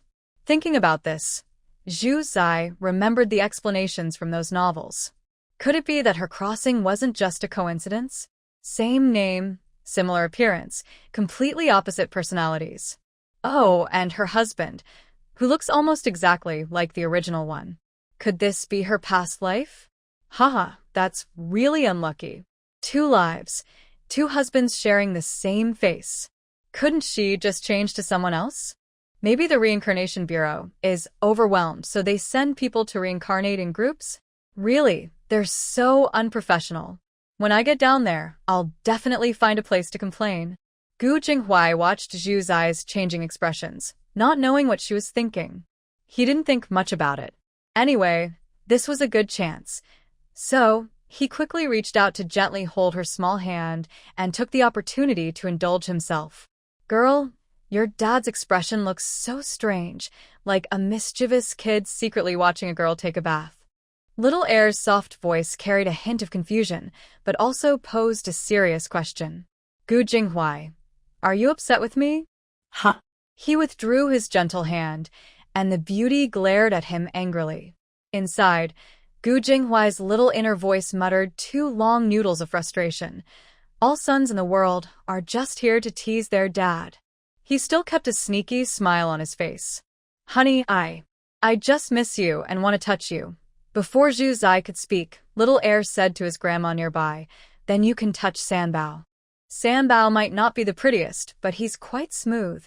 He then huffed and puffed, climbing onto the bed, struggling halfway, and asking Daba to help. Finally, he managed to get on, flicked his bangs aside, snuggled into Zhu Zai's arms, and then grabbed her hand, looking innocently at Gu Jinghuai. Gu Jinghuai. He swore he saw provocation in those innocent big eyes. Why are you everywhere? Hurry and go play with your brother. Dad and Mom have something to talk about. Little Air pouted and immediately turned around, throwing himself into Zhu Zai's arms. Mom, Dad doesn't like Little Air anymore, Gu Jinghuai. Wow, this phrase sounds so familiar. Zhu Zai glanced calmly at the nearly frustrated Gu Jinghuai and said flatly, it's okay. Anyway, whether he likes you or not, I can raise you. Little Air, though she said that, he felt like his life could be a bit more refined. Before Little Air caused more trouble, Zhu Zai picked him up and put him back on the ground. Go, play with your brother. She needed to discuss money matters with Gu Laosan, and children shouldn't be present. The little guy was quite talkative, and if he started shouting outside, the Gu family would come over again. Though flies are not deadly, they are annoying. Little Air still listened to Zhu Zai and obediently followed his brother out. After the boys left, Gu Jinghuai flattered, Honey, you really know how to talk. Nonsense. How long have I been raising them and you only come to see them a few times? Yes, it's all thanks to my wife. She's worked hard. Zhu Zai was tired of his flattery and cut straight to the point. What are you going to do with this money? It's all for you. Zhu Zai looked at him steadily. I won't manage your money, but since you're living in this house, the house is mine, the food is mine, and the furniture is mine. Just pay rent directly, then I'll keep it for you first. Use as much as you need, and I'll deduct it. I just finished my military service and have a job now. When I get my salary, I'll give you some too. Seeing that she couldn't convince him, Zhu Zai took out 100 yuan from the pile of money. Here, this 100 yuan is your rent and food expenses for the whole year. If you think it's too much, you can leave. If not, you'll need to pay another 100 next year. Gu Jinghuai immediately flattered him. Not too much, not at all. As long as my wife accepts me, I should give you all my money. Zhu Zai was a bit overwhelmed by Gu Jinghuai's constant declarations of love. Was it because he hadn't spent much time at home before, so his true nature hadn't shown? This change in attitude was too surprising. Of course, compared to Gu Jinghuai, after marrying Zhu Zai in his previous life, his behavior was very different. So, Zhu Zai became more certain that Gu Laosan was not the scoundrel from his past life. After they agreed on the food expenses, Zhu Zai sent Gu Jinghuai to the East Room. Gu Jinghuai, unable to hand over his assets, looked dejected. He threw the money onto the bed. Useless money. What use do you have? Suddenly, Bao stuck his round head out from the doorframe. Don't give me any. Gu Jinghuai, why is everyone here? After settling the food expenses, Gu Jinghuai officially moved into Zhu's small courtyard. Earlier, he had given each of the two children 10 yuan as New Year's money, and Zhu Zai didn't ask them to return it. In the past few years since the children were born, he hadn't contributed much. Anyway, they were his own children, so why shouldn't he give them a few yuan? Zhu Zai happily accepted and started saving it for her children. In her frequently used presidential suite, she kept 3 piggy banks she bought from a big supermarket. A dragon, a horse, and a monkey. These are the zodiac signs of the 3 sons. She has been saving dowries for her sons since they were children. Oh, not dowries, bride prices. I don't know how Gu Jinghuai became a father. He gave gifts to the 2 older sons, but he forgot about the eldest? Could it be because our 3 treasures are not handsome enough to deserve New Year's money? Ahem, my apologies, my apologies. As an old mother, how can I say my sons are ugly? It's all because of the second treasure, who always says his younger brother is ugly, and that has influenced me. Our 3 treasures. They look okay. They really do look okay. Forget it, I won't say more. Seeing the little monkey's piggy bank, it was empty. Zhu Zai put a 10 yuan note inside. Look, little third treasure. Your mother loves you. Actually, this whole thing was really a case of mistaken timing. In the end, Gu Jinghuai has no experience with having a son. When he first arrived, he had to pretend and hide his little disguise, while also wanting to build a good relationship with his wife and ease the pain of past loves. Suddenly seeing his 2 older sons, his idea was to buy their affection with money and get them to speak nicely about his wife. He never expected to be so thorough and to care about all his sons. If this is to be blamed, it's because the third treasure still can't speak. Maybe. Once he can speak and praise his stepfather in front of Zhu Zai, without anyone reminding him, Gu Jinghuai's money will start flowing out. After settling the important issues, they began their daily life together. Zhu Zai thought that adding 1 more person to eat wouldn't be a big deal. Gu Jinghuai seemed to have some sense. Besides being a bit glib and often showing his feelings, there was nothing much wrong. But by the 7th day of sharing meals, the rice jar was empty. Zhu Zai. This new addition to the family might not be very good at saving food, huh? Gu Jinghuai felt embarrassed under Zhu Zai's gaze and scratched his head. Sorry. I don't know how I ended up eating so much. His voice grew softer, lacking confidence. He truly didn't understand why. After crossing over, his appetite inexplicably increased. Of course, his strength also increased. He was thinking that this might be what a Zhu called the crossing benefit. A Zhu liked reading novels, and she often casually explained things to him based on what she read. He always trusted her words, so he remembered them.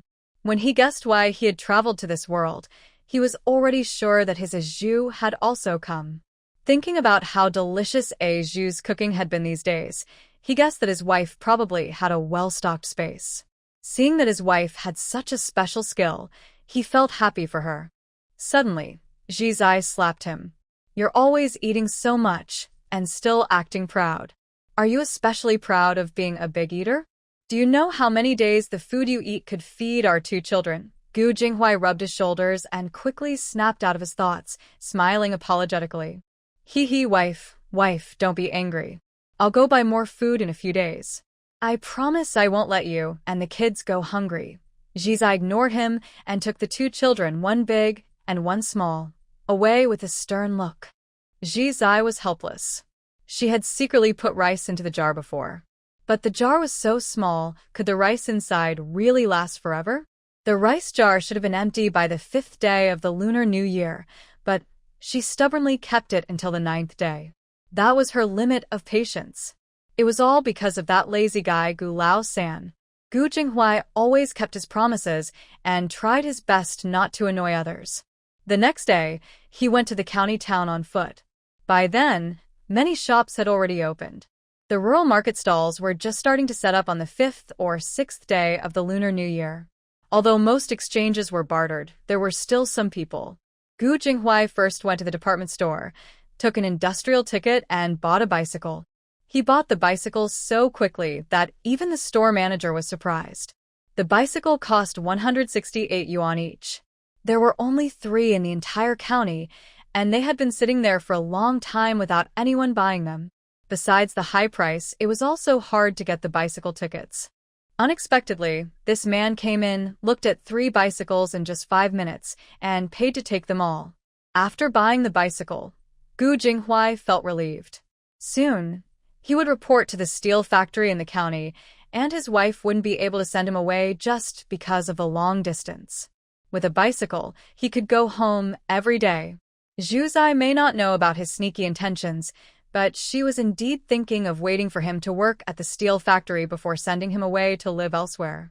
Anyway, he had money on him and wouldn't go hungry. Who would she pretend to pity? He wasn't her good eldest son, so she wouldn't feel sorry for him. Gu Jinghuai wandered around the county town for a long time, finally returning home with a big bag of belongings on his bicycle. As soon as he entered the village, it was like a luxury car arriving. Oh, look! The newly arrived son-in-law of the Zhu family bought a bicycle. Before he even reached the door, the news had spread throughout the village. Gu Jinghuai was impressed by how fast news traveled in this era, truly talented. When Zhu Zai came out holding Sanbao, Gu Jinghuai was already at the village gate, followed by a large crowd of villagers eager to see. How come you bought a bicycle too? Zhu Zai asked in surprise. She wanted to buy one herself, but the dog man beat her to it. Hee, I'll be working at the factory soon. Having a bicycle makes commuting easier, Gu Jinghuai whispered to Zhu Zai, making sure no one else could hear. Everyone outside looked excited, both adults and children. Oh, look at that bike. It's so impressive. This is the first bicycle in our village. Zai's family is really wealthy. Zhu's girl has finally had good days after suffering so much in the past. She can enjoy life now. Old Gu is a good person, no doubt. Zhu Zai responded to the villagers one by one, feeling a bit shy and not wanting to show any displeasure to Gu Jinghuai at this moment. Buying a bicycle was a big deal, probably as important as villagers buying a Mercedes-Benz in later times. Soon, Zhu's family arrived. The adults asked about Gu Jinghuai buying the bicycle, and Zhu Chongzhong and others found it very interesting. Brother-in-law, take me for a ride. This bicycle looks so cool. Gu Jinghuai was about to agree when Zhu Dage stopped him. Go away and play. If you fall and break the bike, your dad will sell you to pay for it, Zhu Chongzhong pouted. Bicycles are precious, but his dad's words seemed exaggerated. He considered his bicycle priceless. How could it be worth less than a bicycle? At this moment, the second child held Zhu Zhongzhong's hand to comfort him, saying, "Fifth brother, don't be afraid. With the help of the third child, it should be enough. Although he looks ugly, he has a lot of flesh." Zhu Zhongzhong. Wow, this is what true brothers are like, being honest and straightforward. De Bao pinched the second child's cheek and gently scolded him like an adult. Why do you keep thinking about selling the third child? He's our brother. You can't say things like that anymore. The second child pouted and didn't speak, not sure if he understood or not. The small courtyard of the Zhujia family was lively for a while. Zuzi originally wanted to invite his brothers to stay for a meal, but they refused stubbornly. It was their lead that also made the others who were watching leave. Otherwise, the fun might have lasted half a day longer. The family's wealth level could indeed be a factor in building the children's confidence. Anyway, she didn't know about others, but the second child's confidence was soaring. Just look at his bangs, almost swept to the back of his head. Second child, in a few days, I will cut your hair. The second child's head-shaking froze, and Nua said, Mom, my hair has finally grown long. Can I leave it? What he didn't dare to say was that he thought the little girls from Aunt Lin's family looked pretty with their braids, and he wanted to braid his hair too.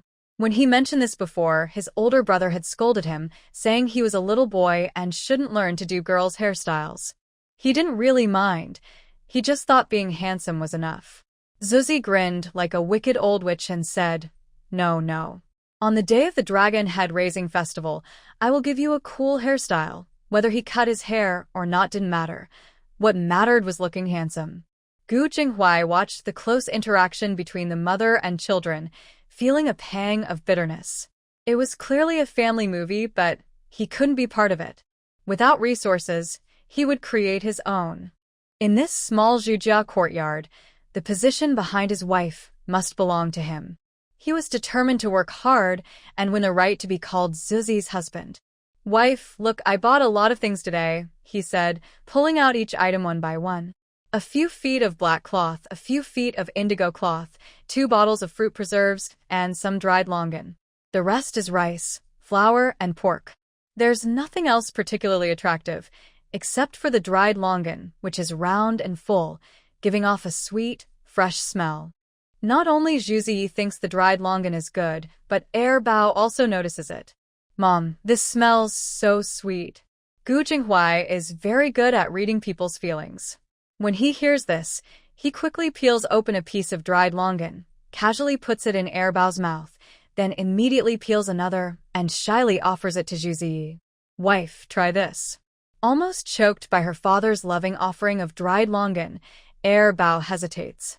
At this moment, he can't help but think of the donkey from the production team, which was also slaughtered after work last year. Zhu Ziyi doesn't open her mouth right away, but takes a piece with her hand and tastes it. Honestly, this dried longan is really delicious. It's even better than the dried longan in her space. She can't quite explain why, but it's just tasty. Seeing Zhu Ziyi's eyes light up for a moment, Gu Jinghuai immediately gets excited. "Wife, you like it? Next time I see it, I'll buy some for you." Zhu Ziyi ignores him and quietly takes 2 handfuls of dried longan and walks away. He ate so many good things himself. If he eats 1 handful of dried longan, that's not too much, right? The news that Gu Jinghuai bought a bicycle quickly spread from Yu Jiazhuang to Gu Jiasiyuan. When the Gu family heard, their faces looked very unhappy. I knew that little brat was lying to us." "You didn't believe me." "Look, he even bought a bicycle. He can't have only 400 yuan in his hand." Zhao Cuihua complained to old Gu. Old Gu rubbed his eyes and mouth. Ever since the family's money ran out, he hadn't smoked anymore. Now, he just smoked to comfort himself. The 3rd son also let his wife influence him. "He's just trying to hide things from us." Old Gu thought that knowing how much money his 3rd son had secretly kept was already enough of a. Until he heard from others that his 3rd son had gone to work at the steel factory in the county and had been working there for several days, he realized what a shock it was. Old Master Gu once again felt the sense of losing control over things. This feeling was similar to 20 years ago when he fought with Zhao Cuihua and she ran away from home. That time, he felt anxious and out of control. This time, he felt it even more strongly. What is happening? Why did the talented son raised by the Gu family end up becoming a filial son and grandson in Yu family village? Old Master Gu couldn't bear this and surprisingly decided to wait at the entrance of Yu family village himself. In the evening, Gu Jinghuai was riding his bike home from work when he saw old Master Gu walking back and forth with a pipe in hand. He had no good feelings toward this family. In his past life, he only had a foster mother who was a troublemaker. Now, in this life, a whole family had come to be like blood-sucking parasites. But it's okay. His mother-in-law's family was very good, an excellent family tradition. This level of the Yu family, even in the 21st century, would be considered high-quality relatives. Anyway, he and Zhu were inseparable. Her parents were like his own. Without hesitation, Gu Jinghuai pedaled his bike to pass by old Master Gu. But little did he know, old Master Gu, who had worked the land for many years, was also a man of action. Life is about movement. Old Master Gu was in good shape and quickly grabbed the back of Gu Jinghuai's bike. If Gu Jinghuai weren't tall and long-legged, this pole would have sent him flying into the ditch. "What are you doing?" "Let go." Gu Jinghuai turned around and frowned. Old Master Gu was stunned. "Is this the tone you used to talk to me?" Angrily, old Master Gu blurted out a wise saying that all fathers love to say. "I am your father." Gu Jinghuai, in his past and present life, had never been scolded by his father. From childhood to death, and even beyond, the role of father was more like a decoration than a real figure. So, He loved to pretend to be someone else's father. Now, hearing this loud, commanding voice from the old man, he almost retorted, "I'm the real father here." Luckily, the sweet moments of living under the same roof with his wife had softened his temper, and he didn't say this rude remark. Otherwise, Yu Family Village might have added a story about a son angering his father to the list. Even if he didn't intend to upset anyone, Gu Jinghuai's attitude was still not very good. "What exactly do you want to do?" he asked irritably. Old Master Gu felt deeply hurt. "Third son, why have you changed like this? You weren't like this before. How did you learn to be so bad?" Gu Jinghuai really didn't want to argue with him. After all, wasn't it just about wanting money? He was trying to get something valuable, but it felt like he was throwing trash to get gold. "I think I've become quite good. At least I can tell who is good to me and who isn't. When we separated, we already made it clear. Besides showing respect during festivals, don't come looking for me. Anyway, I definitely won't give you any more money. If you keep bothering me, don't blame me for being harsh. I want you to return the allowances I gave you before." After saying that, he shook off Old Master Gu's hand and rode away on his bicycle. Old Master Gu's face, full of wrinkles, showed a look of confusion. If someone didn't understand him, they might feel sorry for him. But whether he was a person or a ghost, it wasn't just about appearances. Everyone in the Gu family knew about Old Master Gu going to find Gu Jinghuai. Although they didn't hold much hope, people, especially greedy ones, always have some hope. Seeing Old Master Gu return looking worn out and dusty, Zhao Cuihua and others' faces darkened. I told you long ago that little brat isn't on our side. First he hid money, then he hid his work. If I had known he was like this, I wouldn't have let him join the army.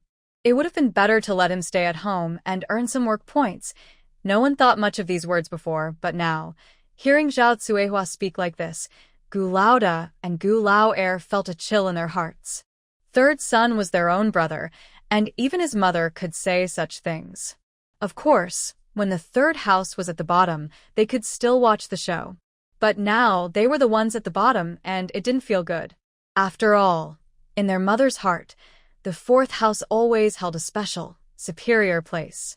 The neglected ones were definitely them. Zhao Cuihua still didn't know what her two older sons thought. She was busy scolding Gu Jinghuai. Old Master Gu was getting annoyed and shouted, "It's not just you, you heartless and biased wife. If you had treated the third house a little better, would the third son be disappointed in us? Fine. Now you're blaming me. Why didn't you say anything when you were blind to everything?" A large sum of money was in the hands of their son, but it hadn't reached them yet. That feeling was really frustrating. The old couple, tortured, started arguing loudly in front of everyone.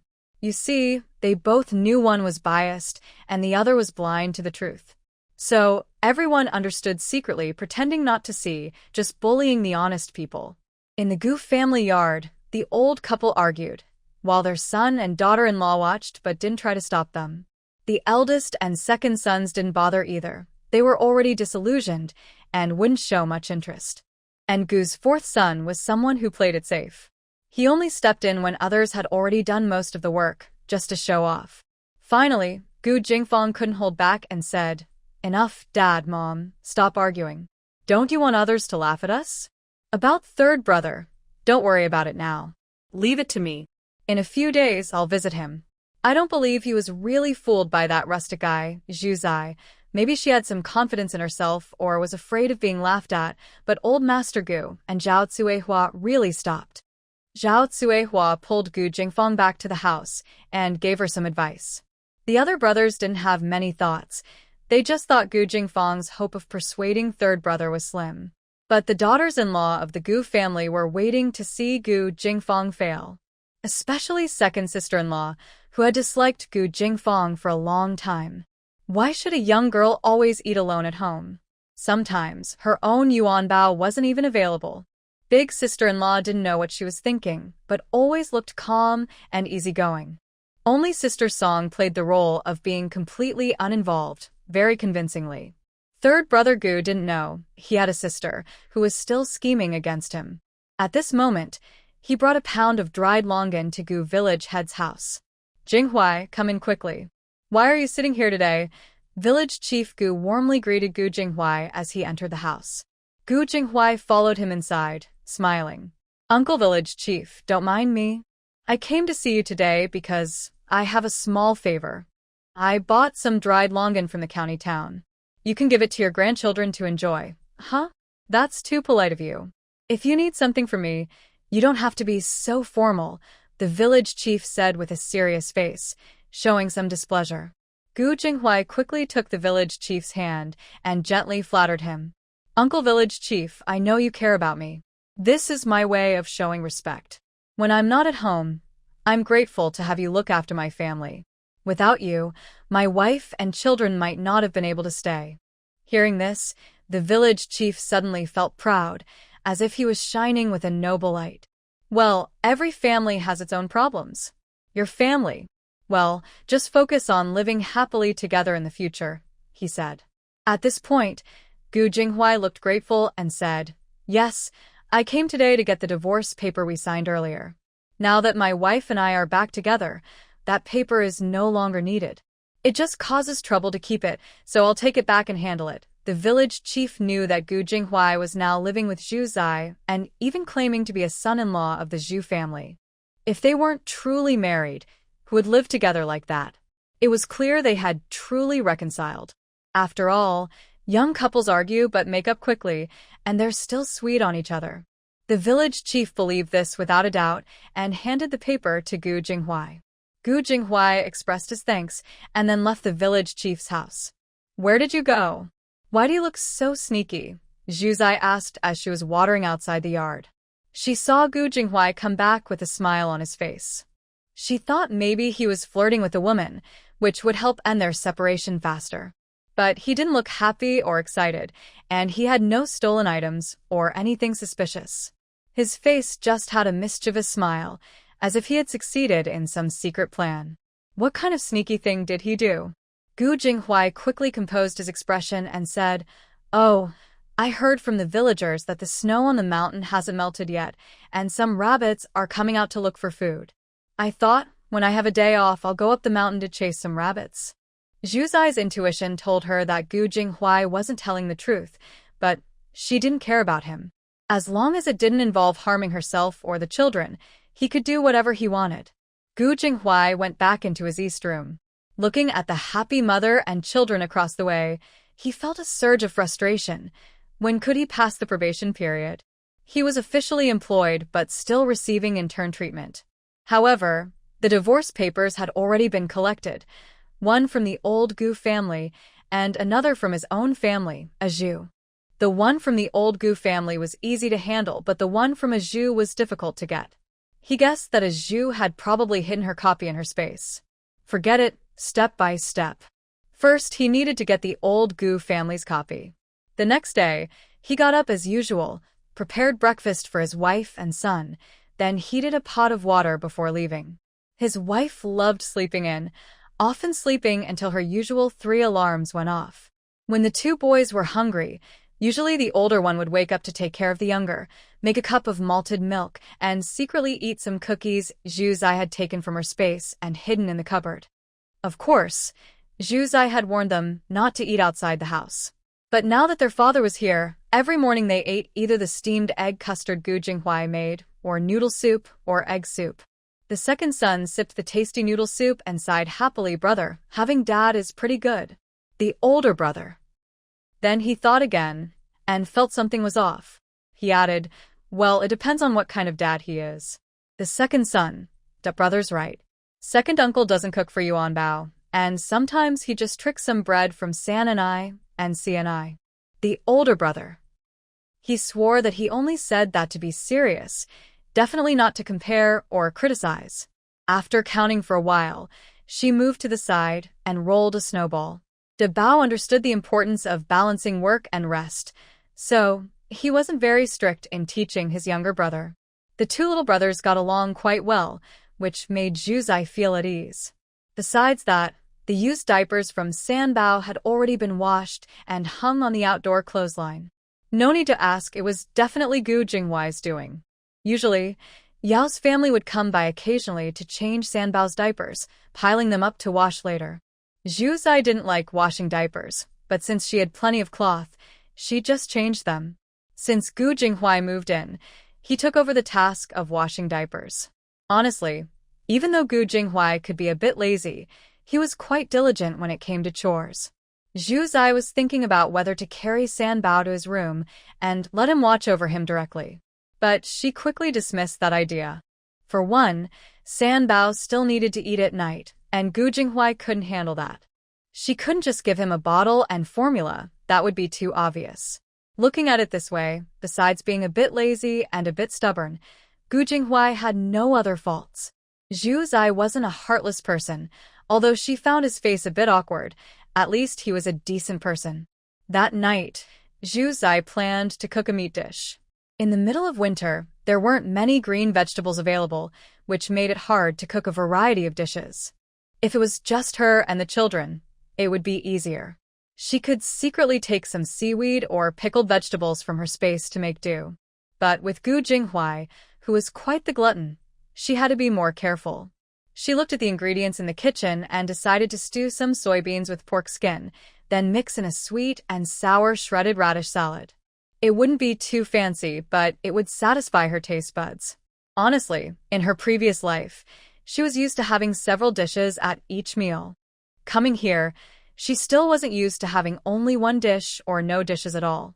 It was fine in autumn because Yao's family often brought her greens, so she didn't notice the problem. But in winter she realized the issue. Mainly because she thought she had enough space and assumed she had everything, so she didn't see it as a problem. Who knew her husband would come back so quickly? And he was still hanging around stubbornly. Most importantly about the divorce, after all the fuss, it ended up being a lonely separation. However, at least he had moved away from that old Gu family. He took out a plate of cucumber salad and a basket of steamed buns from a small snack shop nearby. He quickly ate to satisfy his hunger, which also solved his breakfast and lunch. Then he fed the children and waited to cook dinner. This lazy life was really sweet. Zhu Zai was bored, waiting to cook dinner, while Gu Jinghuai was eagerly waiting for work to end, counting the seconds. At this moment, a team leader from the neighboring group came over, patting Gu Jinghuai on the shoulder, and said, "Little Gu, after work today, come with me. Let's go to my place for a drink." Gu Jinghuai politely smiled and replied, "Brotherly, I won't go. My wife is waiting for me at home for dinner." Brotherly looked surprised. What? "You're married." Gu Jinghuai showed a proud yet modest smile, looking happy as he said, "Yes, I am. We have a 3-year-old son. My older son is 6 and the younger one is almost a week old. I just transferred back from the military, and my wife is very attached to me, always asking me to come home. I appreciate your kindness, brotherly, but I need to go back now. If you have time, I'll treat you to a meal at the state-run restaurant." After saying that, Gu Jinghuai took his cloth bag and left. Brotherly watched his figure riding away on his bicycle, feeling a bit regretful. What a good young man. Why isn't he my son-in-law? Since Gu Jinghuai first appeared at the steel factory, Brotherly had been paying attention to him. He was steady and reliable, humble yet confident, possessing all the qualities of an excellent young person. He was definitely a top candidate for a high-quality young man. He also heard that Gu Jinghuai was a former soldier. Only those who had made achievements in the army could transfer out successfully. Such a young man had a bright future. Why did he get married so early? Sigh, if only you had come a bit later. I wanted to introduce him to my niece, but I didn't expect he was already married. Well, good young men don't fight over others. Next to him, Wang Zhongli also came over, sharing the same feelings. These two had worked together for over 10 years, loving and fighting each other, and had become old friends.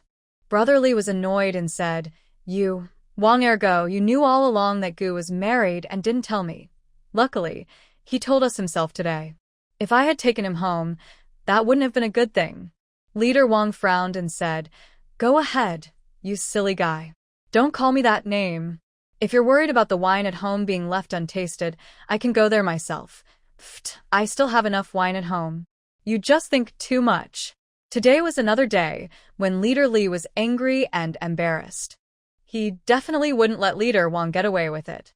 After confronting this know-it-all person, he turned and walked away with his sleeves rolled up. Leader Wang shouted from behind, "Hey, wait for me. In a few days, I'll definitely come to your house for a meal." He wasn't worried about not getting a reply from Leader Li. After all, these two have been like this for over 10 years. They share the same bad habits and taste. Otherwise, they wouldn't both be interested in the same young man, trying to introduce him to their own female relatives. Unfortunately, the young man was already taken, a step too late. They are both decent people and wouldn't do anything to break up a happy family. Moreover, the young couple is very loving. Seeing young people in love, even if it's a bit mushy and embarrassing, makes us elders happy too. These two are quite good role models. Little did they know, all the beautiful stories about happiness that Gu Jinghuai described were just his own exaggerations. All that talk about a wife being clingy and watching closely was made up. People say, spreading rumors takes a quick tongue, but clearing them up takes a long walk. Gu Jinghuai's casual display of affection today is famous in the steel factory. The new guy at the factory, already married with 3 kids, has made everyone else give up on introducing new partners. The eager women have also lost hope. The couple is so loving that they miss each other even when apart for a day. And some witnesses even claimed that Gu always goes to the supply store after work to buy snacks for his wife and kids. Gu is a true family man. Anyone trying to stir trouble should just give up. He's a good man. Of course, not everything is spread openly. There are official rumors and secret whispers. In one circle, there's one way of talking. In another, there's a different way. In short, Zhu Zai became famous in a way she didn't expect. This kind of fame was as shocking as the original empress in the story, the legend. Gu Jinghuai was the first to spread rumors about himself, and he felt very happy. He rode his small bicycle home, humming a little tune. In his cloth bag were dried plums for his wife, Ah Zhu. Last time, he saw she liked dried longans, so he thought he'd bring her some snacks. Although his wife probably didn't need more good food, he could smell the taste of her sneaking bites many times. But what is a good husband supposed to do? Of course, quietly love his wife. She didn't want him to know she was eating secretly, so he pretended not to notice. Anyway, it didn't stop him from bringing her tasty treats. But this sweet mood disappeared when he met Gu Jingfang at the village entrance. "Third brother, are you off work?" Gu Jingfang used all her gentle words to speak to Gu Jinghuai. In the past, she was proud and spoiled in front of her third brother. She thought, since she was being gentle this time, her brother would be grateful. That would make it easier to persuade him. But she didn't know that as soon as she started talking, Gu Jinghuai's mind immediately flashed 3 words: pure flower. He had trained himself in a class about proper conduct. When he and Ah Zhu worked together to build their business empire, he knew there were charming women trying to him. But some women's tricks weren't obvious. To prevent these women from becoming obstacles between him and Ah Zhu, he asked his male assistant for advice. Through books and experience, he developed sharp eyes and became very good at spotting troublemakers.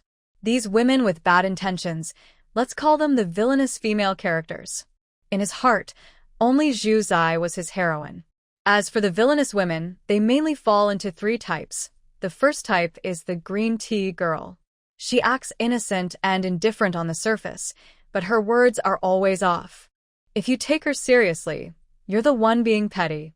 Dealing with such people, you just have to ignore them. Using tea to treat tea, serving her a cup of Prirain Longjing tea, so she knows who is the boss. The second type is like Gu Jingfang, soft-spoken, gentle, like a white lotus flower. People like her are considered low-level.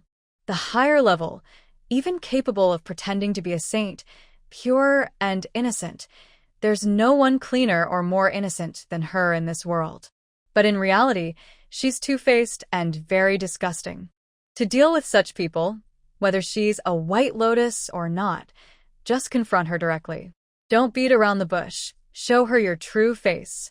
Pretend to be a fool and deliberately trick her. If she gets angry, her image will collapse. If she doesn't, you still benefit. The third type is the openly seductive and woman. She is straightforward and bold. This doesn't seem to require any special skill. It's all about her charm. People like her just confront her directly until she doesn't recognize her own mother. Then you'll understand why flowers bloom so brightly. In rural areas of this era, these three types of female villains haven't yet developed into a full system. If you can grasp a little bit of their methods, you can rise quickly. After all, women of the same level often use old-fashioned tricks like crying, making a fuss, or threatening to hang themselves, like Xiao Cuihua. Compared to that, it's easy to see who is better in men's hearts. Of course, this is just Gu Jinghuai's conclusion based on practical experience and theoretical learning, not an official statement. But as the saying goes, a person with a literary background exudes elegance. Gu Jinghuai, with his knowledge, can better handle tricky situations. For this low-level white lotus flower in front of him, Gu Jinghuai has no interest in acting with her. Speak quickly, say what you want. No money, no life. Gu Jingfong about to cry and complain. Third brother, how did you become like this? You used to never be so harsh with me. Gu Jinghuai sneers. Huh, that's because I was blind before and couldn't see what you really are. Hurry up and get lost. Whether you have something to say or not, stay away from me. Otherwise, I'll settle all the accounts of you bullying my wife. Gu Jingfong is scared by the fierce look in Gu Jinghuai's eyes and doesn't dare say a word.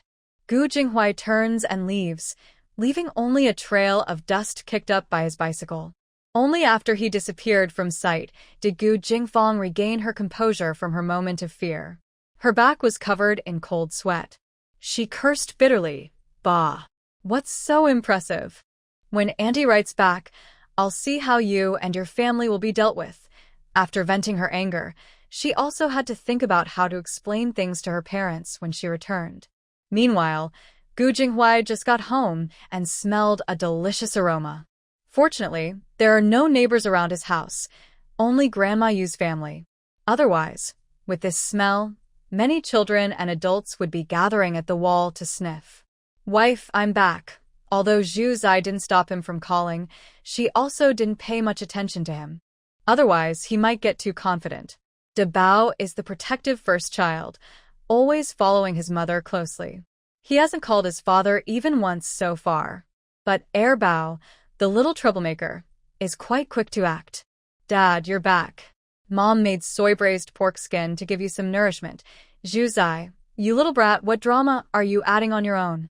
The most annoying thing is Gu Jinghuai, a grown man, doesn't even think to analyze the situation and just grins widely. Haha, a grown man being fooled by a kid. Serves him right for not finding a wife. It must be said, Air Bao's words really touched Gu Jinghuai's heart.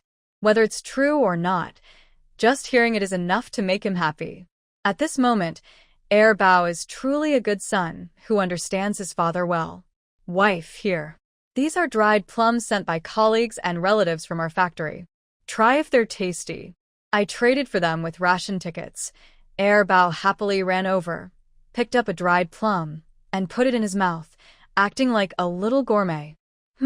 Delicious. Just like the dried longans from last time. Gu Jinghuai was instantly surprised and quickly looked at Zhu Zai's expression. Indeed, just like the dried longans from last time. Tastes different, but when you eat it, it reminds you of those dried longans. Gu Jinghuai carefully observed Zhu Zai's face, making sure she was just saying that casually and had no other meaning. Then he relaxed. Air Bao had already grabbed a handful of dried plums and was going to find his older brother. Brother, try it. It's really tasty.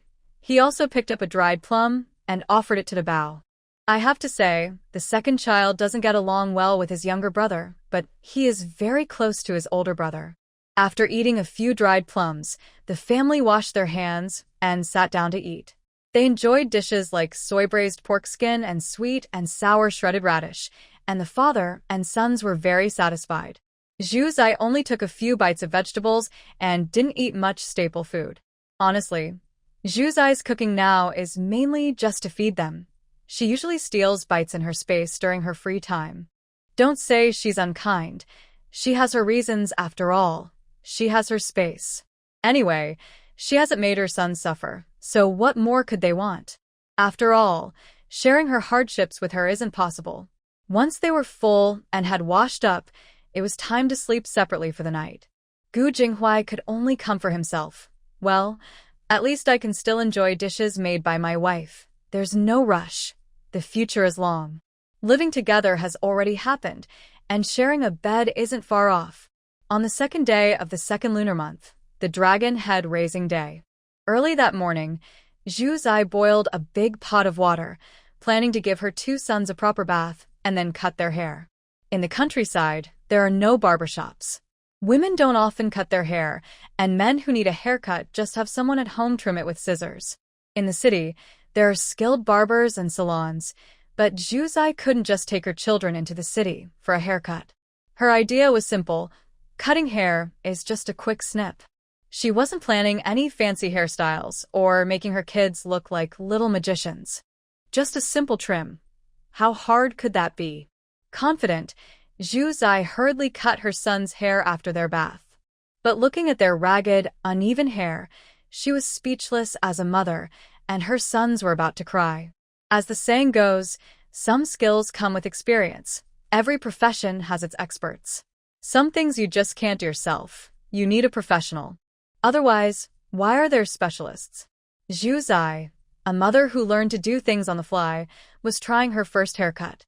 She didn't know who gave her the courage, but she was so confident in her own skills. But she ended up making her two big sons suffer. No matter how good-looking they are, they couldn't stand their mother's rough work. Looking at the rough, uneven hairstyle, Debao still tried to consider his mother's feelings, tightly pressing his lips to prevent tears from falling. He kept comforting himself inside. It's okay, it's okay. It'll grow out soon. But honestly, his mother's hairstyle was really ugly.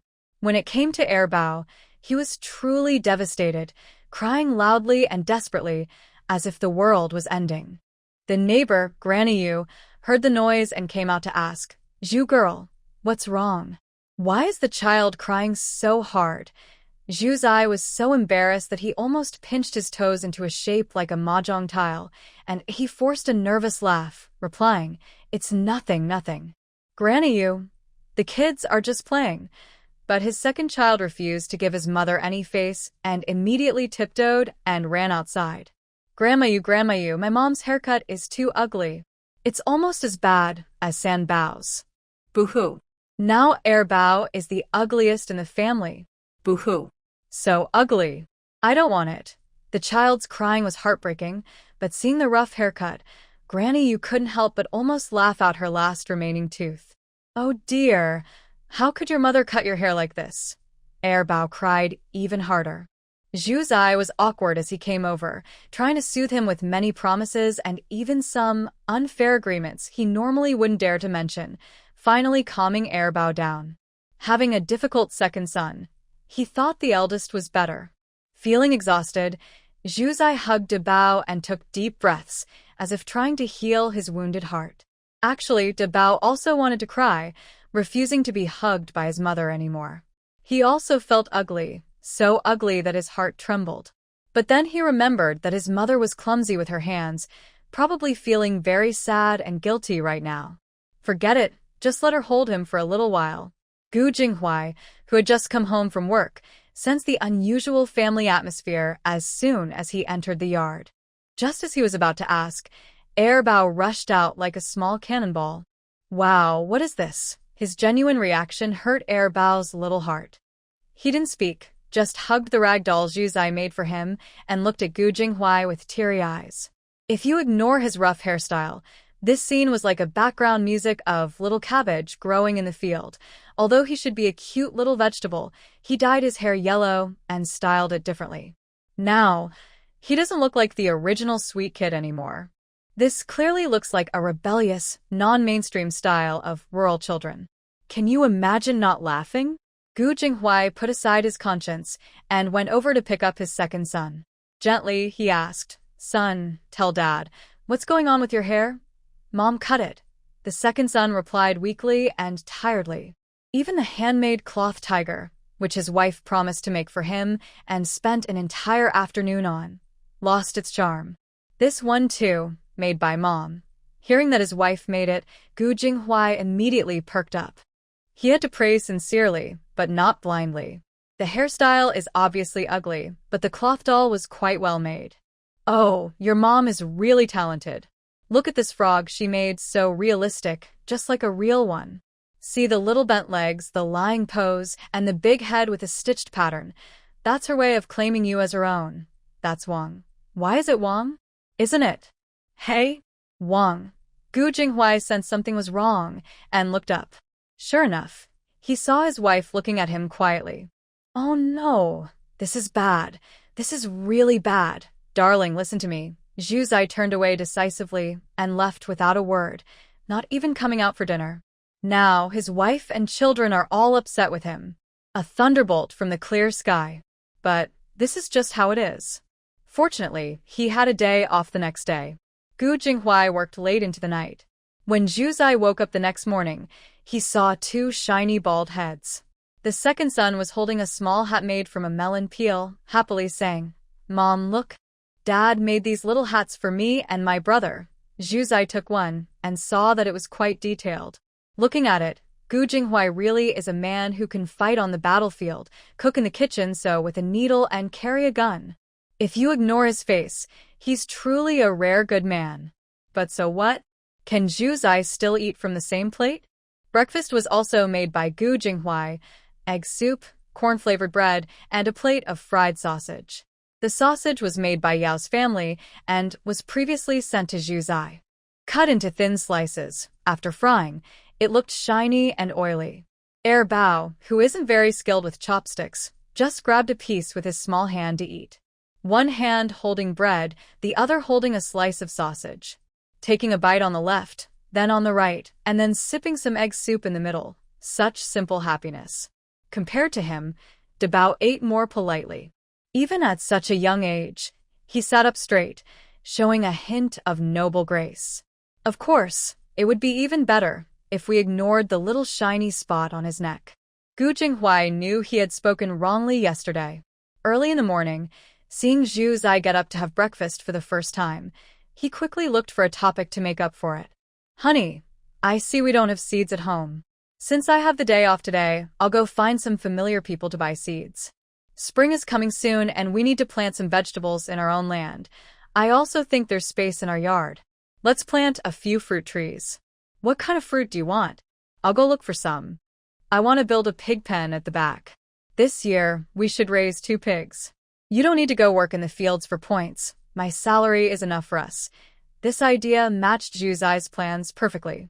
She hadn't intended to work in the fields for points either. But mainly, she had money and didn't plan to spend a salary. Then let's also build a chicken coop. We can raise a few chickens for eggs. When Zhu Zai responded, Gu Jinghuai's face lit up with a big smile. He happily replied loudly, "All right." Bao looked at his expressionless mother and then at his father, who was grinning like a fool. If he didn't remember that his father was good at crafts and had made little hats for him and his brother, he would have wanted to say, "Dad, you look like a big fool when you smile." Gu Jinghuai went to the village, visited some well-connected families, and exchanged grain coupons for seeds. Of course, others were happy to do this. It's hard to get coupons in the countryside, even more so than money. In a short while, he managed to exchange for vegetable seeds, grain seeds, and even flower and medicinal plant seeds. At this time, there weren't many flower seeds left, only a few that a young girl kept because they looked pretty. She kept some for herself. People couldn't afford to enjoy elegance when they couldn't even afford enough food. In the eyes of many hardworking people, the small daisies by the field and the large peonies in the flower pot are just a few petals apart. If we care a little more, we might wonder if these flowers could be used as food. This idea is quite bold. Let's call it cows chewing peonies. Gu Jinghuai didn't hold back and changed all the plants repeatedly.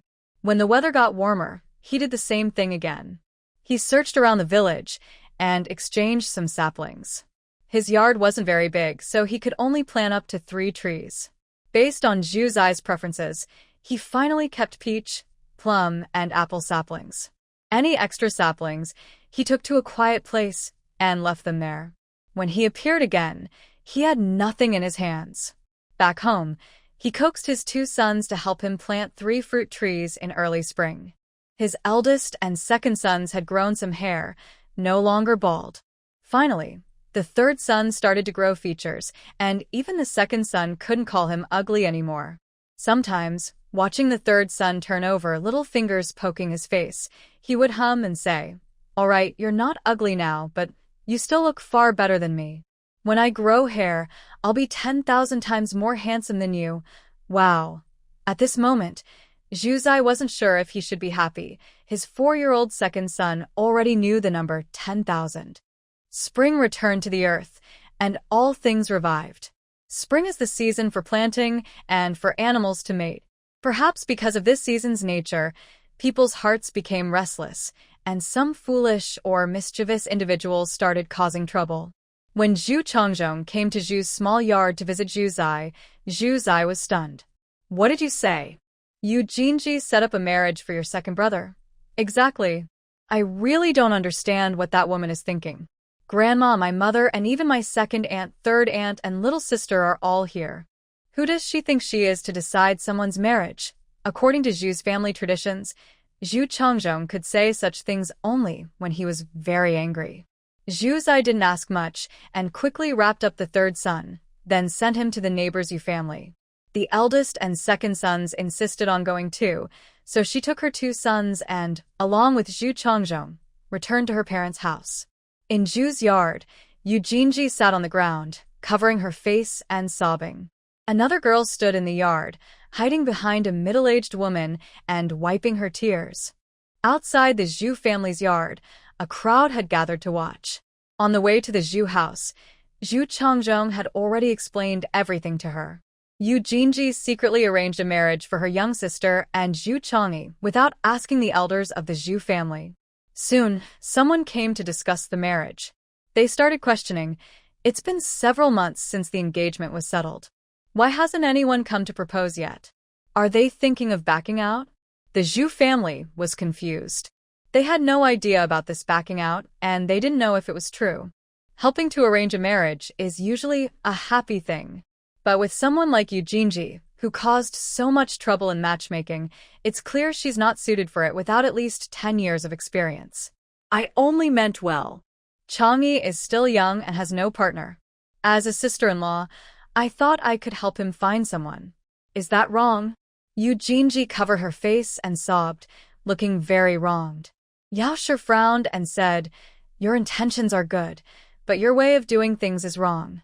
Our elders are still here. You can't decide everything by yourself. You should at least discuss it with us. I just thought Xiaoyan has good qualities. I was worried someone else might take her if I waited too long." The Zhu family members all looked speechless. If someone wants to act first, let them. Zhu Changyi isn't someone who can't find a wife. Why do you have to take matters into your own hands? But of course, they couldn't say that openly. Xiaoyan's mother also spoke up. "All right, Zhu family aunt, stop talking about your future daughter-in-law. She's only trying to help. No matter how she did it, the outcome is good. Don't you think my Xiaoyan is a fine girl?" As she said this, her daughter behind her hesitated slightly but still dared to look at Zhu Changyi, who was crouched at the wall. Zhu Changyi was looking down at the ground, completely lost in his own world, showing no reaction. Xiaoyan felt a bit disappointed but still gathered her courage to look at her crush again. The women of the Zhu family were secretly observing Xiaoyan's behavior, and seeing this, they felt even less willing. Zhu Er's wife almost blurted out, "Honestly, I don't think she's interested." As for the Yu family, their household conditions were actually quite good. Yu Xiaoyan's brother is still a substitute teacher at the elementary school. Most importantly, he has relatives working in the county government. Otherwise, someone like Yu Jinji, a selfish person, wouldn't be friends with him. But Yu Xiaoyan herself is not a good person.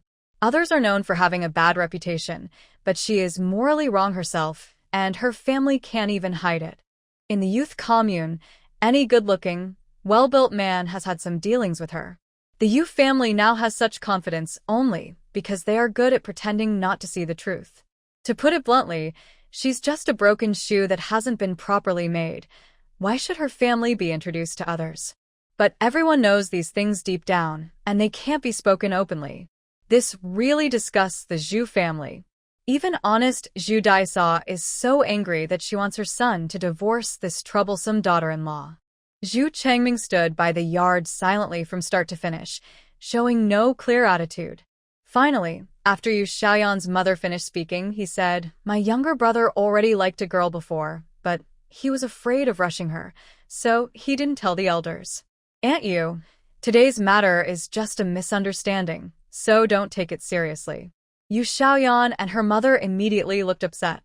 Yu Jinji suddenly raised her head and shouted, "You're lying." Impossible. Chang'e could never like anyone. You never told me.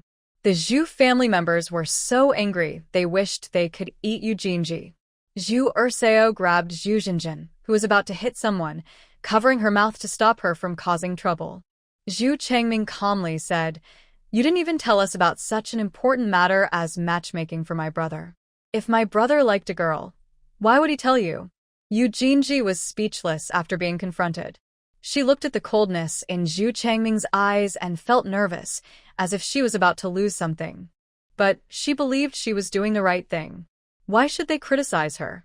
Finally, with the help of Yu Jinji, that foolish girl who made the connection, she seized the opportunity and took control of the situation.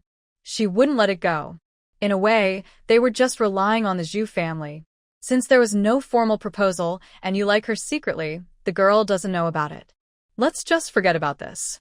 My daughter is also a good girl. After you get married, treat each other well. I'm sure your son will come to like my daughter." After saying this, she added a shy smile. To the Zhu family, she seemed incredibly shameless. "Madam, you're joking. This matter is really just about Yu Jinji and your daughter's private talk. It shouldn't be made public. Even if it's arranged by parents and matchmakers, Yu Jinji is just a sister-in-law to Chang'e. Chang'e's grandparents and parents are here, so she has no say in his marriage." The Zhu family members were almost furious. Zhu Zai stepped forward and spoke.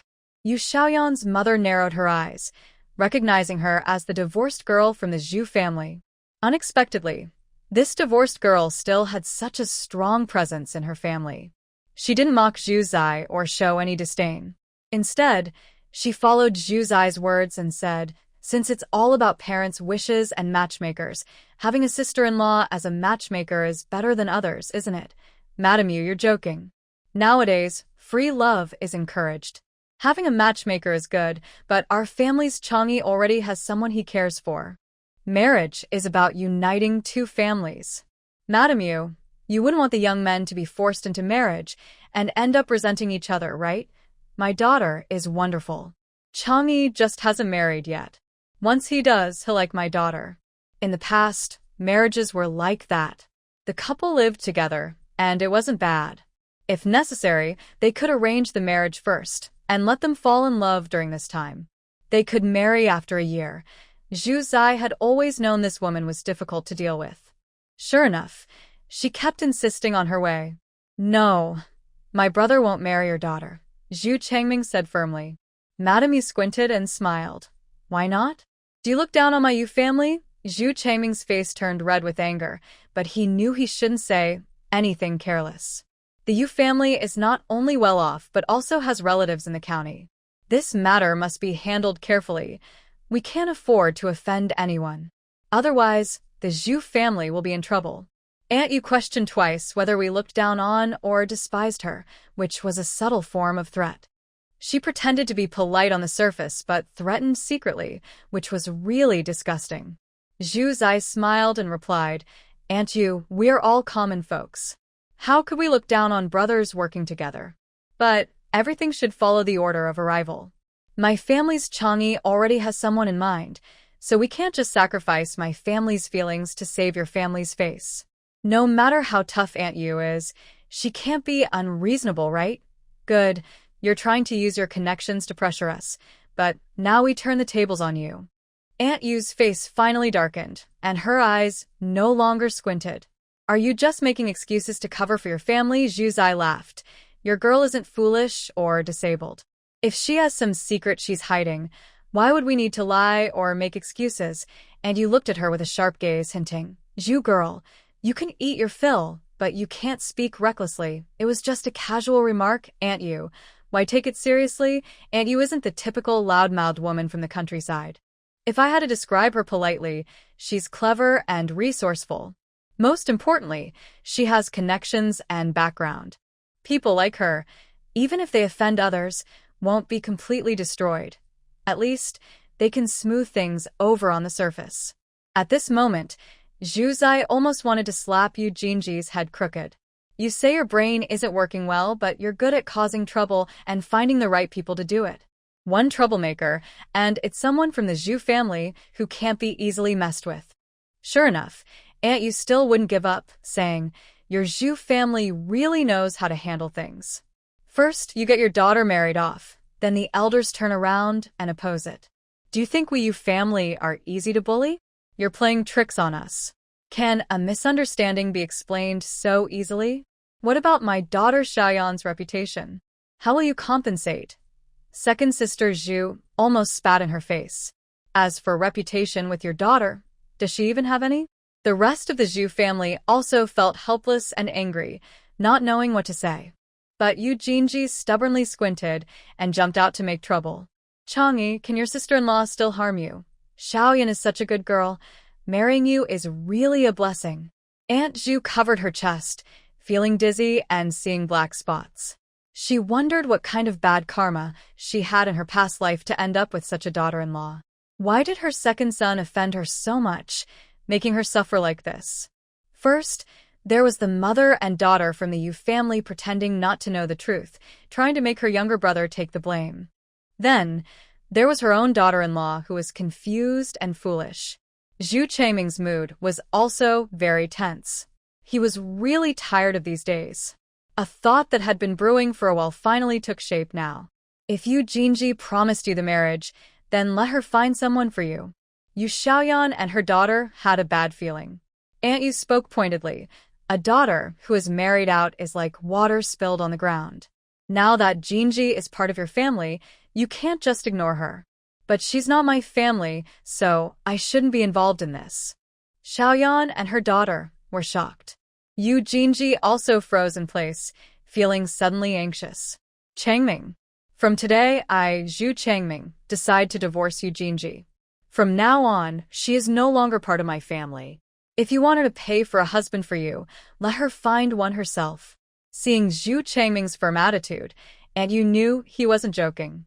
Looking at the expressions and reactions of the others in the Zhu family, it seemed they didn't oppose much.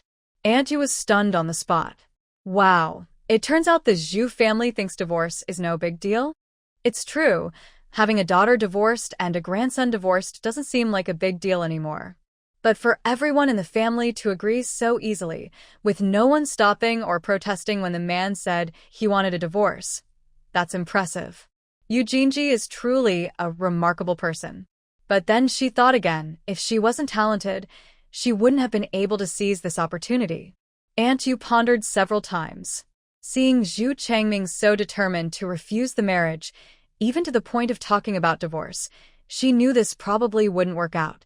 Still, her family wasn't easy to deal with. Her own daughter naturally thought everything about her was perfect.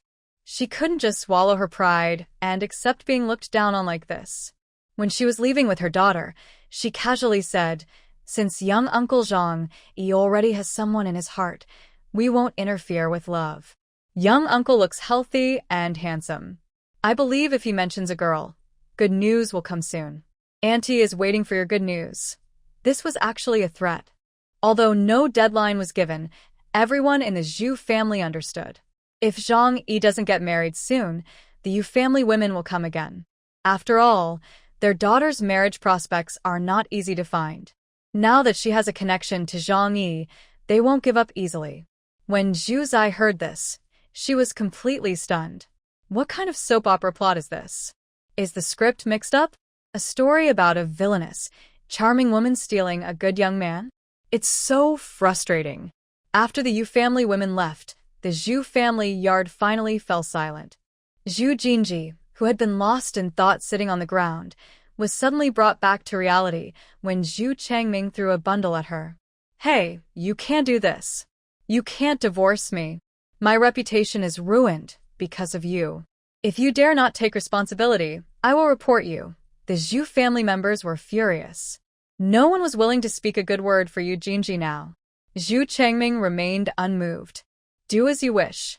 If you want to report me, go ahead. I'm willing to go to jail or even face the death penalty if it means divorcing you." Zhu Changming. "You're so heartless and unfaithful." Yu Jinji glared at Zhu Changming with hatred, with no trace of guilt or remorse in her eyes.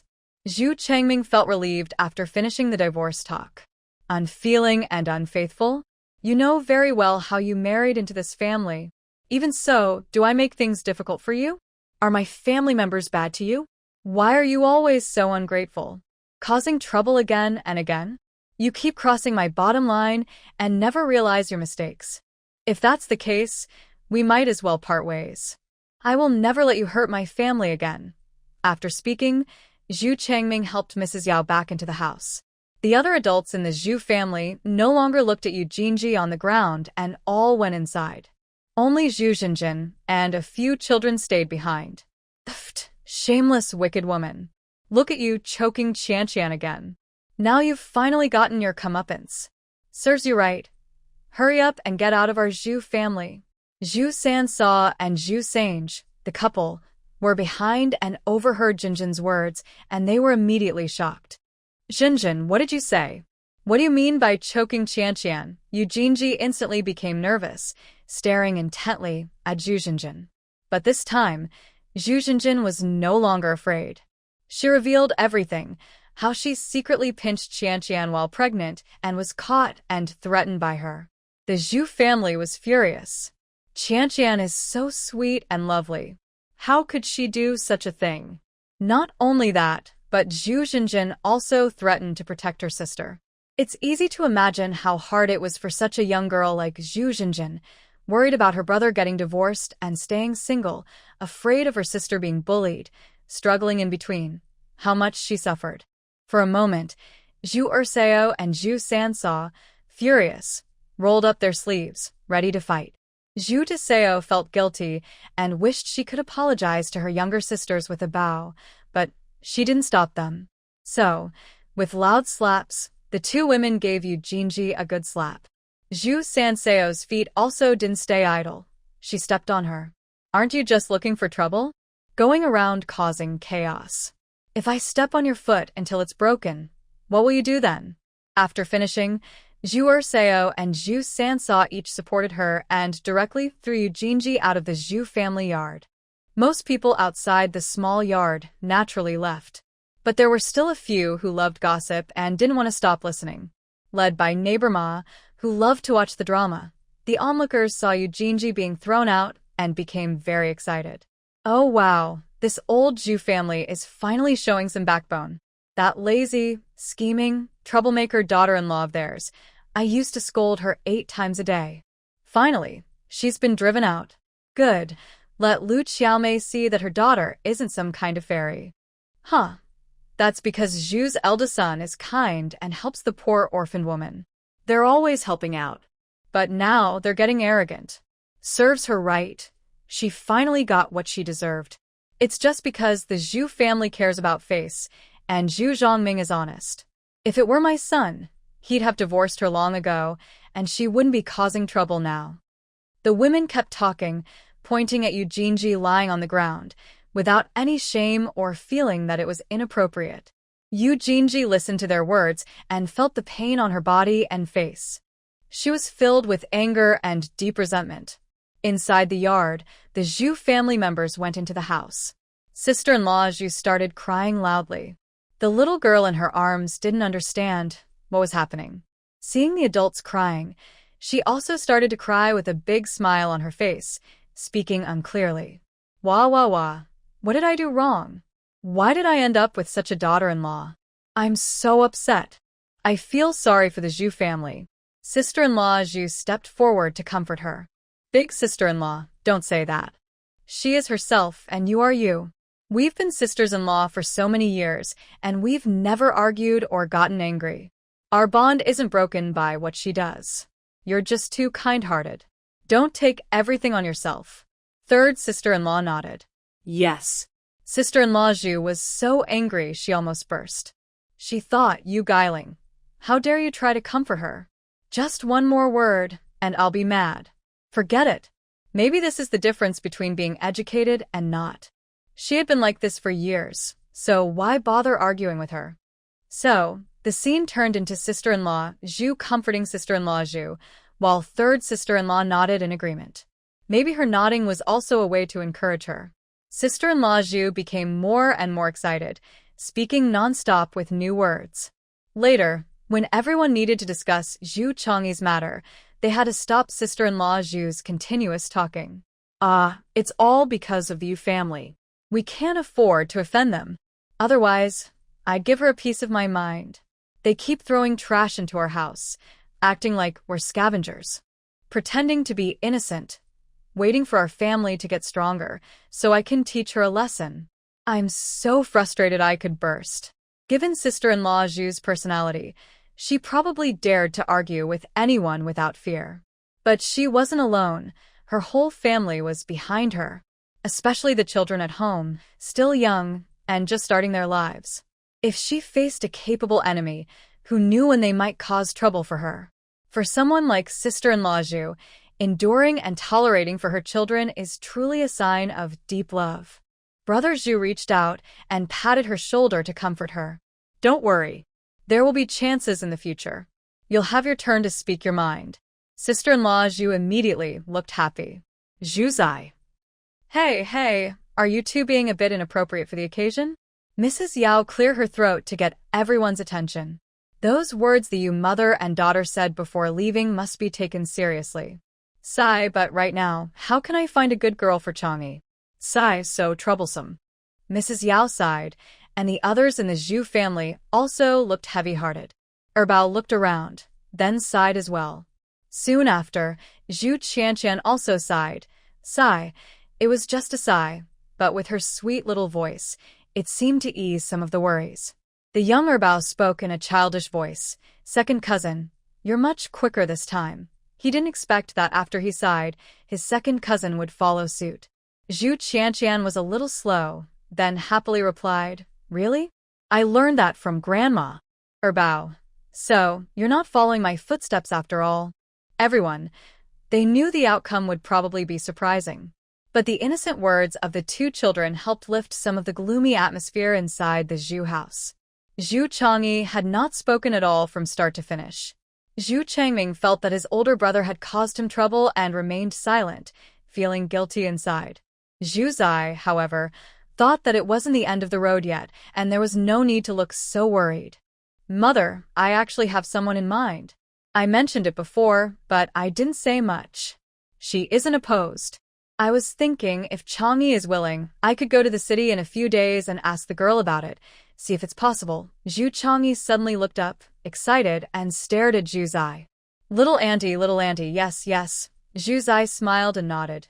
Yes, that's the girl. Hearing this, Zhu Changyi's eyes lit up instantly, as if the mountains were in full bloom. Everyone was surprised. What's going on?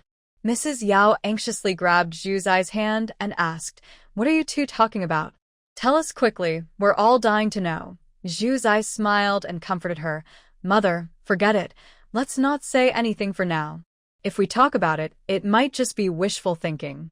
If we accidentally let something slip, it wouldn't be good for the girl's reputation. Yes, you're right. I won't ask anymore. You should pay attention and try to help your second nephew settle this, okay? Girl, from what you said, Changyi is my nephew. How could I not care? Yes, my daughter is the smartest and the best. Aunt Zhu looked at Zhu Zai with gratitude and said, Little sister, thank you for your help. It's nothing, sister-in-law. You're not crossing a line by saying that. My mother is confused and anxious, and you're just helping her. Hearing Zhu Zai's words, the Zhu family felt like a heavy weight was lifted from their hearts. Although the outcome is still uncertain, at least there is some hope. Zhu Changming also sighed in relief and quietly said, Fortunately, we have little aunt. Otherwise, I was thinking of divorcing and marrying Changyi myself. Zhu Changyi turned back and disagreed. Big brother, what are you saying? That woman, I won't marry her. Neither of us will. She's not worthy of us. Zhu Jinjin also stomped her foot and said, "Yes, not worthy of the brothers." In Zhu's eyes view, the matter of Zhu Changyi being pressured into marriage isn't a big deal. Even if the Yu family is overbearing, can they really force a good young man to marry someone? Zhu Changyi is not lacking in looks, and his family is decent. Finding a partner in the countryside isn't hard. It's only if we compare to city standards that he might lack a good job. She plans to ask Chinmei first. If that doesn't work, she'll think of other ways. But in her opinion, the main problem in the Zhu family is Zhu Changming. That Yu Jinji is really too difficult to deal with. Changming, was what you said to Yu Jinji about divorce just angry words, or are you serious? Zhu Zai wants a clear answer. Little aunt, I am serious. From now on, even if I have to face danger or stay single, I don't want to be with her anymore. If this were someone else's family and a young family member wanted a divorce, they would probably try to persuade him. But now, the Zhu family is united in their stance. Knowing his attitude, Zhu Zai feels things are easier to handle. Alright, I think this matter is even more important than Changyi's. Yu Jinji's temper isn't suitable for our family. If we can part peacefully, it will also save face for both families. But if they threaten or intimidate us, we shouldn't be afraid. It's impossible to face danger, and staying single is out of the question. With so many adults in the family, they will find a wife for you. Zhu Changming forced a smile and said, Little aunt, please don't joke with me. Talking about getting married now makes me nervous. Once, he had dreamed of his own happy marriage. He imagined it like his grandparents, supporting each other through life. Like his parents, with a caring husband and a thoughtful wife. Like his second uncle and aunt, where the husband playfully teases and the wife cheers him on, and they have fun together. Or like his third uncle and aunt, who understand each other's thoughts with just a look, without needing words. No matter which, he always hoped for happiness. But now, things are different. It feels like he's been cursed for many lifetimes. His husband is bald, and his wife causes trouble.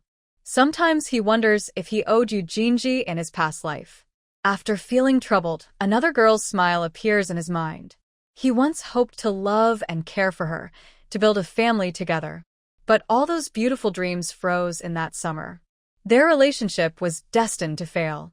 At this moment, Zhu Changming also thought of Yu Yuelan. Others couldn't help but remember that lively yet shy girl. Second sister-in-law Zhu sighed deeply. If only Yuelan had married into the family. Mrs. Yao and big sister-in-law Zhu remained silent. Who wouldn't agree? Then, third sister-in-law Zhu softly said, Yuelan still hasn't found a husband. Second sister-in-law Zhu's eyes lit up instantly. Changming, do you think Yuelan still has feelings for you? Now that you're divorced, maybe you could rekindle things with her. Zhu Changming's expression darkened, and he replied calmly, Second aunt, please don't say such things anymore. It's not good for her reputation. Even if I divorce, I'd be a second marriage, with a child. I can't marry a young girl again. Besides, Daya is still young. I'll raise her well. After saying that, Zhu Changming left the room. Everyone looked at his calm face, unsure what he was really thinking. Could it be that Changming no longer likes Yuelan and has fallen for that wicked woman Yu Jinji? No way. Oh my. No wonder he's so cold when talking about Yuelan. Second sister-in-law Zhu was shocked, feeling like she had been hit hard. Zhu Zai, however, didn't think much of it. Don't be fooled by her calm appearance. Just now, the big hand gripping the chair was so tense that the veins on the back of it were bulging. He probably still cares about someone, but his worries are understandable. A good girl from a good family, why would she marry into your family to become a stepmother? This idea is clear not only to Zhu Changming but to everyone in the Zhu family. However, when the person involved is a close relative, it's hard not to show favoritism. Zhu's eldest sister-in-law couldn't help but speak up. Even if she has good intentions, what can she do? She's a good girl from a good family. Why should she come in and take care of someone else's children? Zhu's second sister-in-law said, Then just watch the children yourself. Anyway, her own mother was around, and you saw her plenty. Zhu's eldest sister-in-law was speechless. Your words left me at a loss for words. Although it seems like the problem has been solved, the core issue still exists. One sentence. Why would a girl marry someone else when she could marry a first husband? Most importantly, the child was born by her rival. Which woman could be so indifferent to her own child? Moreover, the child has been living with the grandmother, which isn't very fair to the child either. Sigh. In the end, it's all because Eugeni's woman caused trouble. She carefully planned her marriage, only to forget to cherish it once she had it. In the end, she only harmed herself and others. Everyone continued to criticize Eugenie and discuss divorce. At this moment, outside, Zhu Changzhong ran over to deliver a message. Little aunt, little uncle is here to pick you up. When Zhu Zai saw Gu Jinghuai, he felt completely confused. Why, on such a cold day, did he bring Sanbao along? Gu Jinghuai looked at Zhu Zai, and his feelings of frustration and panic surged like a mighty river, unstoppable. No one knew how he felt after returning home from work and seeing the dark, empty house. He felt like he was drowning in despair, as if the water was washing him away. His Zhu, who had abandoned him. He didn't know how long he had been standing at the door until the neighbor, Granny Yu, came out and saw him standing there like a pillar. She asked curiously, Gu's young man, why are you still standing outside? Your wife has gone to her parents' house. Why don't you hurry and go see her? If I hadn't heard it myself, I wouldn't believe that one day I would think a wife's voice sounds like music from heaven. Mrs. Yu, tell me my wife hasn't left, Mrs. Yu's expression was like an old man looking at his phone on the subway. Where would she go? Your wife's family is right here. And your younger son is still playing at my house. Really such a grown man, what is he always thinking about? Gu Jinghuai doesn't care what others think of him. He only cares if his wife wants him. Although she probably doesn't want him now, he figures he just won't go. He strode into Mrs. Yu's house, picked up his little son who was scratching his foot. Come on, son, let's go pick up your mom and bring her home. After saying that, he wrapped the little boy in a small blanket and hurriedly left. Mrs. Yu waved her hand behind him, shouting, Make sure you wrap the kid up well. Cover him up tight, but his bottom is still exposed. Little son. Gu Jinghuai held little son whose small hands were also hugging his neck. One was looking for his wife, the other for his mother. It felt like they depended on each other for life. Wife, I and our son are coming to pick you up. Little son, Mrs. Yu. Little son was eating his tiny hand, staring blankly at Zhu Zai. Who knows how strong his understanding must be to see the love for his mother on that calm little face. At this moment, second son started talking nonsense again. Dad, I think you miss mom more, right? Blaming it on little son? Little son has no idea. All he does is nurse, turn over, and chew on his hands and feet. He's been his brother for almost a year. No matter who holds him, he never shows any attachment. Thinking this, second son felt a little sad. As a younger brother, he doesn't have to miss others, but how can he not be close to his big brother? He looks so good. Gu Jinghuai, caught being honest by his own son, felt a bit shy. Really, he was just thinking that, but he shouldn't say it out loud, especially with others around. He's so embarrassed. He's an adult, yet he's divorced and still talking about his wife. How embarrassing that would be to others. So, he looked at Bao with a threatening expression. I think you won't want your dad to help you cut your hair anymore. Bao immediately covered his little head, not sure what he was trying to protect. Realizing something was wrong, he quickly covered his mouth again. Finally, he felt something was still off, so he rushed forward and hugged Gu Jinghuai's leg. Dad, you didn't miss Mom, I miss Dad. Dad, please take me and Mom home. No wonder Gu Bao's bones are soft. It's because his mom's haircut was too ugly.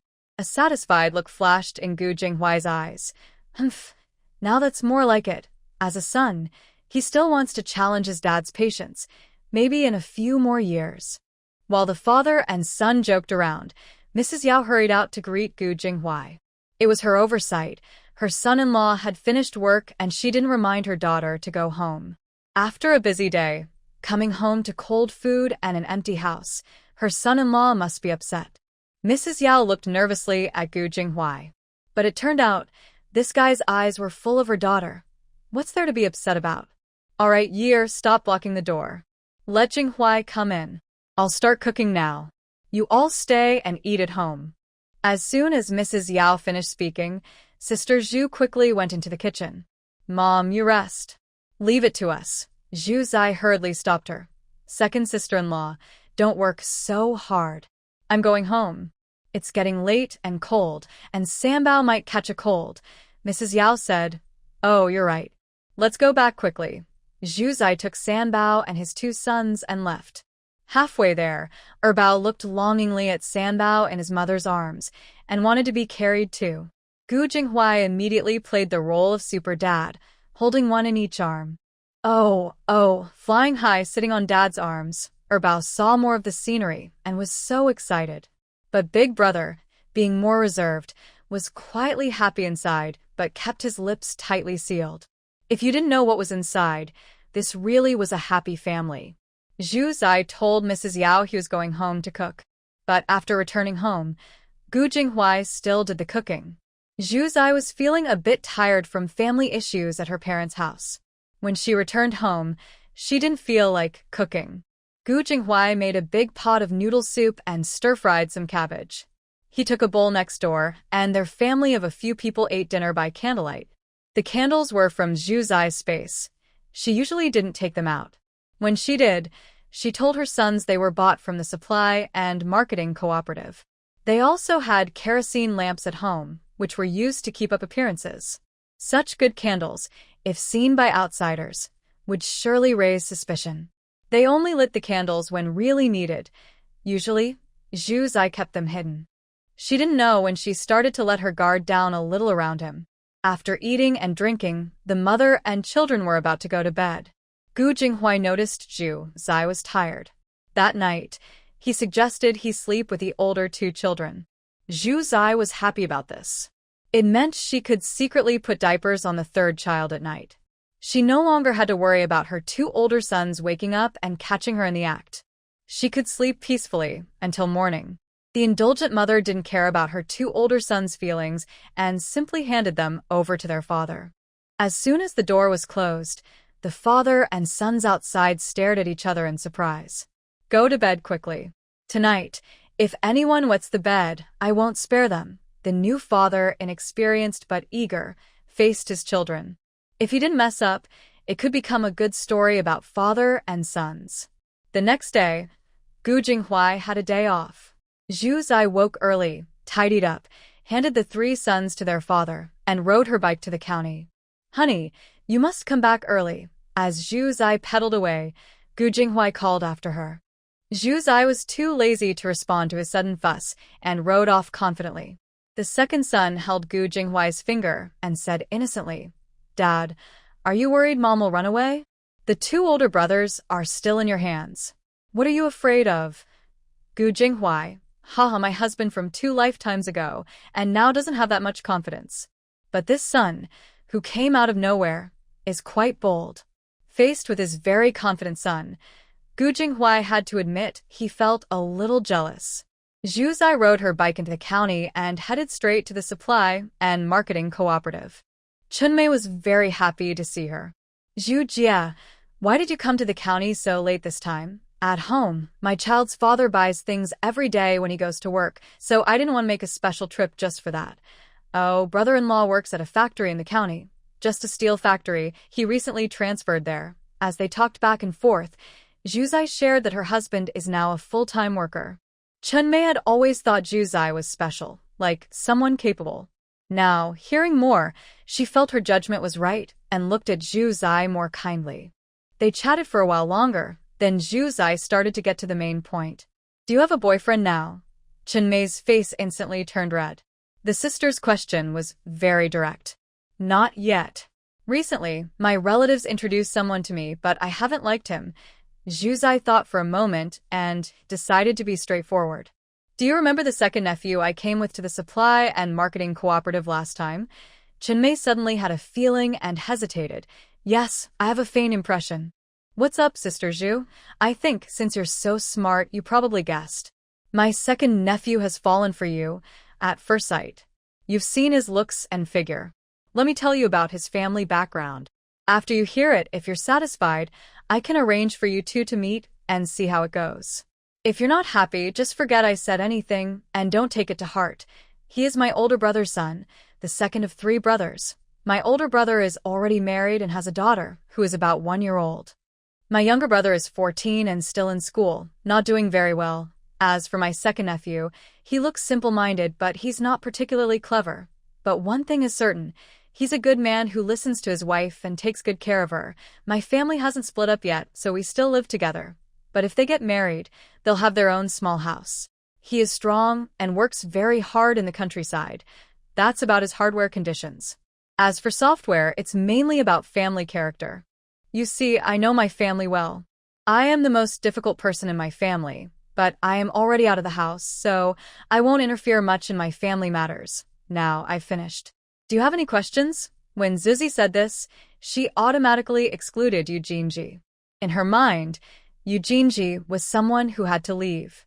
As a matchmaker, this was her first time doing such a thing. That guy even made her sweat. She looked up and saw that the young girl's face was even redder than a monkey's bottom. Just then, someone came to buy something. Chun Mei quickly went over to greet her. Sister Zhu, wait for me a moment. The girl was shy or not. You could tell just from her voice. She was lively just a moment ago, but now she seemed like a little mosquito. This was a good chance for her to calm down a bit. After sending away the 2 customers, Chun Mei's face was no longer hot. So, have you thought it over? Do you want to meet? Chun Mei pursed her lips and nodded slowly. Zuzi let out a sigh of relief. Although she didn't force feelings, she still wanted her nephews to be happy. Since the girl was willing, she felt relieved. Sometimes finding someone you like isn't easy. Her old heart hadn't beaten this way in a long time. Sigh, spring is here. Maybe she should find a man to have some fun with. Romantically? Quickly dismissing her springtime thoughts, Zuzi asked, when are you free? I'll bring my second nephew to meet you. Chun Mei's face turned red again. The day after tomorrow, yes. I have a day off then. All right, it's settled then. Feeling like she had accomplished something important, Zuzi was so happy she wanted to jump. After buying another can of malted milk at the supply and marketing cooperative, she left. After many days away from the black market, when she returned, that tall, bearded man treated her like an ancestor. Oh, my little aunt, you've finally come. Oh, don't call me that. Just call me comrade. Oh, Zuzi, stop joking around. I really have something serious to tell you. What's the matter? Oh, that batch of goods you sold last time is already gone. Look, see if you can get your second uncle's wife's relatives to bring another batch soon. Big bearded man said this, while 2 large flies kept rubbing their hands. A tall, rough man nearly 8 feet tall looked quite silly doing this. Zuzi, you really couldn't watch anymore. Big brother, please stop making that move. Let me send a message to you. Okay, then I'll wait for news from the girl. Hearing Zuzi Ye's reply, the tall bearded man was very happy, like spring flowers blooming. Zuzi Yi couldn't bear to see a gorilla looking so excited, so she casually wandered around the black market and then left. This time, she went out with a cloth bag. She searched through her space and took out a bag of dried kiwi and some chocolates for her sons. As long as she carefully told them not to tell others, she could occasionally take things out from her space to satisfy their cravings. When Zuzi Yi appeared riding her bicycle at the village entrance, Gu Jinghuai was at the door holding Sanbao and looking around. Debao and Erbao had gone off to play somewhere, and Gu Jinghuai was quite relaxed. As a father, he followed the free-range rule, letting the kids do as they please. When Zuzi Ye's figure appeared in their sight, Gu Jinghuai and Sanbao, who looked at her with similar surprised eyes, both showed the same happy expression.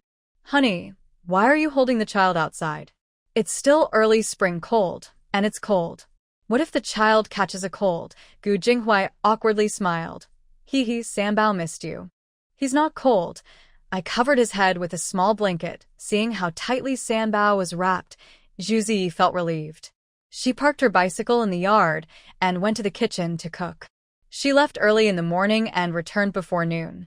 Maybe she had helped her second nephew with something important, so she was in a good mood. Zuzi planned to steam meat buns. The flour in the kitchen was from her space, white and fine. The steamed buns would be plump, white, fragrant and soft. The filling was made of cabbage, wood ear mushrooms, and pork, combining the fresh aroma of cabbage, the crunch of mushrooms, and the meat flavor, making it very delicious. When Debeo and Erbao came home, they immediately smelled the tempting aroma. "Mom, what delicious food are you making? Big white buns, do you want to eat?" "Want to eat." Children sometimes speak like that, stretching out their words. If this weren't my own son, I would find Zhu Zai so annoying. Speak properly. Hurry up and go wash your hands with your brother. Dinner will be ready soon. Gu Jinghuai had already prepared warm water and was waiting by the basin for his son to wash his hands. Zhu Zai didn't let him into the kitchen to avoid making it difficult for her to take things out from the storage space. He understood her concerns and was doing his best to help in any way he could. Finally, he made a seaweed and egg drop soup. Zhu Zai carried buns to the table. The family enjoyed the seaweed soup and ate happily. Debao ate 1.5 buns, Erbao ate 1, Zhu Zai ate 2, and Gu Jinghuai ate 12. By the end, Gu Jinghuai noticed his wife and children looking at him differently, so he quickly stopped eating. He wasn't a glutton. The buns his wife made were just too delicious. 12 adults worth of buns, about the size of a fist, and he felt only about 70% full. But to avoid making his wife dislike him, he forced himself to stop. If he was still hungry later, he could secretly have another meal at night. Yes, Gu Jinghuai also has a space, but his space is different from Zhu Zai's. His space contains over an acre of black land and a spring. Although he woke up in a different world that day, he was badly injured. With his condition, he couldn't possibly leave the mountains. At his lowest point, he discovered this space. At that time, the spring water was only a small handful. He decided to drink most of it, determined to risk everything. Unexpectedly, his injury started to heal significantly after just one day. Since it was good stuff, he left the rest for his wife. His injuries didn't prevent him from leaving the mountains, so he stopped drinking the spring water. After applying for a transfer from the military, he used his free time in the southwest to gather fruit seedlings from the south. He also collected many flower seeds, vegetable seeds, and grains, almost everything that wasn't available in the north. He planted them in his space, hoping to surprise his wife if she ever traveled through. I didn't expect his wife to hate him so much that just seeing his face or hearing his name made her feel sick. Actually, it makes sense. His family's Zhu doesn't have a divine perspective. From her point of view, after experiencing all that, she should dislike him. Right now, he has no proof, just words. Why should she trust him? So, he's not in a hurry. As long as he can stay close to her, he believes he'll have a chance to clear up the misunderstandings from their past lives and have a Zhu accept him again. During a nap, Gu Jinghuai secretly entered the space again.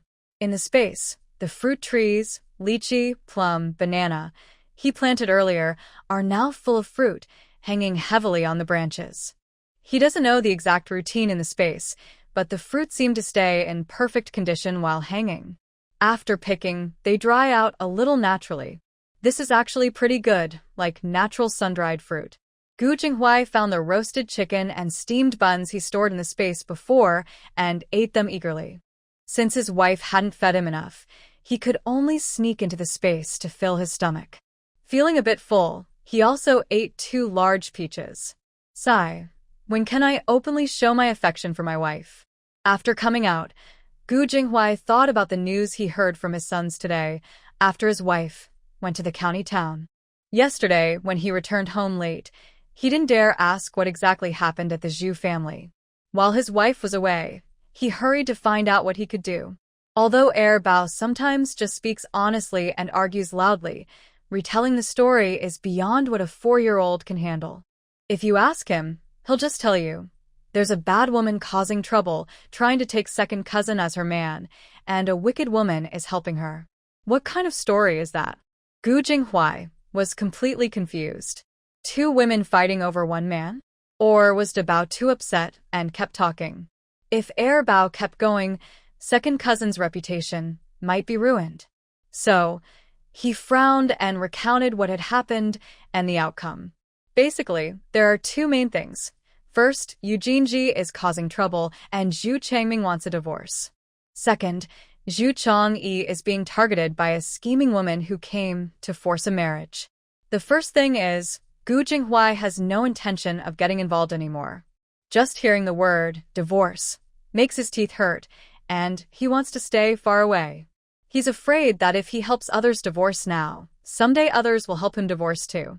Although, that woman named Yu Jinji is not even close to being as good as his Zhu. But for the second thing, he can do a little bit to help. Zhu Zai doesn't know yet that the man at home plans to help her. Right now, he's busy dividing tasty food for his 2 sons. Mom, what is this? Green and pretty. That's dried kiwi. Second brother bites it and covers his mouth exaggeratedly. Wow. It's so delicious. Seeing how he acts, Zhu Zai finds it quite rare. Yes, it's tasty. You should hide it and not show off outside. Just eat it with your brother at home. Okay, second brother will remember. Every time this little guy eats something tasty, his mother and older brother always remind him. Especially big brother, who watches second brother. He just wants to show off, but big brother won't let him take the good food outside. But who is second brother? If he behaved himself, he wouldn't be called Gu Er Bao. Mom, can I tell Dad? Zhu Zai thinks to herself, you called Dad so happily. Second brother feels a bit disappointed. It's such good food, but his dad can't enjoy it. What a pity. The next day, when he sees his dad, he quietly says to him where they are. Dad, Mom doesn't want us to tell you. We sneaked and ate the good stuff yesterday. Gu Jinghuai. This mischievous kid, does he have to keep emphasizing his family status again and again? Second brother. There's nothing I can do. I have to hold back and not show off. It's just too frustrating. The day before, Zhu Zai finished handling her second nephew's matters and now wants to take care of her eldest nephew's affairs. Dabao, come here. Mom, you called me? Good boy, I have a task for you. Can you help me? Dabao nods obediently. Okay, Mom, tell me. You go to Grandma's house and find your cousin Changzhong. You two go to the village to check if Sister Yuelon has gone out. If she has, come back and tell me. Okay, I'll go right now. When Dabao saw it, he also eagerly followed along. Big brother, wait for me. Dabao didn't want to lead her Bao because he was too slow and talked too much. But seeing that mother didn't object, he just took him along. Zhu Zai first let the children go ask around, mainly to find Yu Yuelon outside, thinking about her reputation. No matter why she hasn't found a husband yet, as her former fiancé's younger sister-in-law, visiting her would cause gossip. Her actions were just to be cautious. Fortunately, the outcome was quite satisfactory. Changzhong brought Dabao, Erbao, and Changhe when he returned, and he brought back a satisfying answer from Zhu Zai. Yu Yuelon went out to catch some chicks. Zhu Zai asked Zhu Changzhong to watch the house while she went to the path Yu Yuelon usually took. She greeted her gently. Yu Yuelon didn't expect to meet Zhu Zai here. Although they weren't very close, she had a good impression of her. She instinctively asked, little sister-in-law? Zhu Zai smiled and said, Yuelon, can I talk to you? Yu Yuelon was unsure how to react and nodded blankly.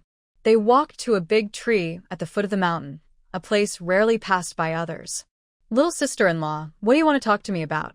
Zhu Zai sighed and said, actually, I think you probably have some idea. I only came to see you because of Changming.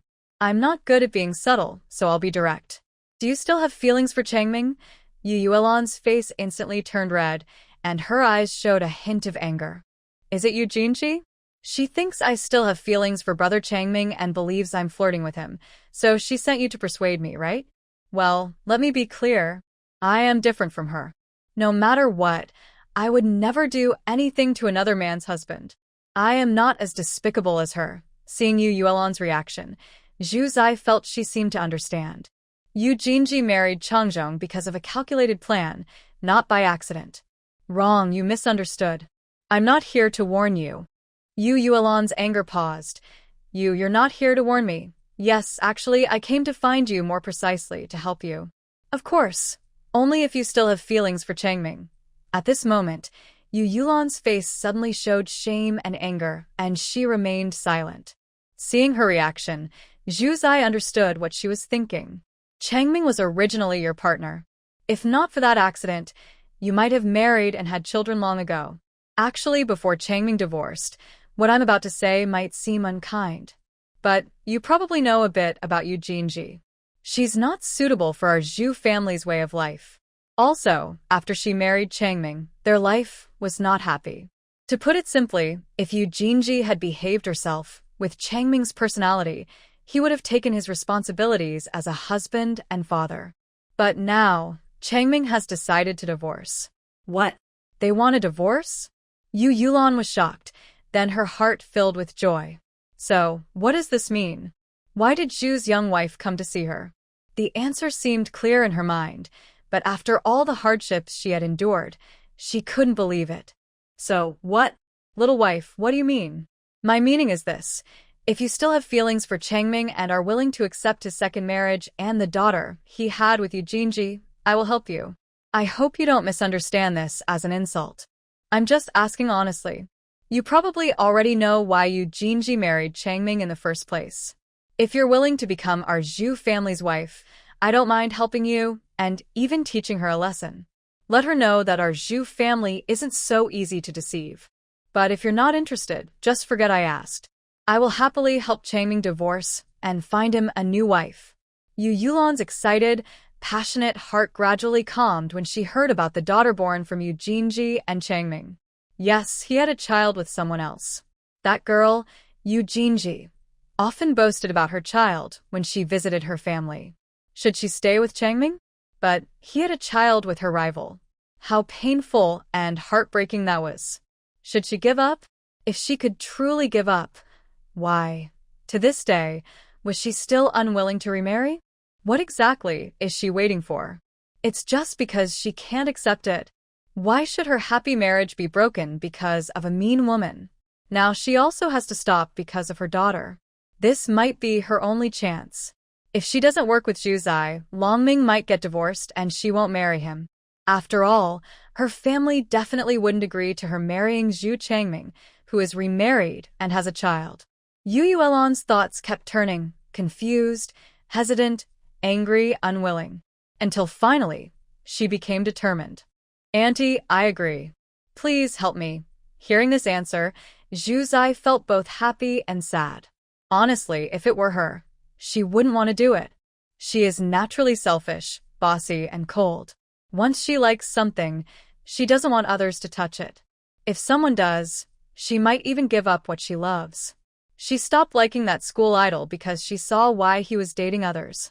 But back then, she wasn't clear about her own feelings. Falling for Gu Jinghuai was probably an accident too. Knowing he had a first love he couldn't have when he was young, she still liked him. But her uncontrollable feelings were hidden under her strict self-respect. She didn't dare to show or confess. She liked him, even loved him. But she loved herself more. Seeing this girl who risked everything for love, Zhu Zai gently said, "Don't worry. I can't promise Longming won't disappoint you forever. I won't interfere with your feelings.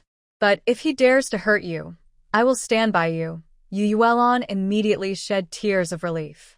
Thank you, Auntie. Thank you. At this moment, she finally saw the light after a long darkness. Zhu Zai returned to the Zhu family courtyard and cooked for Zhu Changzhong and the children. There were some leftover steamed meat buns, so she steamed them all.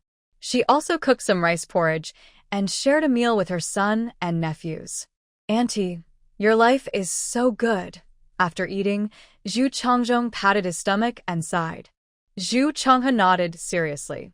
Fifth brother, if you have any errands to run in the future, remember to call me.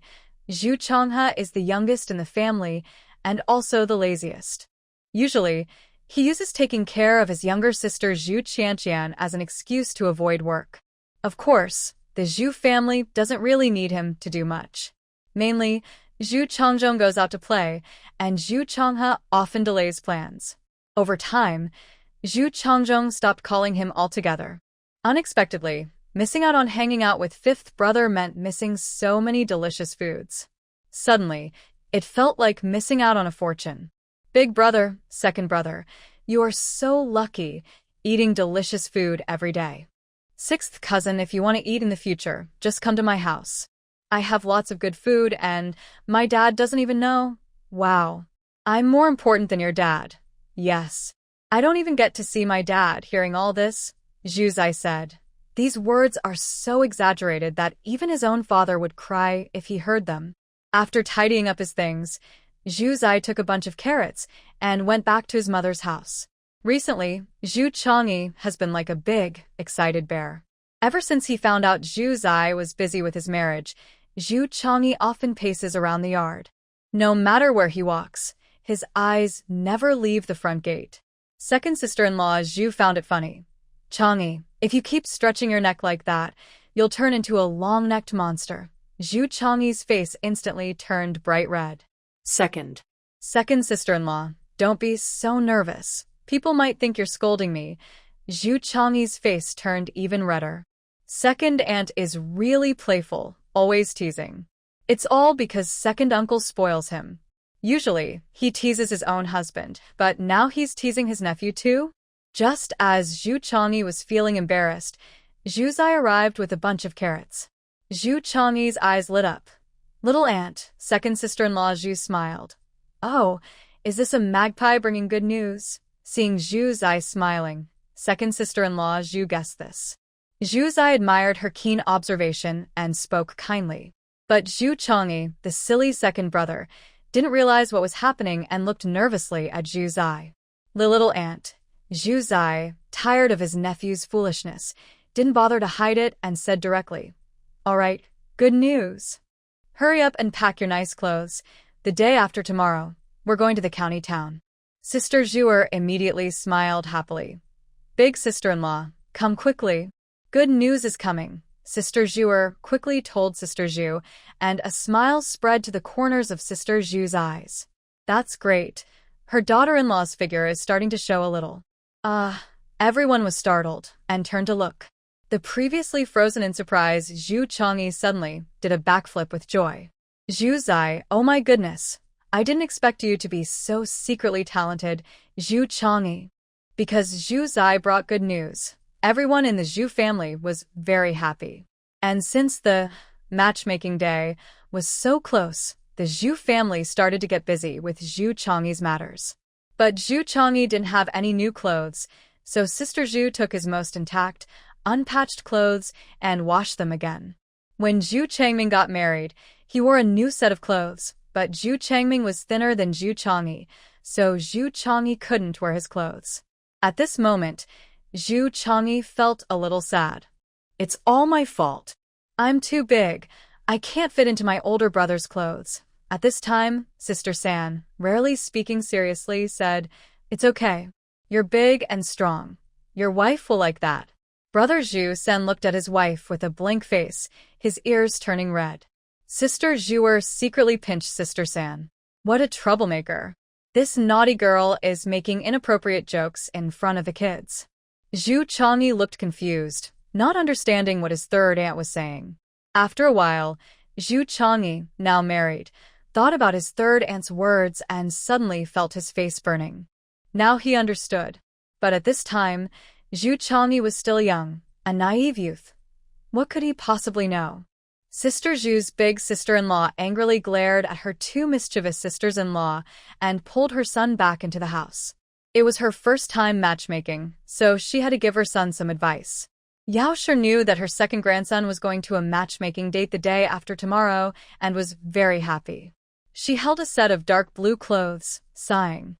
I wish I had added a bit more cotton. This new clothes is too thin. It turned out that Yao Shi had secretly planned to use the 2 pieces of cloth Zhu Zai brought back to make a new outfit for her second grandson. But she was wearing a thin shirt herself, and now it was a bit cold. Zhu Chang'e was very excited. Grandma, it's okay. I feel confident, so I'm just wearing this outfit. Zhu Chang'e, for the sake of looking handsome, was willing to sacrifice comfort. But since it was spring, and he was a young man full of energy, it wasn't a big deal. His family tried to stop him from going all out for a romantic interest, but seeing how lively and energetic he was, they just let him go. Even if he caught a cold, it was his own fault.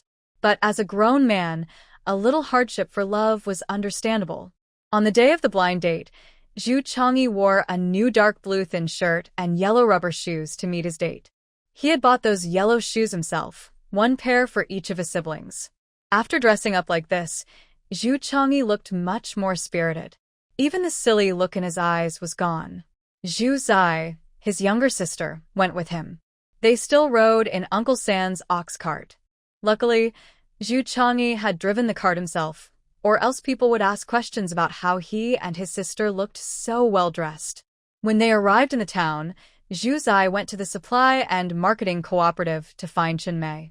They had agreed to meet there first, and Chunmei was waiting. When Zhu Zai arrived, Chunmei was wearing a new outfit, with 2 thick braids, and her face was slightly red as she waited outside the shop. At this moment, Zhu Zai wished he had a modern phone.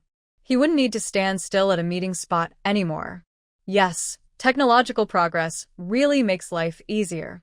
Chunmei, Zhu Zai called out. As soon as Chunmei saw him, her eyes lit up. She ran over a little, catching her breath, and with a shy smile said, "Zhu Jie, you're here." "Yes, I thought you'd be here early." "Your face is all red from the cold," he said. Chunmei's face turned even redder, and she shyly replied, "No, I didn't come early." What she didn't dare to say was that she was afraid others would find out she was on a blind date, so she didn't dare go inside the shop to wait. Fortunately, there was a curtain, and her colleagues working that day didn't know she was there. Throughout, Chunmei didn't dare to look openly at the tall, strong man beside her. "I didn't notice before, but just now I caught a quick glance. Zhu Jie's nephew looks so manly." She didn't know, and she didn't dare look at others, so others didn't dare look at her either. Zhu Changyi, dressed up nicely, had been holding his breath and tensing up since Chunmei arrived. His eyes were wide open, and his gaze was sharp. He didn't turn his head at all, only glanced sideways unconsciously when Chunmei ran over. Zhu Zai felt that the nervous breathing of these two was lighter. "Zhu Zai, maybe we should go to the state-run restaurant to eat first." "Chunmei?" "Yes." "Zhu Changyi?" "Yes." "Zhu Zai, is this what people call a young kid in love?" On the way, Zhu Zai did her best as a matchmaker, trying to lighten the mood and start conversations, just to give them a chance to get along.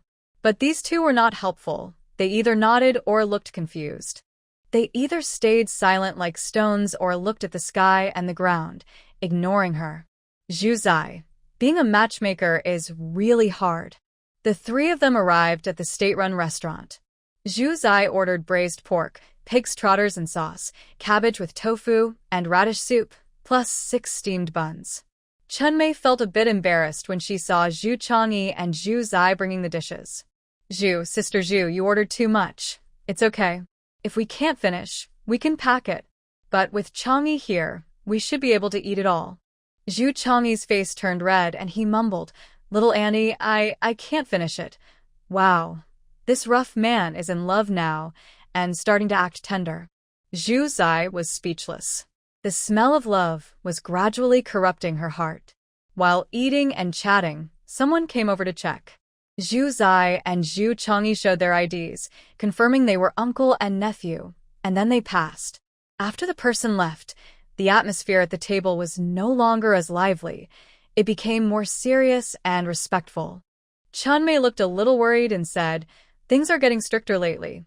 Zhu Zai thought about what would happen in 66 years and fell silent. The wheels of history keep moving forward, and she can't stop it.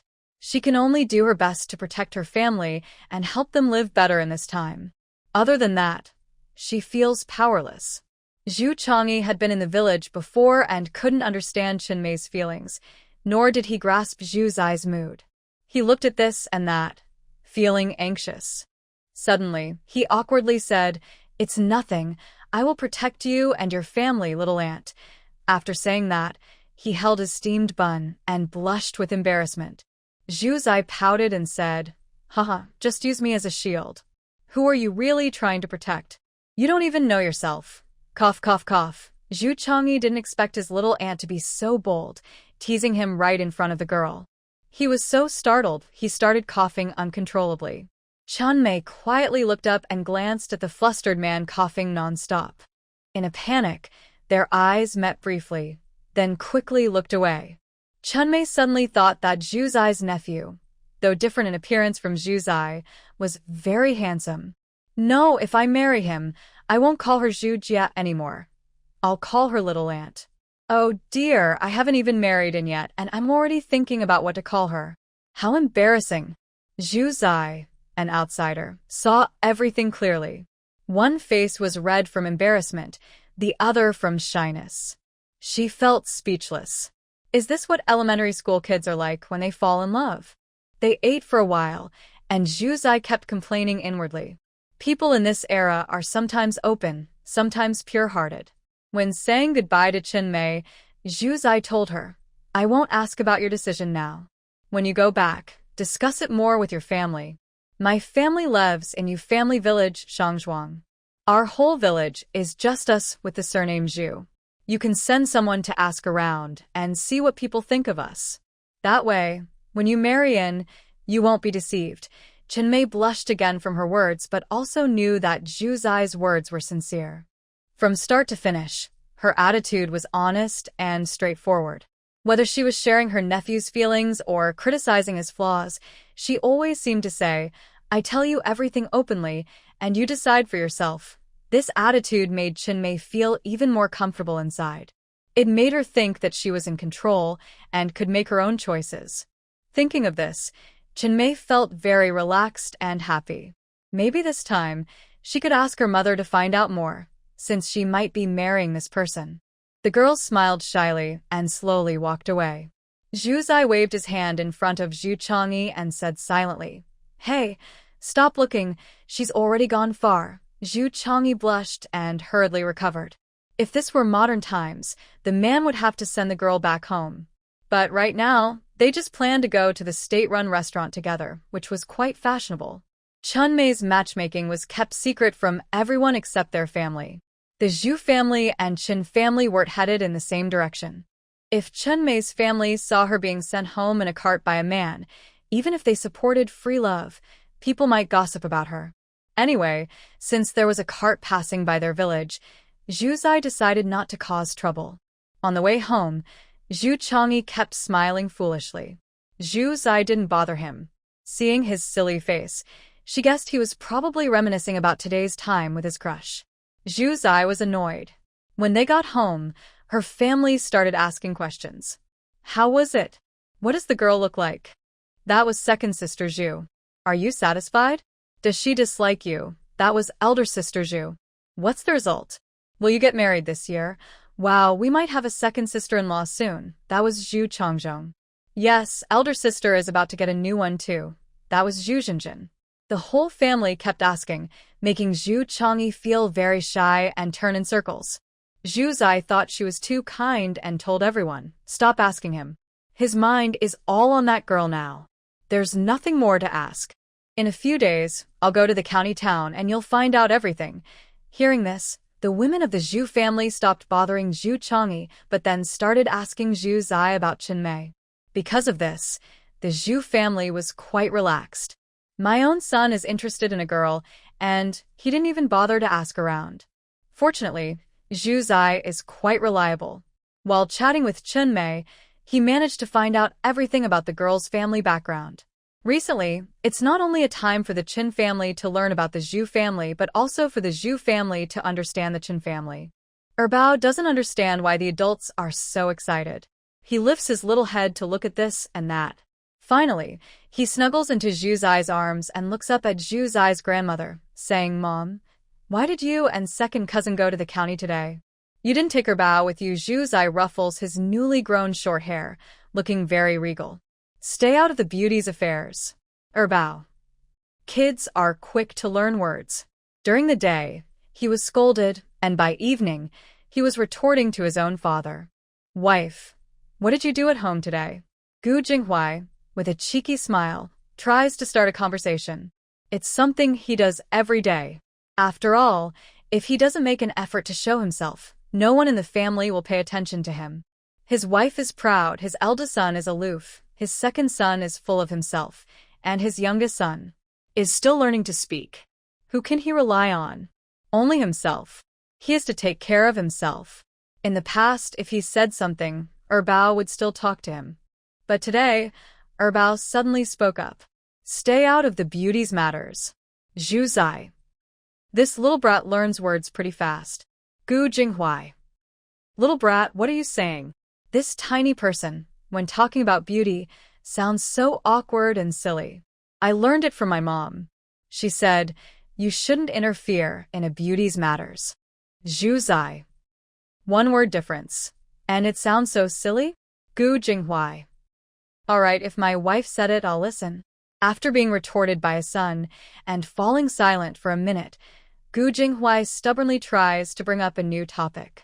Wife, about our factory hiring people, there aren't many openings. Usually, internal connections are used up. I talked to the boss and maybe Chang'e can try. First, I will be a temporary worker. If I do well, I will become a permanent employee. Zhu Zai was stunned immediately. She knew how hard it was to get a job with a stable position. The reputation of a secure job is not for nothing. Gu Jinghuai spoke casually, but she didn't know how much effort he put in behind the scenes. At that moment, Zhu Zai felt a little touched. You tell me how much you spent and I will pay you back. Gu Jinghuai looked at her deeply.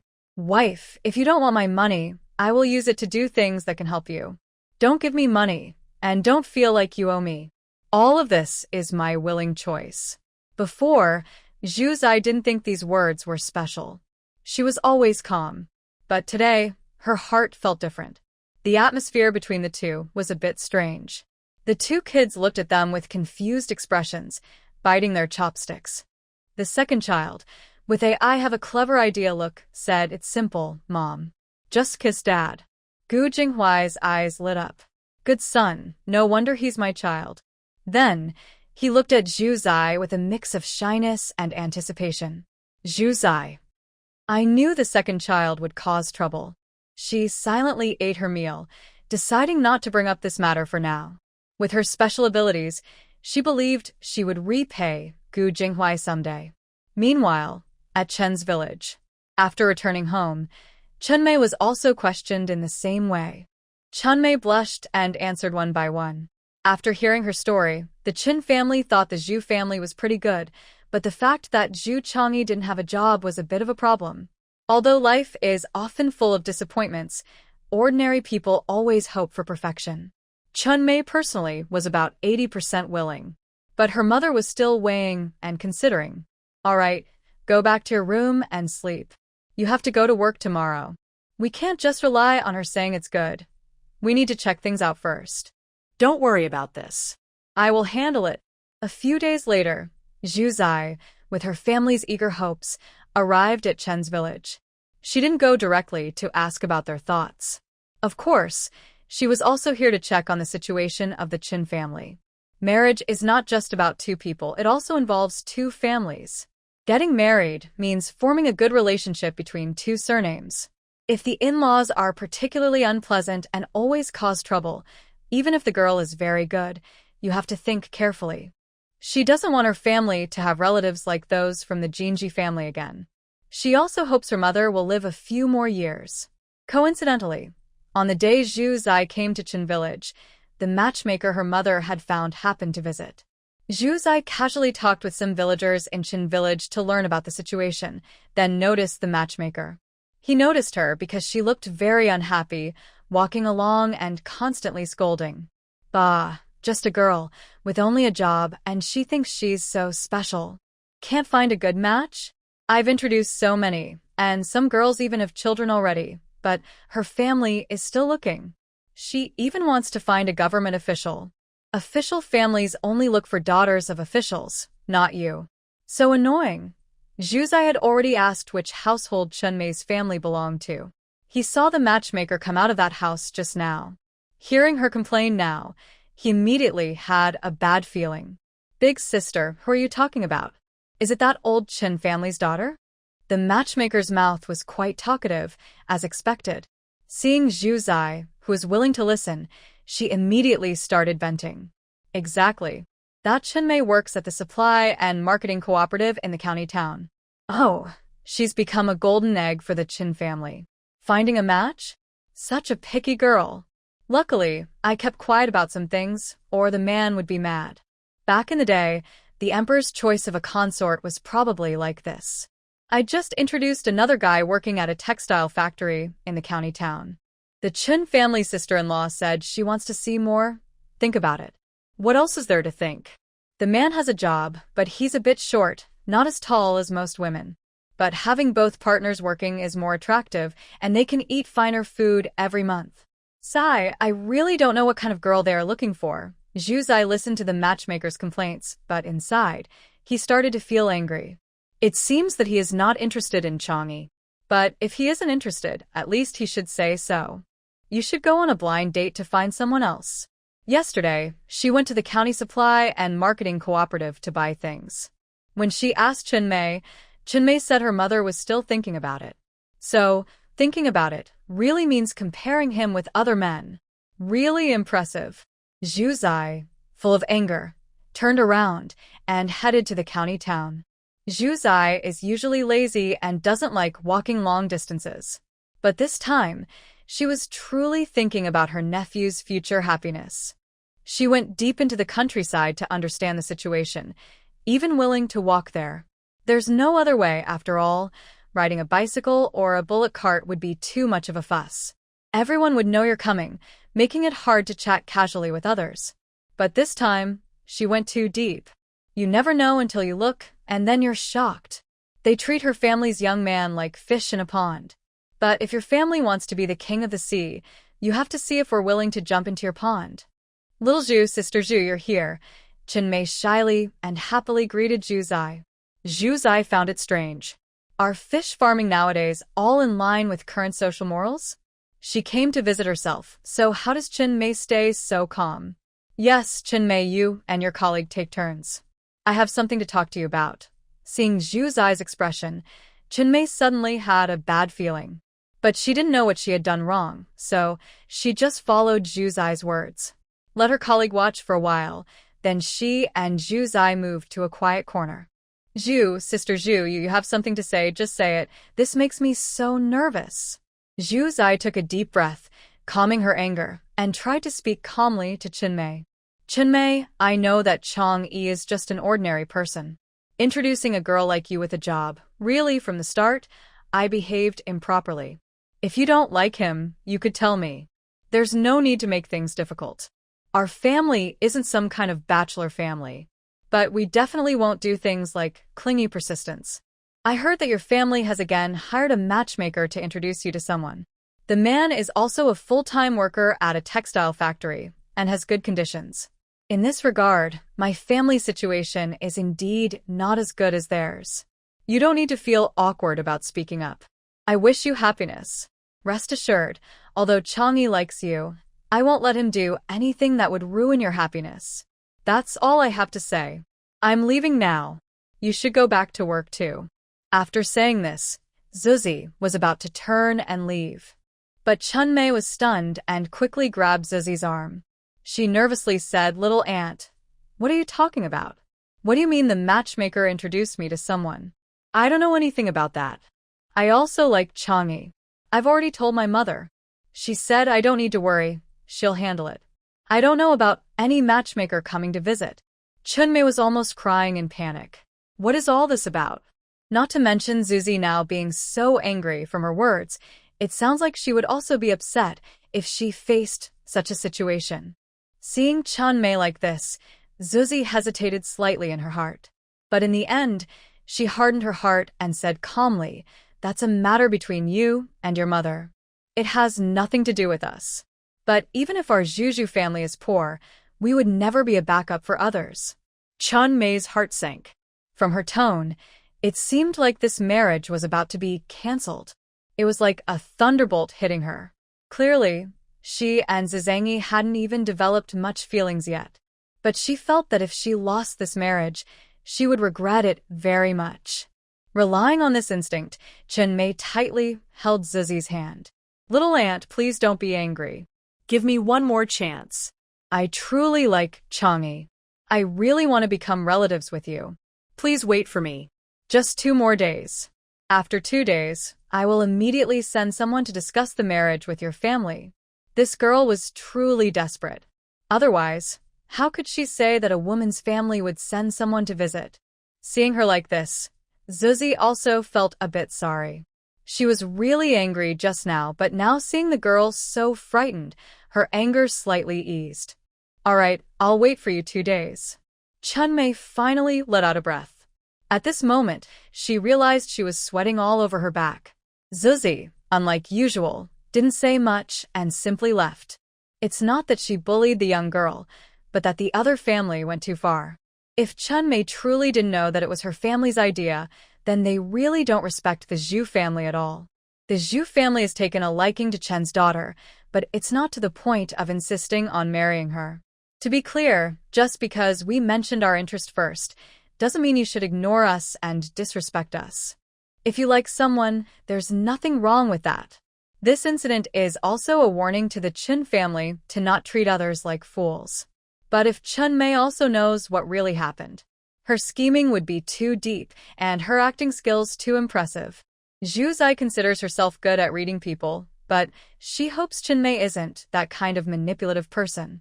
Even if we think worst case, she could be someone with deep schemes and great acting skills. If she learns Zhu Zai's attitude later, she will know what to do. Smart people usually have a sense of proportion. Either end this marriage arrangement, or even if they accept it, they won't dare to cause trouble. As long as the Zhu family doesn't suffer big misfortune, Zhu Chang'e can live peacefully with her. If misfortune does come, she can only accept it. How many people in the world are truly willing to share hardships with you? Zhu Zai returned to her family home, and Yao Shi and others asked about her. She told them that they would have an answer in 2 days. After hearing this, the Zhu family members felt relieved and nodded, unaware that their daughter had already had a serious talk. Meanwhile, after Zhu Zai left, Chunmei also lost interest in going to work. Since her uncle is the director of the supply and marketing cooperative, she asked for leave and had her colleagues cover for her. Xiaomei, what happened? You look so upset. Uncle, I can't tell you now. I have something urgent. I'll tell you later. After saying that, Chunmei hurried home. She didn't even bother to wait for the ox cart, walking straight home on foot. As soon as she entered the house, she couldn't help but call out to her mother. Mom, you said I didn't need to worry about the rest of the matter, that you would handle it? How did you handle it? I was already discussing things with others, and you went and found someone to set me up with a match. How do you expect others to see me? You're ruining me. Mother Chen also felt a bit uneasy inside, knowing that things were not handled properly. But she was used to being strong and always in charge at home. When she suddenly heard her daughter criticize her, she immediately frowned. Are you talking to me? I am your mother. I could never harm you. Everything I do is for you. For me? You're putting me in a difficult position. What's there to worry about? Just get upset over some gossip and come to question your own mother. Mother Chen dismissively scolded her daughter and muttered in frustration. That matchmaker looked so angry when she left. Looks like she's trying to ruin our family's reputation. Next time she visits, I won't let her in. And you, why aren't you working properly? Why are you back? Tears welled up in Chunmei's eyes as she looked at her stubborn and strong mother, feeling completely suffocated and hopeless. Mother, if it hadn't reached Zhu's family's ears, where do you think I found out from? Mother Chen was suddenly shocked. She had thought Chunmei heard gossip from the villagers and came home angry, but she didn't expect it to be known by others. This. Even though Mother Chen was tough all her life, she couldn't help feeling guilty now. She was strong, but she also cared about her pride. How is that possible? How could Zhu's family know? Chunmei remained expressionless and said coldly, it was Zhu's younger sister-in-law who came to the county to tell me herself. Think about it, while we're trying to find out about them, they're also trying to find out about us. You really think I'm some kind of fairy? When the man from their family said he liked me, he really didn't care about anything else, just me. Now, you're causing trouble like this. How am I supposed to face Zhu's family's younger sister-in-law in the future? Mother Chen was very annoyed by her daughter's rebellion and snapped, if you don't want to see her, then don't. Their family isn't that important. Why are you so eager to yell at me? You have a job, you're good-looking. Why can't you choose someone? At this point, Chunmei had nothing more to say to her stubborn mother. Fine, you choose. Will you marry some old man or a crippled widower when I'm 70 or 80? In the end, Chen Mei shouted hysterically. Mother Chen never expected that her usually obedient daughter would behave like this. She suddenly felt very upset. I did all this for your good. Is this how you talk to me? Don't forget, your job was given to you by me. Mother Chen has always been a proud woman, but she was born into a family that favors boys. Years ago, she was the first in her village to get a stable government job. Later, she encouraged her younger brother, who was also a good student, to get a job at the supply and marketing cooperative. Now her brother is the director there, and her whole family is proud. But her greedy mother still wants her to give up her job for her sister-in-law. This is a job she earned herself, so why should she give it to someone else? Because of this, her relationship with her family became cold. Even after she married, she was forced to send a third of her monthly salary to her family. Otherwise, her difficult mother would threaten to have her husband fire her. If she hadn't experienced it herself, no one could imagine that a mother and daughter could be like this. Fortunately, she married a kind and understanding husband.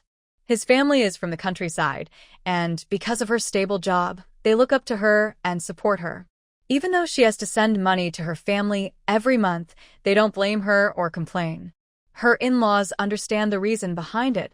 Some say that marriage is like a second rebirth for women. That's very true. For Mother Chen, this was the start of a new life.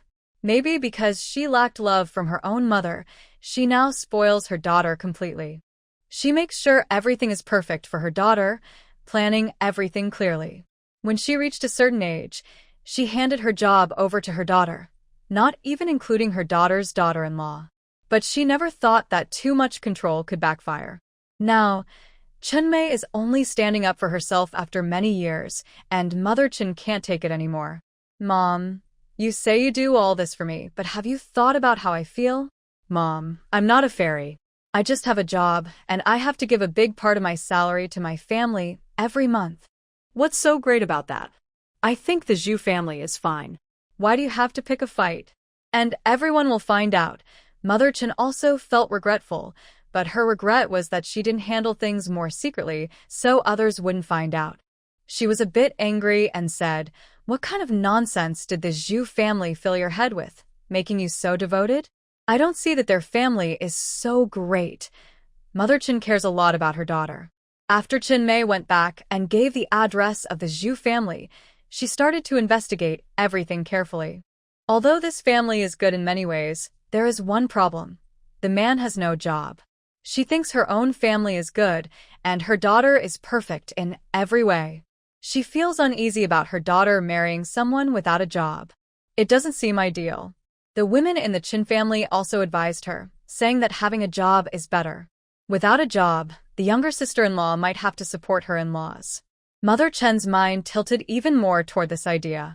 But the Zhu family is the best match Chen Mei has had since her blind date. She doesn't want to let go. She thought of a sneaky plan, secretly investigating, and if her daughter was willing to pursue it, she would go ahead. Later, if she found someone better, she would change. This idea was also suggested by the sisters-in-law of the Chen family. These daughters-in-law were all unhappy about the idea of giving the job to the younger sister-in-law, but there were many of them, and one job couldn't support everyone. So, they could only watch helplessly. Fortunately, the younger sister-in-law's salary was paid into the family account every month. When they split the family, that money would belong to them. If the younger sister-in-law found a job later, she would support her family even more. But if she didn't have a job, she would be considered to have left her family behind and would focus on her husband's family after marriage. If she didn't send money home, where could they complain? With this in mind, the daughters-in-law of the Chen family kept persuading Mother Chen. Their subtle influence made her lose her clarity. And so, she became overly proud. Mother Chen, who had always been strong and competitive, now felt ashamed when others found out what she had done. But she couldn't bring herself to admit her mistake, and her daughter cried sadly. The atmosphere in the Chen family became very gloomy. The sisters-in-law started to advise Chen Mei again. "Little sister, please understand your mother. She's doing this for your own good. Exactly. Having a job is better than not having one.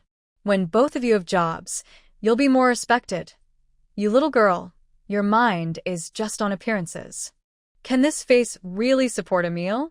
Or is it truly about living an honest life? Yes, your second sister-in-law is right. You shouldn't just focus on looks and think only about how handsome the young man is. Get lost. All of you get out. Do you think I don't see what you're up to? You just want me to marry someone with a job, so it's easier for you to rely on me later, right? If you give me a job just to drain me and even trade my marriage, I might as well give up the job and marry a simple farmer. The daughter-in-law's faces suddenly changed, showing mixed feelings. They felt embarrassed for being caught thinking selfishly, yet they also looked eager to see Chin-mei give up her job. At this moment, their once strong alliance started to feel fragile. There was only one job, and everyone was competing for it. But they couldn't show their true thoughts openly. They had to hide their feelings behind a false smile. Little sister, what you said is really hurtful. Yes, we're only thinking of you. How can you think we're against you? While they tried to hide their true feelings, they didn't notice Chen's mother's face suddenly changing. Chen's mother was a wife, but she was also a mother who loved her daughter dearly. She definitely didn't want her daughter to be exploited by her family like she was. The money Chin-mei gave her from her salary, after covering household expenses, was also saved as her dowry. At first, she was obsessed with making her daughter marry a better man and didn't consider her daughter-in-law's feelings. Now, hearing Chin-mei shout, Chen's mother was startled. She silently mocked herself. After living so many years, she almost got tricked by a group of little troublemakers. She had been too eager for her daughter to marry well, which made her worry too much and get stuck in her own thoughts. If she forced her daughter to marry someone she didn't want, wouldn't they become enemies? Her own mother had treated her badly, and they were strangers now. She truly wanted what was best for her daughter. But if they became strangers, that would be too sad. Oh well, children have their own fate. Fortunately, the Zhu family has a good reputation, and the girl she likes is not a troublemaker. However, she doesn't have a job, but it's not a big deal. Her husband also doesn't have a job, he's a farmer. Over the years, he has still been kind to her. After thinking it through, Mother Chin felt much clearer. She coldly glanced at the daughters-in-law still trying to persuade her daughter, and then went back to her room. Later that night, Mother Chin quietly entered Chin-mei's room. Xiao Mei, get up.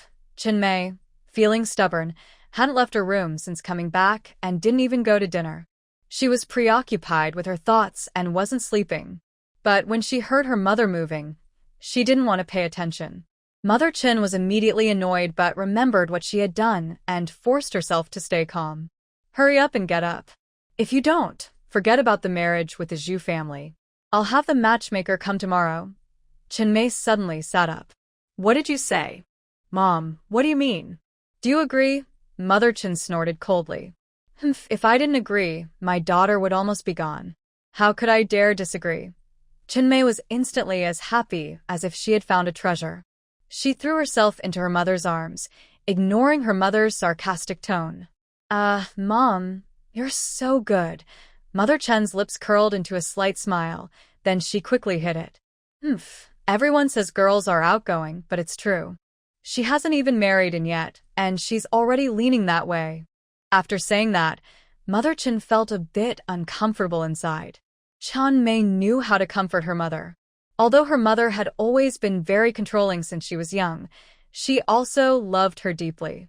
Their mother-daughter relationship was generally very good. Mom, don't think like that. If I marry into a good family, wouldn't you be happy? Why wouldn't I be happy? I just worry that it's not a good family. The Zhu family doesn't have many talented people. The whole family just earns work points, and if the year is good, they can get a little more grain. If the year is bad, they can't even fill their stomachs. The younger sister of the Zhu family is quite capable. Her husband is a formal worker at the steel factory. But as the saying goes, a daughter who marries out is like water spilled. She still has her own family and can't just go and support her parents. Chin-mei, I just worry that you'll suffer and work hard after marrying. This heartfelt talk was very sincere, and Chin-mei felt her eyes fill with tears. Mom, don't worry.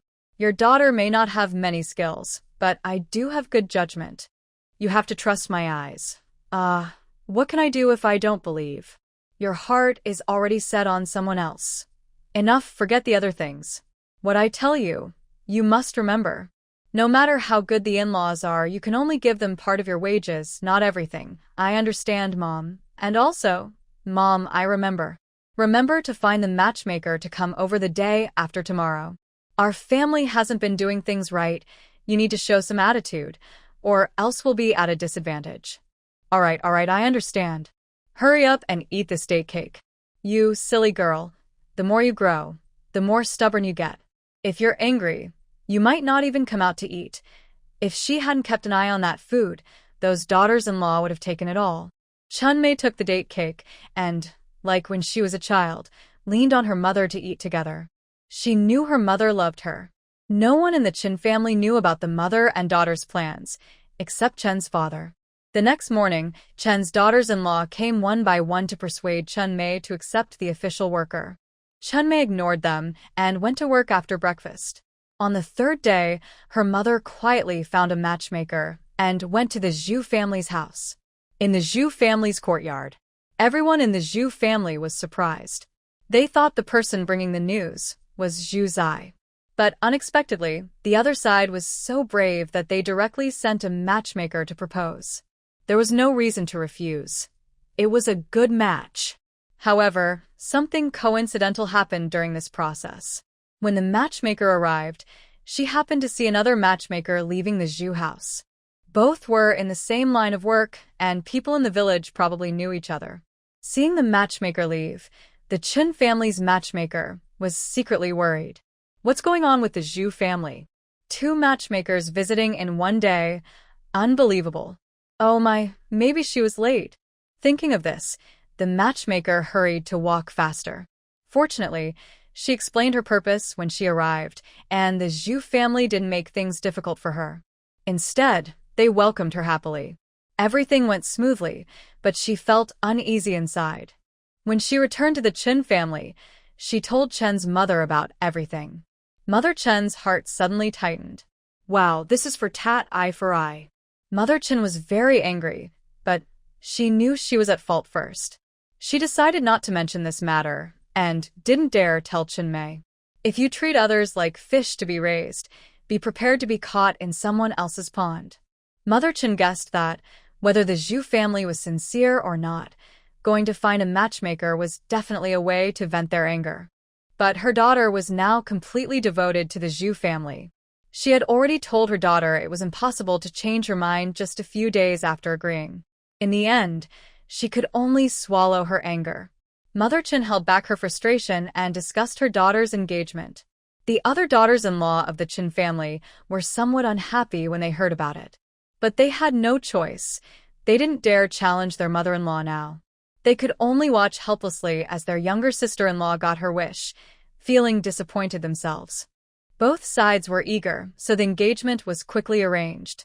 Even if there were misunderstandings, there were sensible people on both sides. Someone stood up for them, and these 2 young people happily and carefreely fell into a sweet romance. When spring planting began, the Zhu and Chen families officially set the wedding date. Meanwhile, Yu Xiaoyan and her mother were watching Zhu Changyi closely, so the Zhu family quickly arranged for their son to marry a good family girl. During the engagement, they also exchanged betrothal gifts. The Zhu family gave 2 rounds of gifts, totaling 10 yuan, plus 4 types of pastries and 2 new outfits. Such a betrothal gift was quite generous for a city marriage. If Zhu Changming hadn't spent a lot on his previous marriage, they could have given 3 rounds of gifts. The pastries were made by Zhu Zai, who chose honey 3 knives, walnut cakes, date cakes, and crispy biscuits in her space. She wrapped them in oil paper, and they were substantial gifts. The red cloth was also taken from her space, and Zhu's eldest sister-in-law personally made a red dress for her future daughter-in-law as a wedding gown. Mother Chen was slightly surprised when she saw these gifts. She didn't expect that the Zhu family, who only farmed the land, actually had some valuable things. The other daughters-in-law of the Chen family looked at these gifts with both happiness and envy. They thought, My little sister-in-law is really lucky. She married a simple farmer, but her family is quite wealthy. On the day of the engagement, Zhu Zai accompanied her family to Chen's house. Chen Mei saw her happily and cheered. "Little auntie, you're here." Chen's mother softly scolded from behind. "You girl, you change your way of speaking so quickly." Chen Mei stuck out her tongue, showing her childish side. It's only in front of her own mother that she acts so innocent and carefree. Zhu Changyi and Chen Mei are now in the happy stage of falling in love, about to get married. Both are very happy. But since the adults are present, the young couple doesn't dare to be too close. They don't even hold hands, and they avoid eye contact out of shyness. They stand behind their parents, one smiling foolishly, the other happily. Looking at them, they do seem like a married couple. Chen's eldest daughter-in-law is somewhat proud and competitive. Seeing this happy scene, she can't help but show off. Our little sister-in-law was spoiled and raised with love. She has never done any work. When she gets married, you can't let her suffer. Exactly, our little sister-in-law isn't just any rural girl. She has a job and can support herself. Chen's second daughter-in-law also chimed in. The Zhu family members' faces changed as they listened. Honestly, Chen Mei has a job and can earn money, so they respect her more. That's why they gave her proper respect during the wedding gift exchange. But their condescending attitude makes people uncomfortable. Chen Mei's face instantly turned red. She looked angrily at her two sisters-in-law. Chen's mother also looked coldly at them. Even if what they said was reasonable, it wasn't appropriate to say it on her daughter's big day. It might make her daughter's future in-laws hold a grudge. She had been busy with her daughter's affairs lately. If she didn't discipline them, they would become even more arrogant. The scene became awkward. Except for Zhu Changyi, who was still confused, everyone else fell silent. They didn't know how to naturally change the subject to make the scene less uncomfortable. Suddenly, Zhu Zai chuckled softly and said, "You're right, sister-in-law. We understand the importance of matching families. If things don't match, we naturally treat the girl well. If work isn't enough, good character makes up for it. Fortunately, my Changyi is quite promising. Although he doesn't earn as much as a full-time worker, working as a temporary worker at the steel factory provides enough money for a good life. The Zhu family doesn't need them to send money home, so they can fully support their small family. If the in-laws are worried that Chen's daughter might be treated unfairly, even if she marries in and they split the family, the Zhu family has no objections. Our family is easygoing and doesn't care about petty disputes." This subtle warning and sarcastic remark made Chen's sister-in-law blush with embarrassment.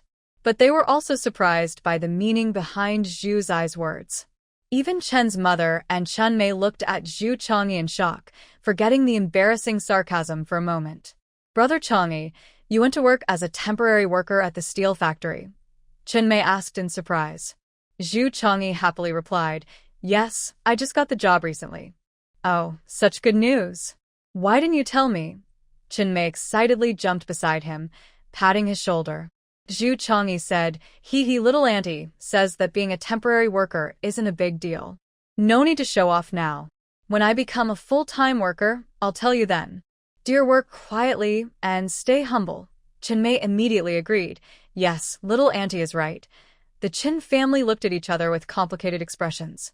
They didn't know if this simple-minded guy was unintentionally or intentionally insulting Chen's sister-in-law again. Just now, Chen's sister-in-law was showing off about Chen Mei's job, and now they found out she also has a job. Even if Chen Mei is a full-time worker, she still has to give some of her earnings to her uncle's family. But she is a temporary worker and at least keeps her own wages. This really makes one think of the saying, dancing a big sword in front of Guangong, meaning it's embarrassing. Chen's mother also looked complicated. She was unhappy about the marriage because of the job before.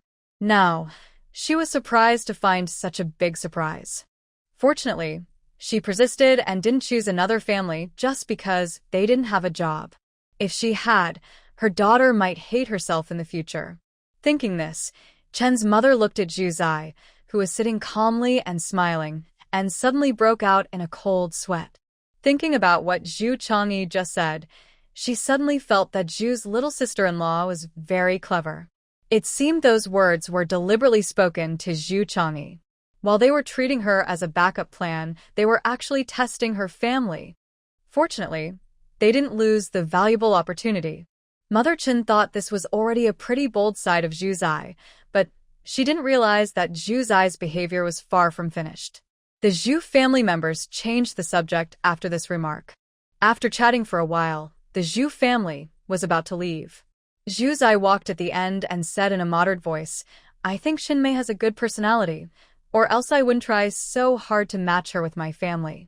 I get along well with my nephews, but it's a pity. When my eldest nephew got married, I had already married out.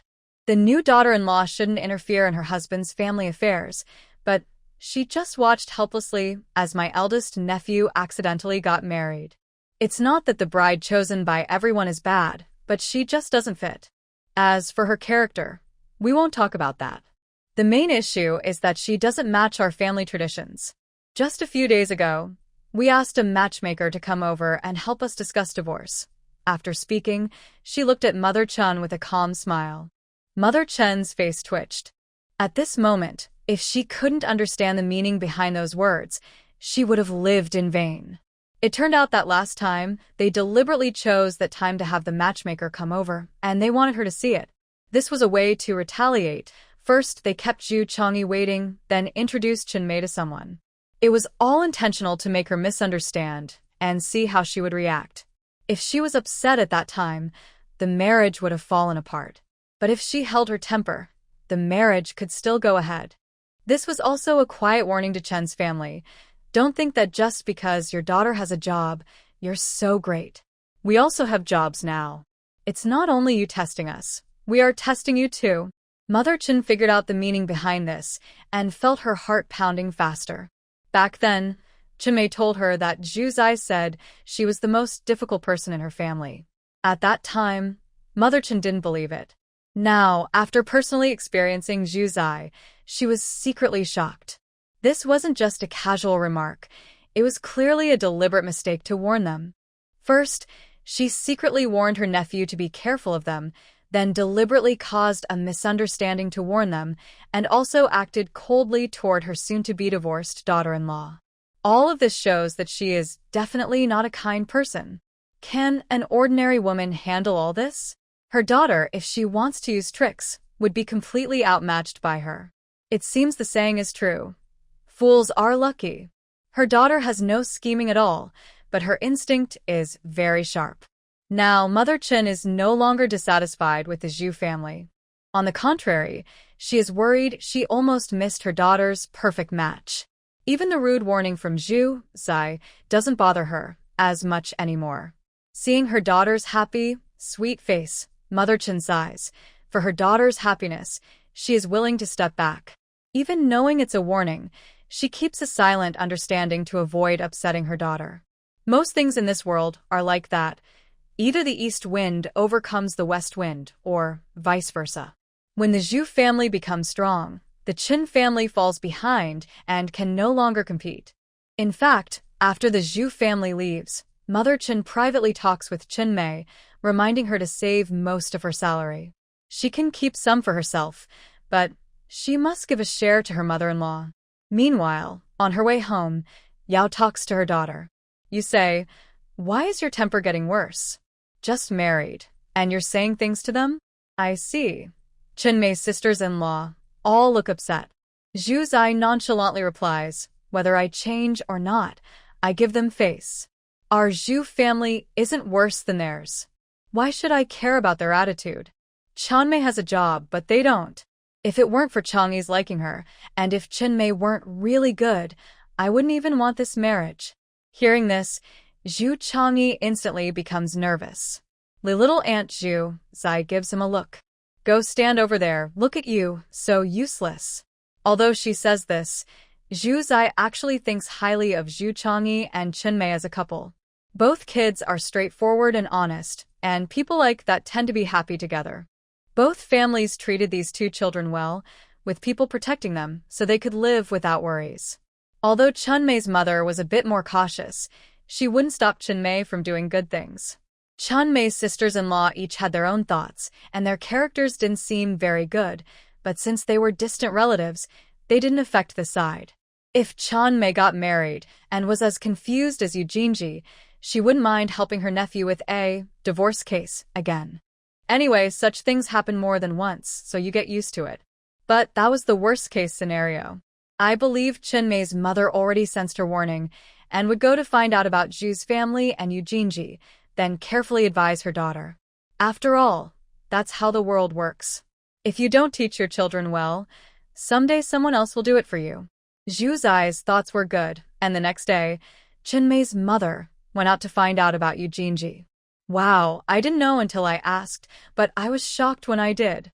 During the time before Chenmei's wedding, her family really gave her a thorough pre-marriage lesson.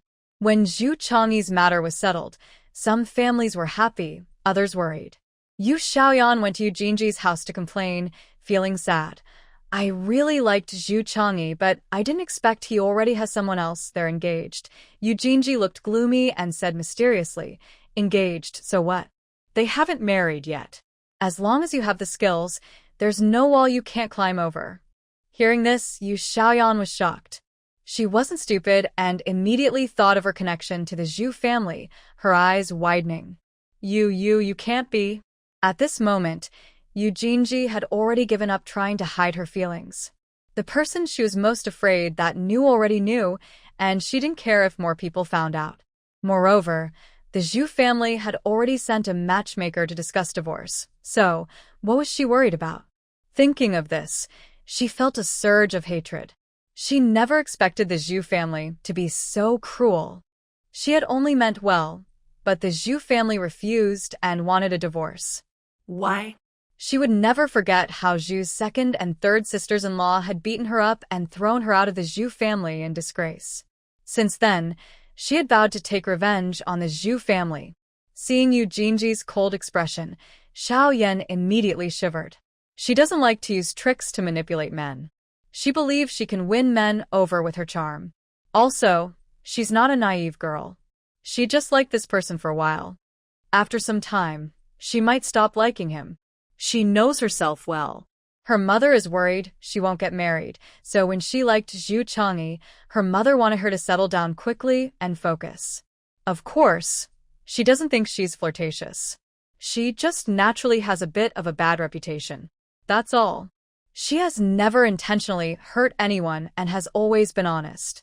So, now, this honest girl looks down on hypocritical and pretentious people. Eugenie is still making plans.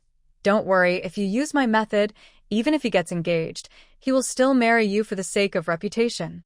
But Xiaoyan is thinking to herself, men gained through scheming don't last long. You're about to be abandoned by your own man, and you're giving me advice? Even if I never marry in this life, I will be the one to leave men behind. This girl is clearly a bad girl, but she knows it well.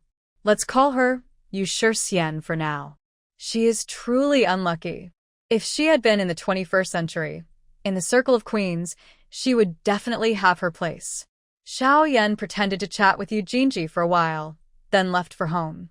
Only Eugenie was left alone at home, enduring her mother's anger. Who do you think you're showing that resentful face to? If you have the ability, go get your man to bring you back. A daughter who gets married and is driven back home makes me lose face. You only know how to scold me. When something goes wrong, you just scold me. When I went back to my mother's house before, why didn't you say anything? But just because I was driven back once, you're like this. If he wants a divorce, what can I do? If you have time to scold me, why don't you go find Zhu's family? Her mother was furious, angry at her daughter for not keeping her man, and also angry at Zhu's family for being too overbearing. Who knows what Zhu's family is really like? Now that they've finally woken up, they sent that matchmaker to ask about this. That matchmaker, she's just a matchmaker, but she dares to interfere in divorce matters. She's shameless. Her mother cursed loudly, but there was nothing else she could do. She can be bold and stubborn with the Zhu family because they are reasonable. Madame Zhang is straightforward and fearless. No one would tolerate her being rude. Moreover, nowadays, people are less particular. The matchmaker is only responsible for arranging marriages. Actually, some people aren't even proper matchmakers. They just help connect couples a few times. People naturally see them that way. It's not wrong to help with divorce matters. In this time, as long as people can eat well, a little trouble doesn't matter. The matchmaker Zhu family hired wasn't an official one. They gave her 3 gean of millet, and she helped them with the divorce directly. The Zhu family didn't want to go to the Yu family's house. Based on what they knew about the family, they made a fuss, accusing the Zhu family of bullying an orphaned widow. At this point, they didn't even want a daughter-in-law anymore. Who would bother to argue over small things? Fortunately, someone was willing to help. Giving up the 3 gean of millet didn't matter. This move put the Yu family in a difficult position. From the Zhu family's firm stance, Yu Jinji knew she could never go back. Yu's mother was timid and afraid of trouble. She no longer had the confidence she once had when she went to fight for her daughter. Isolated and helpless, Yu Jinji's aura became colder and more resentful. After some time, Yu Jinji noticed Zhu Zai often visiting the house next door, where Yu Yuelon lived. The Zhu family wanted to divorce her. Zhu Changming had once been engaged to Yu Yuelon, which everyone could see clearly. Yu Jinji's eldest aunt often came to visit and gossip. Hey, Jinji, you've already married, so you should learn to control your temper. You're not a delicate girl, so why act like a treasure after marriage? Look, now the Zhu family can't take it anymore and send you back. Hurry up and go apologize to your mother-in-law.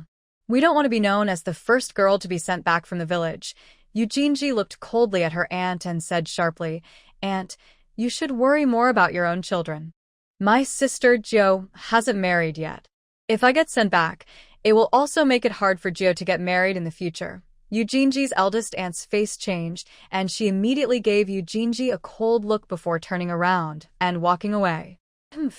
This young girl still dares to challenge her. One day, she'll see her crying. Although Yu Jinji made her aunt leave in anger, she was very clear about her own situation. Especially since her mother had been mentioning lately that Zhu Zai often went to Yu Yuelon's house. A malicious thought gradually formed in Yu Jinji's mind. By summer, the situation had become more and more serious, with a feeling of tension everywhere. Life in the countryside was better, but the city was even more tense. Every time Zhu Changyi picked up Chinmei from work, he had to go through a thorough check. Yu Jinji was still holding on to her marriage, even though the Zhu family had hired a matchmaker to visit several times, and Xiaomi had gained 2 more Jin, a Chinese weight unit, but the divorce was still not settled. This was understandable. She wasn't foolish. She wasn't from a different world, nor did she have any special powers. Unless her head was kicked by a donkey, she wouldn't agree to divorce just because someone told her to. But dragging it out like this wasn't good either. The Zhu family could afford to wait, but the Yu family couldn't. When her mother sent money to her in-laws, the daughter-in-law was considered part of the family. When she came back to eat her mother's food, she was considered part of her family.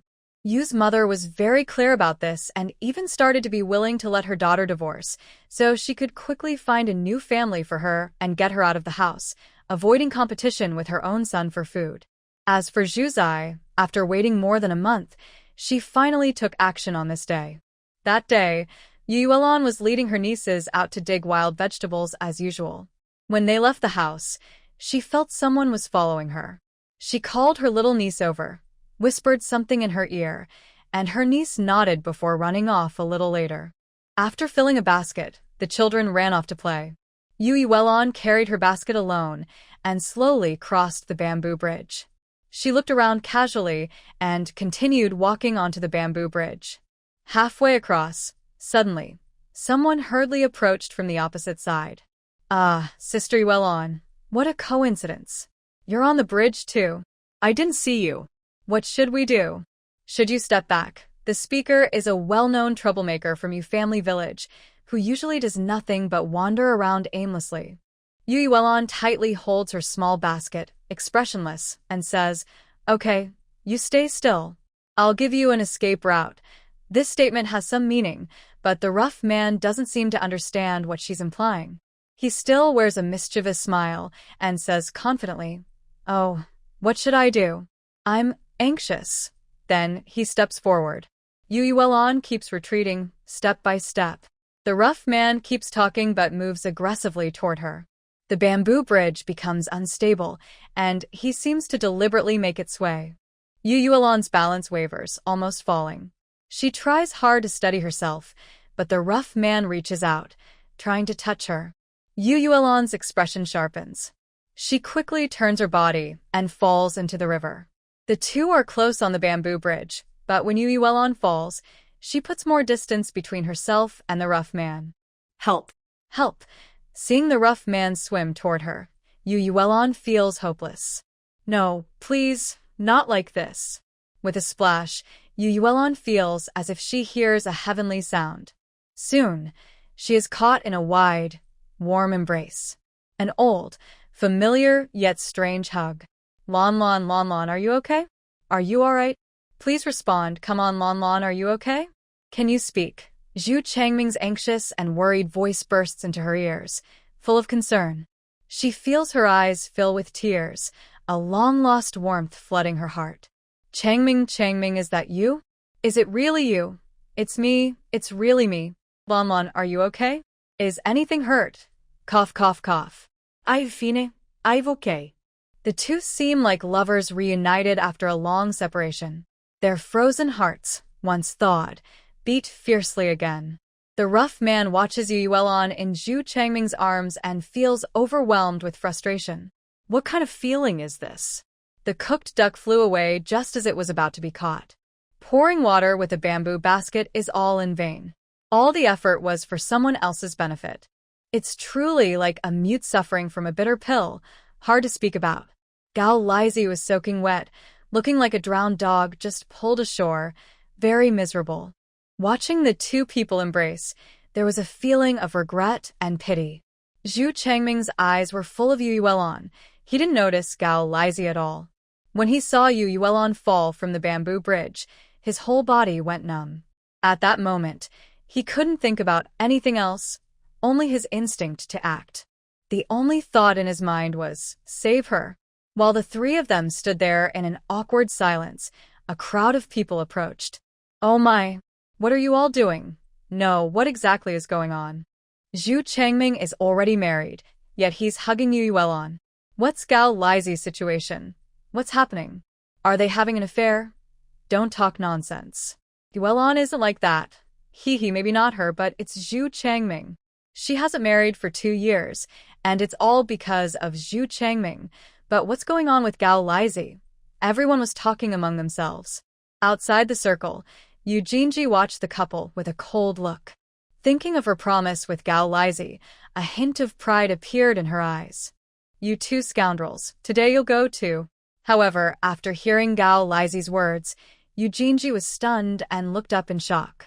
I accidentally bumped into Sister Yuelan on the bamboo bridge. She fell into the water, and I couldn't save her in time. Luckily, Brother Changming came and rescued her. As soon as she said this, everyone's faces showed confusion.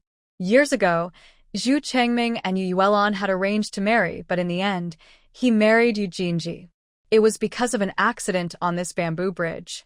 He saved Yu Jinji, had skin contact, and had to break off the original engagement to marry her. Now, hearing that he was divorcing Yu Jinji and that he had just rescued Yu Yuelan on this same bamboo bridge, could it be that this bamboo bridge is cursed for him? Now, this scene is really like something out of a soap opera. No one cared whether Gao Lizi's words were true or false. He was just a troublemaker. His accusations might have been real, but everyone preferred to believe they were false. As for his good words, even if they were false, others still wanted to believe they were true. Yu Jinji looked across the crowd at Gao Lizi standing in the center, her eyes full of anger. They had clearly planned something different, but he dared to betray them. Fortunately, he hadn't betrayed her personally. Otherwise, she would have become the target of everyone's blame. Gao Lizi knew what Yu Jinji thought, but the small favors she gave him were not enough compared to what Zhu Ziyue offered, less than 1/10. How could he willingly cooperate with her? But he was not foolish. He had his own reasons. Although he was tempted by the benefits Zhu Ziyue offered, when facing a daughter-in-law from a well-off family, of course, the daughter-in-law from a good family was better. Girls like Yu Yuelan were out of his reach, but he had also imagined her as his wife. So, just a moment ago, he truly wanted to marry Yu Yuelon and naturally become a son-in-law of the Yu family. But he didn't expect Zhu Changming to arrive so quickly and cut in. Success has its ways, and failure has its ways. Since he failed, he couldn't just expose Yu Jinji publicly, as Zhu Ziyue suggested. Instead, he chose to show his own advantage. From afar, Zhu Ziyue watched the scene, observing Gao Lizi's reaction, a slight smile on her lips. She knew that Gao Lizi was not a trustworthy person. He prioritized his own interests and understood how to survive in the underworld. Fortunately, the stronger always overcomes the weaker. She had also kept a backup plan. After everyone was shocked, they saw Zhu Changming and Yu Yuelon helping each other up, and their expressions became complicated. This problem was no longer something they could solve. Village Chief Yu sighed. He didn't know what to do either. All right, everyone, go back quickly. This is Zhu's family matter. Don't gather here anymore. Someone, go find the barefoot doctor, and see if there's any injury after the fall into the water. The phrase family matter carried a lot of meaning. Everyone looked around and saw Yu Jinji outside the crowd. This was clearly a chaotic scene. Everyone's eyes sparkled with excitement, and even with the village chief's repeated calls, no one was willing to move. Village chief looked at Zhu Zai with difficulty. He could handle small matters among the villagers, but couldn't control their curiosity and eagerness to watch the show. Zhu Zai stepped forward and said to Zhu Changming, "Let's go to the health station first. The weather isn't cool, but we need to see a doctor to feel better. I just asked someone to call Yulan's brother. Let's go to the health station." "Okay, little aunt," Zhu Changming replied. Then Zhu Zai helped Yulan walk toward the health station. With Zhu Zai leading the way, the two didn't seem like a couple of strangers. Seeing Zhu Zai's calm attitude, the crowd felt annoyed but decided it wasn't a big deal anymore. Yulan's mother hurried over with her daughter to the health station. Yulan's brothers also quickly thanked Zhu Changming and rushed to see their sister. Most people, feeling curious, were overshadowed by the serious attitude of Yulan's family and Zhu's family, so they left without much thought. Only Yu Jinji noticed the subtle glances from others and cursed Zhu Zai harshly in her heart. "This is just trying to embarrass me on purpose." After everyone left, Yu Jinji took advantage of the crowd being distracted to find Gao Lizi. "Didn't you promise me you'd ruin Yulan? Why are you so stupid? I can't even handle this small task." You all fell into the river together, and how did Zhu Changming manage to save her first? Gao Lizi, soaked with water, coldly replied, "Watch your tone. We are working together, not your subordinates. Their fate is decided by heaven. What does that have to do with me? If heaven doesn't let me save her and only allows Zhu Changming to do so, it just shows that heaven wants them to be together." Yu Jinji was so angry she spat blood, watching him walk away with his wet feet. Yulan, why don't you just die?" After cursing, she stomped the ground twice before leaving in anger. After they walked away, Zhu Zai came out from behind the grass pile, looked at the voice recorder in his hand. Yu Jinji thought this matter was over. When she returned home, she kept blaming Gao Lizi for not doing his job well. Unexpectedly, the next day, the Zhu family came with a big group to visit. "Hey, your entire Zhu family has finally come to visit. I thought you always played the coward, hiding behind the matchmaker and acting tough. Mother Yu has been in a bad mood lately." The moment she sees the Zhu family, she automatically becomes sarcastic. "Humph, you better stop showing that attitude. I didn't argue with you before, so I thought you were someone important.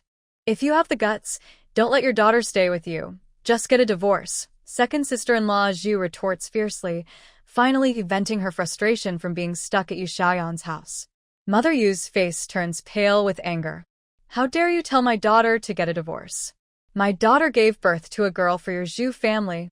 You married her in for 2 years, and then threw her out. Your Zhu family is so proud and arrogant. Do you even know what your own daughter did wrong? Stop pretending you don't see. Just settle the divorce today. From now on, stop leeching off our Zhu family." Mother Yu and second sister-in-law Zhu argue loudly, while everyone else stays silent. At this moment, a cold voice rings out.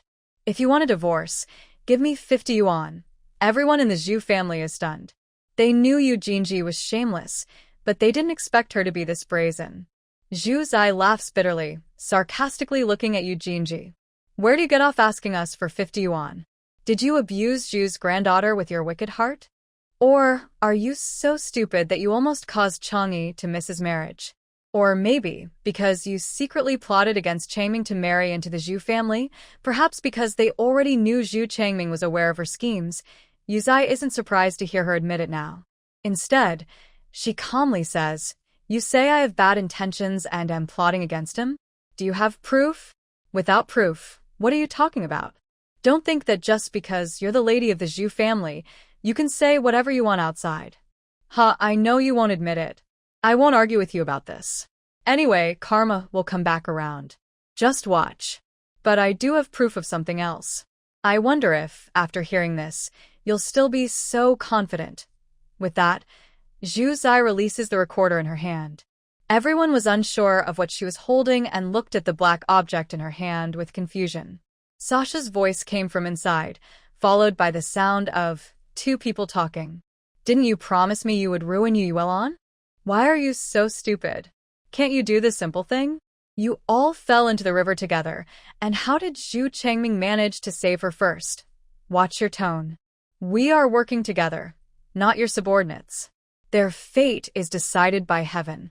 What does it have to do with me? If heaven doesn't let me save her and insists that Zhu Changming do it, it just shows that heaven wants them to be together." Clatter. Clatter. You wicked woman, Yu Yuelon. Why don't you just die? After the recording finished, the Zhu family members were stunned. They didn't expect Yu Jinji to do such a thing. Once again, their view of her cruelty was refreshed. Sure enough, the viper's tail is deadly, and a woman's heart can be the cruelest.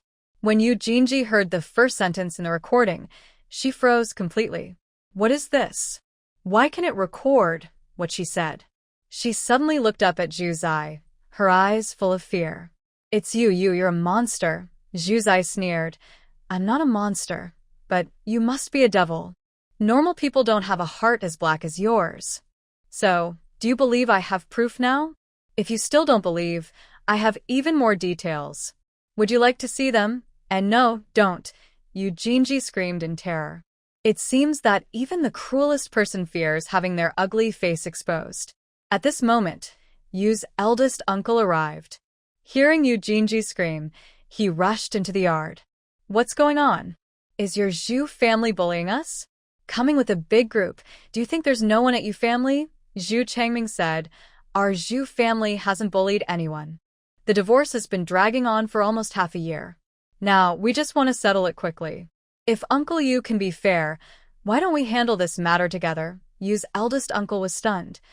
"Zhu Zai, whether you get divorced or not now depends on Yu Jinji herself. If you want more people to know about your situation, I don't mind repeating it. This can go on endlessly any time you want.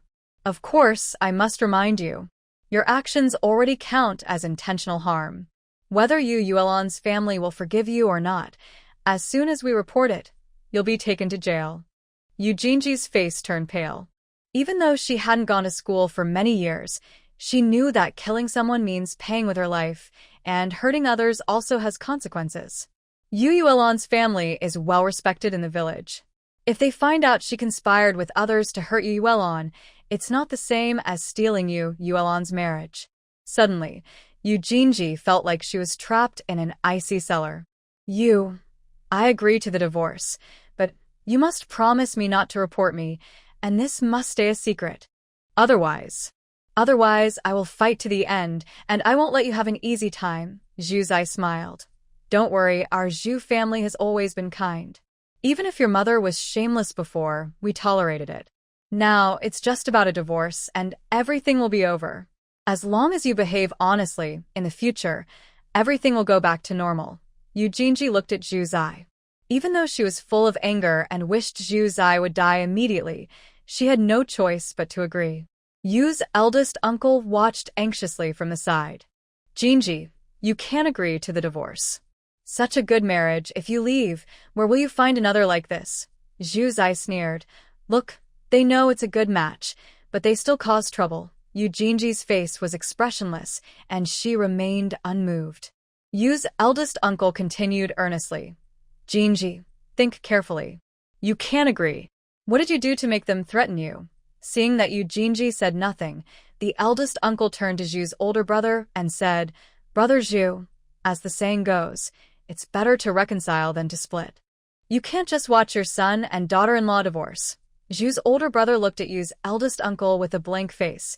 If you had shown this attitude when her mother first came to cause trouble, they wouldn't have gone as far as divorce. Yu's eldest uncle suddenly fell silent. Indeed, when Eugenie's mother caused trouble at Zhu's house before, Zhu's family also came to Yu's house to talk to their relatives. At that time, they all unconditionally favored the Jin family mother and daughter, ignoring what the Zhu family member said. They would always make some concessions, or else they would be bullied because they had more people. Now that others were really using their power to bully, the Yu family was helpless and had to give up. Since Mother Yu heard the recording, she remained silent from start to finish. She even demonstrated herself what it means to be a cowardly turtle, just like she had just scolded before visiting the Zhu family. This time, Eugenie also learned to be smart. She knew she was at a disadvantage, so she asked the village chief to witness and formalize the divorce agreement in writing. It clearly stated that the eldest daughter would go to the Zhu family and the Zhu family could not see Eugenie. Because Eugenie wanted to keep her actions secret, the paper didn't specify why she couldn't be sued. Similarly, Zhu Zai refused to delete the recording to prevent Eugenie from changing her mind. Such a divorce agreement would be full of loopholes in later generations and not very strict. But at this moment, it was considered an official formal document. When Zhu Changming received the divorce agreement, he felt very relieved. It was like a heavy burden had suddenly been lifted, and he looked clear-headed. When the Zhu family left, Yu Yulan was standing at her door watching. Zhu Changming looked up and felt something. They didn't speak, but their eyes showed deep affection. It seemed that even without words, they understood each other's feelings. Yu Jinzhen watched from behind with resentment and sadness. Zhu Changming had never looked at her with such eyes. Unlike the Zhu family, who looked happy and refreshed, the Yu family looked completely downcast. They didn't notice that Zhu Zai, when leaving, looked thoughtfully at Yu's eldest uncle and Eugene Bao. The matter of the Zhu family's divorce from the Yu family soon spread through the village. People gossiped and also felt a mix of emotions. This Zhu family was really brave. First, the daughter caused a divorce, and now the eldest grandson was divorcing. They weren't afraid of losing face at all. But now, that daughter was living with her original husband again, so it wasn't really a divorce anymore. And now the eldest grandson might also have a chance to live together again. Upon hearing this question, someone immediately responded. Look at Yulan waiting for Zhu Changming for so many years. Now she's grown into an old maid. With Yulan here, would she really go back to that Eugenie? After all, they have a child together. She can't just ignore everything, right? She's just a girl. When she gets married, she won't be a child anymore. Besides, Zhu Changming is foolish. He doesn't want a young girl but a second-hand one? What's second-hand? Zhu Changming himself opened that door. If that's true, we don't know for sure. We don't dare to say or ask. As everyone chatted, the building gradually tilted. Meanwhile, the same story was happening at Yulan's house. I don't agree with you marrying him, Yulan's father said angrily. He's a man with a second marriage, and he has a daughter.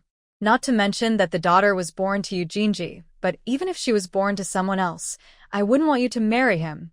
Our family isn't short of money. Even if you're an old maid, I can find you a good match, Yulan cried.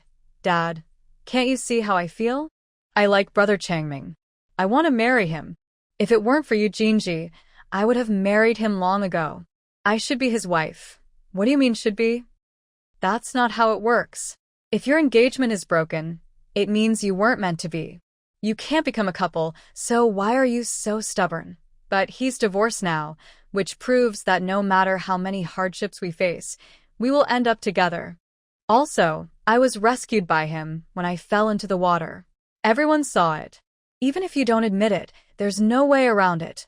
If I don't marry him, No good man will want me in the future. Hearing her words, Yulan's father suddenly turned pale and fainted. The Yu family was thrown into chaos. Over at the Zhu family, after the initial joy, they also felt a bit awkward. Everyone in the Zhu family knew well that Zhu Changming was thinking of Yulan. The younger generation understood each other's feelings, and the elders were happy to see it. This was originally a destined match for the two, but fate had other plans. But they simply didn't have the face to admit it. My grandson just got divorced and eagerly went to propose marriage to someone. How does he think of that girl? But if I don't mention it, can I really just watch my grandson stay single? Whether to bring it up or not? That's the question. Zhu Changming saw that his family was in a difficult spot and said, "Grandpa and Grandma, you don't need to worry about my marriage now. Let's finish Zhongyi's marriage first. I'm not in a hurry with my current situation." Zhu Daisao thought to herself, "You're not in a hurry, but what about Yuelan? Isn't she in a hurry?" But it's still unclear what the Yu family thinks. Most likely, they're not willing, but they're caught between two choices. Life is full of disappointments, mostly. Fortunately, people keep moving toward the bright side. First, we handle the things that make us happy, and later, the unhappy things will also become easier. Zhu Changyi's wedding date is set after the harvest. During this time, Zhu's family is busy working in the fields and preparing for the wedding. Zhu Zai isn't working in the fields. During this period, she went twice to the black market and sold 2 batches of rice and flour, earning over 7,000 yuan. Now, Zhu Zai is considered a small millionaire. But she knows she has money, even if others don't. At least, in their eyes. With Gu Jinghuai earning a steady income, Zhu Zai won't be short of money. But Debao knows their situation. His mother and father don't live together, and his mother doesn't want the family's money. Debao worries about the family's finances daily. Besides studying, he also goes out to collect cow dung.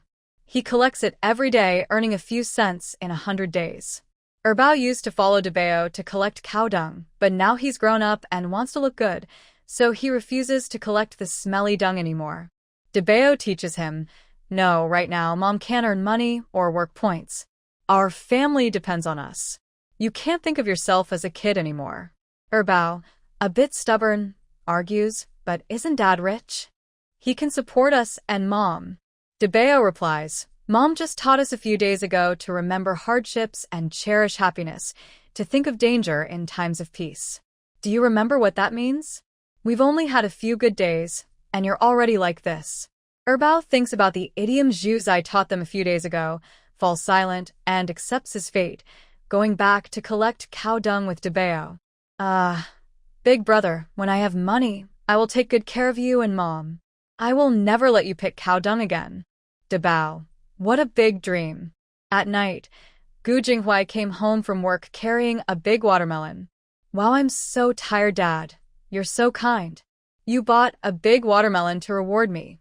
Gu Jinghuai, "Reward you?" "No, I bought it for your mom. She's been suffering from the heat these days, so she should eat more fruit." Zhu Zai was sitting inside the house fanning herself. She was very afraid of the heat and didn't want to leave the house in summer. When she crossed over, it was autumn, so she didn't experience how hot the summer here is. Now it's summer, and without air conditioning, her body, used to air-conditioned rooms in her previous life, hasn't fully adapted. All summer, she just fans herself inside, enjoying the coolness with Sanbao and the others. Of course, she also wanted her older and second sons to enjoy the good life, eating delicious food. But her eldest son was very disciplined and wouldn't allow himself to slack off, especially after she taught him idioms. His awareness improved greatly. Not only did he grow self-disciplined, but he also encouraged his younger brother to behave well. Every day, he would pick up cow dung and learn new knowledge. This was the most positive and hardworking kid of the era. When the second son got home, he threw the small basket of cow dung aside.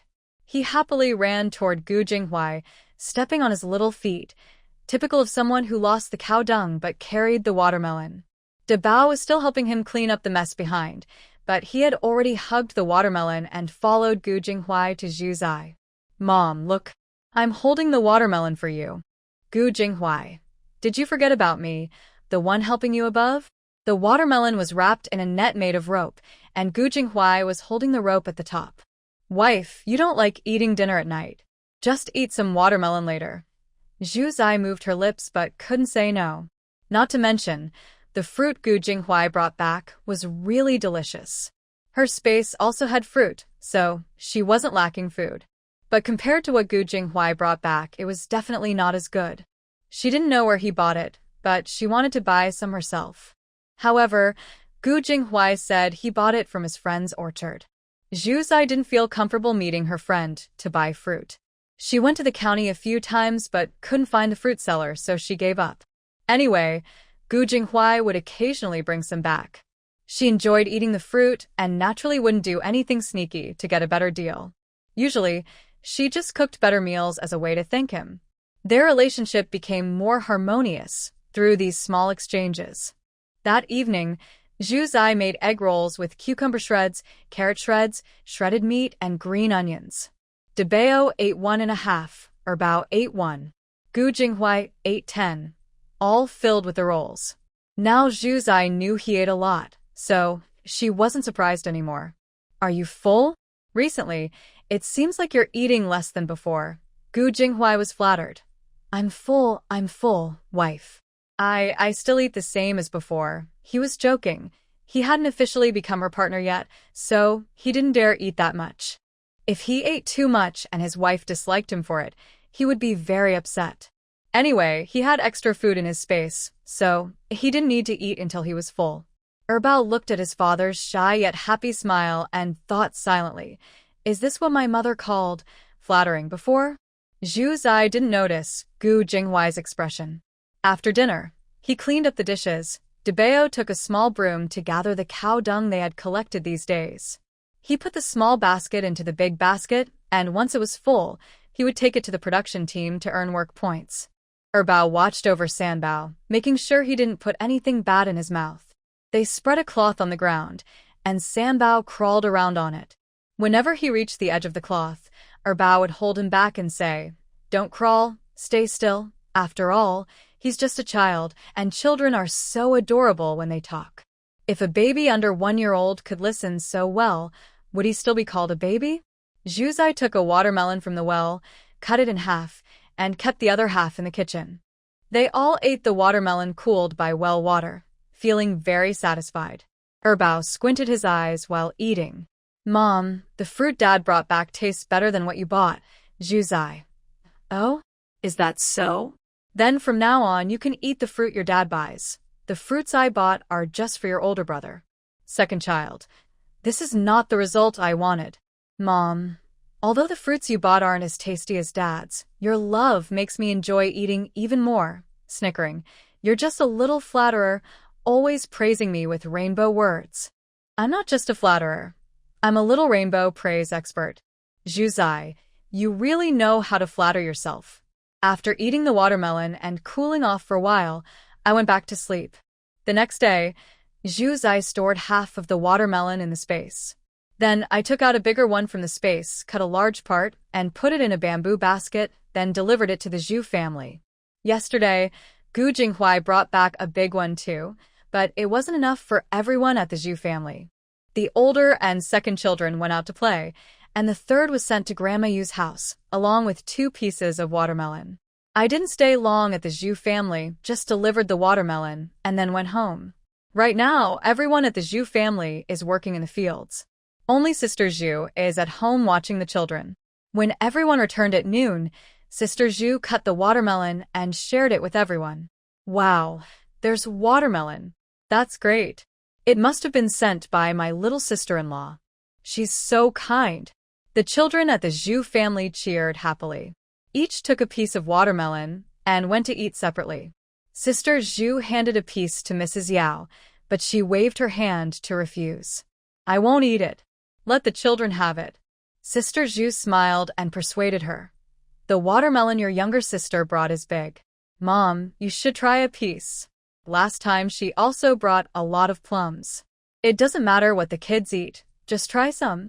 Hearing this, Mrs. Yao finally took a piece and handed it to Grandpa Zhu. Seeing this, Sister Zhu took another piece and gave it to Mrs. Yao. Mrs. Yao then took it and ate. Sister-in-law, things are finally getting better. My brother-in-law is now earning money at the door, with a monthly salary. Sometimes he can buy good food for the family. Second sister-in-law joked with a smile. This watermelon is really sweet. Just one piece made the heat from working earlier in the day feel a bit better. Everyone took a piece, and there were 3 pieces left on the cutting board. Since there are many people at home, everything is carefully planned.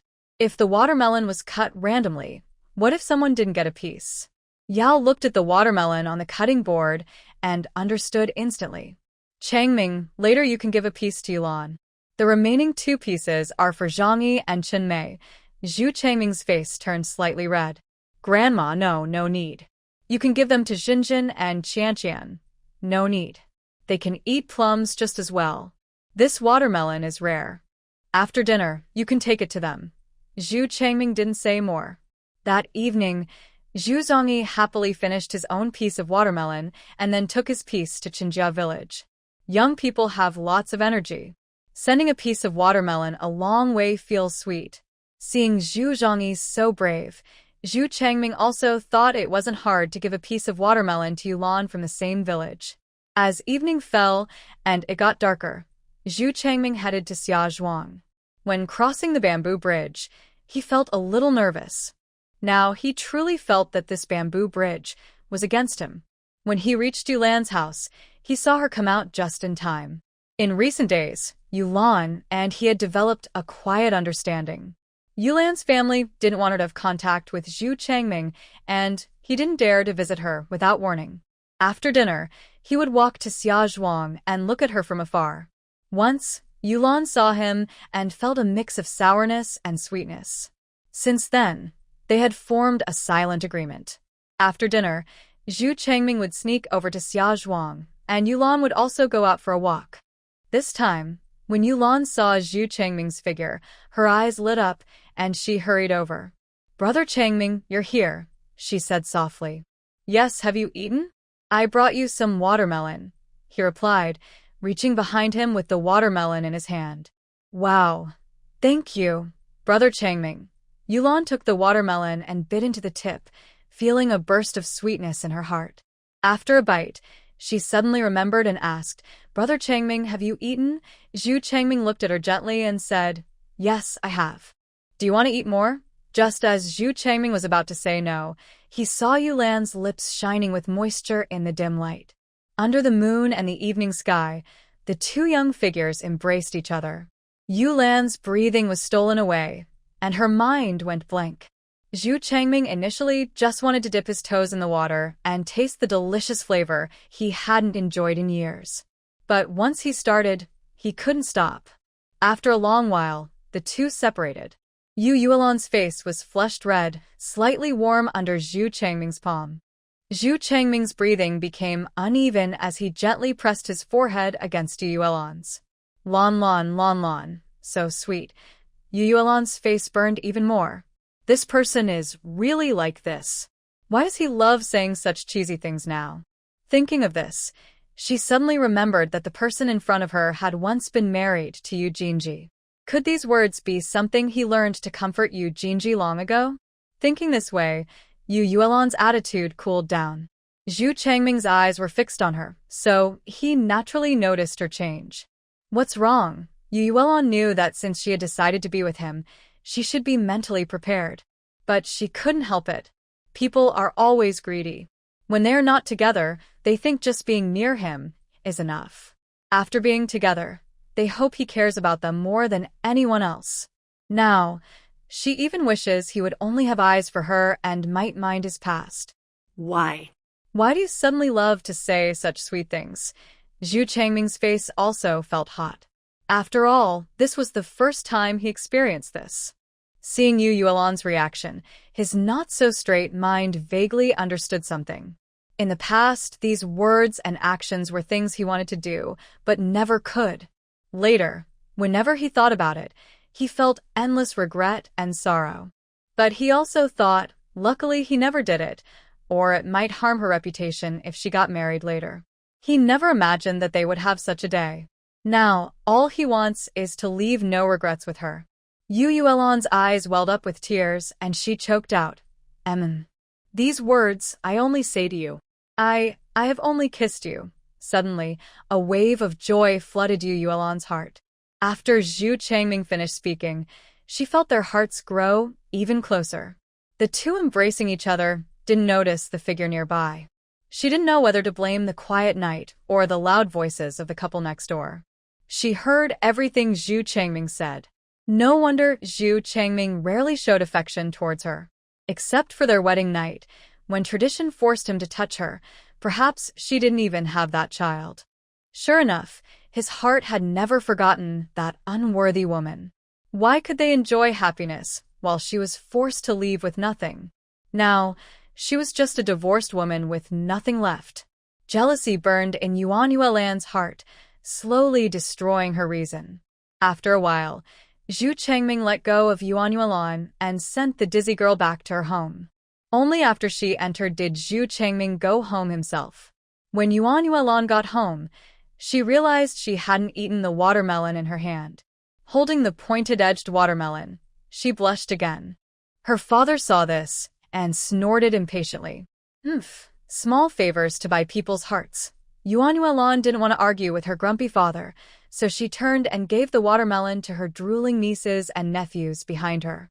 The little ones held the watermelon and each took a bite. After eating, they asked where the watermelon came from. Some older children automatically called her little auntie. Yuan Yuelan's face burned even more, and she turned to go inside. Her father, with an even darker expression, had nothing to say to his grandchildren. Gu Jinghuai had recently been bringing more fruit home, mainly because his wife loved to eat it, and he couldn't resist. He wanted to give her all the good things. But seeing her scars fading on her face, Gu Jinghuai quietly reminded himself. He couldn't let it get too obvious. His wife was a big fan of novels. If she found out something was wrong, his cover might be blown. Unbeknownst to him, Zhu Zai had already noticed something unusual. Since she crossed over, she had been sleeping late, waking up late, and occasionally entering her space to enjoy milk baths and skincare. Her scars on her face had faded, and she thought it was because of her diligent skincare. After all, she was a person from another world. Her strength had increased, and her space was there. Changing her skin gradually was not impossible. Although it was due to space, it was not because of her space. Today, Gu Jinghuai was very happy because he finally received a reply to the letter he had sent long ago. Since he found out that the marriage certificate was torn during Zhu Zai's divorce dispute, Gu Jinghuai had not felt at ease for a single day. He guessed that, although everyone said Zhao Cuihua tore it, he knew that his wife was happy about it. Maybe she even deliberately arranged for Zhao Cuihua to tear it. The scene at that time could never be recreated. No matter who tore it or why, he had to get a new one. Having the certificate in hand made him feel more secure. Getting a new marriage certificate in this era was not easy. But wherever there were connections, things would be easier. Gu Jinghuai sent the documents early in the morning when the post office opened. By the time the situation was serious, he had already received the reply. Indeed, being quick and decisive felt great. After getting the marriage certificate, he immediately sent some dried fruit, persimmon cakes, and chestnuts. He also wanted to send some tickets, but given his bossy personality, he knew they wouldn't accept them. Sending some food was more acceptable. People are happier when something good happens. Gu Jinghuai went straight to the supply and marketing cooperative and bought a silk scarf to take home.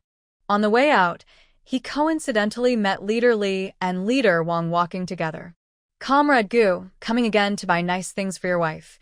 "Yes, Leader Li, Leader Wang, are you also shopping?" Gu Jinghuai smiled and asked. Just got paid, and the kids at home are too eager. I came to buy some snacks for them." "All right, you two go ahead. I'll head back now. My wife is waiting for me at home, just hoping my gift arrives." "Okay, go back quickly." Watching Gu Jinghuai ride away on his bicycle, Leader Li and Leader Wang exchanged thoughts. What a good young man. Why isn't he my son-in-law? Exactly, why isn't he my nephew-in-law? Zhu Zai, who was eagerly waiting for her gift to arrive, looked at the bright red silk scarf in front of her and fell into silence. Such a disastrous color was rarely seen in her modern world. Gu Jinghuai nervously looked at Zhu Zai and explained, the colors are very bright red and green. The colors are too dark, so I think this one looks better. So I chose this one. So, it's really not just his straightforward taste. He also wants to dress his wife beautifully, but unfortunately, the times don't allow it. Zhu Zai sighed and finally said nothing, accepting this surprise gift. The first day of August is Sanbao's birthday. Zhu Zai took care of everything for her son, from eating to sleeping, since he turned 1 year old. No matter what, they should hold a small celebration for his first birthday. The day before, Zhu Zai told her family they would go to Shitafang for lunch. Yao insisted that Zhu Zai bring some food from home for the meal. Zhu Zai couldn't help but laugh and said, "Mom, I can afford this much food. Don't worry, I have money." Yao disagreed, saying, "Food is so precious. Even Jinghuai gets his salary every month, but he doesn't waste it like this. Our big family at home. How much food do we need for a meal? Listen to your mother, just bring it. Otherwise, I'll be angry." Unable to argue with her, Zhu Zai had no choice but to agree. Anyway, she would just take things from her mother's house in the future. On the first day, the adults from Zhu's family went to work, and the children went to Zhu Zai's stone house first. "Little Auntie, we're here. Little Annie, do you need us to do any chores? We're here to help." Zhu Zai patted each of their little heads and smiled. "No need. You don't have to do anything. Just watch over the second and third treasures for me." Second treasure protested. "Second treasure isn't a kid anymore. It's the third treasure who needs watching." Zhu Qianqian slowed down 3 beats and patted second treasure's little head.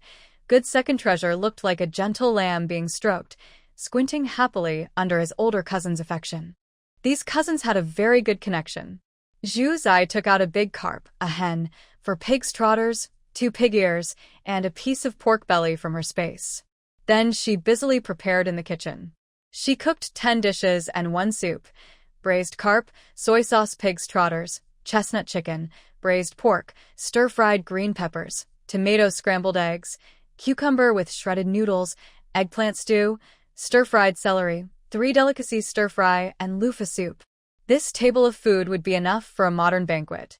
Recently, during the summer harvest, the Zhu family was exhausted. However, authorities were strict outside. It is said that in other villages, people who saw smoke at odd times were reported by some nosy neighbors. In such a situation, Zhu Zai, no matter how worried she was, dared not bring delicious food to her family. But taking this chance, Zhu Zai called her family over for a meal, hoping to give them a little comfort. When the Zhu family entered the house and saw the table full of food, their faces changed immediately. Brother Zhu Er and Brother Zhu San reacted quickly and hurried to close the door. Yao Shi complained, "Girl, why did you make so much food? Don't you know the current situation? How dare you be so bold? If others find out, what will happen?" Zhu Zai went over, hugged her mother's arm, and pouted, "Mom, don't scold me. I saw you all working so hard recently and I felt bad.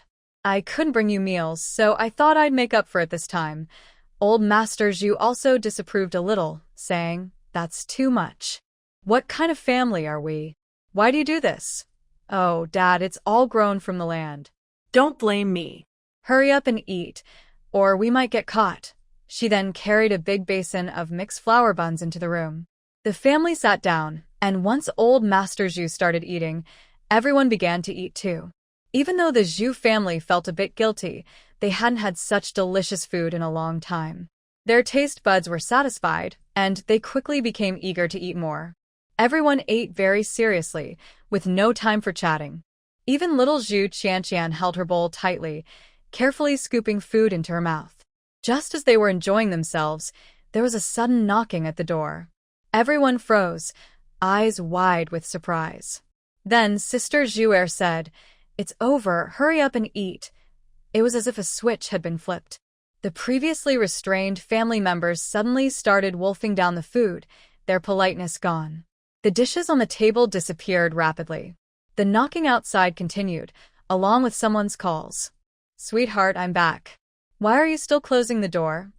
Everyone inside was silent. The courtyard gate opened, and Gu Jinghuai and Zhu Zai looked at each other. One looked innocent, the other helpless. "Why are you back at this time today?" "I took leave because it's my son's first birthday." After saying that, Gu Jinghuai blinked innocently with big eyes. Zhu Zai. "All right, it was just a false alarm."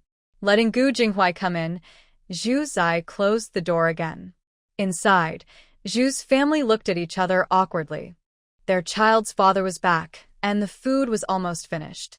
"I left a portion of food for you in the kitchen, except for the fish. Everything else is a bit left over. Go and serve it to eat." Originally, those dishes were meant for him to eat tonight, so he wouldn't have to cook for him later. Unexpectedly, he came back at noon today, which also saved Zhu Zai from busying herself for him again. Zhu's family members felt a bit shy. Seeing Gu Jinghuai return and recalling how their own family looked just now, they felt a little embarrassed. "Dad, Mom, Big Brother, you all eat quickly. I guess you would come today." On your way back, you stopped by the supply and marketing cooperative and bought a few bottles of wine. Zhu Zai looked and thought, wow, Maotai. She also kept a few bottles of Maotai in her space, all from later generations. When men drink, their minds tend to follow their tongues. They tend to speak whatever comes to mind without thinking. So, the men of Zhu's family, who had drunk too much, warned Gu Jinghuai one by one. "Old Master Zhu, Jinghuai, our Zai isn't easy. You didn't know what days she had at your place before. Now you're back, and in the future, you can't let her down, Big Brother Zhu. Although you now get a monthly salary, it's natural for a man to support his wife and children. Don't think you're so great, Second Brother Zhu. That's right. You were absent for 5 years. If you come back and act high and mighty, even though no one in our Zhu family is particularly talented, we won't let you get away with it." Third Brother Zhu. "Yes, we'll beat you up." Third sister-in-law Zhu followed behind, expressionless, nodding in agreement. Gu Jinghuai was persuaded by each person with a glass of wine. At this point, he didn't dare to pretend anymore. The continuous drinking made his tongue feel big. Dad, don't worry. I will treat a Zhu well." Zhu Zai. Is he really drunk? Most of the dishes at the dinner table had been eaten. Zhu Zai and her sisters-in-law spread a red cloth on the kong, a traditional bed stove. Around the red cloth, there were various small items brought from the market and the black market, such as tiny leaves, small abacuses, toy guns, pens, small notebooks, stamps, rulers, mini harmonicas, paintbrushes, shuttlecocks, and gauze. She didn't strictly follow the traditional 5 elements, wood, fire, earth, metal, water, to arrange the items. Instead, she placed things related to different careers as she thought of them. She just put a few items related to her ideas and left the rest aside. Usually, a zhuazhou, picking ceremony, is just a fun tradition to celebrate the child and wish for good luck. Items were placed around the red cloth, and Zuzi put the 3 treasures in the middle of the cloth. The 3 treasures looked around with big eyes, a bit confused, watching the group of adults. Zhu's second sister teased the 3 treasures, saying, Sanbao, come on, see what you like, and grab it quickly." Yao's mother said, "Grandma's little grandson, hurry and grab a book, so you can study well in the future."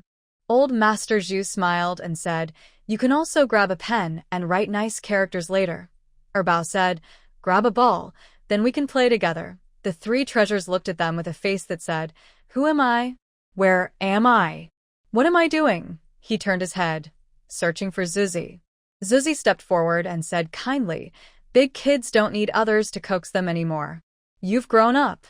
Go choose your own future." Yao's mother said impatiently, "We're only 1 year old. How can you be so grown up?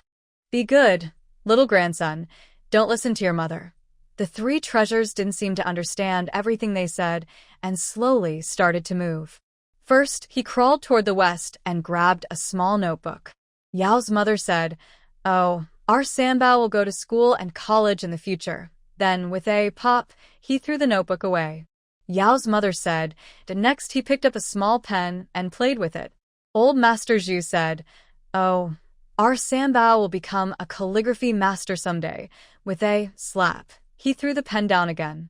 Old Master Zhu was silent for a moment, Then the three treasures crawled toward the east and grabbed another item that caught his eye. This time he grabbed a small toy gun. Everyone thought he would play with it for a while and then throw it away again. But after looking at it for a while, he held onto it tightly and didn't let go.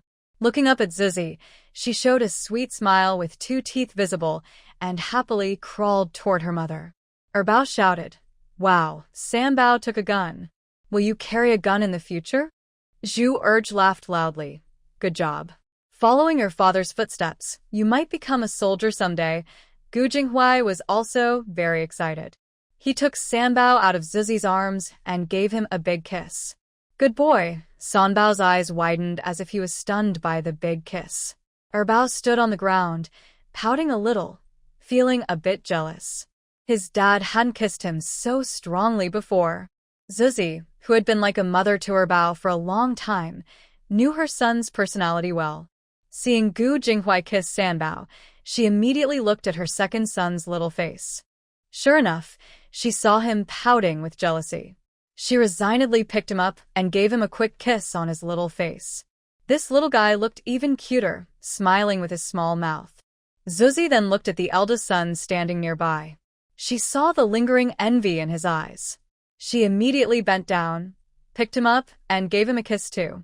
Eldest son shyly lowered his head and said softly, "Mom, I am already grown up."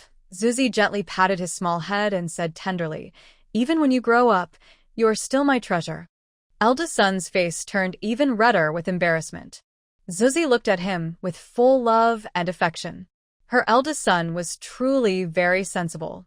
Not only was he a caring child, but he also acted like a little adult. He often took care of her and also helped teach his younger brothers. Such a wonderful child. She thought she must have saved the galaxy in her past life to be his mother. He was not just a kid from another family, but like the hero's child in a story. Zuzi, holding her 2 older sons, felt very happy. Meanwhile, Sanbao saw this and shouted excitedly, reaching out his small hand towards Zuzi. Thanks to the summer days when mother and son stayed inside the house enjoying each other's company, Sanbao finally saw Zuzi's unique qualities among many people. He realized that it was no longer just about who was holding him. His mother was no longer the number one in his heart. At this moment, seeing her own mother holding 2 older brothers, she reached out and pouted, asking for a kiss. Zhu Zai also gave her eldest son a kiss, and Sanbao finally calmed down. Seeing this happy and joyful family, everyone in the Zhu family felt very pleased. Zhu's sister-in-law helped Zhu Zai tidy up and the family went home. They still had work in the afternoon, but after such a delicious meal, even if they didn't take a nap, they didn't feel tired. Second sister-in-law Zhu said, "Father, you drank today. Come home with mother. This afternoon, we'll ask for leave so you don't have to go to work." Others also advised him, and old Master Zhu followed Yao's wife back home. Although Zhu's brothers also drank, they were strong and young, so they still went to work in the afternoon. People working in the same team noticed Zhu family's healthy, rosy faces and asked, "What did you eat? I can smell the wine and meat on your breath. If you smell it, then you must have had wine and meat again." Everyone immediately felt envious. "We can't even fill our stomachs and they have wine and meat. It's really..." Everyone knew what they meant. Second sister-in-law Zhu's eyes twitched, and she sarcastically said, "What we eat at home is our business. Are we eating your grain?" Everyone choked and had nothing to say. The reasoning was clear, but it still felt uncomfortable.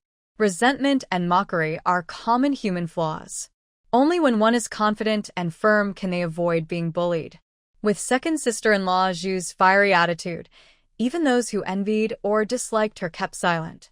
Moreover, Zhu's family usually had a good reputation. The few people who showed jealousy or resentment were just a small minority. Most people still didn't want to cause trouble or make things worse. In Zhu's small courtyard, after Zhu's family left, Erbao kept pestering Zhu Zai to ask questions. "Mother, what did I catch during the first birthday game? You didn't even participate in the game." Erbao immediately looked teary-eyed. "Mother, why didn't Erbao get anything? So, when we lived in the old house, you couldn't even eat enough, let alone play the game? No one even prepared anything for you." Bao first realized this, then suddenly got angry. Bao doesn't like them. I won't buy cakes for them anymore. Big Treasure looked expressionless, speaking in a calm voice. We already cut ties with them a long time ago. Whether you like it or not, you don't need to buy anything for them. Huh. Oh. Second Treasure listened to his brother and finally understood. He was happy that they had severed ties with that family, but also felt unsure about how he really felt about them. In his small heart, he felt very complicated. He was young and forgetful. Things that happened at home, he often needed others to remind him before he remembered. But by that time, Big Treasure was already aware of what was going on. His mind was sharp, and he knew that their family situation was definitely not good. So, he didn't ask any questions. Second Treasure looked a bit sad and said, "Brother, since we didn't have a traditional celebration, how will we know what we'll do in the future?" Big Treasure didn't speak, but his eyes showed some regret. The celebration they held today was quite grand for this time period. Not only Big Treasure, but even Zhu Changzhong and others looked on with envy. Zhu Zai gently patted Big Treasure and Second Treasure's heads to comfort them. Even though Big Treasure and Second Treasure didn't have a traditional celebration, it also means we have endless possibilities. In the future, you can do anything you like. As long as you don't hurt others, you can choose any profession. Big Treasure's eyes lit up, and he was comforted by his somewhat unreliable mother. You can always trust the confidence of a lively child. He will always be encouraged by words of support. Gu Jinghuai looked at the woman softly educating the children, his drunken eyes full of tenderness. His Ajua was becoming more and more like a qualified mother. Finally, he saw that his little girl had also become a mother herself, the mother of his children. In the future, they would surely build a happy family together. Gu Jinghuai drank wine and was still a bit dizzy in the evening. At dinner, he looked at everyone with sleepy eyes, his hair messy, and he seemed a bit dazed. But because of his good looks, it added a touch of adorable contrast. "Sweetheart, I'm hungry. You're hungry? Eat then. Feed me please, Zhu Zai. You're so big. What are you pretending to be, Gu Bao?" Hearing Gu Jinghuai speak in the tone of Gu Bao, Zhu Zai hadn't even refused when Bao suddenly shouted loudly, as if he had been wronged. "No. Mother can only feed the baby." "Are you a baby too?" Gu Jinghuai looked at Zhu Zai with a sad expression, clearly showing, "I am also a baby." Zhu Zai's forehead veins bulged. She decided she must never let this man drink so much again. After a noisy meal, Zhu Zai put her 3 sons to bed. She then had to go check on Gu Jinghuai, who was still lingering outside the room. "Hurry up and get up. You have to work tomorrow." Gu Jinghuai pouted and softly said, "No, I don't have to work tomorrow." Okay. "If you don't want to, then go to sleep quickly." "No, I won't sleep." Zhu Zai looked at him expressionlessly. "If you don't sleep, are you looking for a fight?" Gu Jinghuai immediately looked teary-eyed. "Wife, don't hit me. Be nice to me. I miss you so much. I miss you so much, it hurts my heart. Please be kind to me. Love me a little more." As he spoke, tears actually started to fall from Gu Jinghuai's eyes. A strange feeling flickered in Zhu Zai's heart. At that moment, she suddenly saw Gu Lao San in front of her as a reflection of Gu Jinghuai from her past life. Gu Jinghuai suddenly rushed over and hugged Zhu Zai's waist. Zhu Zai snapped back to her senses. The Gu Jinghuai from her past life wouldn't treat her like this. Was it the enchanting night or the intoxicating wine? Tonight, Zhu Zai's mind seemed unusually shaken. At this moment, she also remembered Gu Jinghuai from her past life. For a moment, she even hoped that those words had come from her past life's Gu Jinghuai. She wasn't someone who easily fell in love, but at this moment, she couldn't control herself. She thought that maybe people she loved deeply are hard to forget. After regaining her composure, she quickly pulled Gu Jinghuai into the east room, dragging and carrying him. All this fuss made her sweat.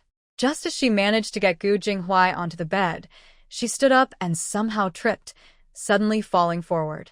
If she hadn't experienced it herself, Zhu Zai would never believe that one day, such a melodramatic scene would happen to her. The moonlight shone through the window, illuminating the room in a dim, half-lit glow. At this moment, Zhu Zai was lying on Gu Jinghuai's body. They were close together, their lips almost touching. One person was completely unaware, while the other was shocked and confused. Time passed second by second. After a while, Zhu Zai's lips moved slightly, as if being gently kissed or tasted. Suddenly, Zhu Zai's mind exploded. She quickly sat up, staring blankly at the empty space in the room. It's over, she has been caught. Her heart was pounding wildly. Could it be that she hasn't been close to a man for so long that her feelings are awakening? It was just a kiss. Why did it make her so flustered? Zhu Zai took a deep breath and slowly calmed herself down. She looked down at the person sleeping peacefully, unaware of everything, and angrily pinched his face. Really annoying guy. This careless, irritating man. Angrily, she poked him a few more times before getting up and returning to her own room to sleep with her son. Unbeknownst to her, the man on the bed in the other room stuck out his tongue, licking his lips. By August, the biggest festival was the Mid-Autumn Festival. After the third treasure's birthday, Zhu Zai felt at ease preparing for the festival. Last year, she didn't have time to make mooncakes for her family, but this year, she planned to make many herself. She took out red bean paste, green bean paste, date paste, and molds, along with flour from her space. 3 days before the festival, Zhu Zai made 100 mooncakes. She also took out 20 mooncakes filled with 5 kinds of nuts and placed them among the others. The 5-nut filling was too complicated for her to handle, so she decided to fake it. After making the mooncakes, she delivered 4 to Lin Damiai's family. She also sent 60 to the Zhu family, so her relatives could enjoy plenty. Yao Shi saw so many mooncakes being delivered and was stunned. How come you brought so many mooncakes? Where did you get them? Just a few to taste are enough. Who eats whole mooncakes? They're usually cut into pieces. Quickly, take some back. Mother, don't fuss. Don't worry, I have money. Please don't be upset. Chang'e is about to get married, so let him send some to his father-in-law. Changming hasn't sorted things out yet, so he needs to show some effort. Taking advantage of Yao's moment of confusion, Zhu Zai quickly ran away. When the Zhu family men returned and saw so many mooncakes, they were surprised. Only the children of the Zhu family were happy, jumping and shouting. Little Annie is so great. We love little Annie so much. Little Annie is the best. This year, there were enough mooncakes for everyone in the Zhu family to have one. Yao decided that Zhu Changming and Zhu Chang'e should each give 4 mooncakes to Yuelan and Chen Meijia. Such a gift was quite generous for this time period. Many families over the years had never even tasted mooncakes. When Zhu Chang'e delivered the mooncakes to Chen Meijia's home, Chen Meijia happily smiled like a fool. They had already agreed to marry, and their behavior was confident and natural, with their parents' approval. Chen's mother was very happy to see Zhu Chang'e bringing the mooncakes. Her daughter worked at the supply and marketing cooperative, and it was rare for her to buy mooncakes even once every few years. It wasn't about the price, just getting one was already good. Chen's sister-in-law looked envious, praising Zhu Chang'e but also showing some jealousy in her words. But Zhu Chang'e was a simple-minded person. He only saw Chen Meijia happily smiling and didn't notice anything else. Chen's sister-in-law was even more annoyed, only able to envy the mooncakes in Chen's mother's hands. At Yuelan's home, after Zhu Changming delivered the mooncakes, her family's reactions were complicated. Although the Yu family was well off, mooncakes were still a luxury for them. The children in the Yu family had never even tasted mooncakes. At this moment, Yu's father couldn't even say a small favor. But as a father, he was genuinely unhappy to see his daughter happily married to a man with a second marriage. Yu's mother scolded him. Enough, stop being stubborn. These two are already like this, and you've known for a long time. Can't you just accept it? Stop making a fuss. Yu's father knew well about his daughter's recent activities. She went out every night after dinner. Even a fool could guess what she was doing. He just turned a blind eye. He understood rationally that his daughter probably only had him now. But emotionally, he still couldn't accept it easily. Over the past few months, Zhu Changming's actions have been noticed by the Yu family. Except for Yu's father, Everyone else has accepted Zhu Changming's role as a future son-in-law in their hearts. After all, he was originally considered a future son-in-law of the Yu family, but due to a mistake, he went to another family first. Now, he's back to his original position. Recently, he also sent mooncakes to the Yu family, which made their feelings even more inclined toward acceptance. Sending such valuable gifts, especially four at once, shows that the Zhu family truly considers them family. In fact, they were quite satisfied with this marriage arrangement. The only issue was that Zhu Changming had been divorced before. Alas, a good marriage was spoiled by a bad incident. It seemed to be just bad luck for the Yu family.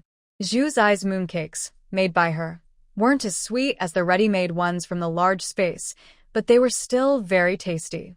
On the day before the Mid-Autumn Festival, Gu Jinghuai shamelessly said, "Wife, I think your mooncakes are delicious. Could you sell me a few? I want to give them as gifts." During this time, supplies were really scarce and many people couldn't buy mooncakes even if they had money. For his bosses, giving mooncakes as gifts was a way to win their favor. Thinking about Gu Jinghuai helping Zhu Changyi find a job, Zhu Zai suddenly remembered the debts she owed him. "No need to buy. You helped Changyi find a temporary job, and I haven't thanked you yet. You can take these mooncakes and give them to your bosses. I don't really like eating them, I just made some for the kids to try." Gu Jinghuai was deeply touched. He knew his wife truly cared for him. Their good relationship now made him wonder if soon they could open their hearts and truly understand each other. Gu Jinghuai looked forward to a future where they loved and supported each other. Meanwhile, Zhu Zai had already divided each mooncake's paper wrapping into 8 parts, packing them separately. She packed 5 bags, giving out 40 pieces. Plus, she had previously given 64 pieces to Lin Damei and her family. She kept 16 pieces at home. She also gave 2 to Grandma Yu next door, 2 to Village Head Yu, 2 to Uncle Yu, and 2 to Village Head Gu. That left her with 8 pieces at home. She didn't like eating them herself, and the children couldn't eat them either. The 3 of them ate the 8 pieces, which Zhu Zai thought was enough. As a result, second baby watched helplessly as his mother worked all day, making a lot of beautiful and tasty mooncakes, most of which were given away. Seeing those pitiful little mooncakes, he felt very sad. He pouted his little mouth and tearfully said, "Mom, your favoritism. You gave away so many. Second baby didn't get to eat any." Zhu Zai was both amused and helpless, comforting his son. "Be good, don't cry. If you want to eat, I'll make more for you next time. As long as you and your brother want to eat mooncakes, we can have them every day during the Mid-Autumn Festival. That's right. As long as the family is together, every day is a reunion festival." Hearing this, second baby finally stopped crying. Meanwhile, big baby sighed to himself and made a note in his little notebook. Besides being weak and unable to earn money, his mother now had one more thing for him to worry about: being a spendthrift. Gu Jinghuai carried the mooncakes and delivered them to the leaders of the steel factory one by one. He also gave 4 packages of mooncakes to Zhu Changyi's superiors. There was 1 package left with 8 mooncakes. When Gu Jinghuai met Leader Li and Leader Wang, he gave each of them 4. These 2 often invite him to eat when they work shifts. Although he refused as a leader, refusing too often might seem rude. They might even think he's too proud or look down on them. Giving a few mooncakes was his way of showing gratitude from before. Leaders Li and Wang were surprised and pleased to receive the mooncakes. They had also tried to buy mooncakes this year, but failed. They didn't expect Comrade Gu to bring some over. This really touched their hearts. Leaders Li and Wang hesitated but couldn't bring themselves to refuse. After that, they invited him to drink more often. Leader Li said, "Xiao Gu, bring your wife and kids to our house for a meal during the Mid-Autumn Festival." Leader Wang also invited him. "Yes, come to our house too. Let's have a meal together, 3 families." Gu Jinghuai couldn't help but laugh and cry. The mooncakes he gave out seemed to have backfired. "Big brother Li, big brother Wang, I won't go. My wife is shy and afraid to meet people. She clings to me, and if I'm not at home, she gets scared. Let's wait a bit longer. When my wife is a bit more mature, I'll take her with me." Leader Li. Leader Wang. How old is your wife? She sounds more like a child than an adult. Gu Jinghuai didn't think he was damaging his wife's reputation at all. Now he's used to using his wife as a shield to avoid social interactions. The situation isn't very good right now, and there are quite a few spies around. He's naturally an outsider, so he should just behave honestly. On the day of the Mid-Autumn Festival, Zhu Zai didn't go to the Zhu family. Instead, he prepared a table of food at home, and the family ate together. Little second baby ate mooncakes and drank juice from a brand Zhu Zai brought from his space, looking very happy and relaxed. Mom, can we celebrate mid-autumn like this in the future? Yes, and even better than this. Wow, awesome. That night, the moon was full and beautiful. Gu Jinghuai turned his face slightly, secretly watching Zhu Zai sitting beside him, feeling happy and warm inside. He was grateful to heaven for letting him travel through time to this different world, to enjoy the moonlight with the one he loved. May we live long and share the beauty of the moon from afar. After mid-autumn, the harvest season quickly arrived. And after the harvest, Zhu Changyi's wedding was about to be held. Zhu Zai, as his aunt, bought Zhu Changyi a new pair of shoes and a pen. Their wedding was quite grand for this era. Gu Jinghuai lent his bicycle to Zhu Changyi for the wedding. It had a big red flower on the front, which was quite a rare sight in this time. Zhu Changyi was worried about embarrassing himself by riding a bike at the wedding, so he started practicing a month early. Before, Gu Jinghuai used to drive Zhu Changyi to work. During that month, Zhu Changyi was the one driving Gu Jinghuai. After falling a few times, Gu Jinghuai was silent. Why don't you fall first, and after you get used to it, then take me? Zhu Changyi, worried about his bike, said, You really think my skills are bad, Gu Jinghuai. Speak properly. Saying things like that can be misunderstood. Zhu Changyi looked at him with innocent, confused eyes. What is my little brother-in-law talking about?